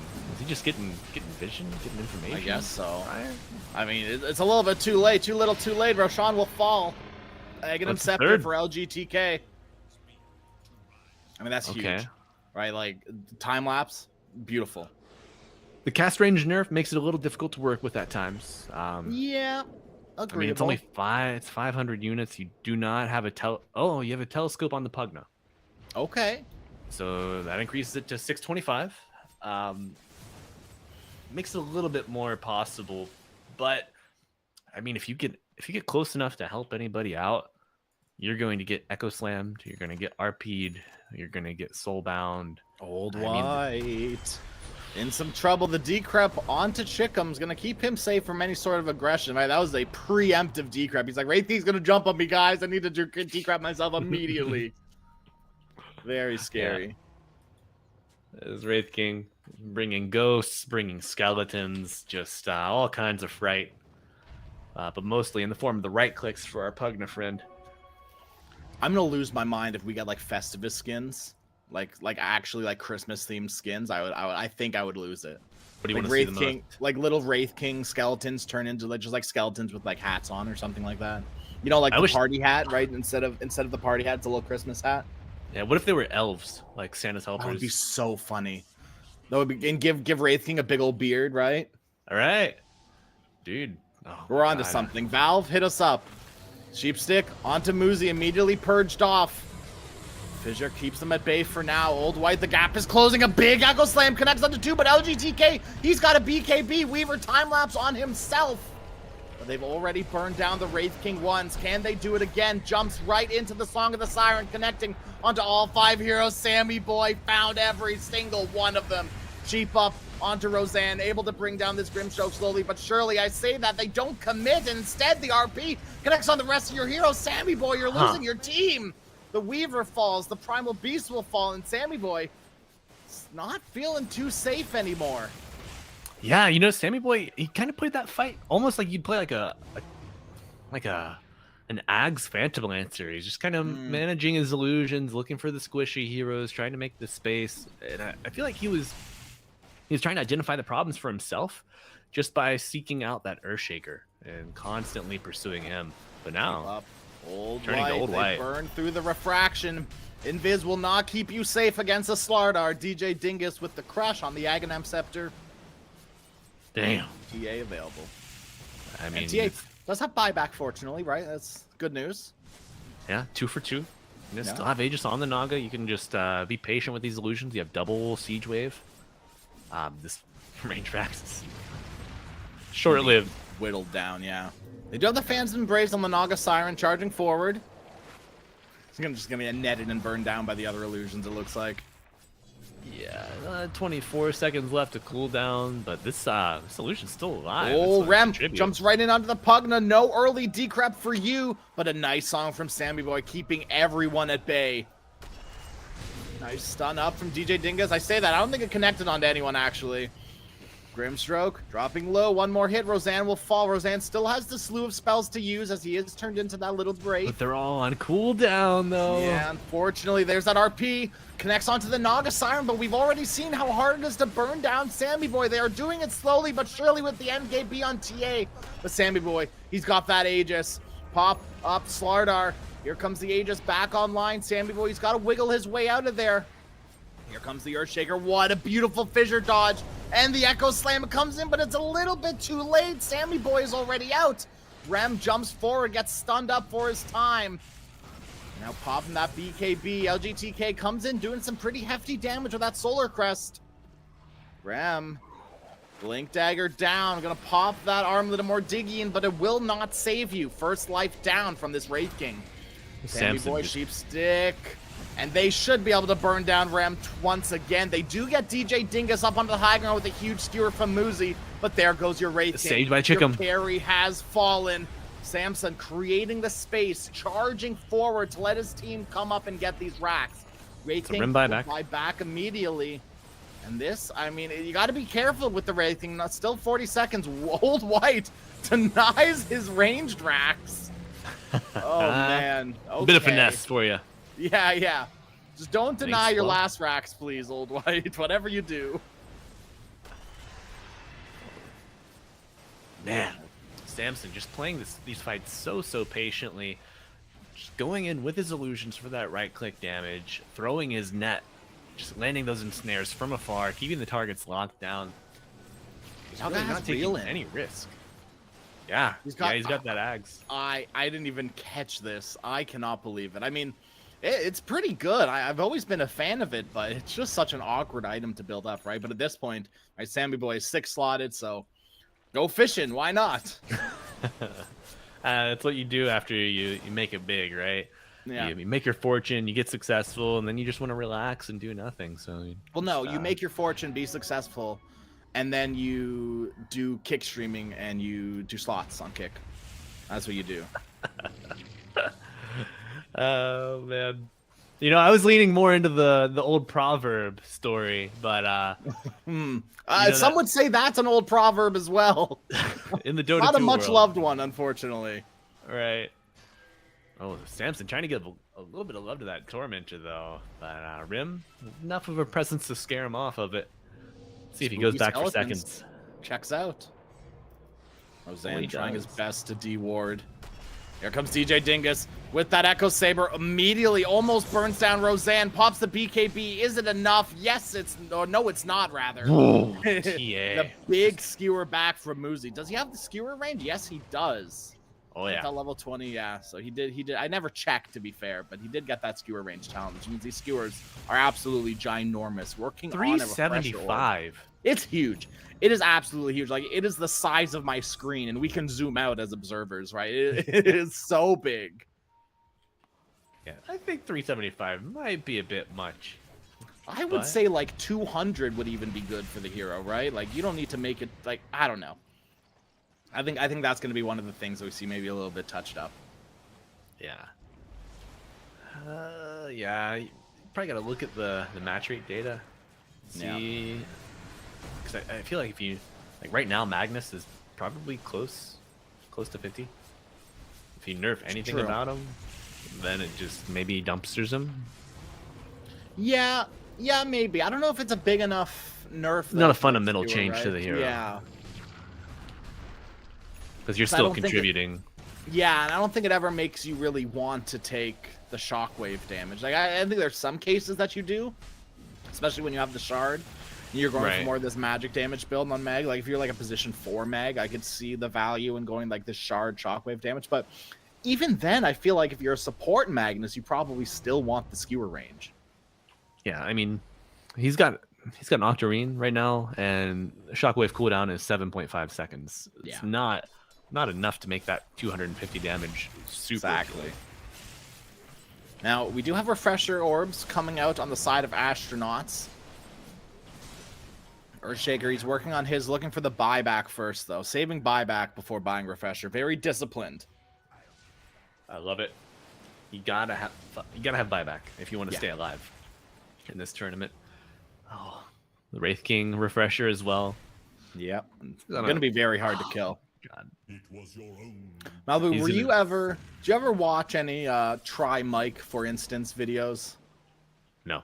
Oh, I would highly Never. recommend. I'll have to link you one or two after this game because very good, like very old Dota content creator, like very old. but I have a core memory of one of his videos. He goes like, just refresher on Wraith King, and this had to have been like 5, 6, 7 years ago now. So like no one's doing that then, right? No, And dude, it's just super strong. I took Wraith King off lane like 5 months ago, and I got chewed out, man. People were on my ass. And, I was like, now it's everywhere. It's like, I wanted to play Pause 1. I didn't want this. Like somebody just locked carry after I'd selected it. Like, I'm a victim of circumstance here. Don't be mad at me. Exactly, yeah. Pretty much like sucks to suck, dude, you know? Okay. Old White taking matters into his own hands. Divine Rapier for this Templar Assassin. I mean, Divine Rapier, it's going to be good, but you're not going to have an Aegis to pair with it, as Fryboys just melt Roshan. Astronauts forced to retreat back to their high ground. They only have 1 barracks left, just keeping them away from Mega, or being Mega'd. Now the question is, what are you going to do with this Aghanim's Blessing? Are you going to sell your Ags? Yes. Sell the Ags, synth the Ags, buy your heart. Got it. Yeah. Primal Beast with that Aegis. He's feeling very aggressive with that Aegis. Gonna get burned down very quickly. Roseanne has that Aeon Disc, so DJ Dingus can no longer burn him down as quickly as he'd like. That Aeon Disc keeps him safe and sound. Weaver, LGTK, back up onto the high ground you go. RP'd as well. Everything for this little buggy boy. Yeah, you know, a bit curious usage of the Aegis there from Caraphil on the Primal Beast. Sammy Boy had just recently switched out his treads, so the hero just moves at a bit of a crawl. Didn't use the Swift Blink, I don't think, for the movement speed and just repositioning. A bit of a misplay coming out there from Fryboys, and that's going to give Astronauts a little bit of breathing room. I mean, I don't think it can be understated how close this game is, despite it being a 25k lead for Fryboys. One team fight could turn the tides of this game entirely, especially now with the Divine on TA. You can burn down buildings so fast. Naga Siren, you're caught without the Aegis, brought up onto the high ground. Sammy Boy, there's the double Echo Slam. There's no buyback on Sammy. To the ground. Aims all caps clear.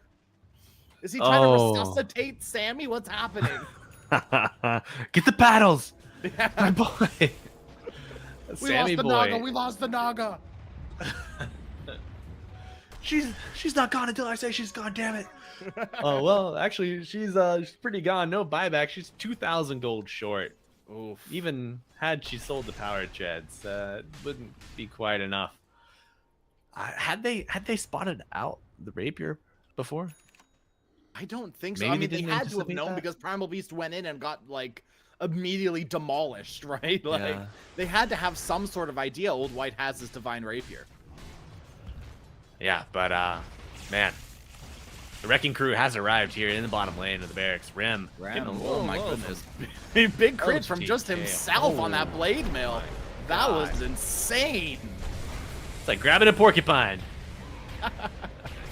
Gets the pulverize out on the Wraith King, but the soulbinds will be enough to hold him into place. LGK and Kara linked together. 2 souls joined as one, as Rim gonna fall again, but refreshes shortly before dying. Gonna have that BKB ready after they res to Old White in there, throwing some right clicks.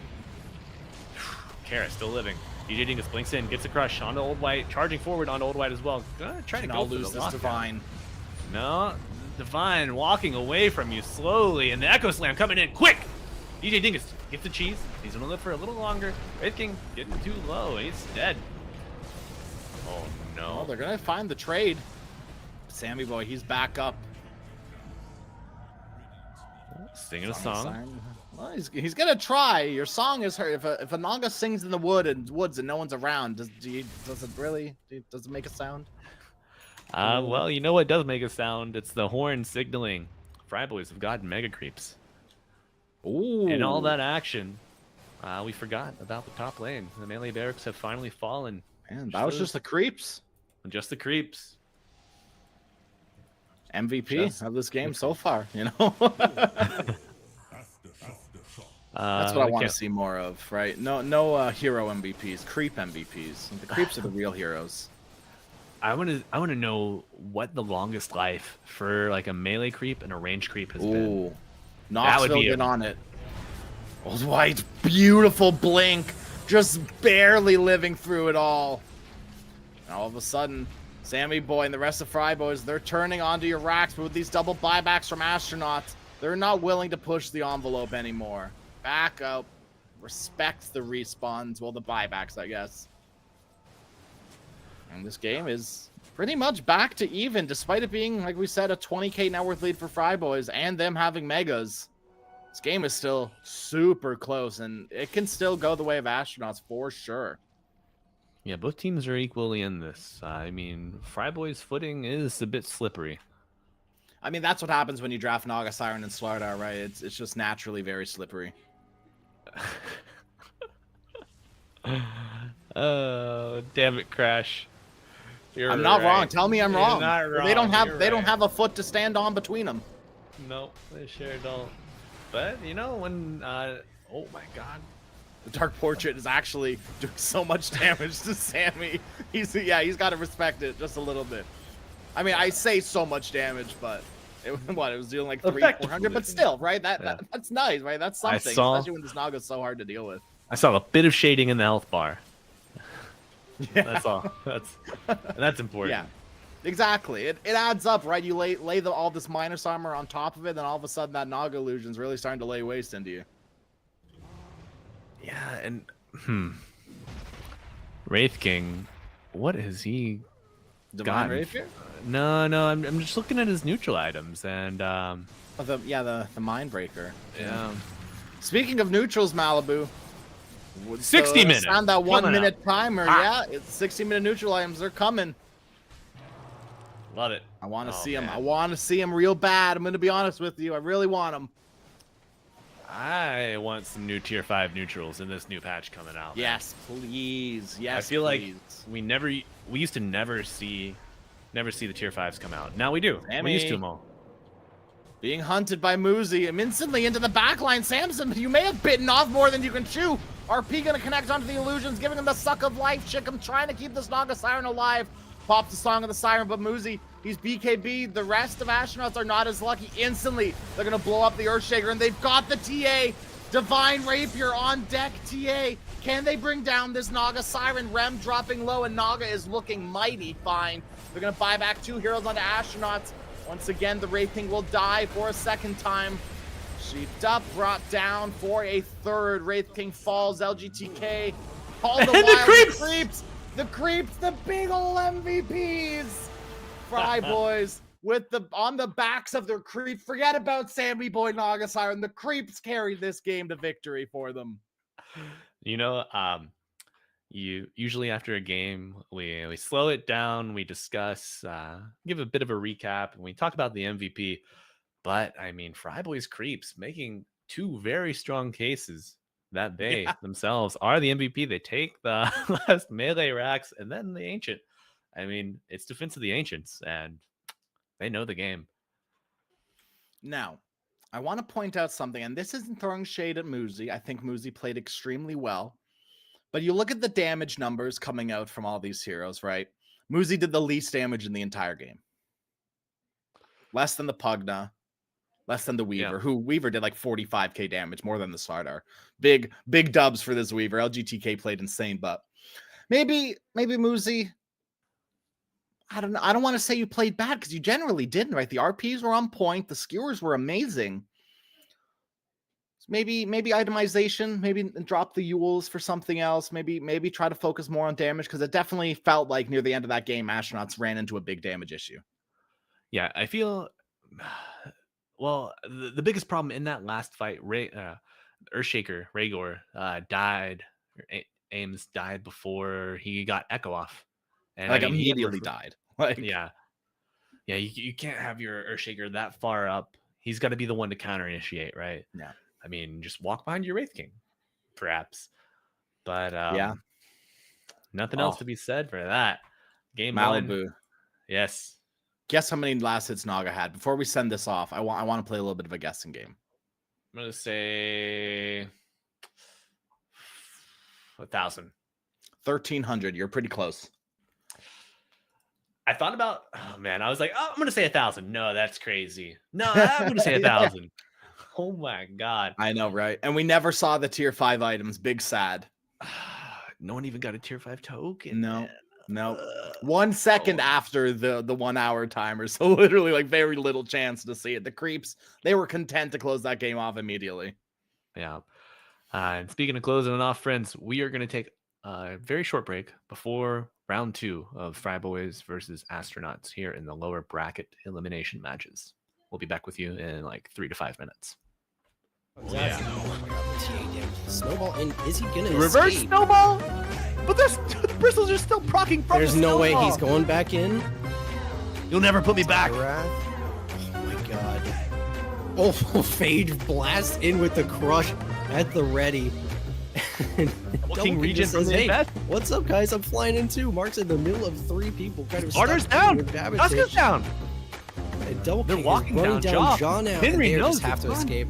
Yeah, Henry just says Pete deuces. Destiny like a snack here for Babbage. Gonna probably blink away, but it only delays the inevitable coming out with the double bash. Double King God, is now responding to it. Is he Babbage- going to commit? Here's the turn. He wants something for this. He Chola stepped out. exhausting and everything. It has the shards.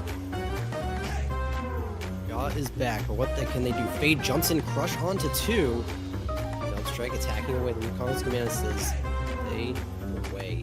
One last Brax to go down. And Fade is behind enemy lines, getting hit by. We're gonna spot him again. Speaking of distractions, Are they full commit? They silence. Fade Caught it's out the here. big crush. The buyback on Spirit Breaker and the immediate charge coming out to be on able the to kill Bristol. this. He's charged, but Oh, the whole team is Bullish gating responding, of through. course. Party's here, but you already have 1 member dead, 2 members dead as Tusk and Now Jaw's just getting run down by Double King. I think they guessed the wrong direction. It looks like he's gonna be out okay. Quickly creeping up these lines. A ton of sentries. Oh, and the infest into the Bristle is going to afford some damage on a Babbage in the notes. I was just looking for Right. couriers at this point. Wukong's command comes out on the tier 4's holy. Tusk instantly dead, Jaw dead as well with buyback immediately. Slaughter comes back as well. The 1 tier 4 tower is down. Are they just gonna rush it? Fortify comes through. 3 buybacks. Backing off. Blink Wukong rush. command number 2. They've found Fade. What can he do? He's dead That's a already. They dieback. tried to snowball save. That's gonna be a dead Tusk as well, just in a moment. But they want Jaw. Mark and KK both running him down. They know his team can handle the Tusk in the back, and that is Jaw dead. That is no buyback. And that is gonna be the end of the game. The triple GG's coming out from called. Mark. GG's called, as he said. And Bullish stampeding their way to the finals with a 2-0 victory over Sporkface. Oh, here's Frugos, though. Finding the vision onto the Sand King. A huge cost finale does hurt this Tusk quite a bit, but no one's really finding a kill. A stroke of fate. Inkswell onto the Tusk, chasing down this Sand King. A stun. Do they have vision? They don't. Season with a nice ward. Spectre's dead though. Running up. There's a poison touch. Shadow wave as well from the Dazzle. Heals are going to be enough, but they get the return kill onto B-God. Another courier kill. Oh man, another Gemini attack. Thor is on a courier killing spree, but now he's getting Yeah, ran yeah. back into the wrong base. Oh, There's the Tusk. Shikuchi isn't going to do anything for Yodi Brody. Bot lane. Yeah, he's very deep in. Crit. Not enough though. Crit didn't feel like it hurt Got a very stun. much. He still has dust on him. Gets a stun up onto the Grimstroke. Yeah, there's Inkswell dust as well, so they're gonna have vision. Struck Fate off the mark. He's winding up the epicenter. It's not even turn damage, but a nice Inkswell into the Pulverize. Gonna keep that spell from getting off. And he gets a Burst Strike. The last bit of right click, the charge forward. He's gonna find him. Blink up, so they might just get kited around here. As, yeah, there's a blink. Oh, but it's back in. Now they get the silence, the stun as well. The punch into the air. He blinked in the completely the wrong direction. Where Yodi Brody are just gonna outscale you because you didn't find the They're fight with your item. Try to focus again. There's a stun onto B-God. Burrow strike, but this Pudge just melted, and now DNC, yeah, has a BKB. Gonna leave him alone with a Pulverize. It goes through it. There's a time lapse. Keeps Sand King alive now. He's gonna try to get an epicenter off. And he's got the epicenter rolling, but no one's really taking any damage. The Primal Beast getting poked at by the Zeus, but they're just killing the Swarm off. They're gonna try to find a way to get back into this fight, and they're gonna go back on a DNC, but now they're into the Sandstorm. They're getting stunned up repeatedly. And there's a first life of the Wraith King, but the Sand King does eventually go down. Spectre in the backline, trying to find the Grimstroke. Shikuchi forward. It's Weaver versus 4. It's a huge Shikuchi. But the Tusk is still alive. Yeah, there's the grab. The Pulverize brings him Now down. Spectre's in trouble. I don't think he can get out of here. Charging forward, has a Spectre Dagger, gonna try to get away. There's a Wraithfire Blast, holding him in place as a Poison Touch as well, making it very hard for him to escape here. The Zeus doing kind of a lot. Top of the CS almost. He should have such a the good Grimstroke time. go. Wow, there's a hook. Grim can't be It's hooked B-God like in trouble, this. though. But Double B-God King going turning down. the damage over on the Pudge with the first blood. Play from B-God. This is not very good. Good evening and welcome back, NADCL fans. You got me, Malibu, and you got this guy, Crasheroni, in the flesh. Isn't he beautiful? What do you think, Crash? How are we doing tonight after that first game?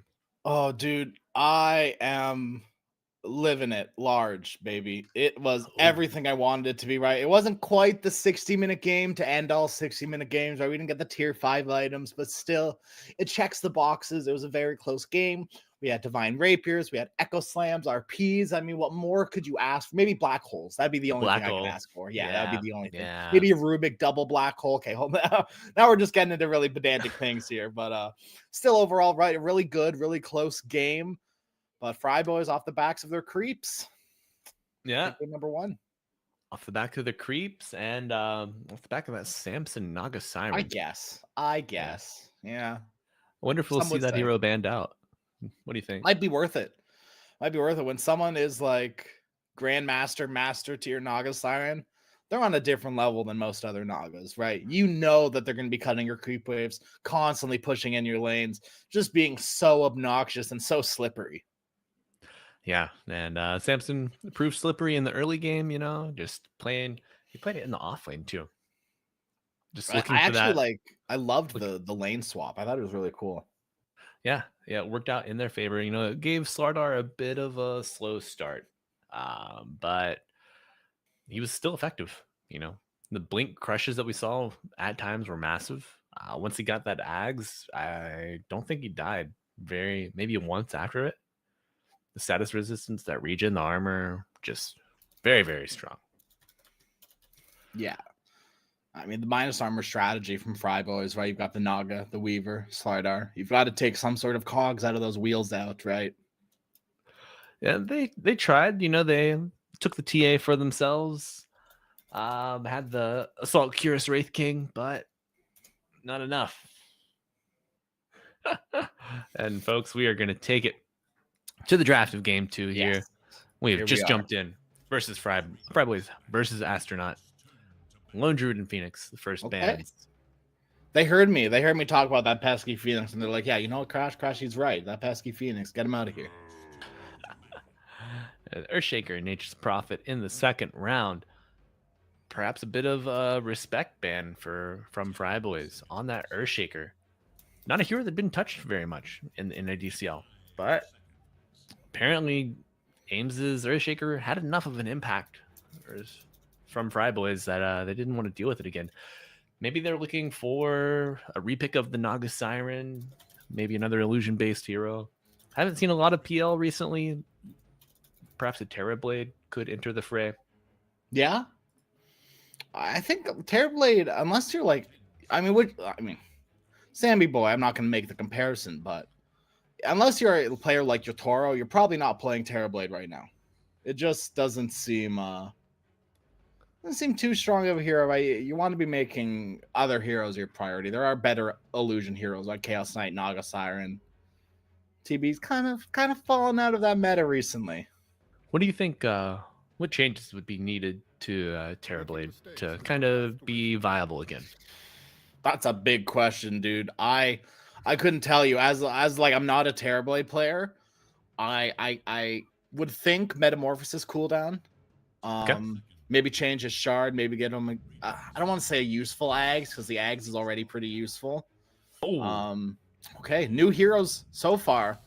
We already had the Earthshaker as a new hero. Now Astronauts, they're gonna try their hands on this Witch Doctor.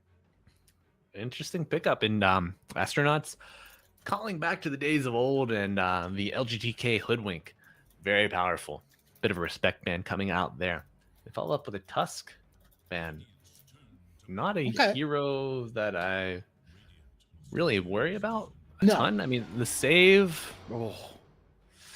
How does this hero make it through? How does this hero make it through? How The second most long contested hero. have we been in this patch and you ban out Hoodwink and Tusk instead of Spirit Breaker? What world are we living in, Malibu? I don't know, man. Maybe they're just like they're astronauts. Maybe they're drafting with the draft in mind that suffers against these big saves. Mm-hmm. That's all I can think about. And I mean, Hoodwink can save from afar with the bushwhack. And the Lion is definitely a hero that does not want saves to come out against him. This hero is kind of grown in popularity in the position 4, you know. He's gotten some quality of life buffs. His Earth Spike now matches his auto attack range. So it's so good. It is actually so good. The amount of times I've seen Lion stuns, and I'm like, wow, that wouldn't have connected in an old Lion. But it just would not have happened. He gets a beautiful 2-man stun, and it's like that just wouldn't have existed before. All right. And the Slardar picked up by Astronaut. I like it. All right, Fryboy's back with the Pugna. Okay, and Sammy Boy Luna, very strong. You know, he plays the map well, moves around, has great farming patterns. And they're looking to get active in this first nighttime, probably. You know, Spirit Breaker, gonna like that lack of vision coming out. All right. Rim, Morphling. Luna. Pretty good. All right, pretty darn good.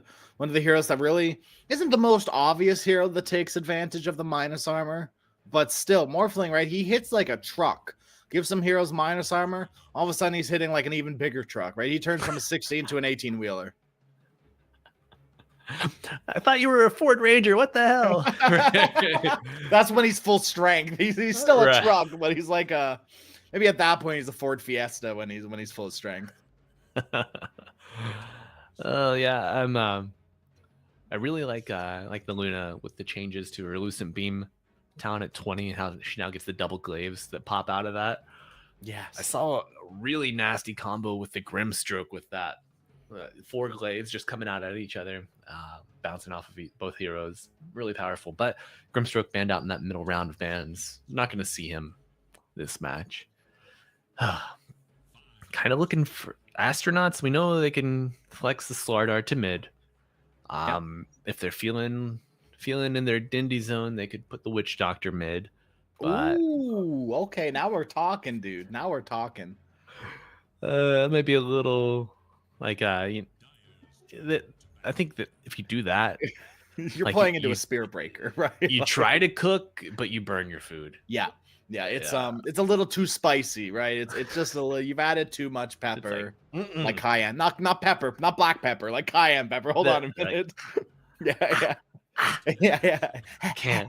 That's when you take a swig of Morphling to help cool yourself down. Right. Speaking of Morphling reskin when I don't even play this hero and I want it to happen, you know? Yeah. I mean, I'm pretty sure, right? They calculated that Marcy's backpack has more polys than Morphling entirely, right? Speaking of polys, Arc Warden coming out. Okay, where are you going with that? No, okay. Oh, just two heroes. Just two heroes. More polygons, you know? Yeah. And a polymorph, perhaps. Scythe of Ice, not an uncommon item picked up on the Arc Warden Double Sheep. Yeah. Okay, you're cooking, dude. Hopefully it doesn't get too spicy, but you're cooking so far. Yeah. I dig it. Okay, Fry Boys. They're cooking as well. I like it.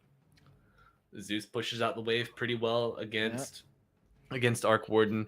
Though he can be vulnerable once Arc Warden gets level 6. That's a lot of burst damage that Zeus typically doesn't like to play against.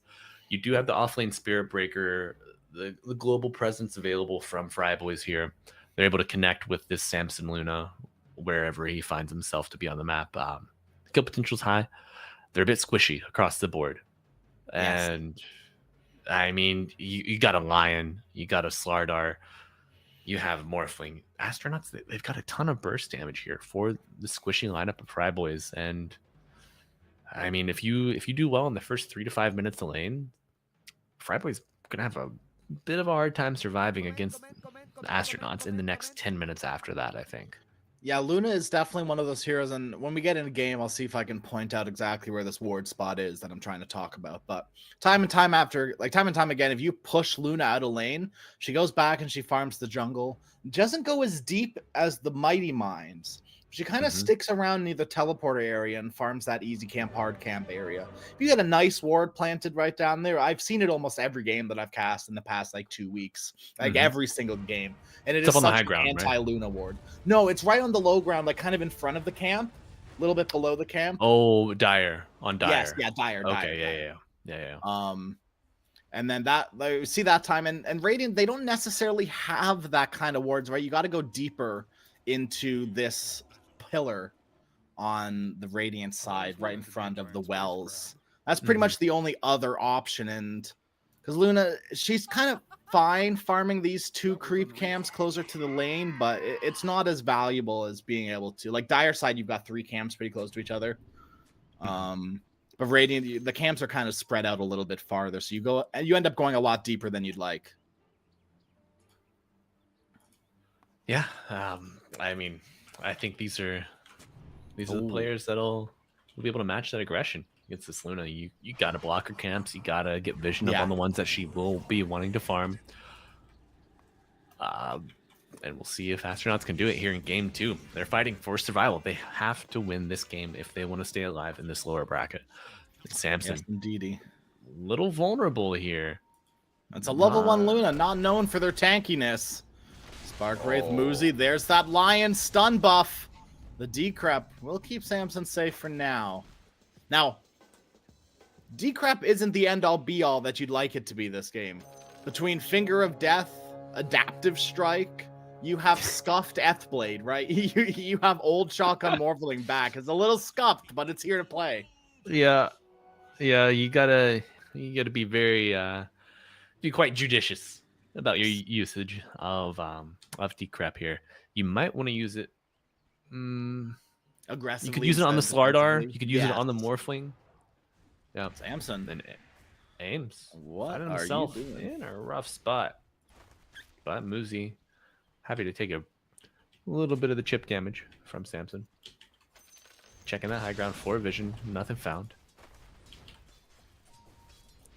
Is that dude, Chickum, I don't know. I didn't notice if he got this last time, but he's got a Blightstone on the Pugna. I love it. I absolutely love it. Yeah, I mean, you know that the success of this game is going to be based off of your Luna. Yeah. You need to have as we say it, Ames gets that deny from downtown. So you want to give Luna all the tools she needs to succeed. You get that strong lane phase, she can just dominate the jungle, but double stun coming out, little stacked. I'm not going to get the full duration on that Samson Luna. So he's not feeling too punished by that. Decrep coming out as Slardar comes up the last hit. Love it. Just as we spoke, the offensive Decrepify. Yep. That's gonna be the name of the game, I think. I don't think it's just so sketchy if you defensively Decrepify. Has the potential to go wrong for you as mid lane. No, he's fine. Zeus is okay. He was dropping low, and I thought Old White was gonna potentially die, but he decided against it, which is probably the right call to make. You don't want to dive Zeus sub 2 minutes, right? That is a sentence to death. Yeah, certainly. But Old White is dominating this mid matchup. 9-6 against a 2-0 Zeus. Like, got a full level of experience on him already. And when I say full level, I mean like he's quarter weight into level 4, while Zeus is like just got halfway to level 3, maybe. Did they ever change Arc Warden back? Remember when New Frontiers came out? They were experimenting with Arc Warden. Next question. No idea. I have no idea. I'm taking a look at his spells, and it doesn't really tell me either way. So I could not give you any information on that. Yeah, I do feel like there was they're changed because he was changed based on if he was Radiant or Dire. Now they're changed if it's the Arc Warden or the Tempest double. Ah, okay, so it has been updated. Okay, that's why there's got it. See, you knew the answer. You just you didn't know it was hidden behind all that big brain knowledge of yours. It was hidden behind a tooltip. I can't read, so checks out. Long-standing tradition of Crash not being able to read. Very classic. That's okay. We'll open up the center for Crash Arena kids who can't read good but do other stuff. Moosey. They're doing other stuff in the bottom lane. Yep. Chickum steps up a little bit too far. No decrep. Unfortunately, he was out of mana with that last Nether Blast, so the decrep doesn't come out, and he dies. Very easy. And Ames making this lane a living hell for Samson. He's got 12 and 6. You know, way more denies than the Slardar sitting at 0. But they get that kill, so it's gonna help out their net worth for sure. That first blood really gonna be a boon to Moosey's economy here. Gets his boots coming out, has a full wand completed. He is bing chilling. And I wonder what the build is going to be this time around for Moosey. You know, we talked about Slardar going the Echo Saber. It was a little, and we talked about we kind of just like the Ags a little bit better. Moosey, see if you can right the wrongs that we saw last game. And I wouldn't even say they were egregiously wrongs, right? They were just alternative builds. There are no wrong answers in the classroom, right? Right. Well, except Dota, right? maybe your Anything can work. Morphling dying. Yeah, that is not ideal. Now GTK, he recognizes that with the tip. Moosey, what was the plan there, my friend? Fryboy's surging ahead in both side lanes here, getting kills top and bottom. Oh my God, Samson, really loving that golden fusion. Rem, okay. He was full agi for a hot minute there. That was very scary. Yeah, the bash damage from Dingus is just so much. You cannot afford to be caught out with a full agi morph. That's Phase Boots finish on Dingus. Sub 5 minutes. That's so Great much timing. extra damage on the Spirit Breaker. Like, so much. I cannot overstate that. It is so much damage. And we're going to see it come into play right here. Les Shroud does have the 2 points into the Voodoo Restoration, so it's going to keep him pretty safe for now. That bug taking down Rem, plus those right clicks, it starts to add up. But with that strength morph, he is fine. He's going to go all the way down to no strength. Start getting himself healed up by Les Shroud. Dude, you're playing with fire here, Rem. So low. To be fair, water beats fire. True. So maybe that's something he wants to play with just a little bit. Can Bottom you bash lane. water? Moosey, he's in some trouble. Nice stun up. Keeps him safe for now. And now it's Samson, the one they're going on. Nice 2-man stun from Ames. Means both of these heroes in the bottom lane will fall. Ames, he's going to tip Sammy and hit him with the D. Not like that. Hold on. Not like that. Not like that. Go by now. Oh my God. Old White. Old White telling Zeus to go by that. Yeah. Take that one straight to the bank, Zeus. Yeah, it gets that level 6, uses the Tempest double, and it's gonna be enough to get that early pressure onto the tower, get that kill onto Zeus. I mean, your tier 1 tower is under half health at 6.5 minutes. I really expected Lion to die bottom, which he does, and Chicken soon to follow, or Chicken to get the double kill. Sorry. Botman. Stop speaking. Oh man, just you expect nothing more from NADCL. Bit of banter. Yeah, lovely bit of banter. It's all in good faith, I hope. You know, I hope, I pray. GTK, they're gonna get a kill onto Les Shroud top, and Rem, he is left picking up the pieces. Oh, Dingus missteps, gets them by Ames. Dingus, can he get his way out of this one? Phase Boots, he's super fast. Here comes Moosey coming in with the Guardian Sprint. LGTK goes right back through him. All of a sudden, Moosey, he has no idea where anyone is. So instead, it's over to the Wisdom Rune. Oh, Chicken gets the Wisdom Rune for... Okay, each side snipes the respective Wisdom Rune. So not as much of a heartbreak as last game. But Samson tips the Lion knowing... He's like, hey man, I'm free farming, by the way. Yeah. I have a catapult. Rem caught with his metaphorical pants down once again. Nowhere near enough HP to work with, and just gets burned down by LGTK and DJ Dingus. Guys, your bottom tower. Samson, chill, my brother. Oh my God. I mean, between Luna and Pugna, right? This is what I talked about in game number 1. Pugna just enables you to take this tower so early. That's why we see a lot of the times on the position 4, but this time on the position 5, this tower means Luna has a lot more space to work with. You're just going to pull this creep camp over and over again. Keep the lane back up to where you want it to be, near your tier 1 tower. We are going to see a rotation from Old White with the haste rune down towards his bottom lane. Muzi will miss the stun. There's the Tempest double. The cast range is absolutely insane, and Samson, no levels into the clips, means no chance of getting any sort of return kill. Ames is going to tip Sammy again. Got me, bro. Amazing. I love the dialogue coming up between these two players. Maybe your top tower. Sammy's like, we're objective gaming here. And Rem, he's dying once Maybe you're Morphling. Maybe you're Morphling too. Oh, under Ames the tower, DJ Dingus. Can he wiggle his way out of this one? Speaking of wiggles, Muzi's wiggling on over after him. DJ Dingus will fall. LGTK, you've got to be careful too, my friend. Does have time lapse, but unfortunately the Earth Spike will miss. Dude, you know, I love the banter in the all chat. But you got to be mindful.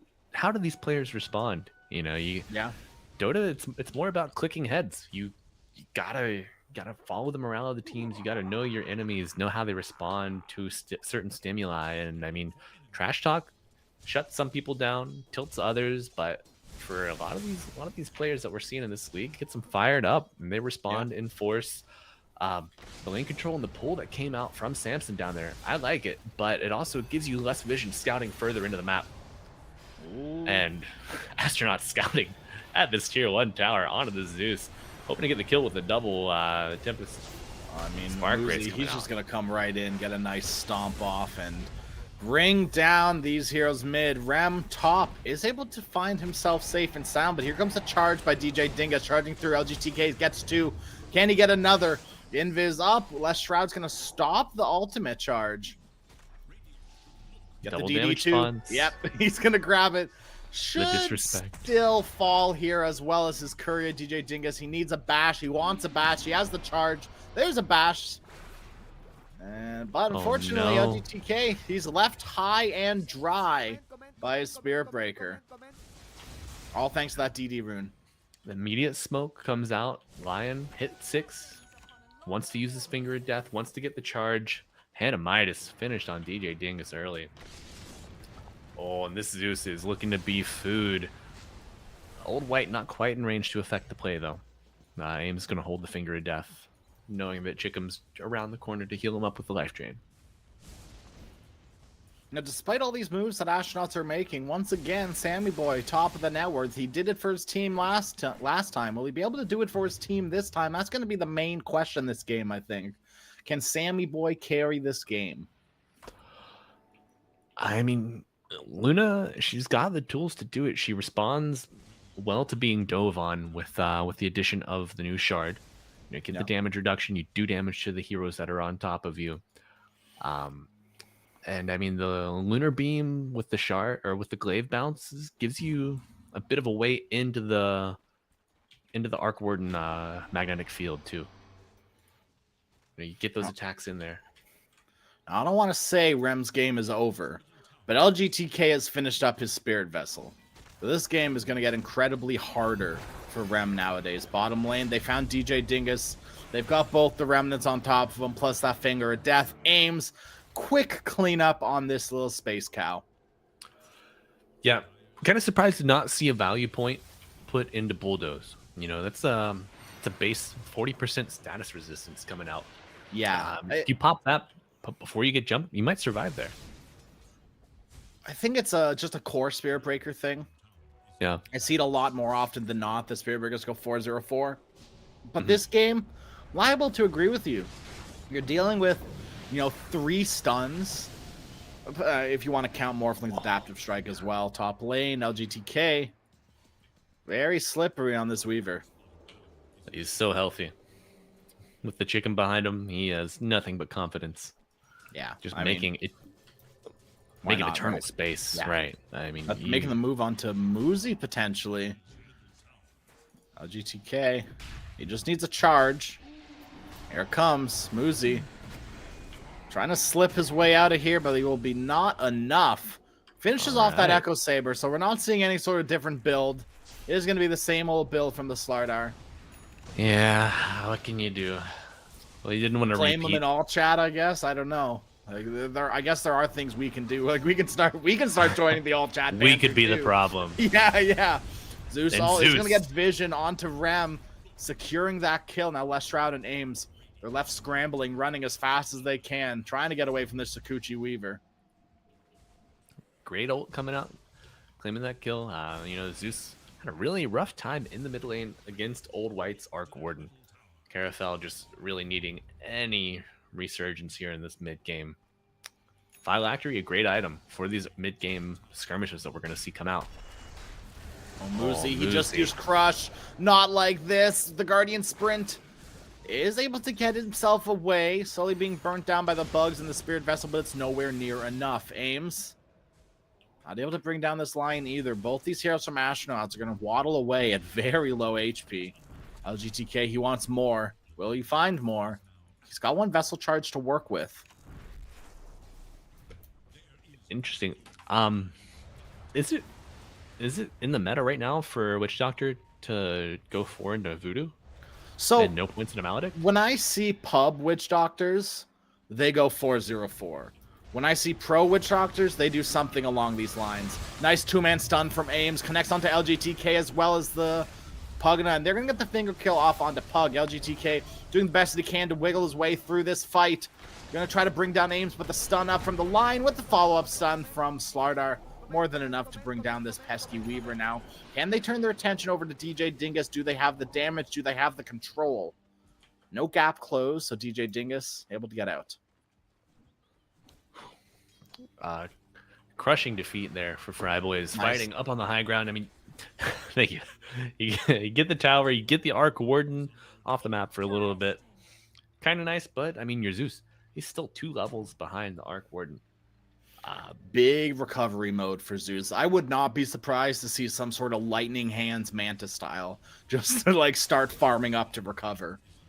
Sure. And Manta's not too bad this game. no, Right, you do can need to purge off dispel. corrosive haze, right? It's not bad. Purge off the goodness. I've never once looked at Arc Warden abilities. Flux. It's just Flux. Yes. Old White in a very vulnerable position here. LGTK gets on top of him. The lightning bolt to follow, and So much damage. oh my! So much God. damage. Lightning called down with the Thunder God's wrath. Man, they did exactly what they needed to do in that moment. And Zeus now level 10. He's on the catch-up train, not the gravy train. Ooh. It's a little, I little less like the pleasant. catch-up train. Rem. It's gonna go down in this jungle. The DJ Dingus and Samson. Not what you want to be seeing. He's on the ghost Morphling train. Is 0-4-0, participating in no kills, and more or less feeding himself away 4 times. That is not it, my friend. Blink He's forward, aims onto Zeus, hex up with the corrosive haze. More than enough damage to finish him off. LGTK gonna have to run away from that death ward being popped by Les Shroud. Here comes DJ Dingus. Big charge connects onto these 2 supports, and this is the issue that I saw in the draft. Is these 2 supports are so squishy with very little to do to save their lives. Yeah. It's going to be up to your team to protect these supports. And Morphling, he's not really a protector, and more or less Slardar isn't either. He's a go in and do things kind of hero. LGTK, oh, big jukes on the Weaver, and now Moosey might have bitten off a little bit more than he could chew. LGTK very early on that tip. Moosey Alright. is out with that Invis rune. What a Wait, they still see him in opportune. the ward though. Oh, okay, he's out. He's out. No longer see him. He's regenning in the river, trying to milk that for all it's worth. Big brains. Big brain. Absolutely, right? He recognizes. He knows how to play Slardar, believe it or not. Crazy. Couldn't be me. Did you notice the There's Octarine the core on blink Spirit Breaker? forward again. Yes, it's very, very, very normal, right? This is the build. That Echo Saber. Moosey, he's going to get the return kill this time onto Chickum. Hunting the back line. Dingus. And he's already, like you said, he's already got that Octarine core. So all of a sudden, Charge of Darkness has got a 10-second cooldown. And you paired that up with that Aghanim Scepter, which I assume he'll get eventually. It goes down to, I think, 6 or 7 seconds. It's really good. It is really, really good. Oh, down This to is 9. the end all be all for Spirit Breaker. That was one. Yeah, of them it goes it down to 9, but then with the Echo, or not the Echo Saber, Oh. hello, the Octarine core lowers it a little bit further as well. Yeah. Pulling forward, aims. Oh, tries to catch Zeus, but here comes Samson. Does have Eclipse leveled and 4 points into the Lucent Beam, so big damage coming out from Luna right now. There's the Eclipse, less Shroud, no chance of survival. These two supports from Astronauts feed their lives away. Cheeky little small play there. Sammy tries to juke into the tree line to get out of the Witch Doctor Death Ward, but the creeps follow him. Yeah. So They inconsequential because no one was there to help the Witch Doctor. But just a little note for those students of the game out there. That's his main hero. He's got to be careful. Muzi's here to back up with a shield rune. He has a blink dagger as well. They've got vision onto the Zeus. Nice decrep.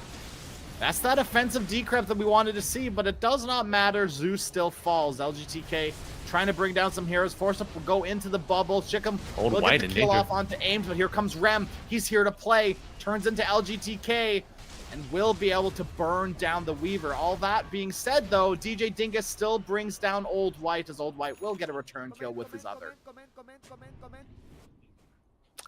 2 for 4. I think you're happy with that if you are Yeah. the Astronauts. Not quite enough to put you back into space just yet.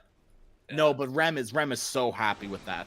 Being able to participate in kills all of a sudden, right? His net worth didn't quite shoot up, but it went up a significant amount, right? He should be happy with that. Wanting to start getting not too aggressive, but more or less aggressive on this Morphling with the Lincoln Sphere. He is somewhat now able to make farm a lane. moves.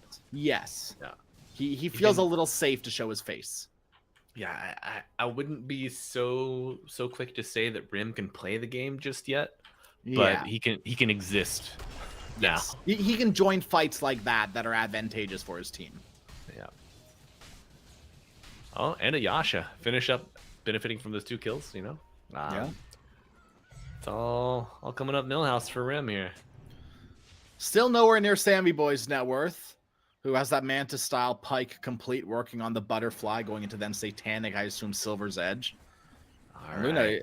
at that point, I mean, to be fair, that's like 3 items away, but at that point, Luna's going to be a lot to deal with, you know? Roshan is going to get scouted out with that Zeus ulti, but it is too little too late. Aegis All will right. go into the hands of Old White, who has that Gleipnir completed.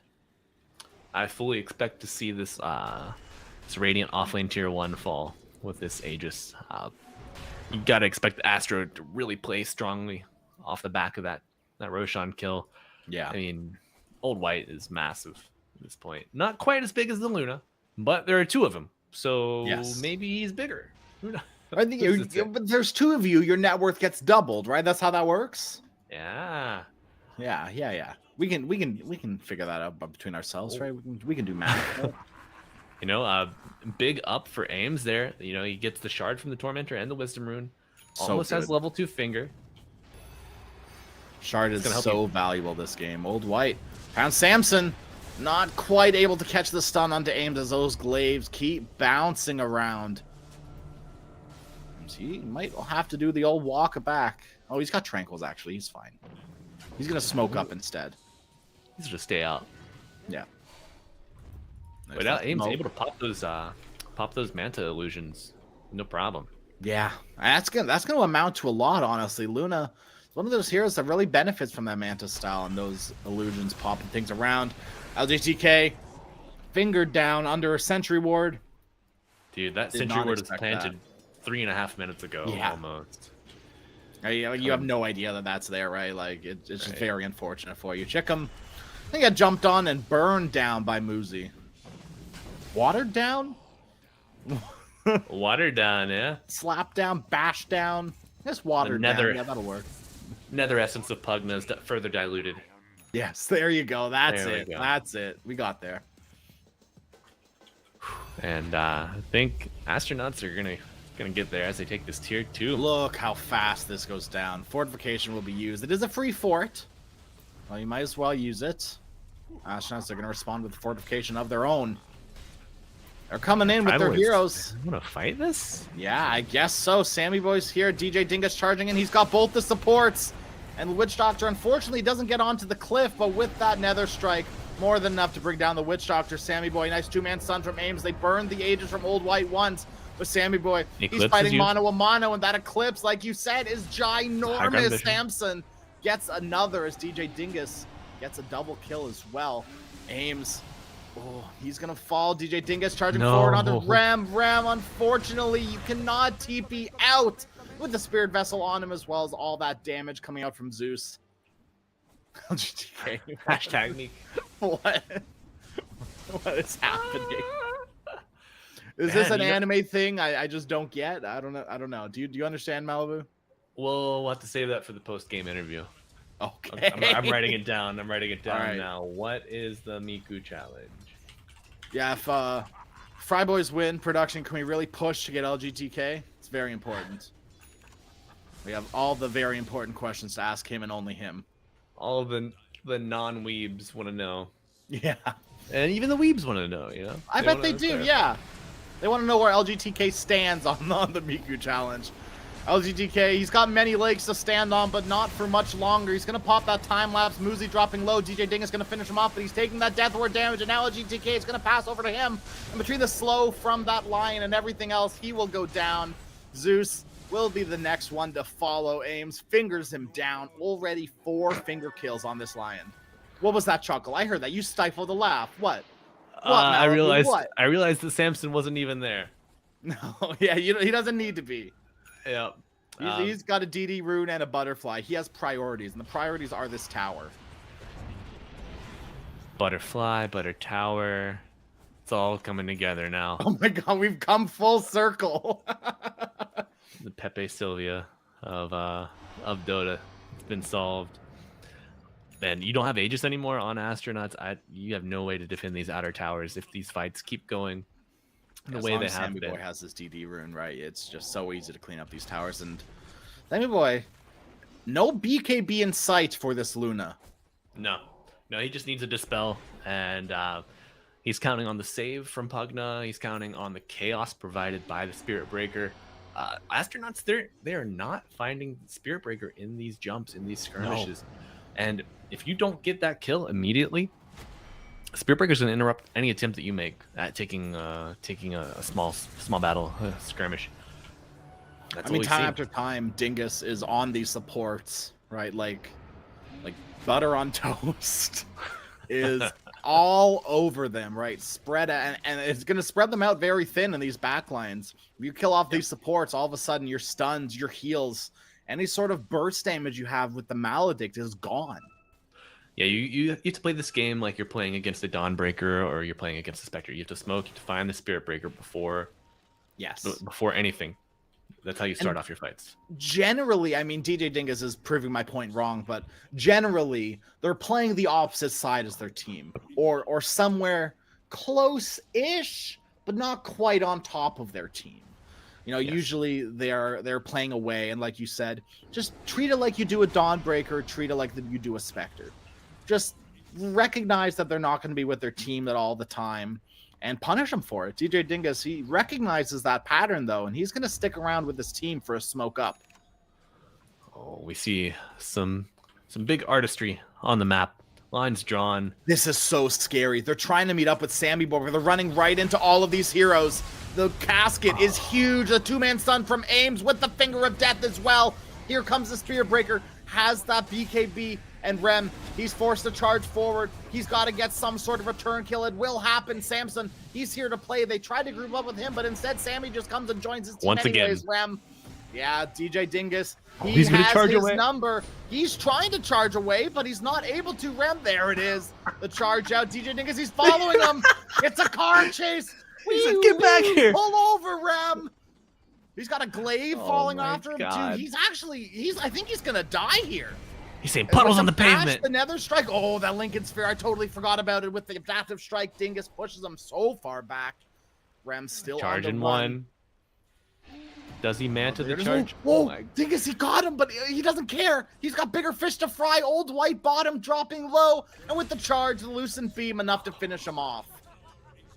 These heroes that provide vision across jukes, across terrain. So valuable for your range cores. Muzi, he's gonna get two-man stun. He's gonna try to burn down Samson all by his lonesome. Aims with a nice two-man stun. The casket to follow soon. Is not able to throw it out with the BKBs. Muzi, what are you doing? This was all off the back of this Slardar. He's gonna go down to the charge, and now Rem in trouble. Leshroud, he's going to be left for dead too. Thank you, Valve. What a beautiful game. LGTK charging forward line, makes his way up onto the high ground, so he's safe and sound, but Rem, your carry, you've left him for dead too. Yep. A bit of a bait there from Samson. You know, he gets that satanic, gives him the ability to stand toe to toe, especially when paired with the shard, the butterfly. I mean, you recently got your Aghanim Scepter on Muzi, on the Slardar. You feel invincible in this puddle, but Luna, she can cut water. Slardar falls. Oh yeah. Yeah. Very cool. That's the new 25 talent. We're gonna see a nice two-man stun from Ames. Rem is here to play, but he's already burst down to half HP. Ames so close, the glaive bounce, it's enough. And Sammy just ends up hitting the racks and brings down Lion. Muzi, once again, he's in a little deep and in some big trouble. Muzi will fall, and all of a sudden, Fry Boys, they're in a position to end out this game. Sammy Boy, he's gonna realize the position that he's in with that Scotty Rem all of a sudden. In some big trouble, burned down, bursted down, GG is called. And this time they don't even need the creeps off the back of the Sammy Boy Luna. Fry Boys will take a victory. Muzi, easy bot. Ay. Leshroud. Okay. They're gonna move on forward.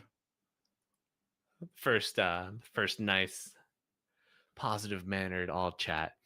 Right. Okay. So the Fry first Boys. one in this best of 3. Yeah, Fry Boys, great draft. The squishiness wasn't enough to sway it into Astronaut's favor. You know, Old White played that mid matchup beautifully, just absolutely dismantled the Carafel Zeus. I expected DJ Dingus to get.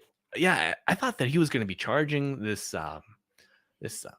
mid player on this Arc Warden, but just never came mid. He was too content to stay in the safe lane and keep the Morphling down, which I mean, I guess feeding, right? You're so fine with that. Like if you're getting kill after kill on this Morphling, you're like, screw the Zeus, right? The Morphling's not having any fun.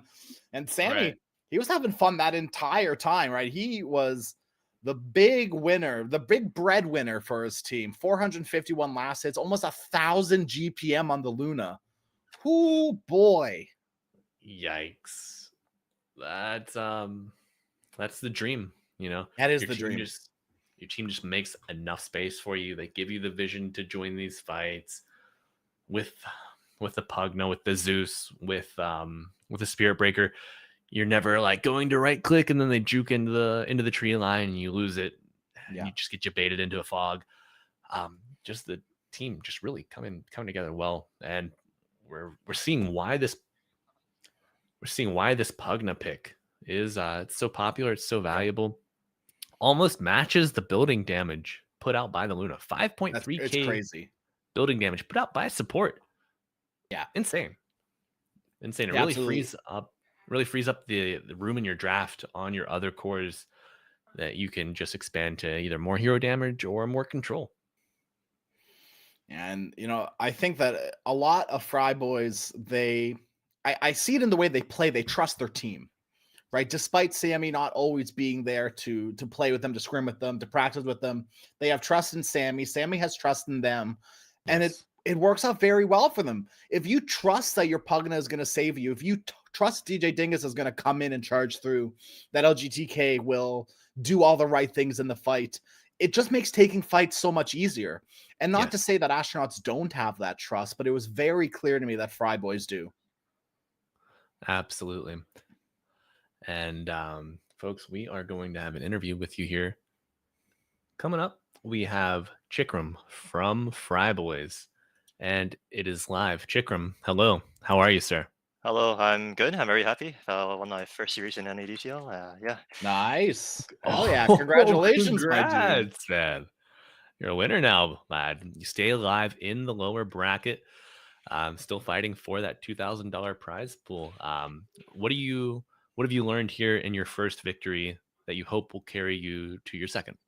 I think a lot of issues that we had in our very first series where we lost was actually just team communication issues where we just we just treat it as like a game, like a like solo pub game where 5 people just solo queue.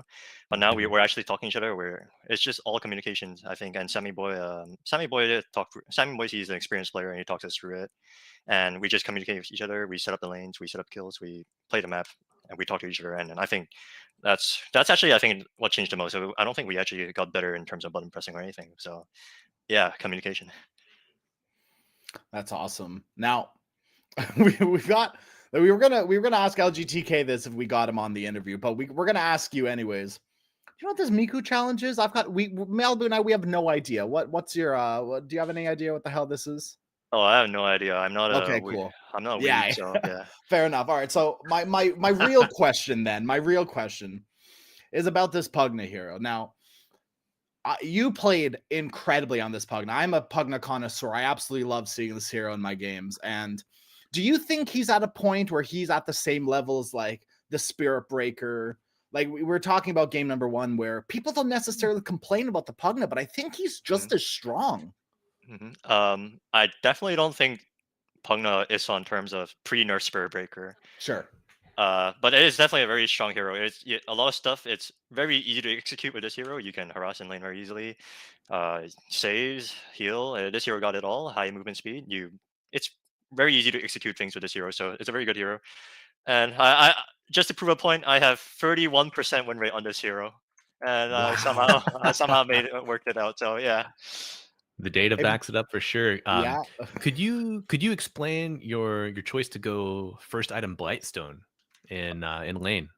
That was the idea was that I was laning with Luna, and they have Lion Slaughter. So with the Luna passive, we just harass and aggro really hard in terms of right click. But if you guys saw, Sammy Boy got gone on at like minute 0, and I skilled my degrip. Yeah. And then that sort of threw our plans off. So that Blightstone wasn't exactly. It didn't exactly show its value. Yeah. Right. You're like, play for level 2. Play for level 2. We're fine. Yeah. Which to be fair, you normally do on Pugna, right? Level 2, level 3 is when that hero really starts hitting like he means it, you know. Yeah. Nice. And Chickum, is this your first season in the NADCL? Yeah, it's my first season in NADCL, and it's a very fun experience. So I'm having fun here, and people are being supportive. So yeah. Awesome. So as a player, what's something that you like, and then something that you would like to see improved upon for season 6? I like the player draft a lot, actually. But I think it's the player combine could be worked on, because I feel like some friend stacks they just queue at the same time, and then there are some solo players who don't know anybody, which is me actually. Okay. And then I don't know anybody, and the friends just pick each other and they just stomp each other, and then they sort of steamroll because they have better chemistry. So I think the player combine could be worked on, but yeah. All right, that's great information. Crash, you have anything else for Chickum? Yeah, what's your go-to hero? Hold on, wait. If this doesn't give out any strategies, what's your go-to hero on pubs? I'd like to get a read on you as a player. Oh, it's either IO or Treant, but I don't pick. Okay. I don't get to pick IO as often anymore, but yeah. No, that's fair. I'm an IO player. Yeah. Nice. Okay, big respect. Two great heroes. Yeah. I mean, you must be feeling pretty good about Treant Protector right now. Maybe not so much, because he's going to get nerfed to the ground eventually. Yeah, and that hero's first phase banned right now. Yeah, every single game, he's bonkers, right? You never get to play him outside of pubs, so yeah. Fair enough. Well, Chickum, anybody you want to shout out? Anything you want to plug before you leave us? No, shout out to Sammy Boy. I was really shaky for the first series, and he sort of straightened me out. So yeah, thanks for giving me confidence. But yeah, and really shout out to you casters. I appreciate casting a lot. I casted a little bit for my university league. I appreciate this line of work a lot. So yeah, thank you a lot, and thanks to everybody who watched. But yeah. All right, there you have it, folks. Shout out Sammy Boy. Shout out us. Shout out you. Thank you, Chickum. Shout out everyone Appreciate involved. You. Good luck further, sir. Look forward to watching you play. All right, thank you. Of course. All right. It's a Crash. Fry Boys survive and they thrive moving forward in the lower bracket, I think we can. I think we might see them go further. You know, if you clear up those communication problems, that just lets you play on the best of your abilities. Yeah, absolutely. Right. You are able to like, and I think I kind of hit the nail on the head actually, right? If you're communicating, you're probably trusting your team, right? Yes. If you are actively talking, it makes trust so much easier. I don't think any of these teams are at the point where there's unspoken trust, right? Where it's like, oh, I just know X is going to do this. And so, maybe they're going to get to that point a season or two down the line. But right now it's chill out, right? The communicating is the goal. Trusting each other is the goal. And Fry Boys, they've hit both those goals. Yeah, the B-God Scourge McDuck combo from Nexus. I think that might be the closest that we have to that so far. Yes, probably. Yeah. But folks, it's been a wonderful Sunday evening here with my friend Crash, here with all of my friends in the NADC League channel. If you have not joined the community yet, please join the Discord. You too can be part of this league as a community member, as a player, a caster. We build it up from within. So join us. Hit, I think it's ! Twitch or ! Discord in chat to get a link and be one of us. Anything before we go, Crash? Yeah, before we go, we are going to take a look at the brackets to see exactly what this means going forward. So here we have that upper bracket, the upper bracket. We see that Sporkface take out Bullish on Gaming 2-0. Nexus take out the Honored Vanguard 2-1, which means the winner bracket finals is going to be Sporkfaced Nexus, and that means that we're going to be back December 8th. So a little bit until then. So we'll be back shortly. Like you got a lot of time to work with. Friday, right? Yeah. Friday, be there, be here, not there. With us. Well, there is here. Yeah, us here. 6 p.m. Eastern, then 9 p.m. Eastern are the usual times. Same back time, same place. It's gonna be a nice early Christmas gift for NA Dota, right? Some classic NADCL over the weekend is a nice early Christmas gift for us all. Yeah, and one last parting prediction, Crash Roni, do you think that Roshan will have his Santa hat on by then? I hope so. I certainly hope so. That'll be that's my dream. Yeah. All right, folks. Thank you all for joining us. This is NADCL, and we will see you next week. Goodbye.